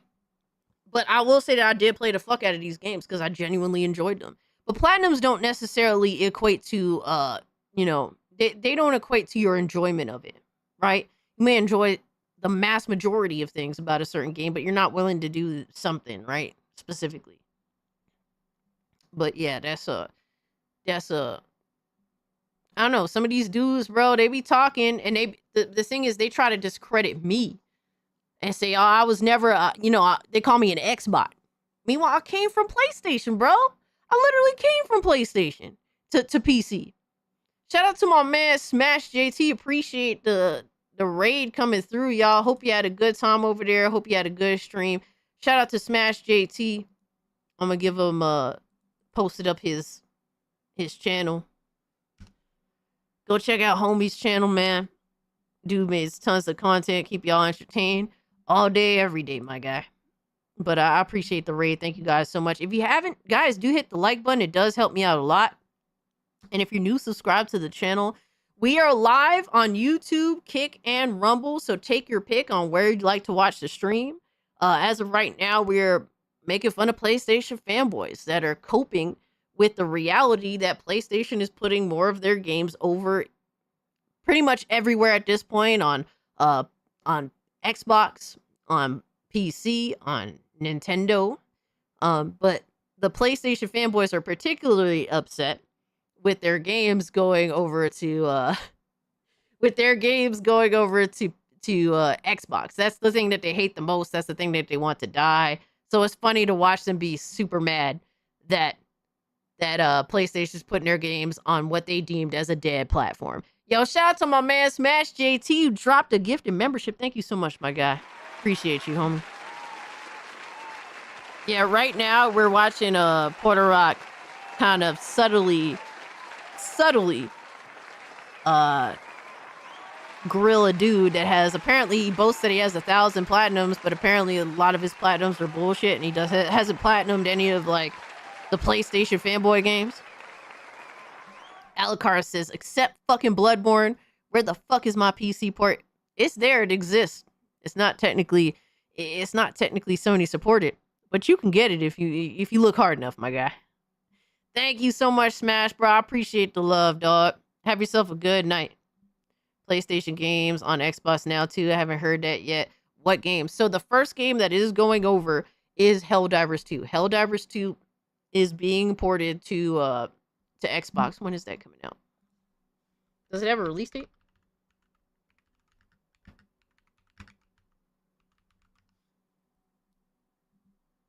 So the official release date for Helldivers 2 on Xbox, it's launching on Series X and S on August 26, 2025.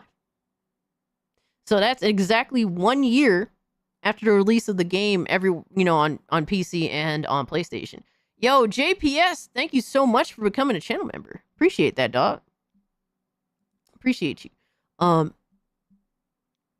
yeah, next month, the 26th. All right, let's hear what else Porter Rock's gonna say. Weaking. They're playing. Yeah, they're like he's playing I Am Mayo. They're like I'm playing I Am Mayo. They don't want that. No. Slash raid. No. Repent. Also, I'm currently playing my PS5. I've never cared for the console war, so it is what it is. No, bro. Look, Fetch. You have to understand how we are here. You're amongst PC gamers, Xbox gamers, PlayStation players, gamers, Switch gamers, right? It doesn't matter where you play. It's just how you conduct yourself. You conduct yourself like a rational gamer. You're just here to play games. We support that shit because it's all about gaming at the end of the day, right? We just make fun of fanboys here. Like when we make fun of like fanboys specifically, it's not shitting on the entire player base of a platform. It's just shitting on the retards of the platform, and they exist everywhere, right? Even on PC, where I prefer to play personally. But thank you so much for the 5, my guy. Yo, get your gaming in. I don't care where you play video games. It's just about being a gamer versus being a fanboy. It's a big difference, and we definitely have a line for that. Hey, D-Stock, thank you so much. I appreciate that. You're gonna make me blush, low-key. He has trophies and bullshit. Yo, son, he got trophies and I Am Mayo, but he don't have a God of War trophy. He don't got the platinum God of War. He don't have the platinum in Horizon. That's nasty, my guy. Yo, Max Rez over on Rumble says, Tony the Pony, your favorite homie, is my fave, trolling PlayStation fanboys. Yeah, he's talking about my man's Doc Dark. Yo, Doc Dark is fucking hilarious. He is funny as fuck with his Tony the Pony fucking spoof of a PlayStation fanboy. We just gamers, bro. Absolutely. Have you counted the fan funding? We got right at this moment, we got 68 chat revenue, 4 memberships on YouTube, and we got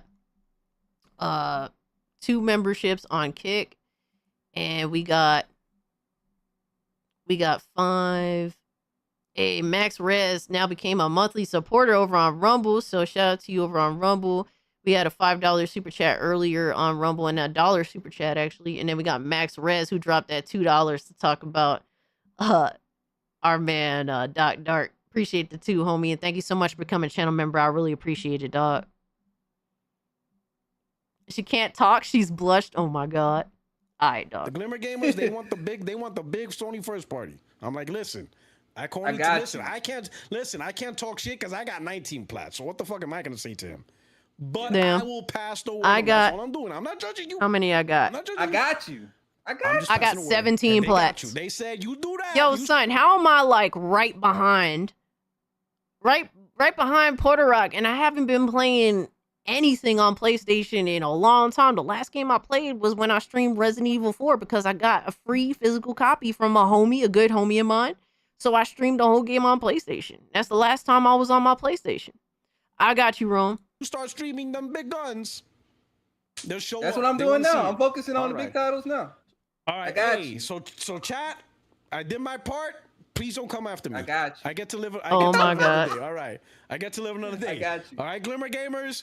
Hey, you told me to. Yo, Porter Rock said it how it was. He was nice about it, but at least he said it out loud in front of everybody in the chat, so that he knows who he's bringing on, and he told him about himself.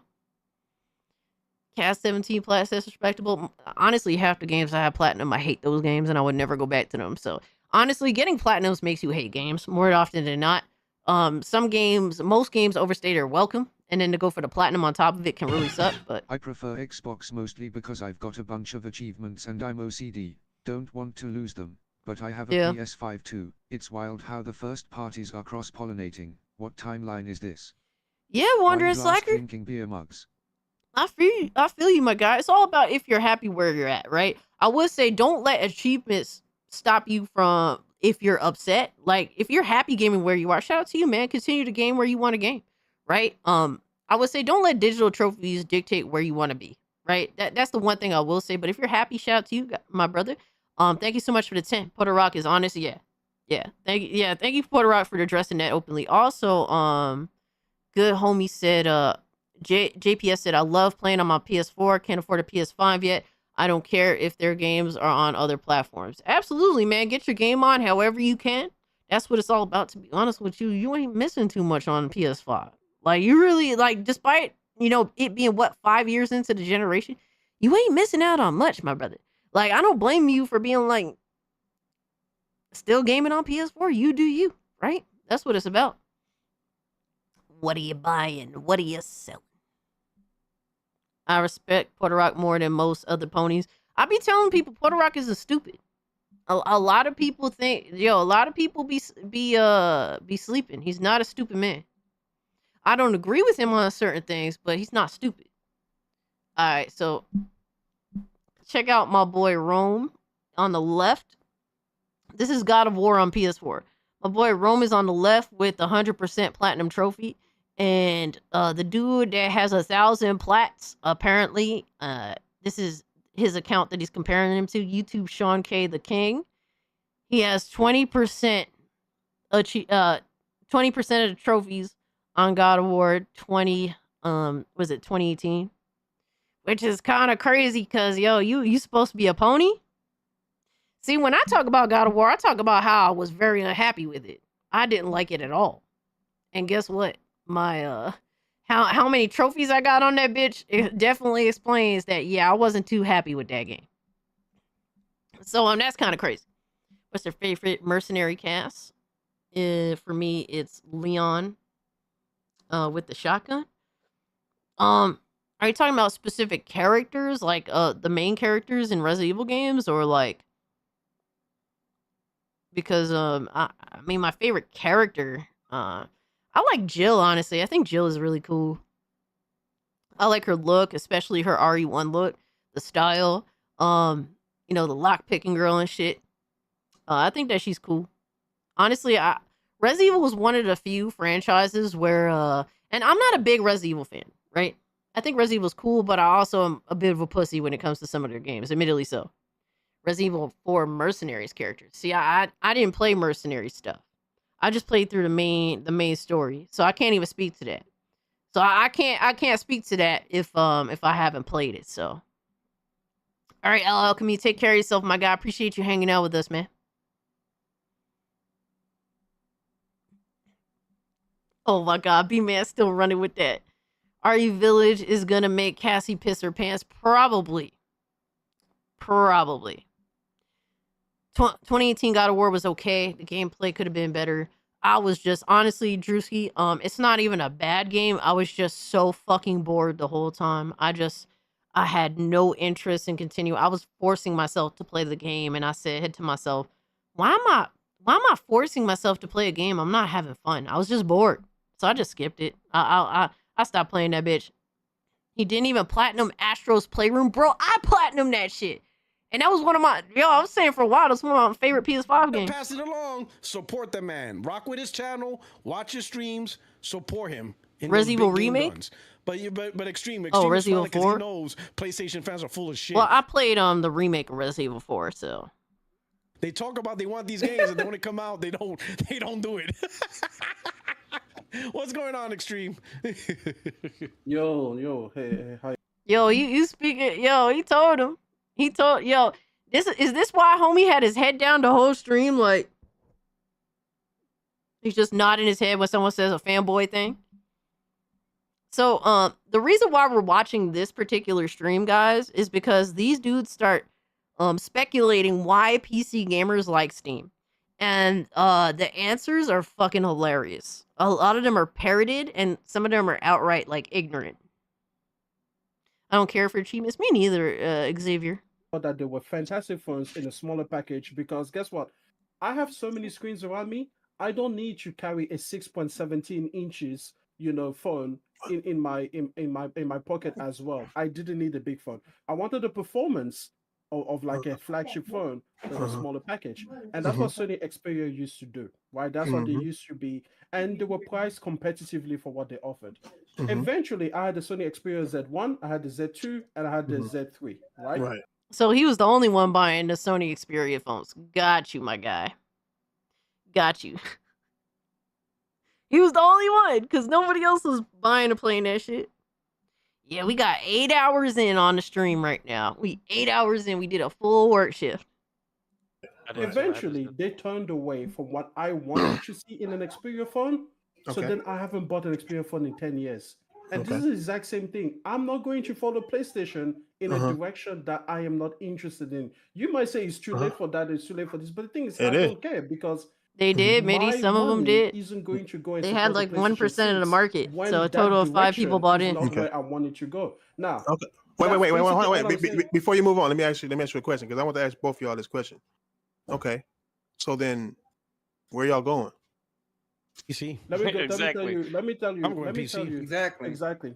That's it. You don't go. Wait. Wait. No, You don't go to PC, right? You don't go to PC. I already have. What games are you looking forward on PC? What games are you? Yo, M will not outright say where he's going, because he keeps saying, "Oh, this is my last PlayStation. This is my last PlayStation," but he won't outright say I'm going to PC.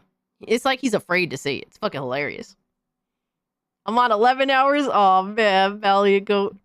Yeah, I'm trying to compete, my guy. I'm trying. Oh, I mean, it's a multiplayer machine. Oh, now he want to run. Okay. No. Listen. Let's put it this way. There's only 3 games, not even 2 games this year that PlayStation has that's not on PC. Right. Death Stranding and Ghost of Yotai. Yet. Just 2. So you'll leave PlayStation to go to PC to play PlayStation? No, I'm going to PC because it's the best generic platform. If I'm going to play a generic platform, I'm going to get the best generic platform. Okay. So, but you're going to still play PlayStation? But yeah. Well, then it's... I don't understand this argument that ponies keep trying to make, that they keep saying that without exclusives, like, these are generic platforms. And they keep saying that PC is somehow the most generic platform, even though, first off, PC has more exclusives than any of these platforms do, right? It's just whether you value them or not, right? But also, the reality is that PC is the most customizable platform that there is. So PC is anything but generic when you have millions upon millions of gaming PCs that exist that all happen to have different configurations. Some people have different operating systems. Like, PC gaming is anything but generic. So I don't understand that. Console gaming is extremely generic because everyone buys the same fucking box that does the same fucking thing in mass, right? It's mass sold, mass bulk. And there is no upgrade path. There's nothing that you could change. All you could do was customize the fucking covers or put a sticker on it, right?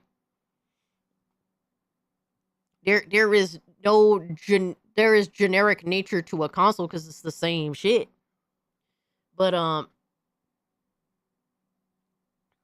yo, what's up, John? John said LMAO. Then they should have been on PC. These dudes straight coping.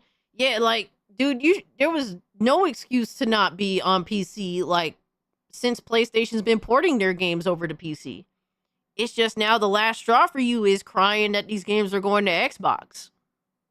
But all this is talk. All PlayStation does is just talk shit. That's all they do. They haven't made moves. They bitch and whine about the direction of PlayStation, but they still there. So whatever, man. Too late. Where's the Tigger face? I ain't put my Tigger Sony face don't on care today, my either guy. which way. You're buying their Okay, product. that's fine. We say the same thing. No, here's the thing. I see what you're saying, but I don't care what Sony thinks. I care. If you're a PC person, why are you in the console wars? Mike, the console wars are dead. The console wars, people are just console warring, but that shit is dead. It's the platform wars now. That's it. These companies are transcending into platform wars. The console war is dead.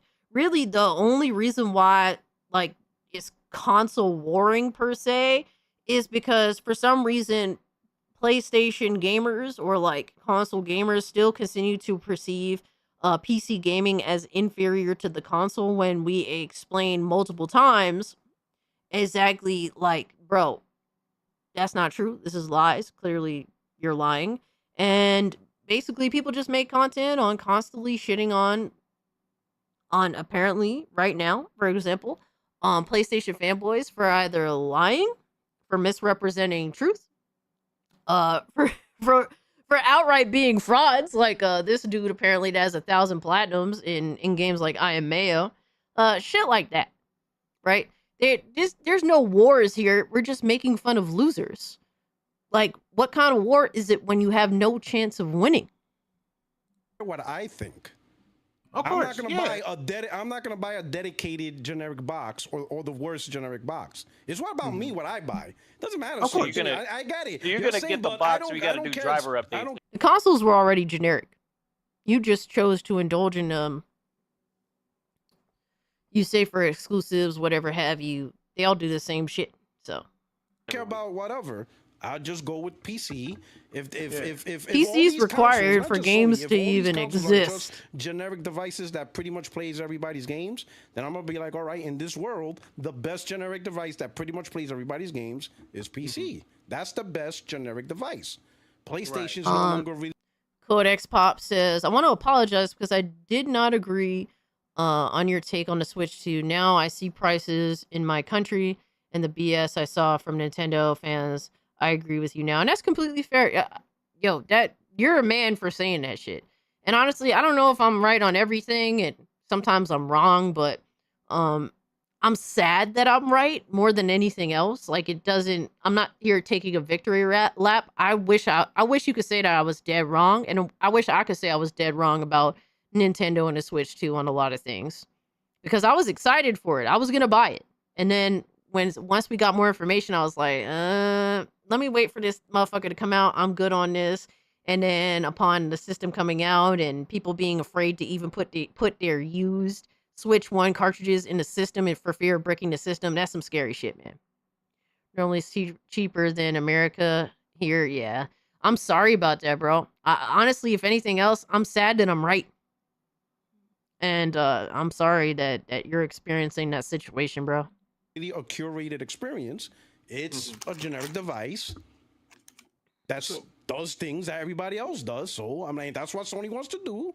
Cool. Sony wants to include other devices in their plans. They want to have development cycles. They want to have dev kits from other companies so they can strategize. This is what they've been doing there, and they're doing all this stuff. You know, anytime a new game they come up, they think of other platforms. All right, cool.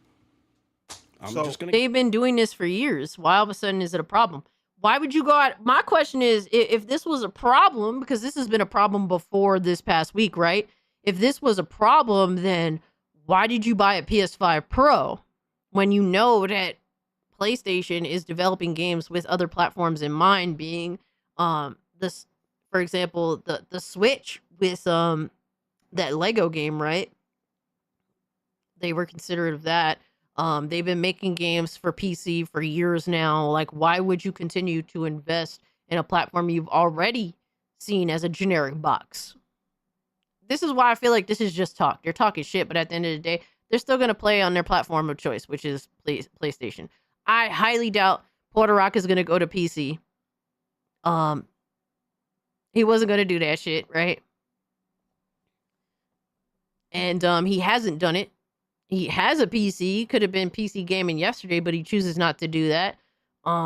He has a lot of tech issues when it comes to PC gaming for what I've seen, so I don't really see how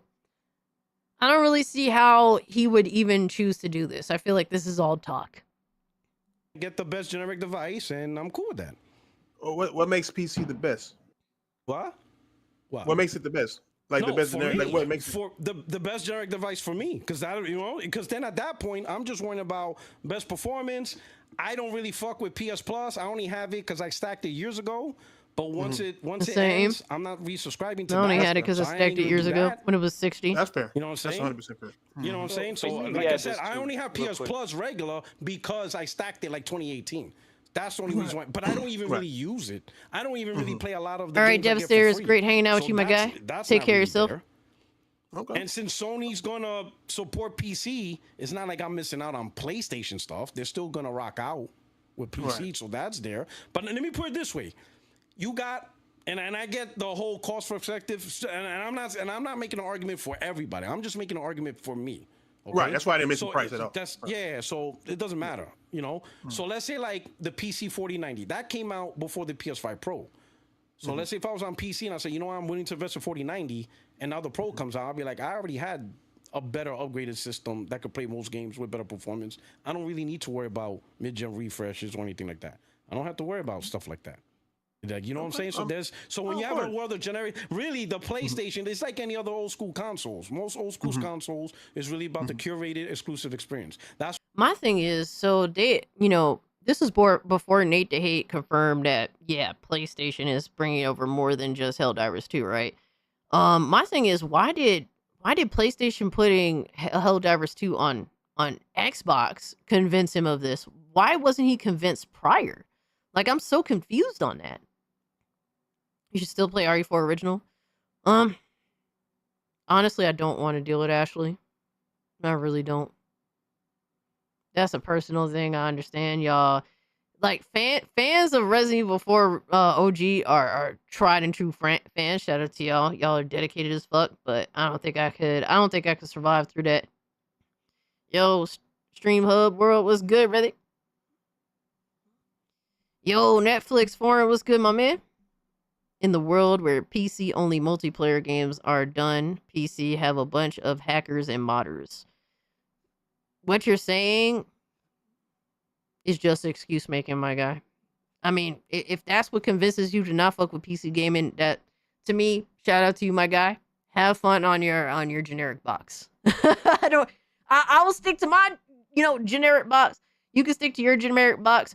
Whatever helps you sleep at night. I know that, PlayStation console gremlins constantly cope with the cheating is everywhere all the time, 100% of the time on PC, blah, blah, blah. Whatever, man. Most of these games are cross-plat anyway. You're going to be playing with PC gamers. You're going to be playing with all the cheaters either way. So, I mean, if that's what convinces you to stay where you're at, I'm glad that you're choosing to stay where you're at. I don't really want console gremlins that aren't willing to at least understand why PC gaming is a different atmosphere entirely. I don't want you on my platform. So that's why, like, for example, the PS3 Yo, what's up, Scooby Pup? Single player, the 360 was considered a duo box. Gonna catch podcast this Saturday. I'll have to catch the replay. But Saturday is my best friend's birthday, so I have to take her out. So I'll definitely catch the replay. I usually do catch your replays when I'm at work. It's just usually Saturdays I'm either sleeping or kind of busy, but I catch them. But either way, man, hope you have a great show. There was a curated experience for Xbox gamers that was really all in on Xbox Live Gold and these competitive multiplayer shooters, while PlayStation was still pushing out the single player games, Japanese games, RPGs, and all that stuff, even fighters for a little bit. Two distinct consoles. A lot of them had shared the same third party because you still have Grand Theft Auto, Devil May Cry, but they had a unique culture between the two, right? The Dubo box, the single player waifu box, whatever they want to call it. Distinct culture, and they catered to that culture. I mean, PS3 had multiplayer as well. To be honest with you, PS3 I kind of saw as like more so like a jack of all trades with free online. So I don't get that at all. Like, make sure to comment. Will do. I got you. I get Sony releasing on PC, but not Xbox. Xbox was failing massively on the console and to Sony. That is why they migrated all their stuff to PS5. But apparently, here's the thing, bro. A lot of people speculate that Xbox has about between 30 and 40 million consoles sold, right? A lot of people act like that's bullshit, like that's garbage. You know, like, that's not garbage. That's still 30 million potential buyers. You know what I mean? Like a lot of people think that Xbox is completely done and that the console is dead. I mean, I question the validity of the console personally, yes, but people act like there's nobody playing, and that's just not true. So there is potential there. There's still money to be made. It's just that if you're trying to be a platform that's self-sustainable as just the console itself, yeah, that's not very good, right? The Xbox console is stagnant, but it's not a dead platform like people act like it is. A lot of people have been selling a lot of bullshit. You know what I mean? I think that the Xbox Series console is definitely has a lot of issues with it. It definitely ain't selling nearly as much as a PlayStation. That's a fact. And when you compare it to the PS5, yeah, it's not selling very well at all. But there's still millions upon millions of consoles out there that's being used on the daily. So in a new era where now everything has to be in more places, getting access to more information, just strategizing. I get the variance between PC and console. Platforms. Yep. All right, cool. That's best for Sony. It's just a matter of taste. Yeah, absolutely. At that point, I just make a new decision. What you prefer? What fits you? What Extreme says. When the new decision is done, I'm not gonna cry about 2 games trash. It's just not that I really serious. think PS3 was like a jack of all trades more than anything else with free online. It was actually pretty good. Exclusives. I actually regret not consistently playing on PS3. I had it early in the generation, and I kind of just ended up using it to play PS2 games. And I kind of regret not putting more time into PS3. I actually ended up rebuying a PS3 once the PS4 came out, because that first year was kind of boring, right? And I played the fuck out of PS3 that year. And I enjoyed it. I caught up on a lot of PS3 games that I missed out on. I started collecting PS3 games because I had sold all my 360 games, because once they announced Xbox One, I was like, man, fuck this platform. Fuck Microsoft. Fuck Xbox. And I left and I bought a PS4, but then PS4 was kind of dry. So I bought a PS3. I caught up on so many games. Oh my God. Oh my fucking God, bro. Looking forward to Porter Rock coming to PC. Oh man, it's going to be hilarious. All the questions, all the help required. Xbox is gay. To cry about. These days, man. Really These days, bro, these days, PlayStation and Xbox are both gay as fuck. Like a subscription service for Windows. I'll buy you charging subscriptions for like honestly, like there's no. Oh, that's what's next. Yeah, that's what's coming up. What, right hold now. on, what the fuck he said? What you can do on other platforms. Hold on. What the fuck did this stupid motherfucker say? At that point, I just make a new decision. It's almost similar to what Extreme says. When the new decision is done, I'm not gonna cry about 2 games trash. It's just not that serious to cry about 2 games. Even especially when they're timed exclusives. It's definitely not to cry about a whole strategy. It really is. Well, what happens when Microsoft starts charging for Windows? What happens? Like, I mean, you steal it, motherfucker! What do you think? You stupid bitch! You steal it! Motherfucker's been stealing Windows for years now, you dumb fuck! This is why King Thrash needs to stop talking about PC gaming. You think I paid for fucking Windows 11 like directly from Microsoft and paid more money? No! No, I went elsewhere and got that bitch for fucking cheap as fuck. You could get it, bro, you could get Windows for cheap as fuck or fucking steal it. You stupid motherfucker. Asking stupid ass questions. Stupid bitch.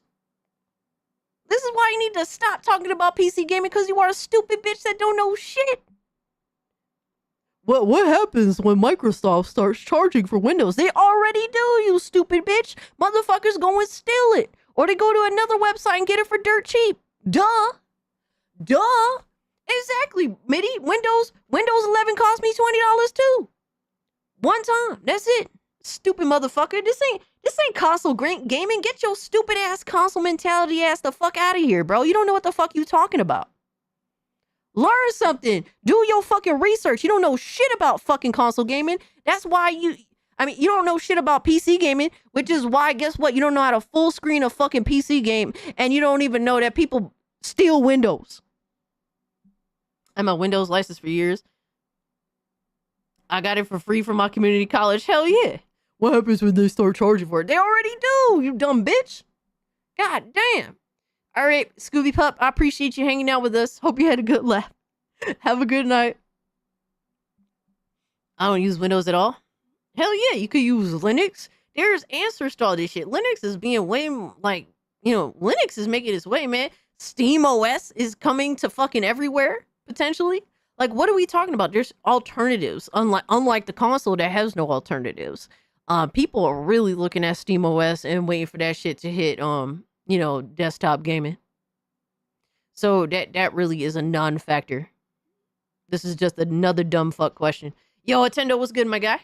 Yo, Cass said, you don't know how to full screen a game. Yeah, he admitted that. That was a admittal. That's why I told him to shut the fuck up when it comes to PC gaming. Don't know shit. My best experience on PS3 was the 3D Blu-ray with 3D games. PS4 Detroit Become Human. PS5 DualSense controller.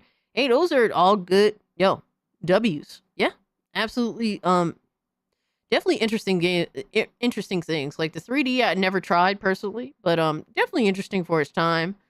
Detroit Become Human. I genuinely enjoyed Detroit Become Human. All right, Xavier, thank you so much for hanging out with us, my guy. And I think that the DualSense controller is actually a very good controller. Doing good. I'm glad to hear it, Attendo. Like a subscription service for Windows. I'll buy you charging subscriptions for. Like, honestly, like there's no. Oh, that's what's next. Yeah, that's what's coming up right now. Yo, all this dude lies and speculates and just shits out of his mouth, bro. It's so hilarious. But people take him seriously. They won't actually call him out on his bullshit. No, they just nod their head or, oh yeah, maybe. Yeah, but I'm gonna have Windows anyway. Right, but I'm saying, like, if you're leaving PlayStation because you don't want to pay for Plus, but then you don't go to PC and have I don't pay for. You go to Steam OS, you go to Linux, you go anywhere else. Duh, I'm never stupid gonna get bitch. to the point where I pay for Plus. That's never gonna happen on PlayStation. So that's not a thing. That's what I'm saying. So that don't mean nothing. And let's say even outside of gaming, let's say Microsoft does go into subscription for Windows, I'm gonna have that anyway because I always have Windows for personal use or work use. Oh, I feel that. So Windows is default. Yeah, so that's like, yo, you know what's crazy? Because, technically, Office pay for Office on the monthly subscription. So, well, I'll be right back. D-Stock, I can't have you using that language in the chat, my guy. I can't have you using that language. That's not cool. Wife left something on the stove and I smell it burning already. Hold on, I'll be right back. Oh shit! The next I grew up in the inner city. I spent fucking 24 years of my life in New York. The way I talk is based on where I come from. And if you don't like that, that's fine. But I can't have you speaking the way that you're speaking. Period. He's not here. I'm going to say this. I believe in exclusivity. I believe that when you make a platform, you have the duty to the people that buy into that platform to make sure that you maximize the potential of that platform. I appreciate what Apple does. Guess what? They maximize what they do with the iPad. Fucking God. They maximize what they do with the Macintosh oh my God. systems. They maximize what they do with the iPhone and everything like that. Is it as good as... Bro, M just enjoys being railed. Period. That's what he's in it for. He enjoys that shit. He lives to get railed. Bro. Puerto Rock is the most reasonable person on the stream that actually can think for himself. Yes. Absolutely. Does Android all of the time? Certainly not. Does Android often get features way earlier than Apple does? Obviously. But the point is, once Apple implements it, they have maximized what they do in their walled garden. And I have never asked of Apple should take something from their walled garden and put it over to Android or put it over to Windows or put it on a non-Apple device for my convenience. And I'm perfectly fine with that. I like exclusivity. I like the fact that an iPhone. How does that benefit you?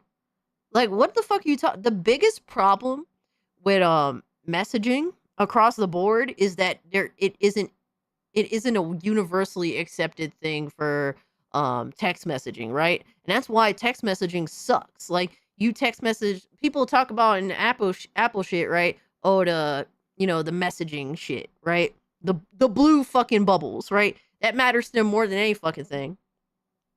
And how it's just better. And like when you message someone that's Android, it's green bubbles, and for some reason that makes a difference or whatever. But like, bro, on Android it sucks because everybody uses their own application for text messaging, and it's garbage. So that's kind of like issue overall. Like, if everyone had a universal accepted text messaging related thing, that would actually be beneficial. So what you're saying is a negative objectively. So there's no benefit to any exclusive features or Apple being exclusive. It's just that the world that we live in. So I appreciate that, D-Stock. Thank you. Feels distinctly different from an Android. In fact, I wish that there were more major ecosystems for the mobile phone, right? Because I believe there is space to give even more uniqueness to the devices. Perfectly fine, right? 100%. That's good. True.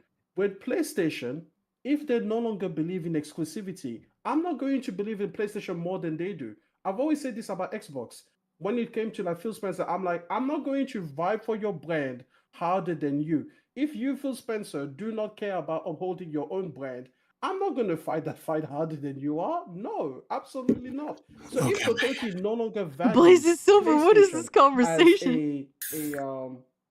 as a vertically integrated empire from hardware to software and all the way down the stack, then I'm not going to value it more than they do. If they feel like PlayStation is good enough or is cheap enough to give its products out to everybody else, then I'm just going to go somewhere else, and then I'm going to get Yo, a product boss anyway. man, what's And good, there my is guy? no way that you can pigeonhole that decision into being a bad decision because I already have a PC.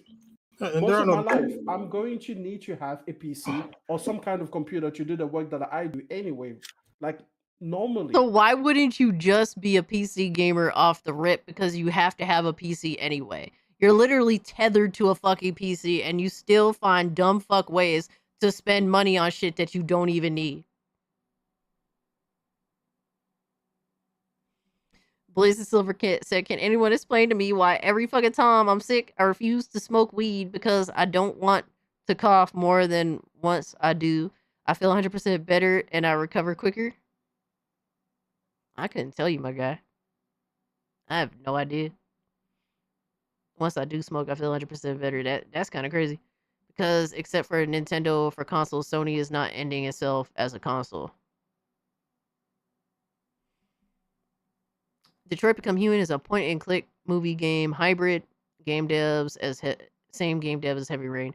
Yeah, I mean, I don't think that type of game is for everyone, but I don't mind it if it's a good story, you know? Is it my preferred way to play a video game? No, not at all. It's not my preferred way. But I do see value in Detroit Become Human. I had fun with it. I actually also found value in Heavy Rain. I enjoyed the story. I enjoyed the characters. All that stuff is pretty cool. And the choice making is what makes it worth it for me personally.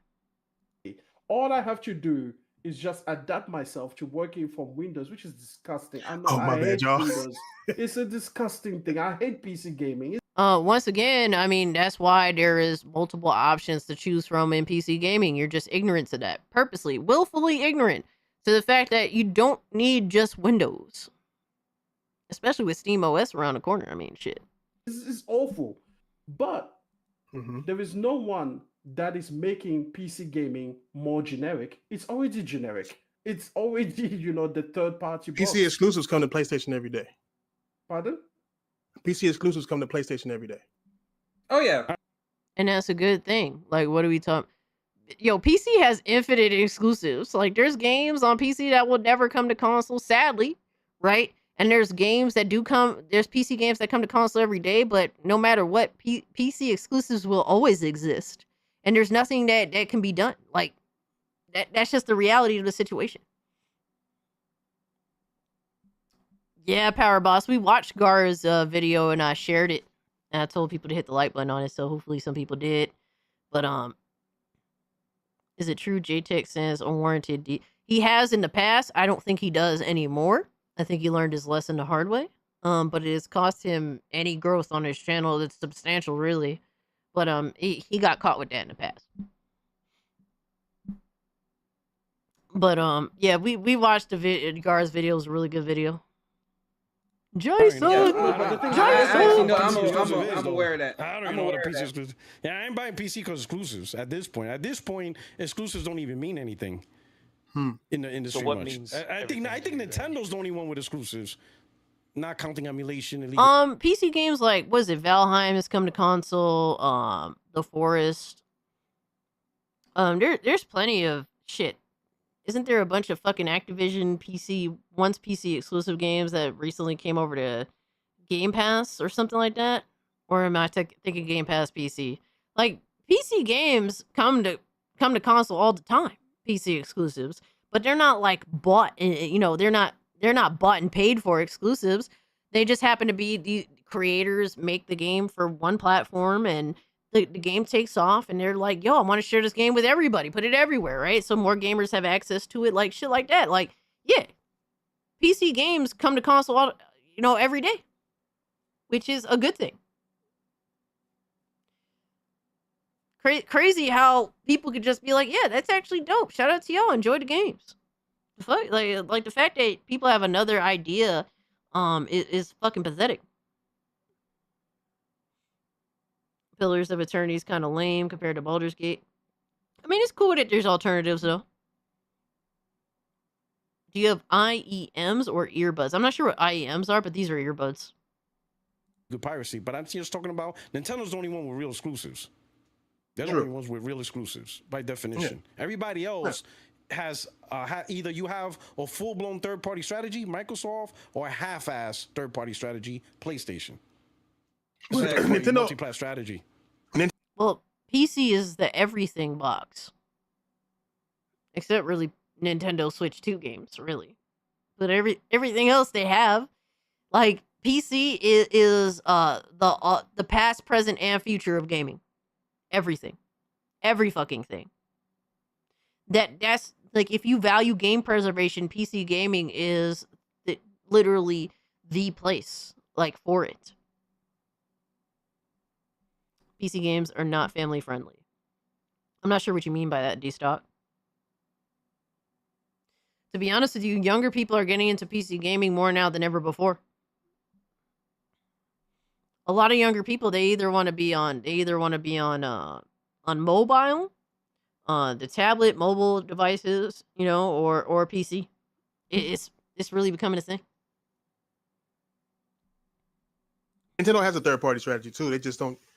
They don't use their own games.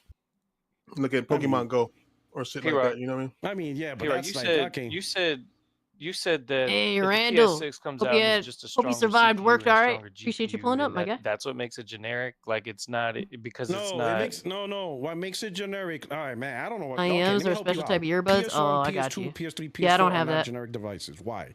They built games for that platform. It was Yo, exclusive Powerboss, for that he just platform, outright and it like gave that makes platform shit up. identity. That's why I use the PS3 as an It's example. fucking hilarious. PS3 was not the Like paying for Windows. They made games, Like even though that's they had a some multiplayer hilarious games, but the fucking biggest just games like catered to making that shit up. community, which was the single player experience. 360 was the Duo box. Microsoft really pushed that.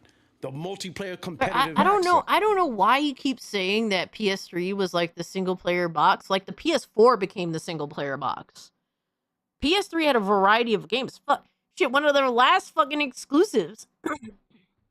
One of their last exclusives being The Last of Us was a single player and multiplayer video game. God of War Ascension had a multiplayer attached onto it. And a lot of people like that shit. Like, I think that the PS3 was a good jack of all trades with free online. It's the PS4 that became the single player box and then funny enough started charging for online multiplayer. Hilariously enough. Right? That was the vision for Xbox. PlayStation 3 had their vision, and they both battled it out. Like, we're better than you because we do this. Xbox like, nah, we're better than you because we do this. Nintendo comes out, hey, we're better than you because we do this. Even though, you know, GameCube got his ass rattled. But you see, everybody had that identity. They had their community. They catered to that community. And then that's what made gaming shine. In a world where the platform provider is now saying, you know what, we are opening up our ideas, our studios to other platforms, you will consider those gamers as well. You're gonna consider, hey, it's like, for example, the day-and-date games like service game, you know, for PC, whatever, right? Sony's not just gonna say, hey, let's create a game that caters to the PlayStation community. No. What alternatives to Baldur's Gate 3? I mean, aren't the developers of Baldur's Gate 3 also the developers of Divinity: Original Sin? There's an alternative there. I'm trying to think. Let me think about it. Want this game on I'll PC. just shout them out when I How think do of them. they like things? What would make them, like you said, all that data information? You know, PC is hard to figure out. Them motherfuckers is weird, right? What's gonna make a PC gamer buy this game day one? What can we do? What type of gameplay mechanics? What can we strategize to also get them to buy these games? So now we're included with PC for some of these games, especially if you're a multiplayer guy with the live Carbus says service. Heroes of You're Might and included with Magic them. series. It's just how it Well, is. They're not gonna make a game with. I did say hey, pillars. let's make this game with a PlayStation gamer in mind. Well, he said and then pillars, just throw it on technically. PC. No, they're gonna take that data. These are some of the things we see PC gamers like. These are some of the strategies, whatever. They're gonna be included in that part of the development cycle. That's just how it is. That's what you do as third-party multiplayer developer. You got to consider the audience you attempt to sell to. I know there's another game. What's it called? Path or something like that? Fucking Fate. Fate is more of like a dungeon crawler.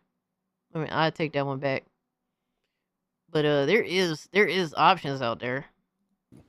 Right? Right. That's just how it is. Right. Like, have you noticed? Let me put it this way: have you noticed Microsoft, Xbox, has been pushing a lot of single-player games? The company that's like Xbox Live multiplayer. If you notice, most of their games they've been really rocking and pushing. They've been pushing them single-player games. Oh, for sure. It's true. Nah, not Path of Exhaust, another one. And you know, one is good for Game Pass too. They want to cater to PlayStation too. They like PlayStation gamers love single-player games. They know these games are gonna go to. Is it Pathfinder or some shit like that? I could be wrong. I can't quite remember. I don't really. That's not really my bag. Those types of games. So I'm just like spitballing. I think it's called Pathfinder, some shit like that. They know these games are gonna go.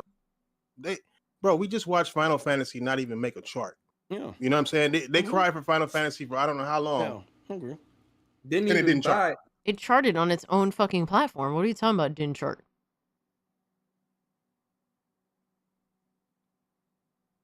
Oh, Pathfinder is D&D based. Neverwinter Nights. Ah, I got you. See, I didn't know that.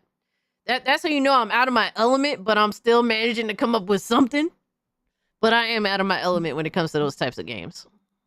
Because they don't buy games. They know. Well, they know. Even played They know Wizardry that by Atlas. Okay. these guys, like, it's not even like only a fraction of people are on Xbox on Game Pass. Like, I don't give a fuck what nobody says. That 30-something million, that's a number that is not concurrent. That number, that number is spread across Xbox Series, Xbox One, and PC. So, okay, what's your point? Like, why are we trying to discredit 35 million fucking players on Game Pass? I think you mean the one that Alex started recently playing. Maybe I can't even quite remember. a concurrent number is not going to continuously grow. That is not a concurrent number. Yeah. So it's really Xbox dudes not enthused by Xbox games. Mm-hmm. It's like they're just playing fucking Final Fantasy 14. Not even playing that. They're fucking playing for. But you're just saying how Final Fantasy 16 didn't chart. So what do you mean they're not enthused by Xbox games? They're like, dude, yo, he don't make no fucking sense at all. Oh my god. Call of Duty. They're playing. I agree, right? Because technically speaking, if you look at the Xbox culture, that culture was multiplayer-centric competitive shooters. They were not the single-player guys as a culture.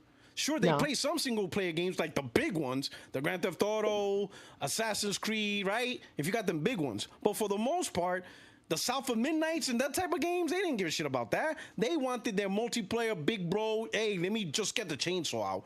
And when you think about it, that's Microsoft hasn't really been giving them that. They still don't got a legit Gears. And it's 5 years into the cycle. That should have been their number one priority. Get Gears out within the first 2 years. The entirety of the Yo, what's crazy is, bro, it's like literally you could say the same fucking thing about Naughty Dog when it comes to PlayStation. It's been how many years and Naughty Dog still hasn't put out an original game, but they stay silent on this shit, bro. They stay silent on this shit, or it's not as much of a problem. But with Xbox, it's more of a problem. Yo, it's crazy work, my guy. Yo, we still live, Lord. We putting in the work, my guy. Yo, this podcast, there's too much gold, too much shit to laugh at for me to go to bed right now. Imagine that shit. Pains me when people mention Final Fantasy. Yeah, I feel you on that, my guy. Final Fantasy has been turbulent times for a long time now, for quite a few years. I'm just hoping, my only hope, I like Dragon Quest. And my only hope is that Dragon Quest does not, Square Enix don't fuck up Dragon Quest like they fucked up Final Fantasy. That's my hope. There's about 5 studios Puerto Rico called out during the investors call that hasn't made a game this whole generation. Fucking wild, right? Bro, honestly, both sides have issues, right? And the main thing with PlayStation really is their games, the games that their players look forward to. There ain't a lot of them. Dragon Quest 12 looks fire. We don't really know anything about Dragon Quest 12 though, other than surface level shit. I need to be reassured that Dragon Quest 12 is a turn-based video game. Because if it's not, that's a huge problem. Right? If it's not, that is scary to me. So that's really concerning to me overall. Yo, shout out to Christopher Baker that just dropped a 50. Goodness gracious, started streaming 8 hours ago. You are in it to win it. Absolutely. Dizzy. Yo, thank you so much, my guy, for the 50, bro. You totally didn't have to, man. I'm here no matter what. Whether there's a super chat, whether there's not. I'm here to have fun with you guys no matter what it is. Cass plays games. No, don't start that shit with me, B-Man. Don't start that shit with me, my guy. I absolutely play games, man. Scooby Suit time? Nah, we ain't there. We ain't there. But nonetheless, it's been an awesome night. It's been an awesome night. You guys have been supporting. And I appreciate it. Thank you so much, Christopher, bro. Thank you so much, bro. This generation. They're doing reloading. Christopher, like, no, Christopher, yo, he be Gears? showing mad love. That's Xbox gamers game, and they still don't got it. You see, bro? Like the problem with Puerto Rock is, for better or for worse, Xbox has changed the dynamic of the platform, and that's why I don't like it anymore. That's why I've abandoned it, because it's been a very, very long time since the 360 days. It's been how long now? 2013. It's been a long fucking time since it's been that, my guy. It's been a long time since it's been a Dude Bro console, my guy. It's a different atmosphere. Bro, Xbox changed that whole vibe. And to harp back to like thinking that and I wish it still was true, right? That the 360 days was still the same fucking Dude Bro box. Xbox, today is the same as it was in 360. That's not true. You're holding them to a standard where there was less gamers than there is now. And the entire dynamic, Xbox changed the entire dynamic of how Xbox console is. You got your Dude Bro gamers on there still, but that's not the vibe these days. It's a bitch made vibe now.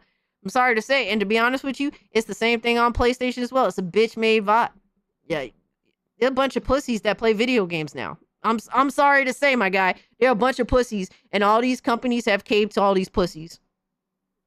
It ain't like it was when I was a teenager on Xbox 360. It's a whole other ball game, my guy. That's why I don't be in no party chats on PlayStation, on Xbox. Fuck that shit. I ain't pulling up. If we gonna do party chats, it's gonna be on Discord because people too pussy whooped. These companies are too protective of trying to protect the babies, the adult babies, quite frankly, that's on these platforms. You know what I'm saying? Bro. So it's like, Yeah. that's It's not Horizon their 3, culture. bro. South of Midnight is not their culture. Indiana Fuck Jones no. is not their culture. You're talking about an outdated culture, though. This makes no sense to me. South of Midnight is a very niche game that was made for like a handful of people. Literally, it was made for a handful of people in mind. So I don't really understand this argument. If anything, Xbox is a sanitized like nothing box. And honestly, I think PlayStation is going the same direction because they've abandoned their single player, they abandoned what they expect, like the single player shit, right? PlayStation keeps drastically changing their direction every generation now. So like the PS3 box went from being the free online kind of, jack of all trades box to PlayStation 4 being the single player box for some reason, paid online, to essentially discourage people really from fucking around online these days, right? And then you have PS5 that they're trying to push online and multiplayer and really just live service. So they just keep fucking up the vibe every generation and just throwing people off. They don't want that God, shit. no. No, they don't. No, they don't want that bullshit. Hell no, They're not really about that. Perfect Dark would have flopped. That's not the Hi-Fi would've. Rush. It- They're for not about sure. that. Like they want, Yeah. they want that Yep. shit all day. That's it. Floods That's of it. it. That's what they want. That's their culture. Yeah, if it's not better than COD, not better than Fortnite, they're not gonna Yeah, play. they're not trying to hear that. I don't understand that because motherfuckers like, yeah, the vibe on 360 was the Dude Bro multiplayer box, but also Elder Scrolls was a big deal on Xbox. The exclusivity, Elder Scrolls started out on OG Xbox. So there was a fucking there was a platform, the platform existed for that too, for Fallout as well. Like, what Western RPGs did exceptionally well on Xbox. So I don't understand that too. There was still variety on Xbox. Xbox also put out games just this year more than PS5 this whole generation. Crazy to say, right? I mean, PlayStation put out more hardware than they did games this generation. So that's another insane thing to say too, but it is what it is. Elder Scrolls sold really well on 360. Absolutely. So there's still a variety to even Xbox 360, which is still an outdated mindset to have because 360 hasn't been Xbox for over a decade now. That's the problem with games as a service period, anyway. Yeah, that's the problem with games as a service. I That's want to why laugh games. so That's why hard Sony is dumb if for Elder this Scrolls games as a 6 service skips push. PS5, and that would be a Because you're shame, not bro. unless you can remove these people from Fortnite, they're gonna come, they're gonna play your fucking game, they're gonna get tired of it and go right back to Fortnite. Go right back to Fortnite. That's the depth of any You game don't as a service game. Thrash. I see it every don't day. know- I see it every I don't day. know how these people in the industry don't understand that. When they make a Man. live service game, you're competing a game against a game that's read from 10 years ago. I feel as though this is a PlayStation fanboy mindset. This is a cope for the fact that a lot of PlayStation's attempts at live service have been absolute fucking failures, except for one. Yes. Fortnite's an old ass game and it's fucking Super old. you up. Yes. Apex And it- Legend.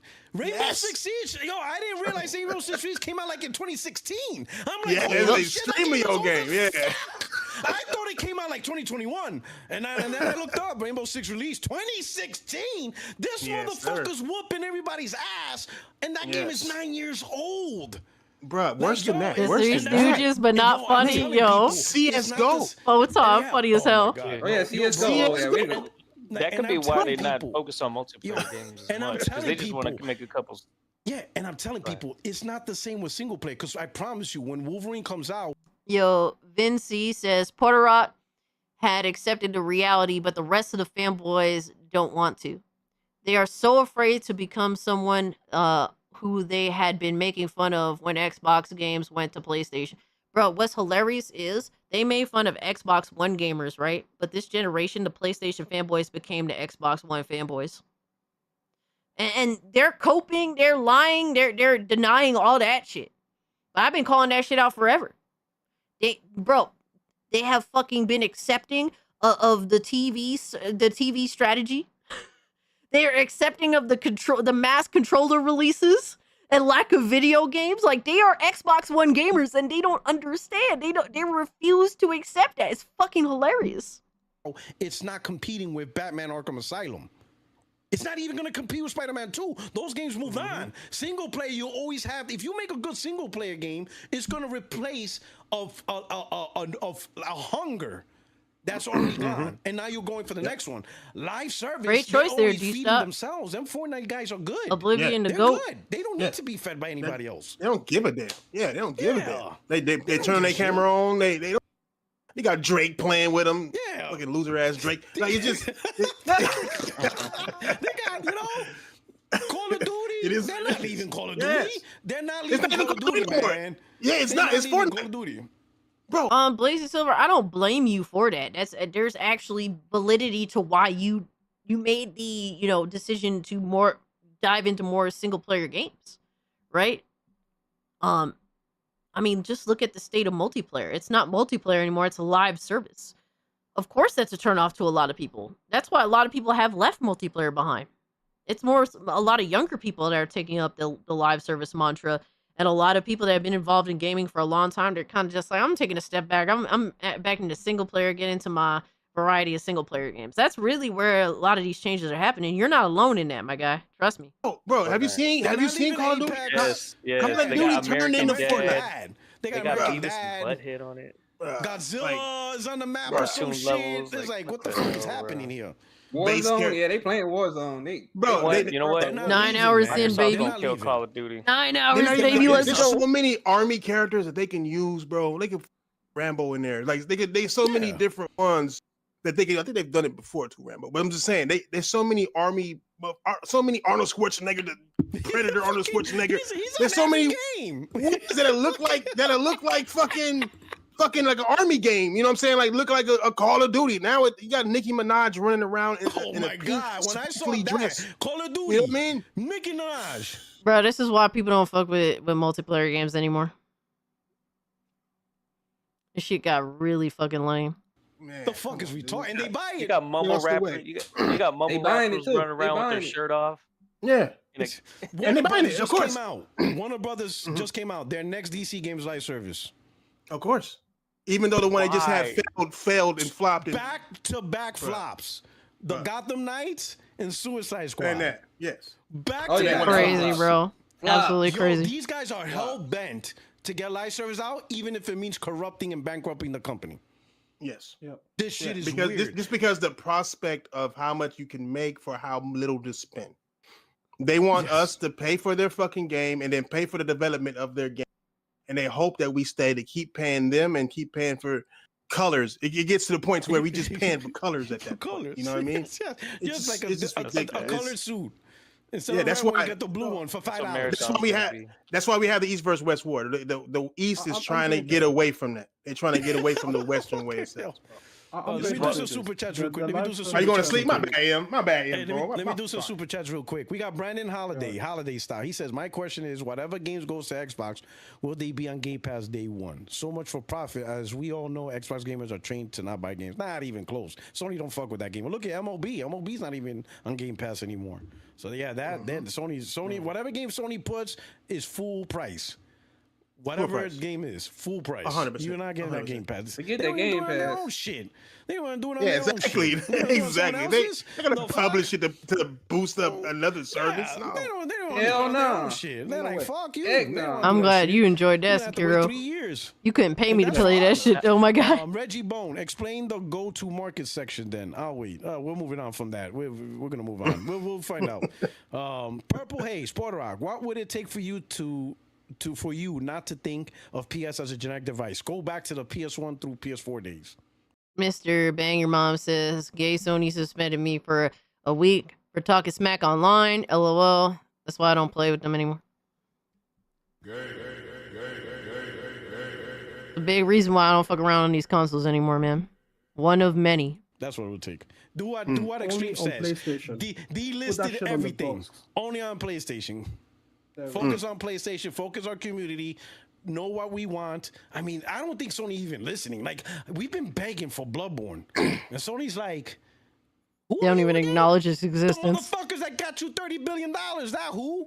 Like, we can't even get know that. what? That's who. That's who we are. Hey, $30 billion didn't come from PC and Xbox. That came In from us. Bloodborne's get defense, they're gonna need FromSoft to be on board too. God damn it! Then figure it out, bro. They got to figure it out. They got to figure it out. Yo, it's not even FromSoft's issue. Didn't the homie from FromSoft said he would love to revisit Bloodborne? It's Sony that refuses to acknowledge Bloodborne's existence for whatever reason. Nobody knows. They wouldn't even acknowledge Bloodborne's fucking 10-year anniversary. Fuck. I mean, bro. You spent 3.6 and we Hell yeah, John for me too, my guy. It was a waste of money. Nintendo got dust bloods. We'll never see exclusive again either. We'll never see it's over. Exclusives again. I mean, we will if we get another console that's competing and threatening it in the market. It's not. PC isn't a threat. And that's why that's the problem. That's why I'm thinking the whole people like Sony needs. Like when the people disagree with me, that single player is not going to Xbox because they need a reason. My thing is why if you're saying that the only reason why you're not getting exclusives is because there's no competition. I mean, you have Nintendo that is a exclusive competitor, right? They have exclusives. They're a competitor, especially with the brand new platform, right? Why aren't you competing with them? PlayStation's outsold the fuck out of you. Nintendo has outsold PlayStation 5 at release in terms of comparing the PS5 release versus the Nintendo Switch 2 release. It's weird what ponies regard as a competitor and what they don't regard as a competitor. I mean, the reality is basically console gamers are leaving the console space and they are going to PC. PlayStation is fighting to keep this player base. More of them are leaving every day. I mean, half my homies that were mostly PS4 gamers, they didn't fuck with PC at all. Most of them are on PC now this generation. A lot of the younger generation are gravitating more towards PC, mobile or PC, one or the other. What do you like? China is becoming a more predominant player in the gaming space more than ever before. They're releasing their own games and they're some of the most beloved in the space. Most of China plays on PC. What are you talking about? PC isn't a competitor. Like, what is a competitor if you're losing players to this platform? Crazy, bro. There's a lot of cope. There's a lot of fucking mental gymnastics to what is a competitor to PlayStation 5 and what is not. It's just very strange to me. To sell consoles, I'm like, who's gonna outsell them? There's nobody now. There's nobody. But see, there's nobody. The thing with Xbox is that I was wasn't gonna answer outsell for them. Listen, I go to PC, but I know most PlayStation gamers aren't gonna go to PC. That's not gonna happen. Most are not. So who? Who's gonna sell them? Who? I think, right? If they are smart, Valve making a proper Steam machine will be a genuine threat. And I don't mean a trans device like a PC branded as Xbox. No, I mean device. Here we go. An actual Steam OS run made by Valve console. Because think about it, if they can sell the entire Steam storefront, and right now PlayStation games will be on that machine. No. Oh my god, bro. That's not true. And this is me as a PC gamer.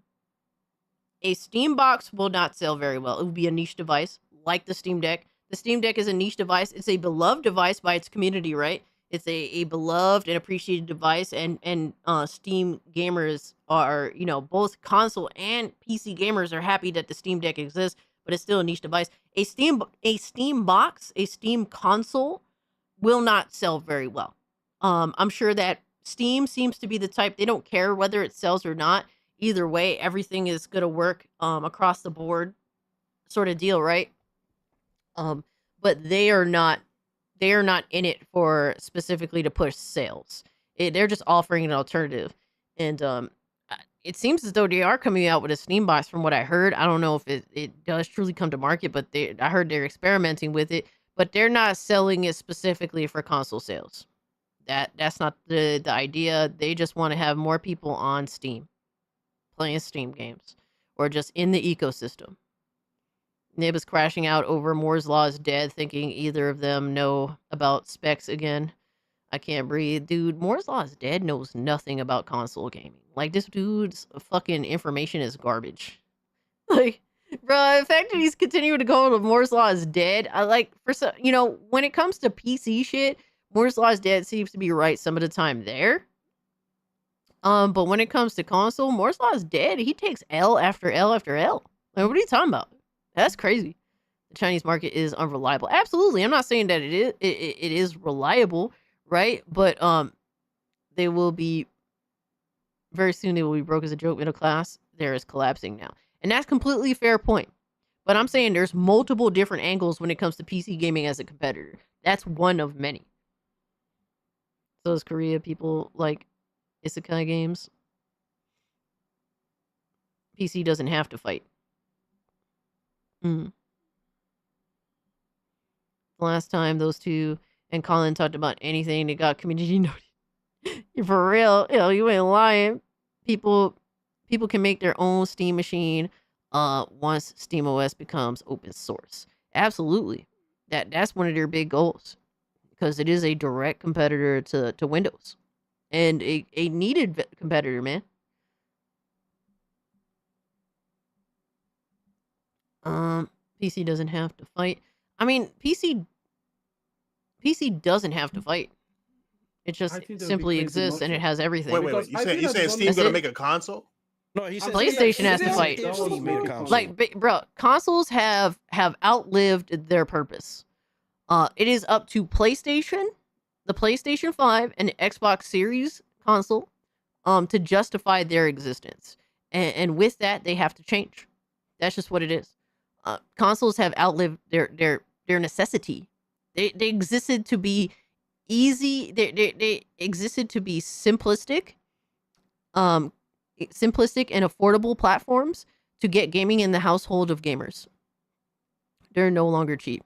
And they're no longer simplistic because there's a bunch of loopholes just to enjoy gaming. So they're speculating over PS6. Oh my god. So it's up to PlayStation to justify the existence of their consoles. The same thing with Xbox.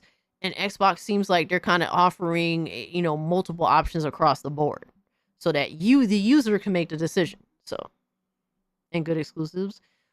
That is not the original reason for example, the PS1. The PS1 happened to just have exclusives. And that wasn't even because it was money hatted or there was some sort of agreement. No, the PlayStation 1 had exclusives simply because they had a new format for gaming that was just infinitely better than what Nintendo was offering. It's exclusives of features maybe if they want to make the most enhanced futuristic features, but that really isn't a thing anymore. But there was no necessarily original requirement that games had to have exclusives. PlayStation didn't go about console gaming that way. They just had a console that was more advanced at the time than the Nintendo 64. And because of that, look at the differences.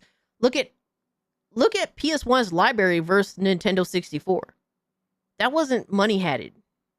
That was just simply, PlayStation fucking had a more advanced box that was able to do more things, and game developers did not want to be limited when it came to the games that they were trying to design. Period.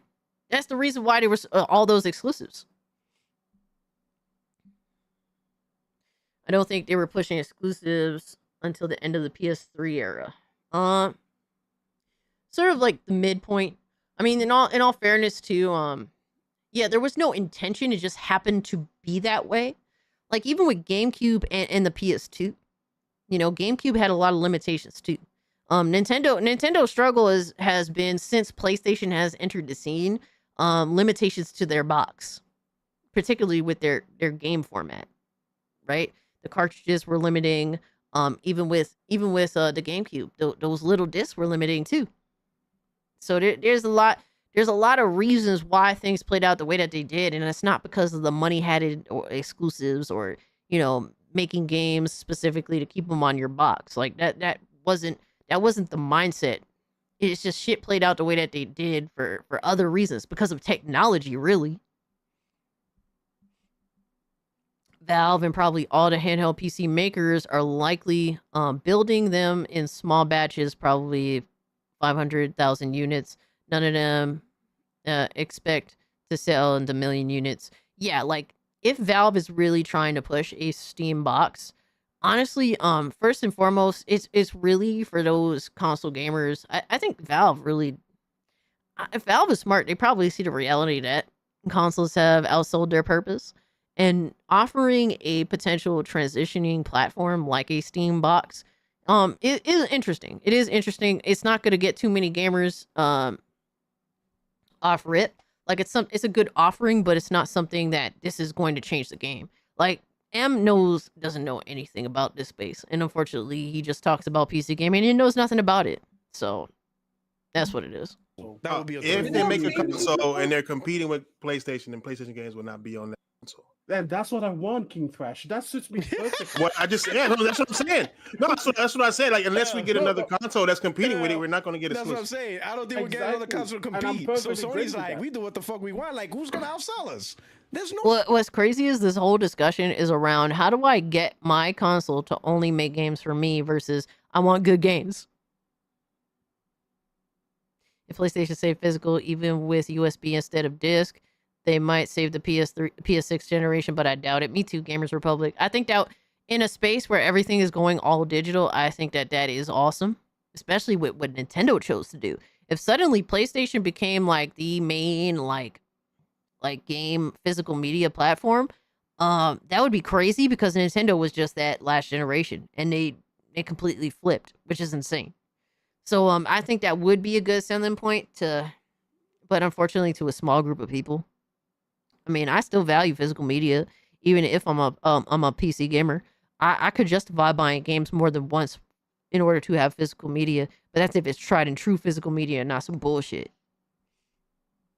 Nobody. Sure, Nintendo's gonna sell a lot, but that's a different community who primarily play for Nintendo. Sony cannot get the Nintendo gamer. They want Zelda, they want Donkey. Sony doesn't. They don't provide those games. They would have to change their entire identity. Yeah, they don't have that identity. So PlayStation has been changing their identity every generation now. Every fucking generation. So if PlayStation hopes to last and have another console generation and maybe another console generation after that, yeah, they better get to getting kids into gaming on their platform. What the fuck do you think? That's what Nintendo has shit on lock. That's why it's crazy to me when motherfuckers don't see Nintendo as a competitor. What are you talking about? Nintendo is getting your children into gaming. If you want to have the new generation on your box, yeah, you better compete with Nintendo on that front. You should be making more platformers, more kids games. You should. Like, honestly, you should be trying to get brand new gamers into the space. Especially since you sanitize your fucking platform anyway. PlayStation 5, you can't go on there without getting reported. You can't, like, bro, it's a bitch-ass sanitized box anyway. You might as well fucking make it appeals to little kids. So they know they're not going to get the Nintendo gamer. That's fine. I just want to clarify for people in the chat. That's why you're going to be losers forever. The way they did it before, because those were trans devices too. There were instances that were pretending to be Steam. No. Right, I mean, a properly developed, like a PlayStation 6 competitor. Like the Steam Deck? Like a Steam Deck. PlayStation, like, console gamers do not value Steam as a company. Until I guess it becomes a fucking publicly traded company, they don't care. So that wouldn't work. And essentially you're locking out an entire group of people. If a Steam box doesn't have access to essentially Steam, if you're gonna lock that box to be its own island, yeah, it has no value. It's dead on arrival entirely. But console like the Steam Deck, but good. You know, Steam can't afford it. Steam cannot afford it, bro. I'm telling you. That sounds insane. Steam can't afford it. Yeah, that sounds crazy. It's not that Steam can't afford it, it's that it'd be a stupid fucking idea. Like, what they're asking is a dead mindset. It is an outdated mindset. That's why console gaming is not growing. That's why, matter of fact, it's shrinking. Console gaming is entirely stagnant. because this is an outdated mindset. Steam would not propose making a island box that does not connect to the entirety of Steam because it'd be a dumb fucking thing to do and it would be dead on arrival. They cannot afford that it, much bro. money. I don't think they have the capital for that. Yeah. They barely had enough to make Steam. They barely had enough to make Steam machines. How many Steam machines? How long was Steam machines? You had to order and wait to be coming out. We're talking about over a decade ago, mind you, with the Steam machine. Hold on, how long has it been since the Steam machine? I'm curious now.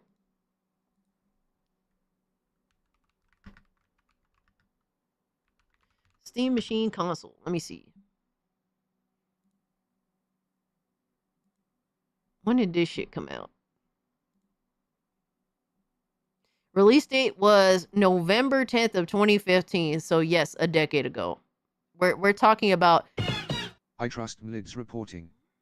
He leaked PS5 Pro a year early and the chipper inside the Switch 2 in 2022. His track record is improving. Moore's Law is dead. Moore's Law is dead. Sometimes he's right, but then a lot of times when it comes to certain details, he's wrong. So he does get. I think that personally, I think he does have some insider information, but I think that he also pushes some of his bullshit in there so that people come to him a little more often, and then he's wrong on that. But I do think he does have some insider information. Like I said, with some of his leaks for PC, some of that shit has been true. So he does have some information, but I also think he mixes in bullshit so that people come to him more often for that information, so they have something to talk about. But he's not right all the time. He is definitely shaky. How are you still live, woman? Bro, because there's an infinite amount of pony salt, my guy. I told you guys that the PlayStation fanboys are going insane. Look at the title. PlayStation fanboys are losing their minds. There is an infinite amount of salt to go through. It don't end here. It could, it's gonna end. The stream is gonna end at this stream, right? This video that we're watching. But I could still grab so much shit. I love the Steam controller, though. I couldn't get into it. I really couldn't. But there's some people that really, really love it. Didn't even last a year. Yeah, they thank don't you so much have for the enough 5 money. chart. They're I only appreciate a you, bro. Third-party store that sells third-party games. They make 30% on the regular. They don't really make that much money. You've never seen them on a list. Bruh, Steam has more games. Bro, Steam gets more games in a year than I think the PS5 even has.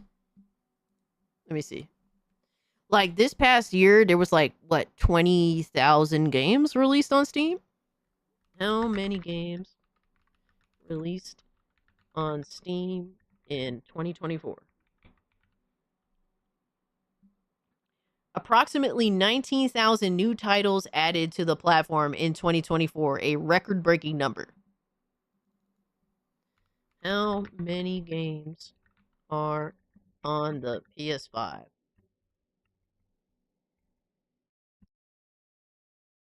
There are roughly 3,790 games available on the PlayStation 5. This is an AI overview, by the way, but it's not even close. I would say like what? There's a difference of 16,000.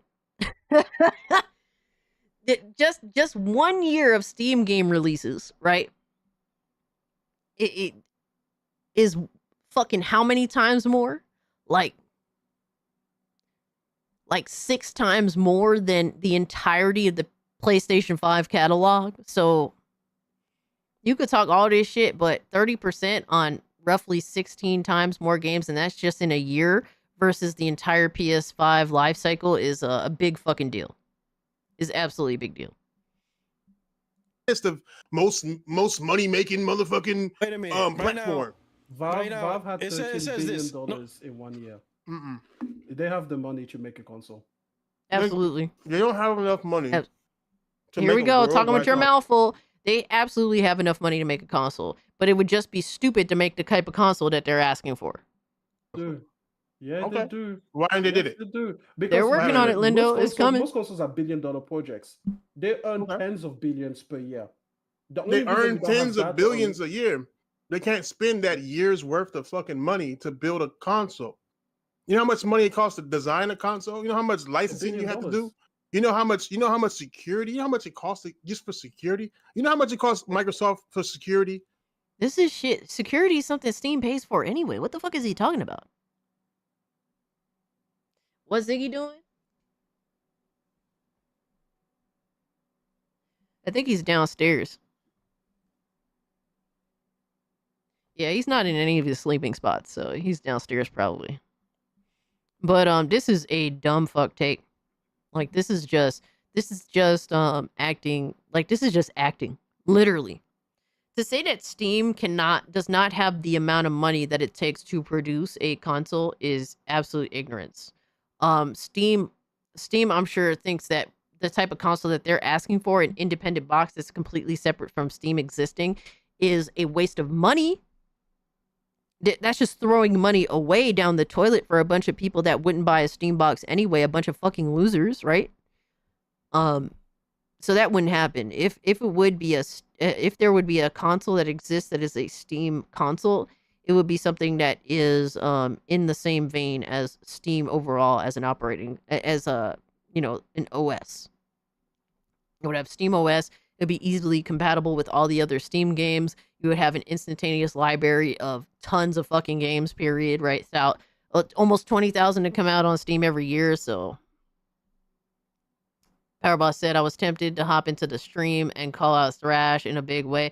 I mean, honestly, bro, Thrash is the type of guy, like, he just, no matter how wrong he is, he just fights you tooth and nail anyway. Honestly, trying to reason with someone that is one of the most ignorant, most stupid, most downright, obtuse people, willfully obtuse. He's choosing to be obtuse. Willfully obtuse person is a waste of your time.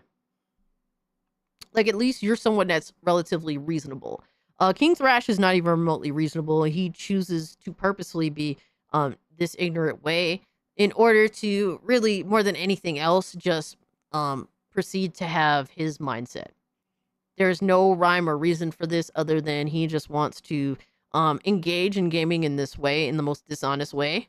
And he's going to continue to do that. It doesn't matter what reason is. It doesn't matter what numbers you bring up to him. It doesn't matter what sense you make. He's still going to choose to be willfully obtuse. So, honestly, it's just a waste of your time. Just on the Xbox One, it cost him $25 million just on security. Again, that's how important security is. $1 billion to come out with Steam already has that. They have it. So, bro, the Kinect was a $1 billion project. A console, and it was never going to sell to make up $1 billion back. And Well, they it's still not- developed that shit in house. What they want, I would argue, is even more useless than the Kinect itself was. To make a Steam console that is completely devoid of all the rest of Steam, right? The Steam Deck, Steam on PC, it's completely devoid of all that, is, in my opinion, more pointless, more useless than Kinect was when they came out with Kinect. And I stand on that shit, 100%. Steam would be absolutely the dumbest motherfuckers to try and cater to the console gremlins with what they want. This is the dumbest shit. Yo, we got G Hammer Empress fucking raid? Let's go, Empress raid. Hold up. Let me get Empress a shout out here, man. Empress, thank you so much. Yo, Empress, like, god damn, you still going? Absolutely. There is too much salt here. There's too much fucking garbage here. You still streaming? I just finished work. Thank God. Yo, Adriano escaped. Welcome in, Raiders, guys. We are live on YouTube, on Kick, on Rumble. You're welcome to watch the stream wherever you so choose to.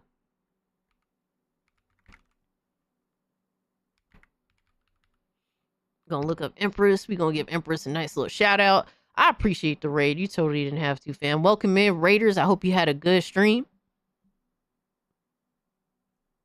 And guys, go check out the 40K Empress. All right, she also is G Hammer Empress. She has multiple channels, mind you. But go check out Empress, man. She keeps it gaming. She's gaming all the fucking time, actually. So shout out to her.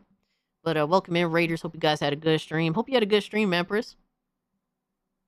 But we are currently laughing at PlayStation console gremlins talk about PC gaming because they have no idea what the fuck they're talking about.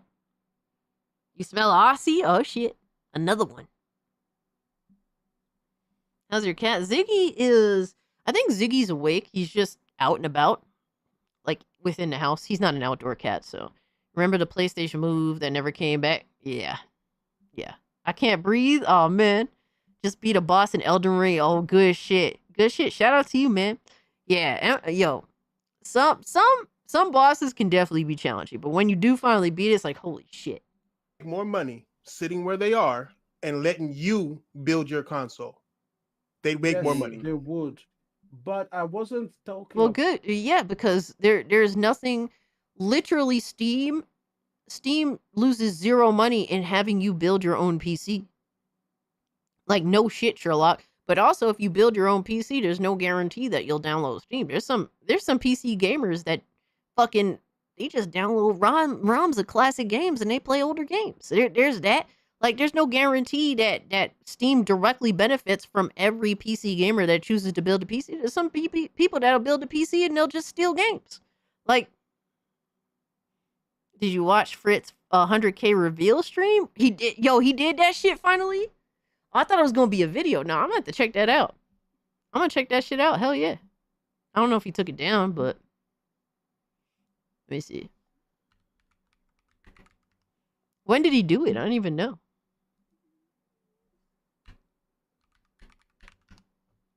To be honest, if he did it today, I sleep all day and then immediately stream. So, I don't know anything that's going on. Pretty much the entire day unless it's like before 10 a.m. Because I'm usually asleep by 10 a.m. Or I try to be. It was a video? Oh, awesome. Hell yeah.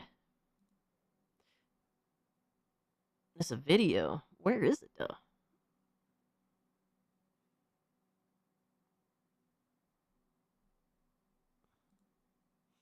I'm gonna have to check. Send it to me. Send me the video, so I want to check it out. I'm actually intrigued. Shout out to Fratanga, who managed to hit 100,000 subscribers. What a fucking... That's crazy, man.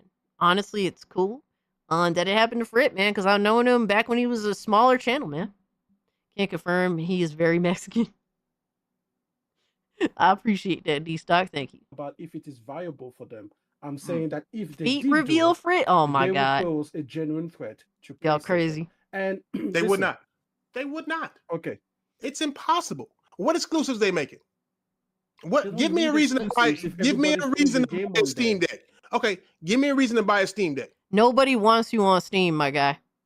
Nobody's asking you to come to PC, my guy. Matter of fact, you could stay on that piece of shit box that's dying. Like, please stay over there. Nobody wants you, not even fucking Steam. Steam is not trying to appeal to you. Stay on your fucking dog shit ass box, my guy. Continue to be ignorant and continue to ignore all the signs of PlayStation fucking you over. Nobody wants you on PC, so nobody's trying to sell you on PC. No one's trying to sell you a Steam Deck. No one's trying to sell you a Steam box. Or a Steam machine console. Sell it to me. Okay. Oh sure. man, Char, It will have don't say PlayStation that, my games, guy. It will have Xbox games. Wait. It will I have a Yeah, PlayStation. Robert, we still I have a live, PlayStation my already. guy. Why would I buy another one? Putting in all the work I'm not tonight. trying to sell We earning you it. on it. We I'm earning telling it. you that will be its value proposition. That How? it will be a generic That it console has- box Go ahead. and on the in the living room. Okay, so it'd be they'll Rome have a in the console chat box saying in the Thrash living kinda room. Is it slow. gonna have a DualShock or DualSense? I mean, I guess not. I think they will come with their own so I'm controller. gonna play downgraded play. What is he talking about, bro? PC gaming people literally use the fucking the PlayStation DualSense controller for PC. Like, what are you talking about? PlayStation games on a more expensive box. Sure, if you care about the PlayStation games, sure, but there's plenty of gamers that do not care about the PlayStation games the way that we do. Okay. If What they other did, they will the be first buying them. games you mentioned was PlayStation. Okay, enlighten I me said on what that it Steam's will gonna have to that. offer. That will be its value proposition. What is he Right. talking So about? what does Steam have to offer? If it's not PlayStation All games, of the games on the Steam storefront. so The, everything the that PlayStation better, has, the it better has. refund policies, the Steam ecosystem, the better. Just Steam being better than everything else. Oh, along with, but by the way, guys, if you're on PC, it's more than just Steam. You have all of PC gaming, whatever the fuck that may be, whatever you think PC gaming is to you, that is for you. You're not told to go anywhere. You're not coerced. You're not forced to go anywhere. It's all your choice. Yo, shout out to my man Randall Hestick. Dropped the gifted membership. Thank you so much for the gifty, my guy. Steam has more than PlayStation games, literally. That's all these dumb motherfuckers care about. Meanwhile, they get no PlayStation games. Like, what is there to talk about with PlayStation? That's why they talking about this shit. Yeah, you got all the foodie games you could possibly want. Reviews. Free online. Okay. Steam VR. Free online. PlayStation Probably. VR. Let's hope. But let's just say free online. Okay. Yeah. That would be crazy. Can you upgrade the Steam Deck? Can you update it? Can you Maybe upgrade the Steam free Deck? online? Like what does that mean? Make it a console. I wouldn't make it. So it's gonna be a straight I would console. Make it a lockbox, You make it a straight console. It won't have no exclusives to battle PlayStation. It'll just have better specs, I guess. Bro, why would Steam downgrade itself to compete with PlayStation? That's a downgrade. Steam ain't trying to compete with PlayStation. PlayStation's fighting to exist in the next 10 years. Steam is going to exist easily the next 10 years. The fuck is he talking about? Compete with PlayStation. There is no competition there. PlayStation, you feel like has to compete with Steam. It's not the other way around. The fuck? People are leaving the console space. Temporarily. It doesn't even have to have better specs. It just has to have Steam. So Steam, Steam in and of itself is a value proposition that PlayStation doesn't match. It doesn't have the refund policy of Steam. It doesn't have. Bro, that's the first thing I think M has said today. Shout out to M. He's not completely retarded. Steam is in fact a way better value proposition than PlayStation is. Absolutely 100%. That's not even remotely debatable. Thankfully, he's not ignorant to that. Now, King Thrash, however, he'll lie his way around, bro. He'll lie and he'll cope and he'll see. That's what it is. But at least M isn't completely ignorant. Yo, what's up, Renown? Steam has more exclusives than PlayStation anyway. What the fuck? And I've said this too. Yeah. Like, they act like Steam has no exclusives.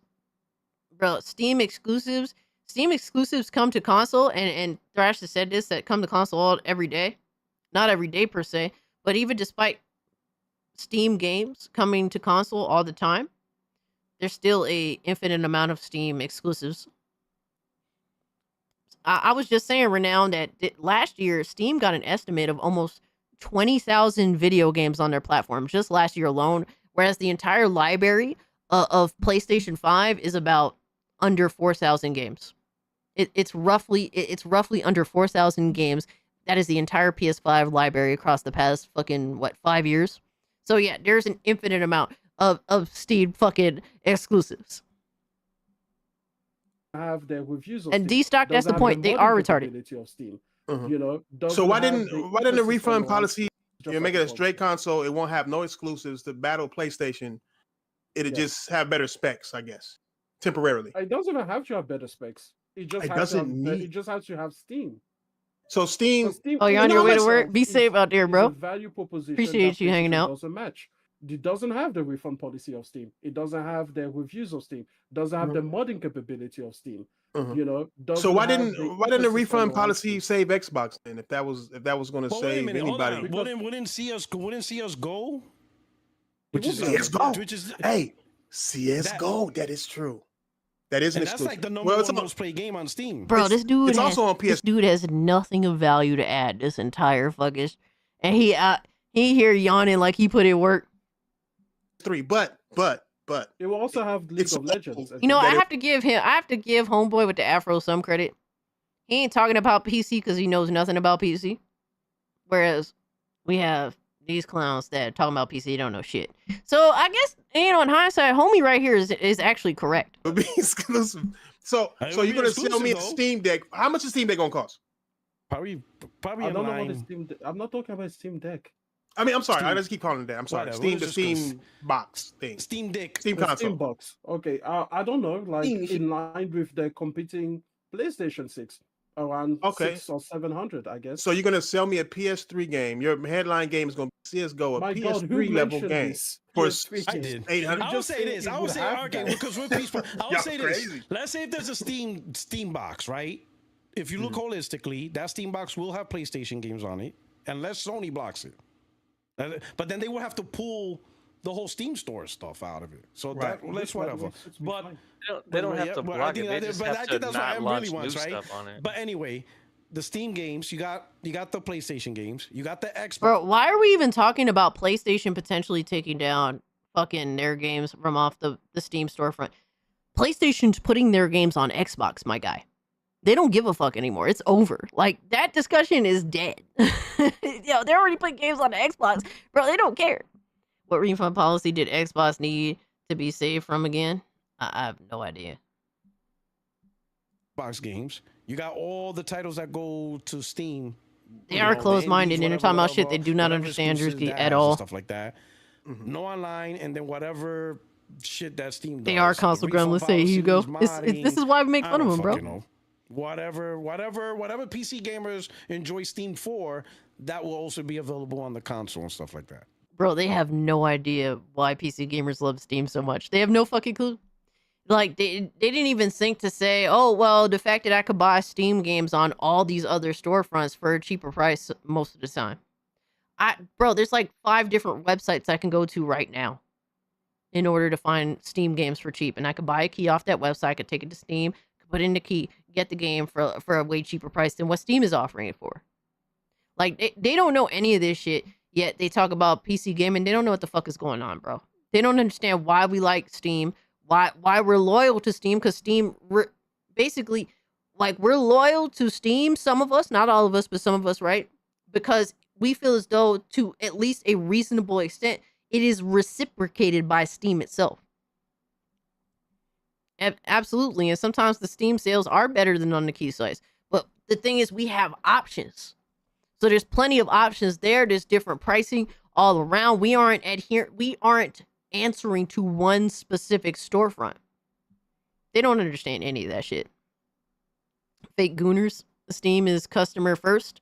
Other sites are publisher first. Exactly. And they don't understand that. They don't get it. It's not something that they can comprehend, even if you explain it to them. They have no idea why we like Steam. No clue. I bought RE4 Remake on release for $42. Fire. That's a W right there. I don't know frequent sales, you fucking gremlins. See, but you have Steam OS instead. Absolutely. CD Keys is one of the storefronts I go to. Yeah, but I don't think PC gamers like Steam.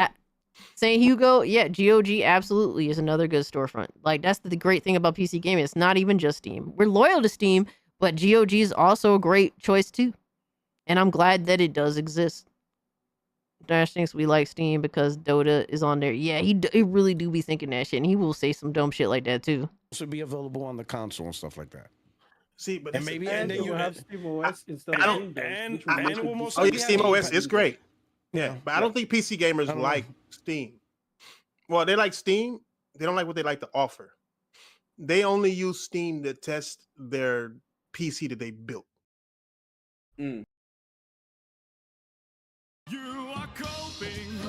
Are you fucking dumb, my guy? Like, bro, out of one side of the mouth, they'll say, oh, they're playing fucking 20-year-old games, being like Dota or fucking CSGO, right? They'll say, oh, they play 20-year-old games on PC. And then the next thing they'll say, oh, they're just testing their new PCs. What the fuck are you talking about? You can't, you're talking out of 2 sides of your fucking mouth, you dumb bitch. Like, what the... This guy, Adriano, this guy is one of the dumbest people on planet Earth.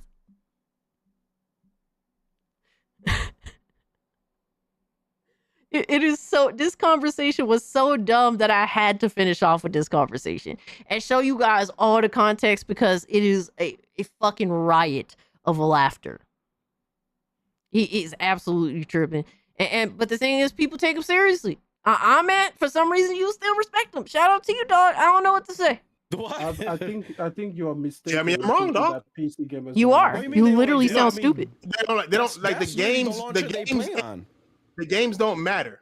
Like, almost every single game that they play, especially if it's a high value game or a big game, they always put the numbers on the side saying how many cores are being utilized and how many frames. That's PC. That's not Steam. They will do that regardless of which. That's a PC option that you guys do not have. We're using simply a feature. He's literally trying to hold it against PC gamers for simply just using a feature that exists on PC. But apparently saying that feature is the only thing we care about. No, we care about features that you guys don't have. That's why we'll never downgrade back to a PS5, right? For example, right? I won't go back to PS5 because guess what? I have so many great features on PC that will never see the light of day on PS5. It might not see the light of day on PS6 or PS7 if a PS7 even exists, my guy. Can we even turn on and off certain cores to optimize core usage? Yep. Stupid is the stupid does. Yep. He's literally holding it against PC gamers that PC gamers have more features. Features y'all will never fucking get. Features y'all buy fucking $2,000-$3,000 LG TVs just to see the frame rate.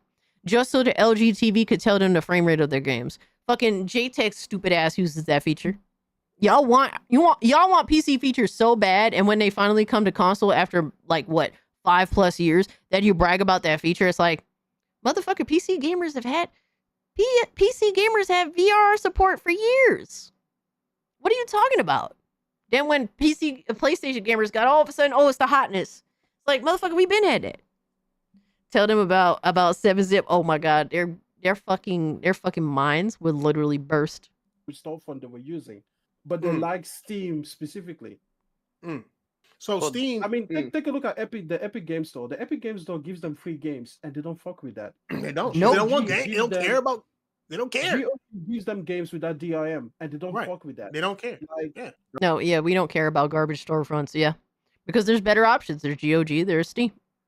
Fuck Epic. We want Epic to die. A lot of us. I mean, it'd be nice if it was a good competitor, but it's not.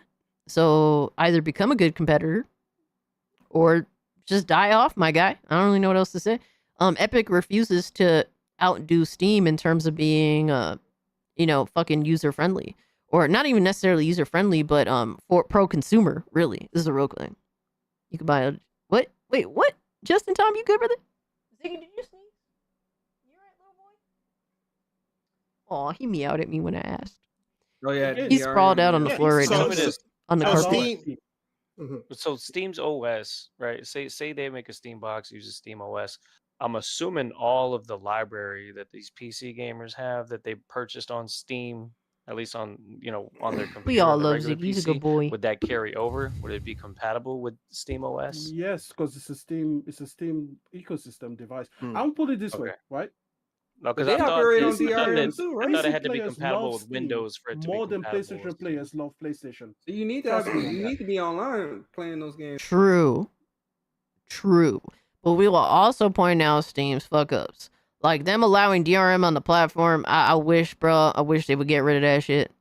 But yeah, Steam has earned the trust of Steam gamers. Absolutely. 100%. Yeah. PlayStation fanboys, yeah, they dedicated to PlayStation, but in their heart they know that PlayStation don't give a fuck about them. They don't like PlayStation takes advantage of them. Absolutely. They don't want to admit it openly. They'll lie, cope and seize, maul, but they know that PlayStation ain't got their back. Not like how Steam does in terms of like, hey, there's no good refund policy on PlayStation. You download that shit, it's over. You can't return it. You're fucked. Right? Steam, you can play that bit. You can download the bitch and play it for a couple hours. Yeah, it's something wrong with it. Hey, send it back. Or if you don't even like it, you can just send it back.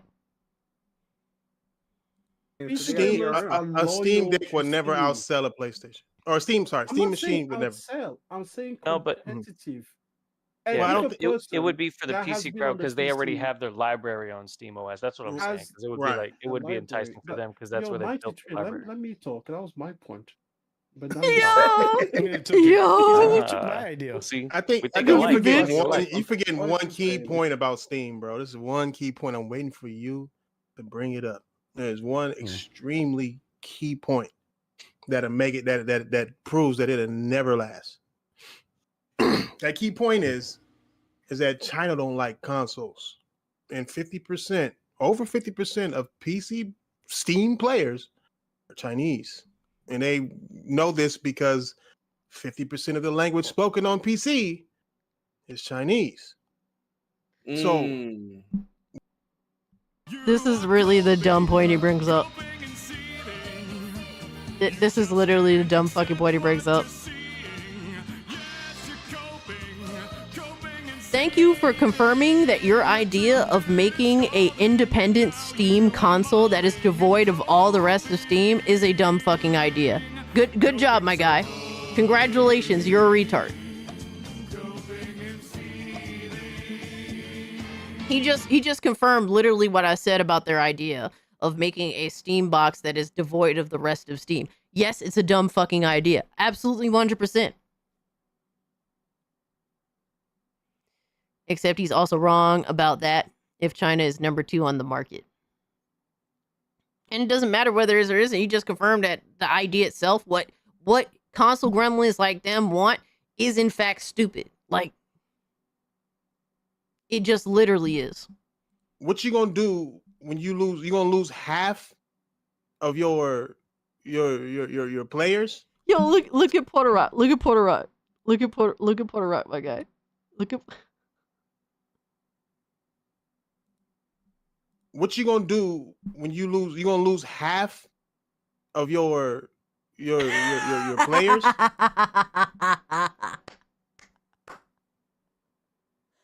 Yo, even Puerto Rock, like, the fuck this stupid motherfucker talking about? Yo, I swear, bro, people are afraid to step to Thrash. It's so stupid, my guy.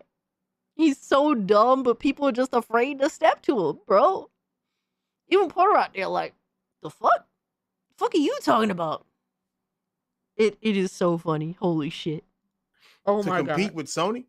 Oh, you lose half. Or are you? Sure. Nah, But why they would ain't they gonna be do that. losing them? Because Okay. they still be on PC. Yeah, the Steam Deck is not going to replace PC. Oh, so the console. So that's what I'm saying. So no. So you're gonna lose half. Like, so this console, this Steam console, right? Mm-hmm. Will lose half its players automatically because China.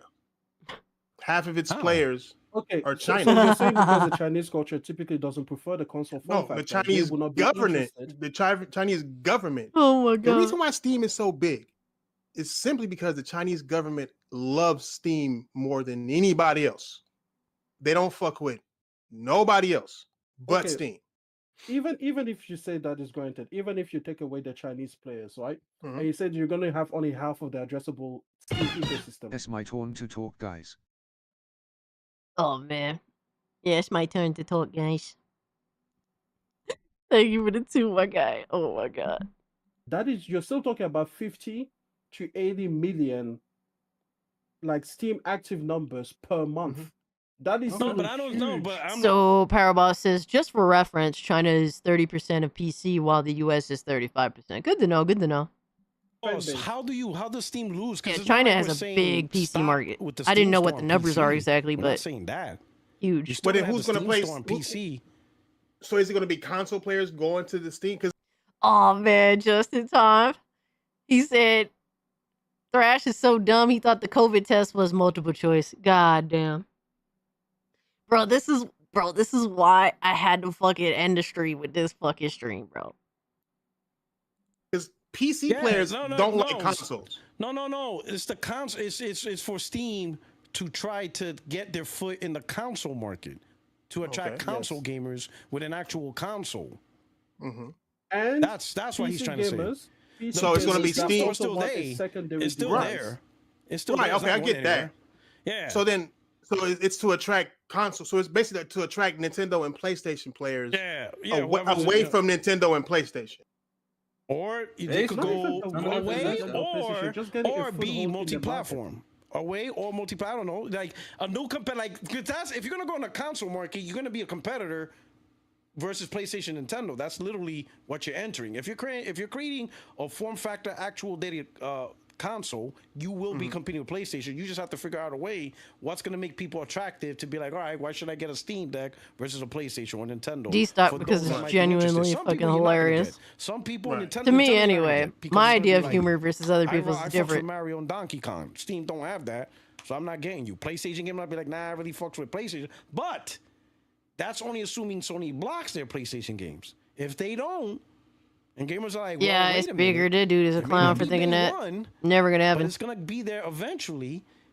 What do I get on Steam Deck or Steam Box that I'm willing to wait a year or two for 1 or 2 PlayStation games? What more am I getting? Like, what's the trade-off? that would make me willing to wait for a place. Yeah, Duckman, it's true, bro. They're trying to make sense of their own dumbass take. Like, they have essentially confused themselves with their own hypothetical. But what is the hilarious thing about this is that they themselves, what they can't come to, like what they're kind of essentially doing here without even realizing it, is that they're basically saying that through this conversation that nobody actually gives a fuck about what they want, right? Like, what they want is an independent fucking Steam box, right? They're the only irrational weirdos that want some shit like that. Nobody else cares. And this is why their mindset of what console gaming is and what console gaming should be is an outdated mindset. They know for a fact that this hypothetical Steam box that is only there to serve the purpose of what they want would not be even remotely successful. Trying to cater to them is a fucking mistake, and that they are not made for PC gaming. They should fucking fuck off elsewhere. Go become Nintendo fanboys or something. Because what they want is an outdated thought process entirely. Like, you guys are not fit for PC gaming. Clearly, this conversation shows that you're too ignorant for it. What you want does not fall in line with what PC gaming is because you want to be herded like sheep. Unfortunately, I don't know why. It's just easier for you guys that way. You want a box that's a closed box where you have no options, where you don't even have access to the other parts of Steam. Whereas, like, PC gamers are not going to downgrade themselves to that type of box that you literally want. The thing that you want is an objective downgrade from PC gaming. And you would like for Steam to provide that to you. Whereas Steam would not waste their time making some piece of shit box that is lesser than that of PC gaming, which would be a massive downgrade to begin with. So that's thank you so much for literally having this conversation, because it goes to show that what you want is genuinely retarded.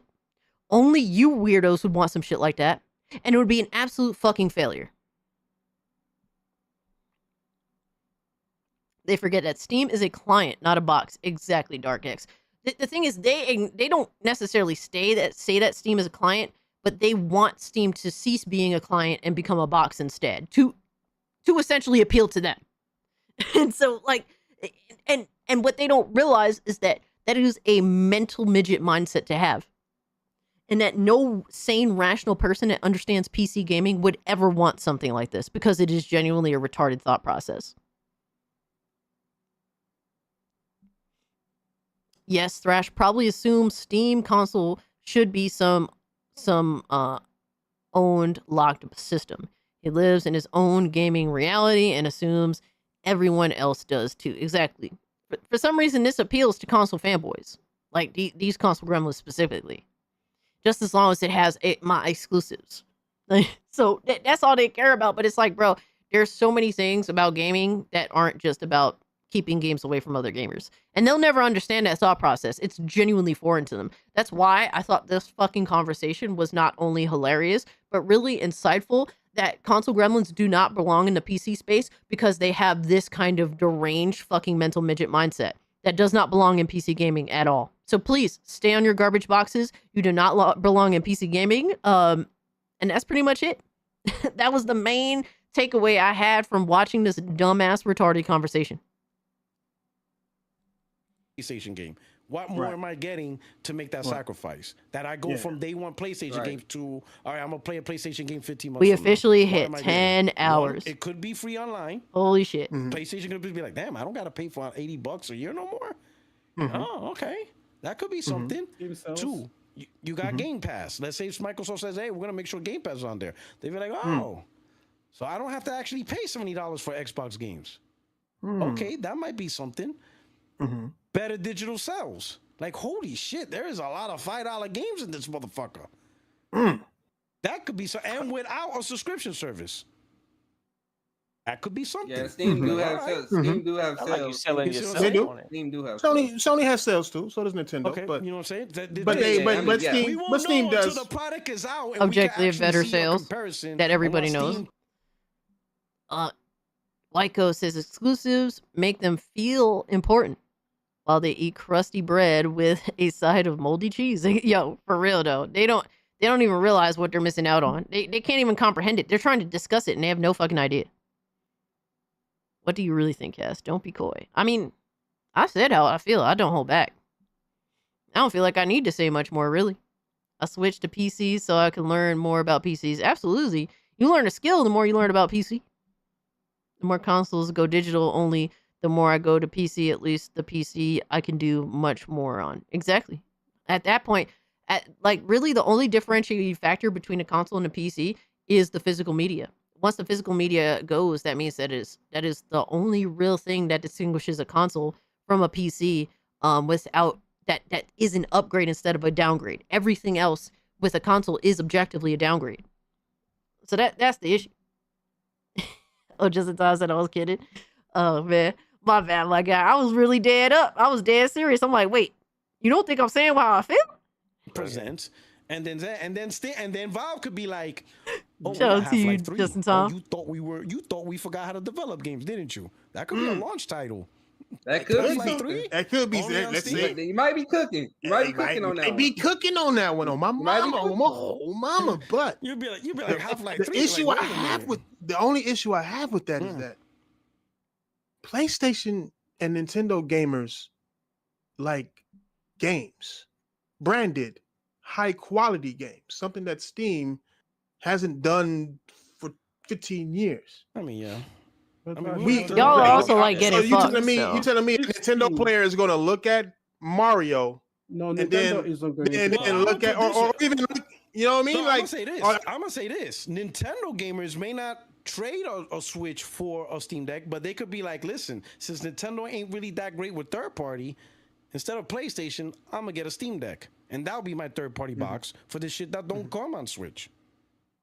So that's good enough. Okay, I'm gonna for bring this Steam. back to the PlayStation. That's good enough for Steam as well. I'm gonna bring Like, this. you I'm know gonna bring this what? back I'm a to Nintendo PlayStation. gamer, but I'm not gonna get a PlayStation. I'm gonna get a Steam Deck as my secondary console for all these multi-plats. I don't have to pay online. I don't have to pay for PS Plus. PlayStation games gonna come on Steam anyway, so it's not like I'm good. I'll get a Steam box instead of a PlayStation as my complimentary console for the shit that don't come on my Switch too. That could be a thing. Okay, That so could be a that'll be very good thing. that'll be the complementary Yeah. device. I can see that. Yeah, I can see that. It depends on how much it absolutely do costs, because if it's like the reason why Nintendo made that complementary device for people who wanted PlayStation Oh my god, and this Xbox shit is level so games painful, right? is because of the price and Mario. It's so fucking painful. If that price ain't right, you Pricing's ain't. important. Yeah, pricing's important. Price got to be right. Like these new Xboxes that's about to come out, quote unquote. What are they? $900 and $700? Oh, that's gonna die. That's gonna. All right. Yeah. Hey, that's gonna something die. came up. I gotta close this show out. But before I Yo. close the show out, what you gonna call it? That was the funniest dumb shit. Oh my god, bro. And then I pulled up at the end, by the way. Toward the end of the stream. I'll show you guys real quick.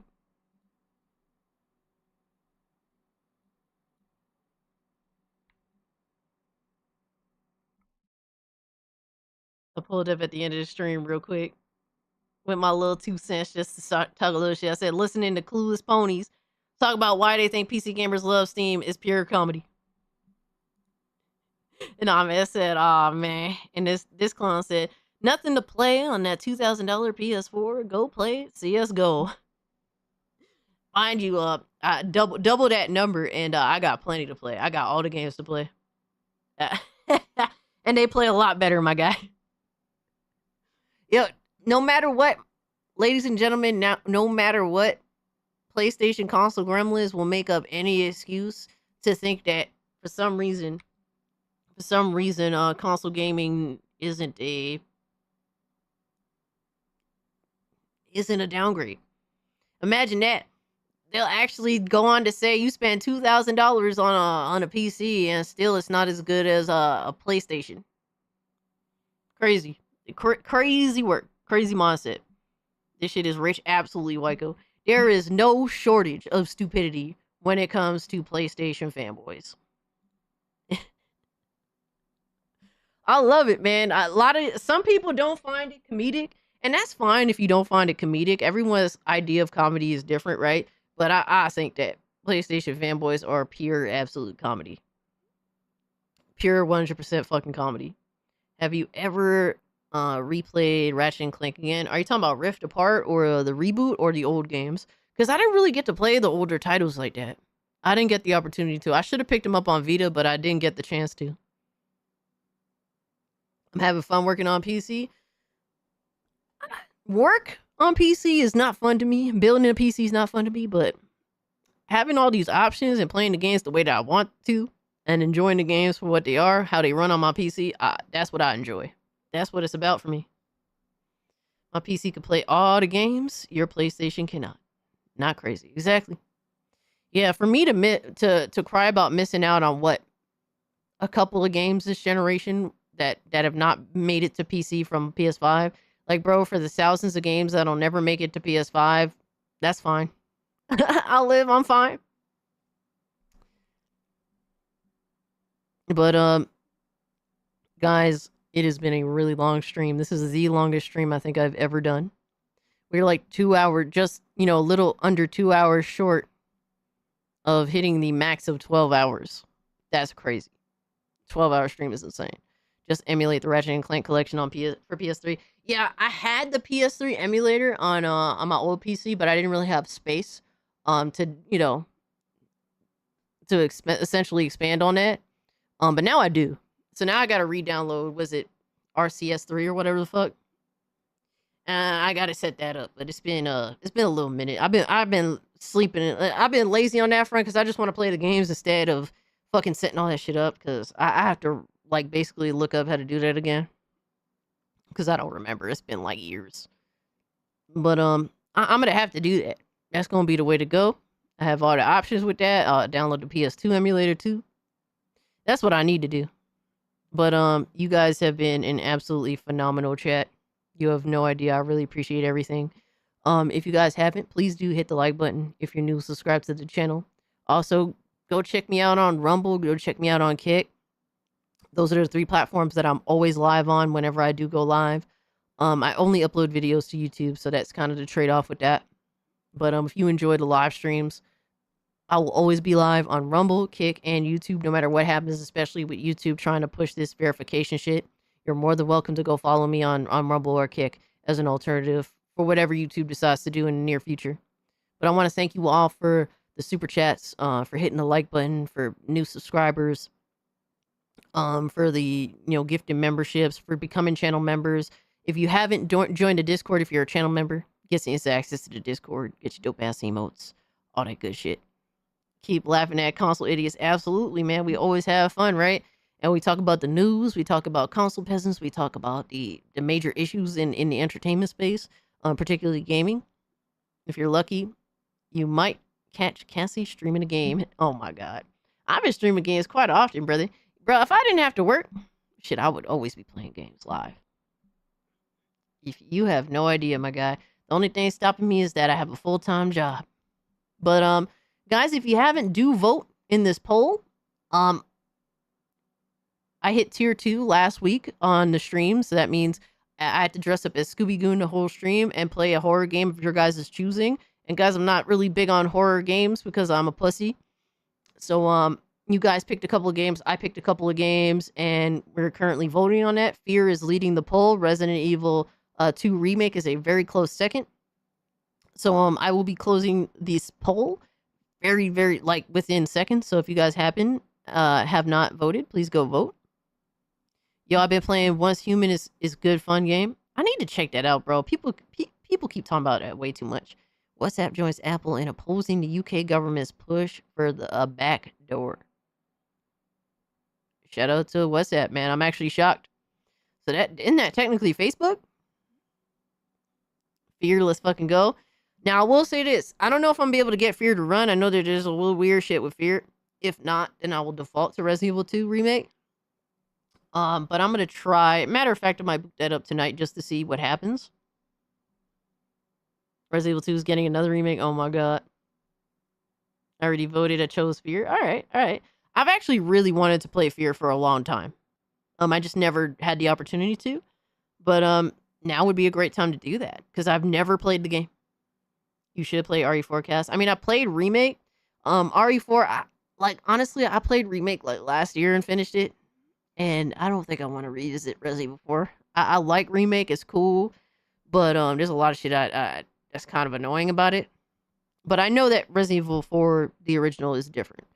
I don't know if Resident Evil 4 is necessarily for me. I think that it's a good game for what it is. I think it's cool, but I don't think it's necessarily for me. No way, Cass plays games. I can't believe it. Oh my god. To be honest with you, I'm not actually pushing Gunner Fist right now. I've actually put that aside because of YouTube's changes. I've been concentrating on the main channel, and that's where I've been streaming games and been having fun streaming games just on the main channel. So, and honestly, I get as much views or more streaming the games than I do doing my Tuesday night stream. So therefore it's justifiable. My only concern with having streamed regular games on streaming games on the main channel was that I was unsure how that would play out versus my live streams. But hey, I get more viewers streaming games on the main channel than I do my Tuesday night stream. So therefore I'm fine with that. I'm okay with that 100%. So we'll be streaming games on the main channel if y'all pull up. I appreciate that. Right now we got Mr. Hardcore Mode that is streaming a game. I think he's streaming Metro. Yeah, Metro Exodus. So we're gonna raid Mr. Hardcore Mode. But thank you all so much. We're ending this poll right now at 217 votes. Fear is the winner. So tomorrow I will be streaming Fear. If all goes well, we'll be streaming Fear. If not, I may have to deviate to Resident Evil 2 Remake, and that's fine. But I'm just letting you guys know what the plan is. Tomorrow I'll be going live, hopefully around 4, 5. No, I'm thinking like 5. Either 5, 5:30, somewhere around there. We'll go live before Salt Shakers so you guys could still enjoy Salt Shakers. Because I do also want to try and still do a game night, even though game night in the Discord server. Even if, I'm happen to be streaming. I'll try to do that. If I'm exhausted, it's a different story. But I'll either after the stream, I'll pull up to hang out in the Discord, in the very least, with y'all. So if y'all want to do your own game night without me, I'll just pull up and support y'all. But you're gonna mod Fear to look better? Nah, I'm too lazy for all that shit, man. I'm playing it the OG way. I don't like to mod games the first time I play them. I like to experience them exactly how they are. And then later on, if I want to mod them, it's a different story. But glad I'm not working tomorrow. Oh, hell yeah, Randall. Enjoy your day off. I have to leave, but I'll come back for another stream. Hey, Aria, thank you so much for being here. It's a Friday, isn't it? Absolutely. Absolutely. I'm no longer hanging out on Fridays to do mostly, the main goal is to do more game nights. And to actually be in Discord when I'm home. Because most of the time I'm in Discord is because I'm at work. But Friday I don't work. So Friday night is Discord game night, baby. So that's what I'm trying to do. I'll get you to watch Robin Hood, Men in Tights, and Spaceballs eventually. I mean, shit, if you pull up to the Discord and we ain't doing shit, you want to throw on a movie, hell yeah. I support it, hell yeah. All that shit is awesome, man. I would like that. For sure. Hey, you guys pull up and throw on a movie, I'll watch it. I mean, even if it's not something that's for me, I'll give it a try. But we're gonna raid Mr. Hardcore Mode, guys. Thank you all so much for hanging out. Lindo, Power Boss, fucking L Alchemy, B-Man, Philip. Thank you all so much for modding in the chat. You guys are the fucking goats, man. Thank you so much for holding it down. Silent Night, Just in Time, Wyko. You guys are awesome. Thank you so much for being here. Furry Hitler Foot Simulator stream, Wencast. Oh my god. Randall, Power Boss, Aria. You guys, some of y'all stuck it out through the whole stream with me. Shout out to Drewski that did as well. John Ford, thank you so much, my guy. Blazing Silver, is good to see you guys, and thank you all so much for the support. I appreciate it so much. You have no idea. John Bond Zombie, St. Hugo. I'll try to give y'all your little shout outs, man, because I appreciate you. Dark X, Renowned, thank you all so much, man. My man Rome, thank you so much for not banning anybody.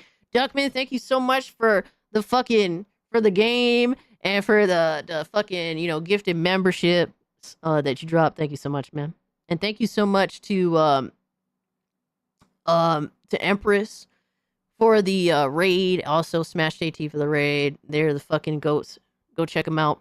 And yeah, guys, with all being said, fuck you, J-Tech. Drop the copyright strike. Stop being a bitch. And I'm out. Peace.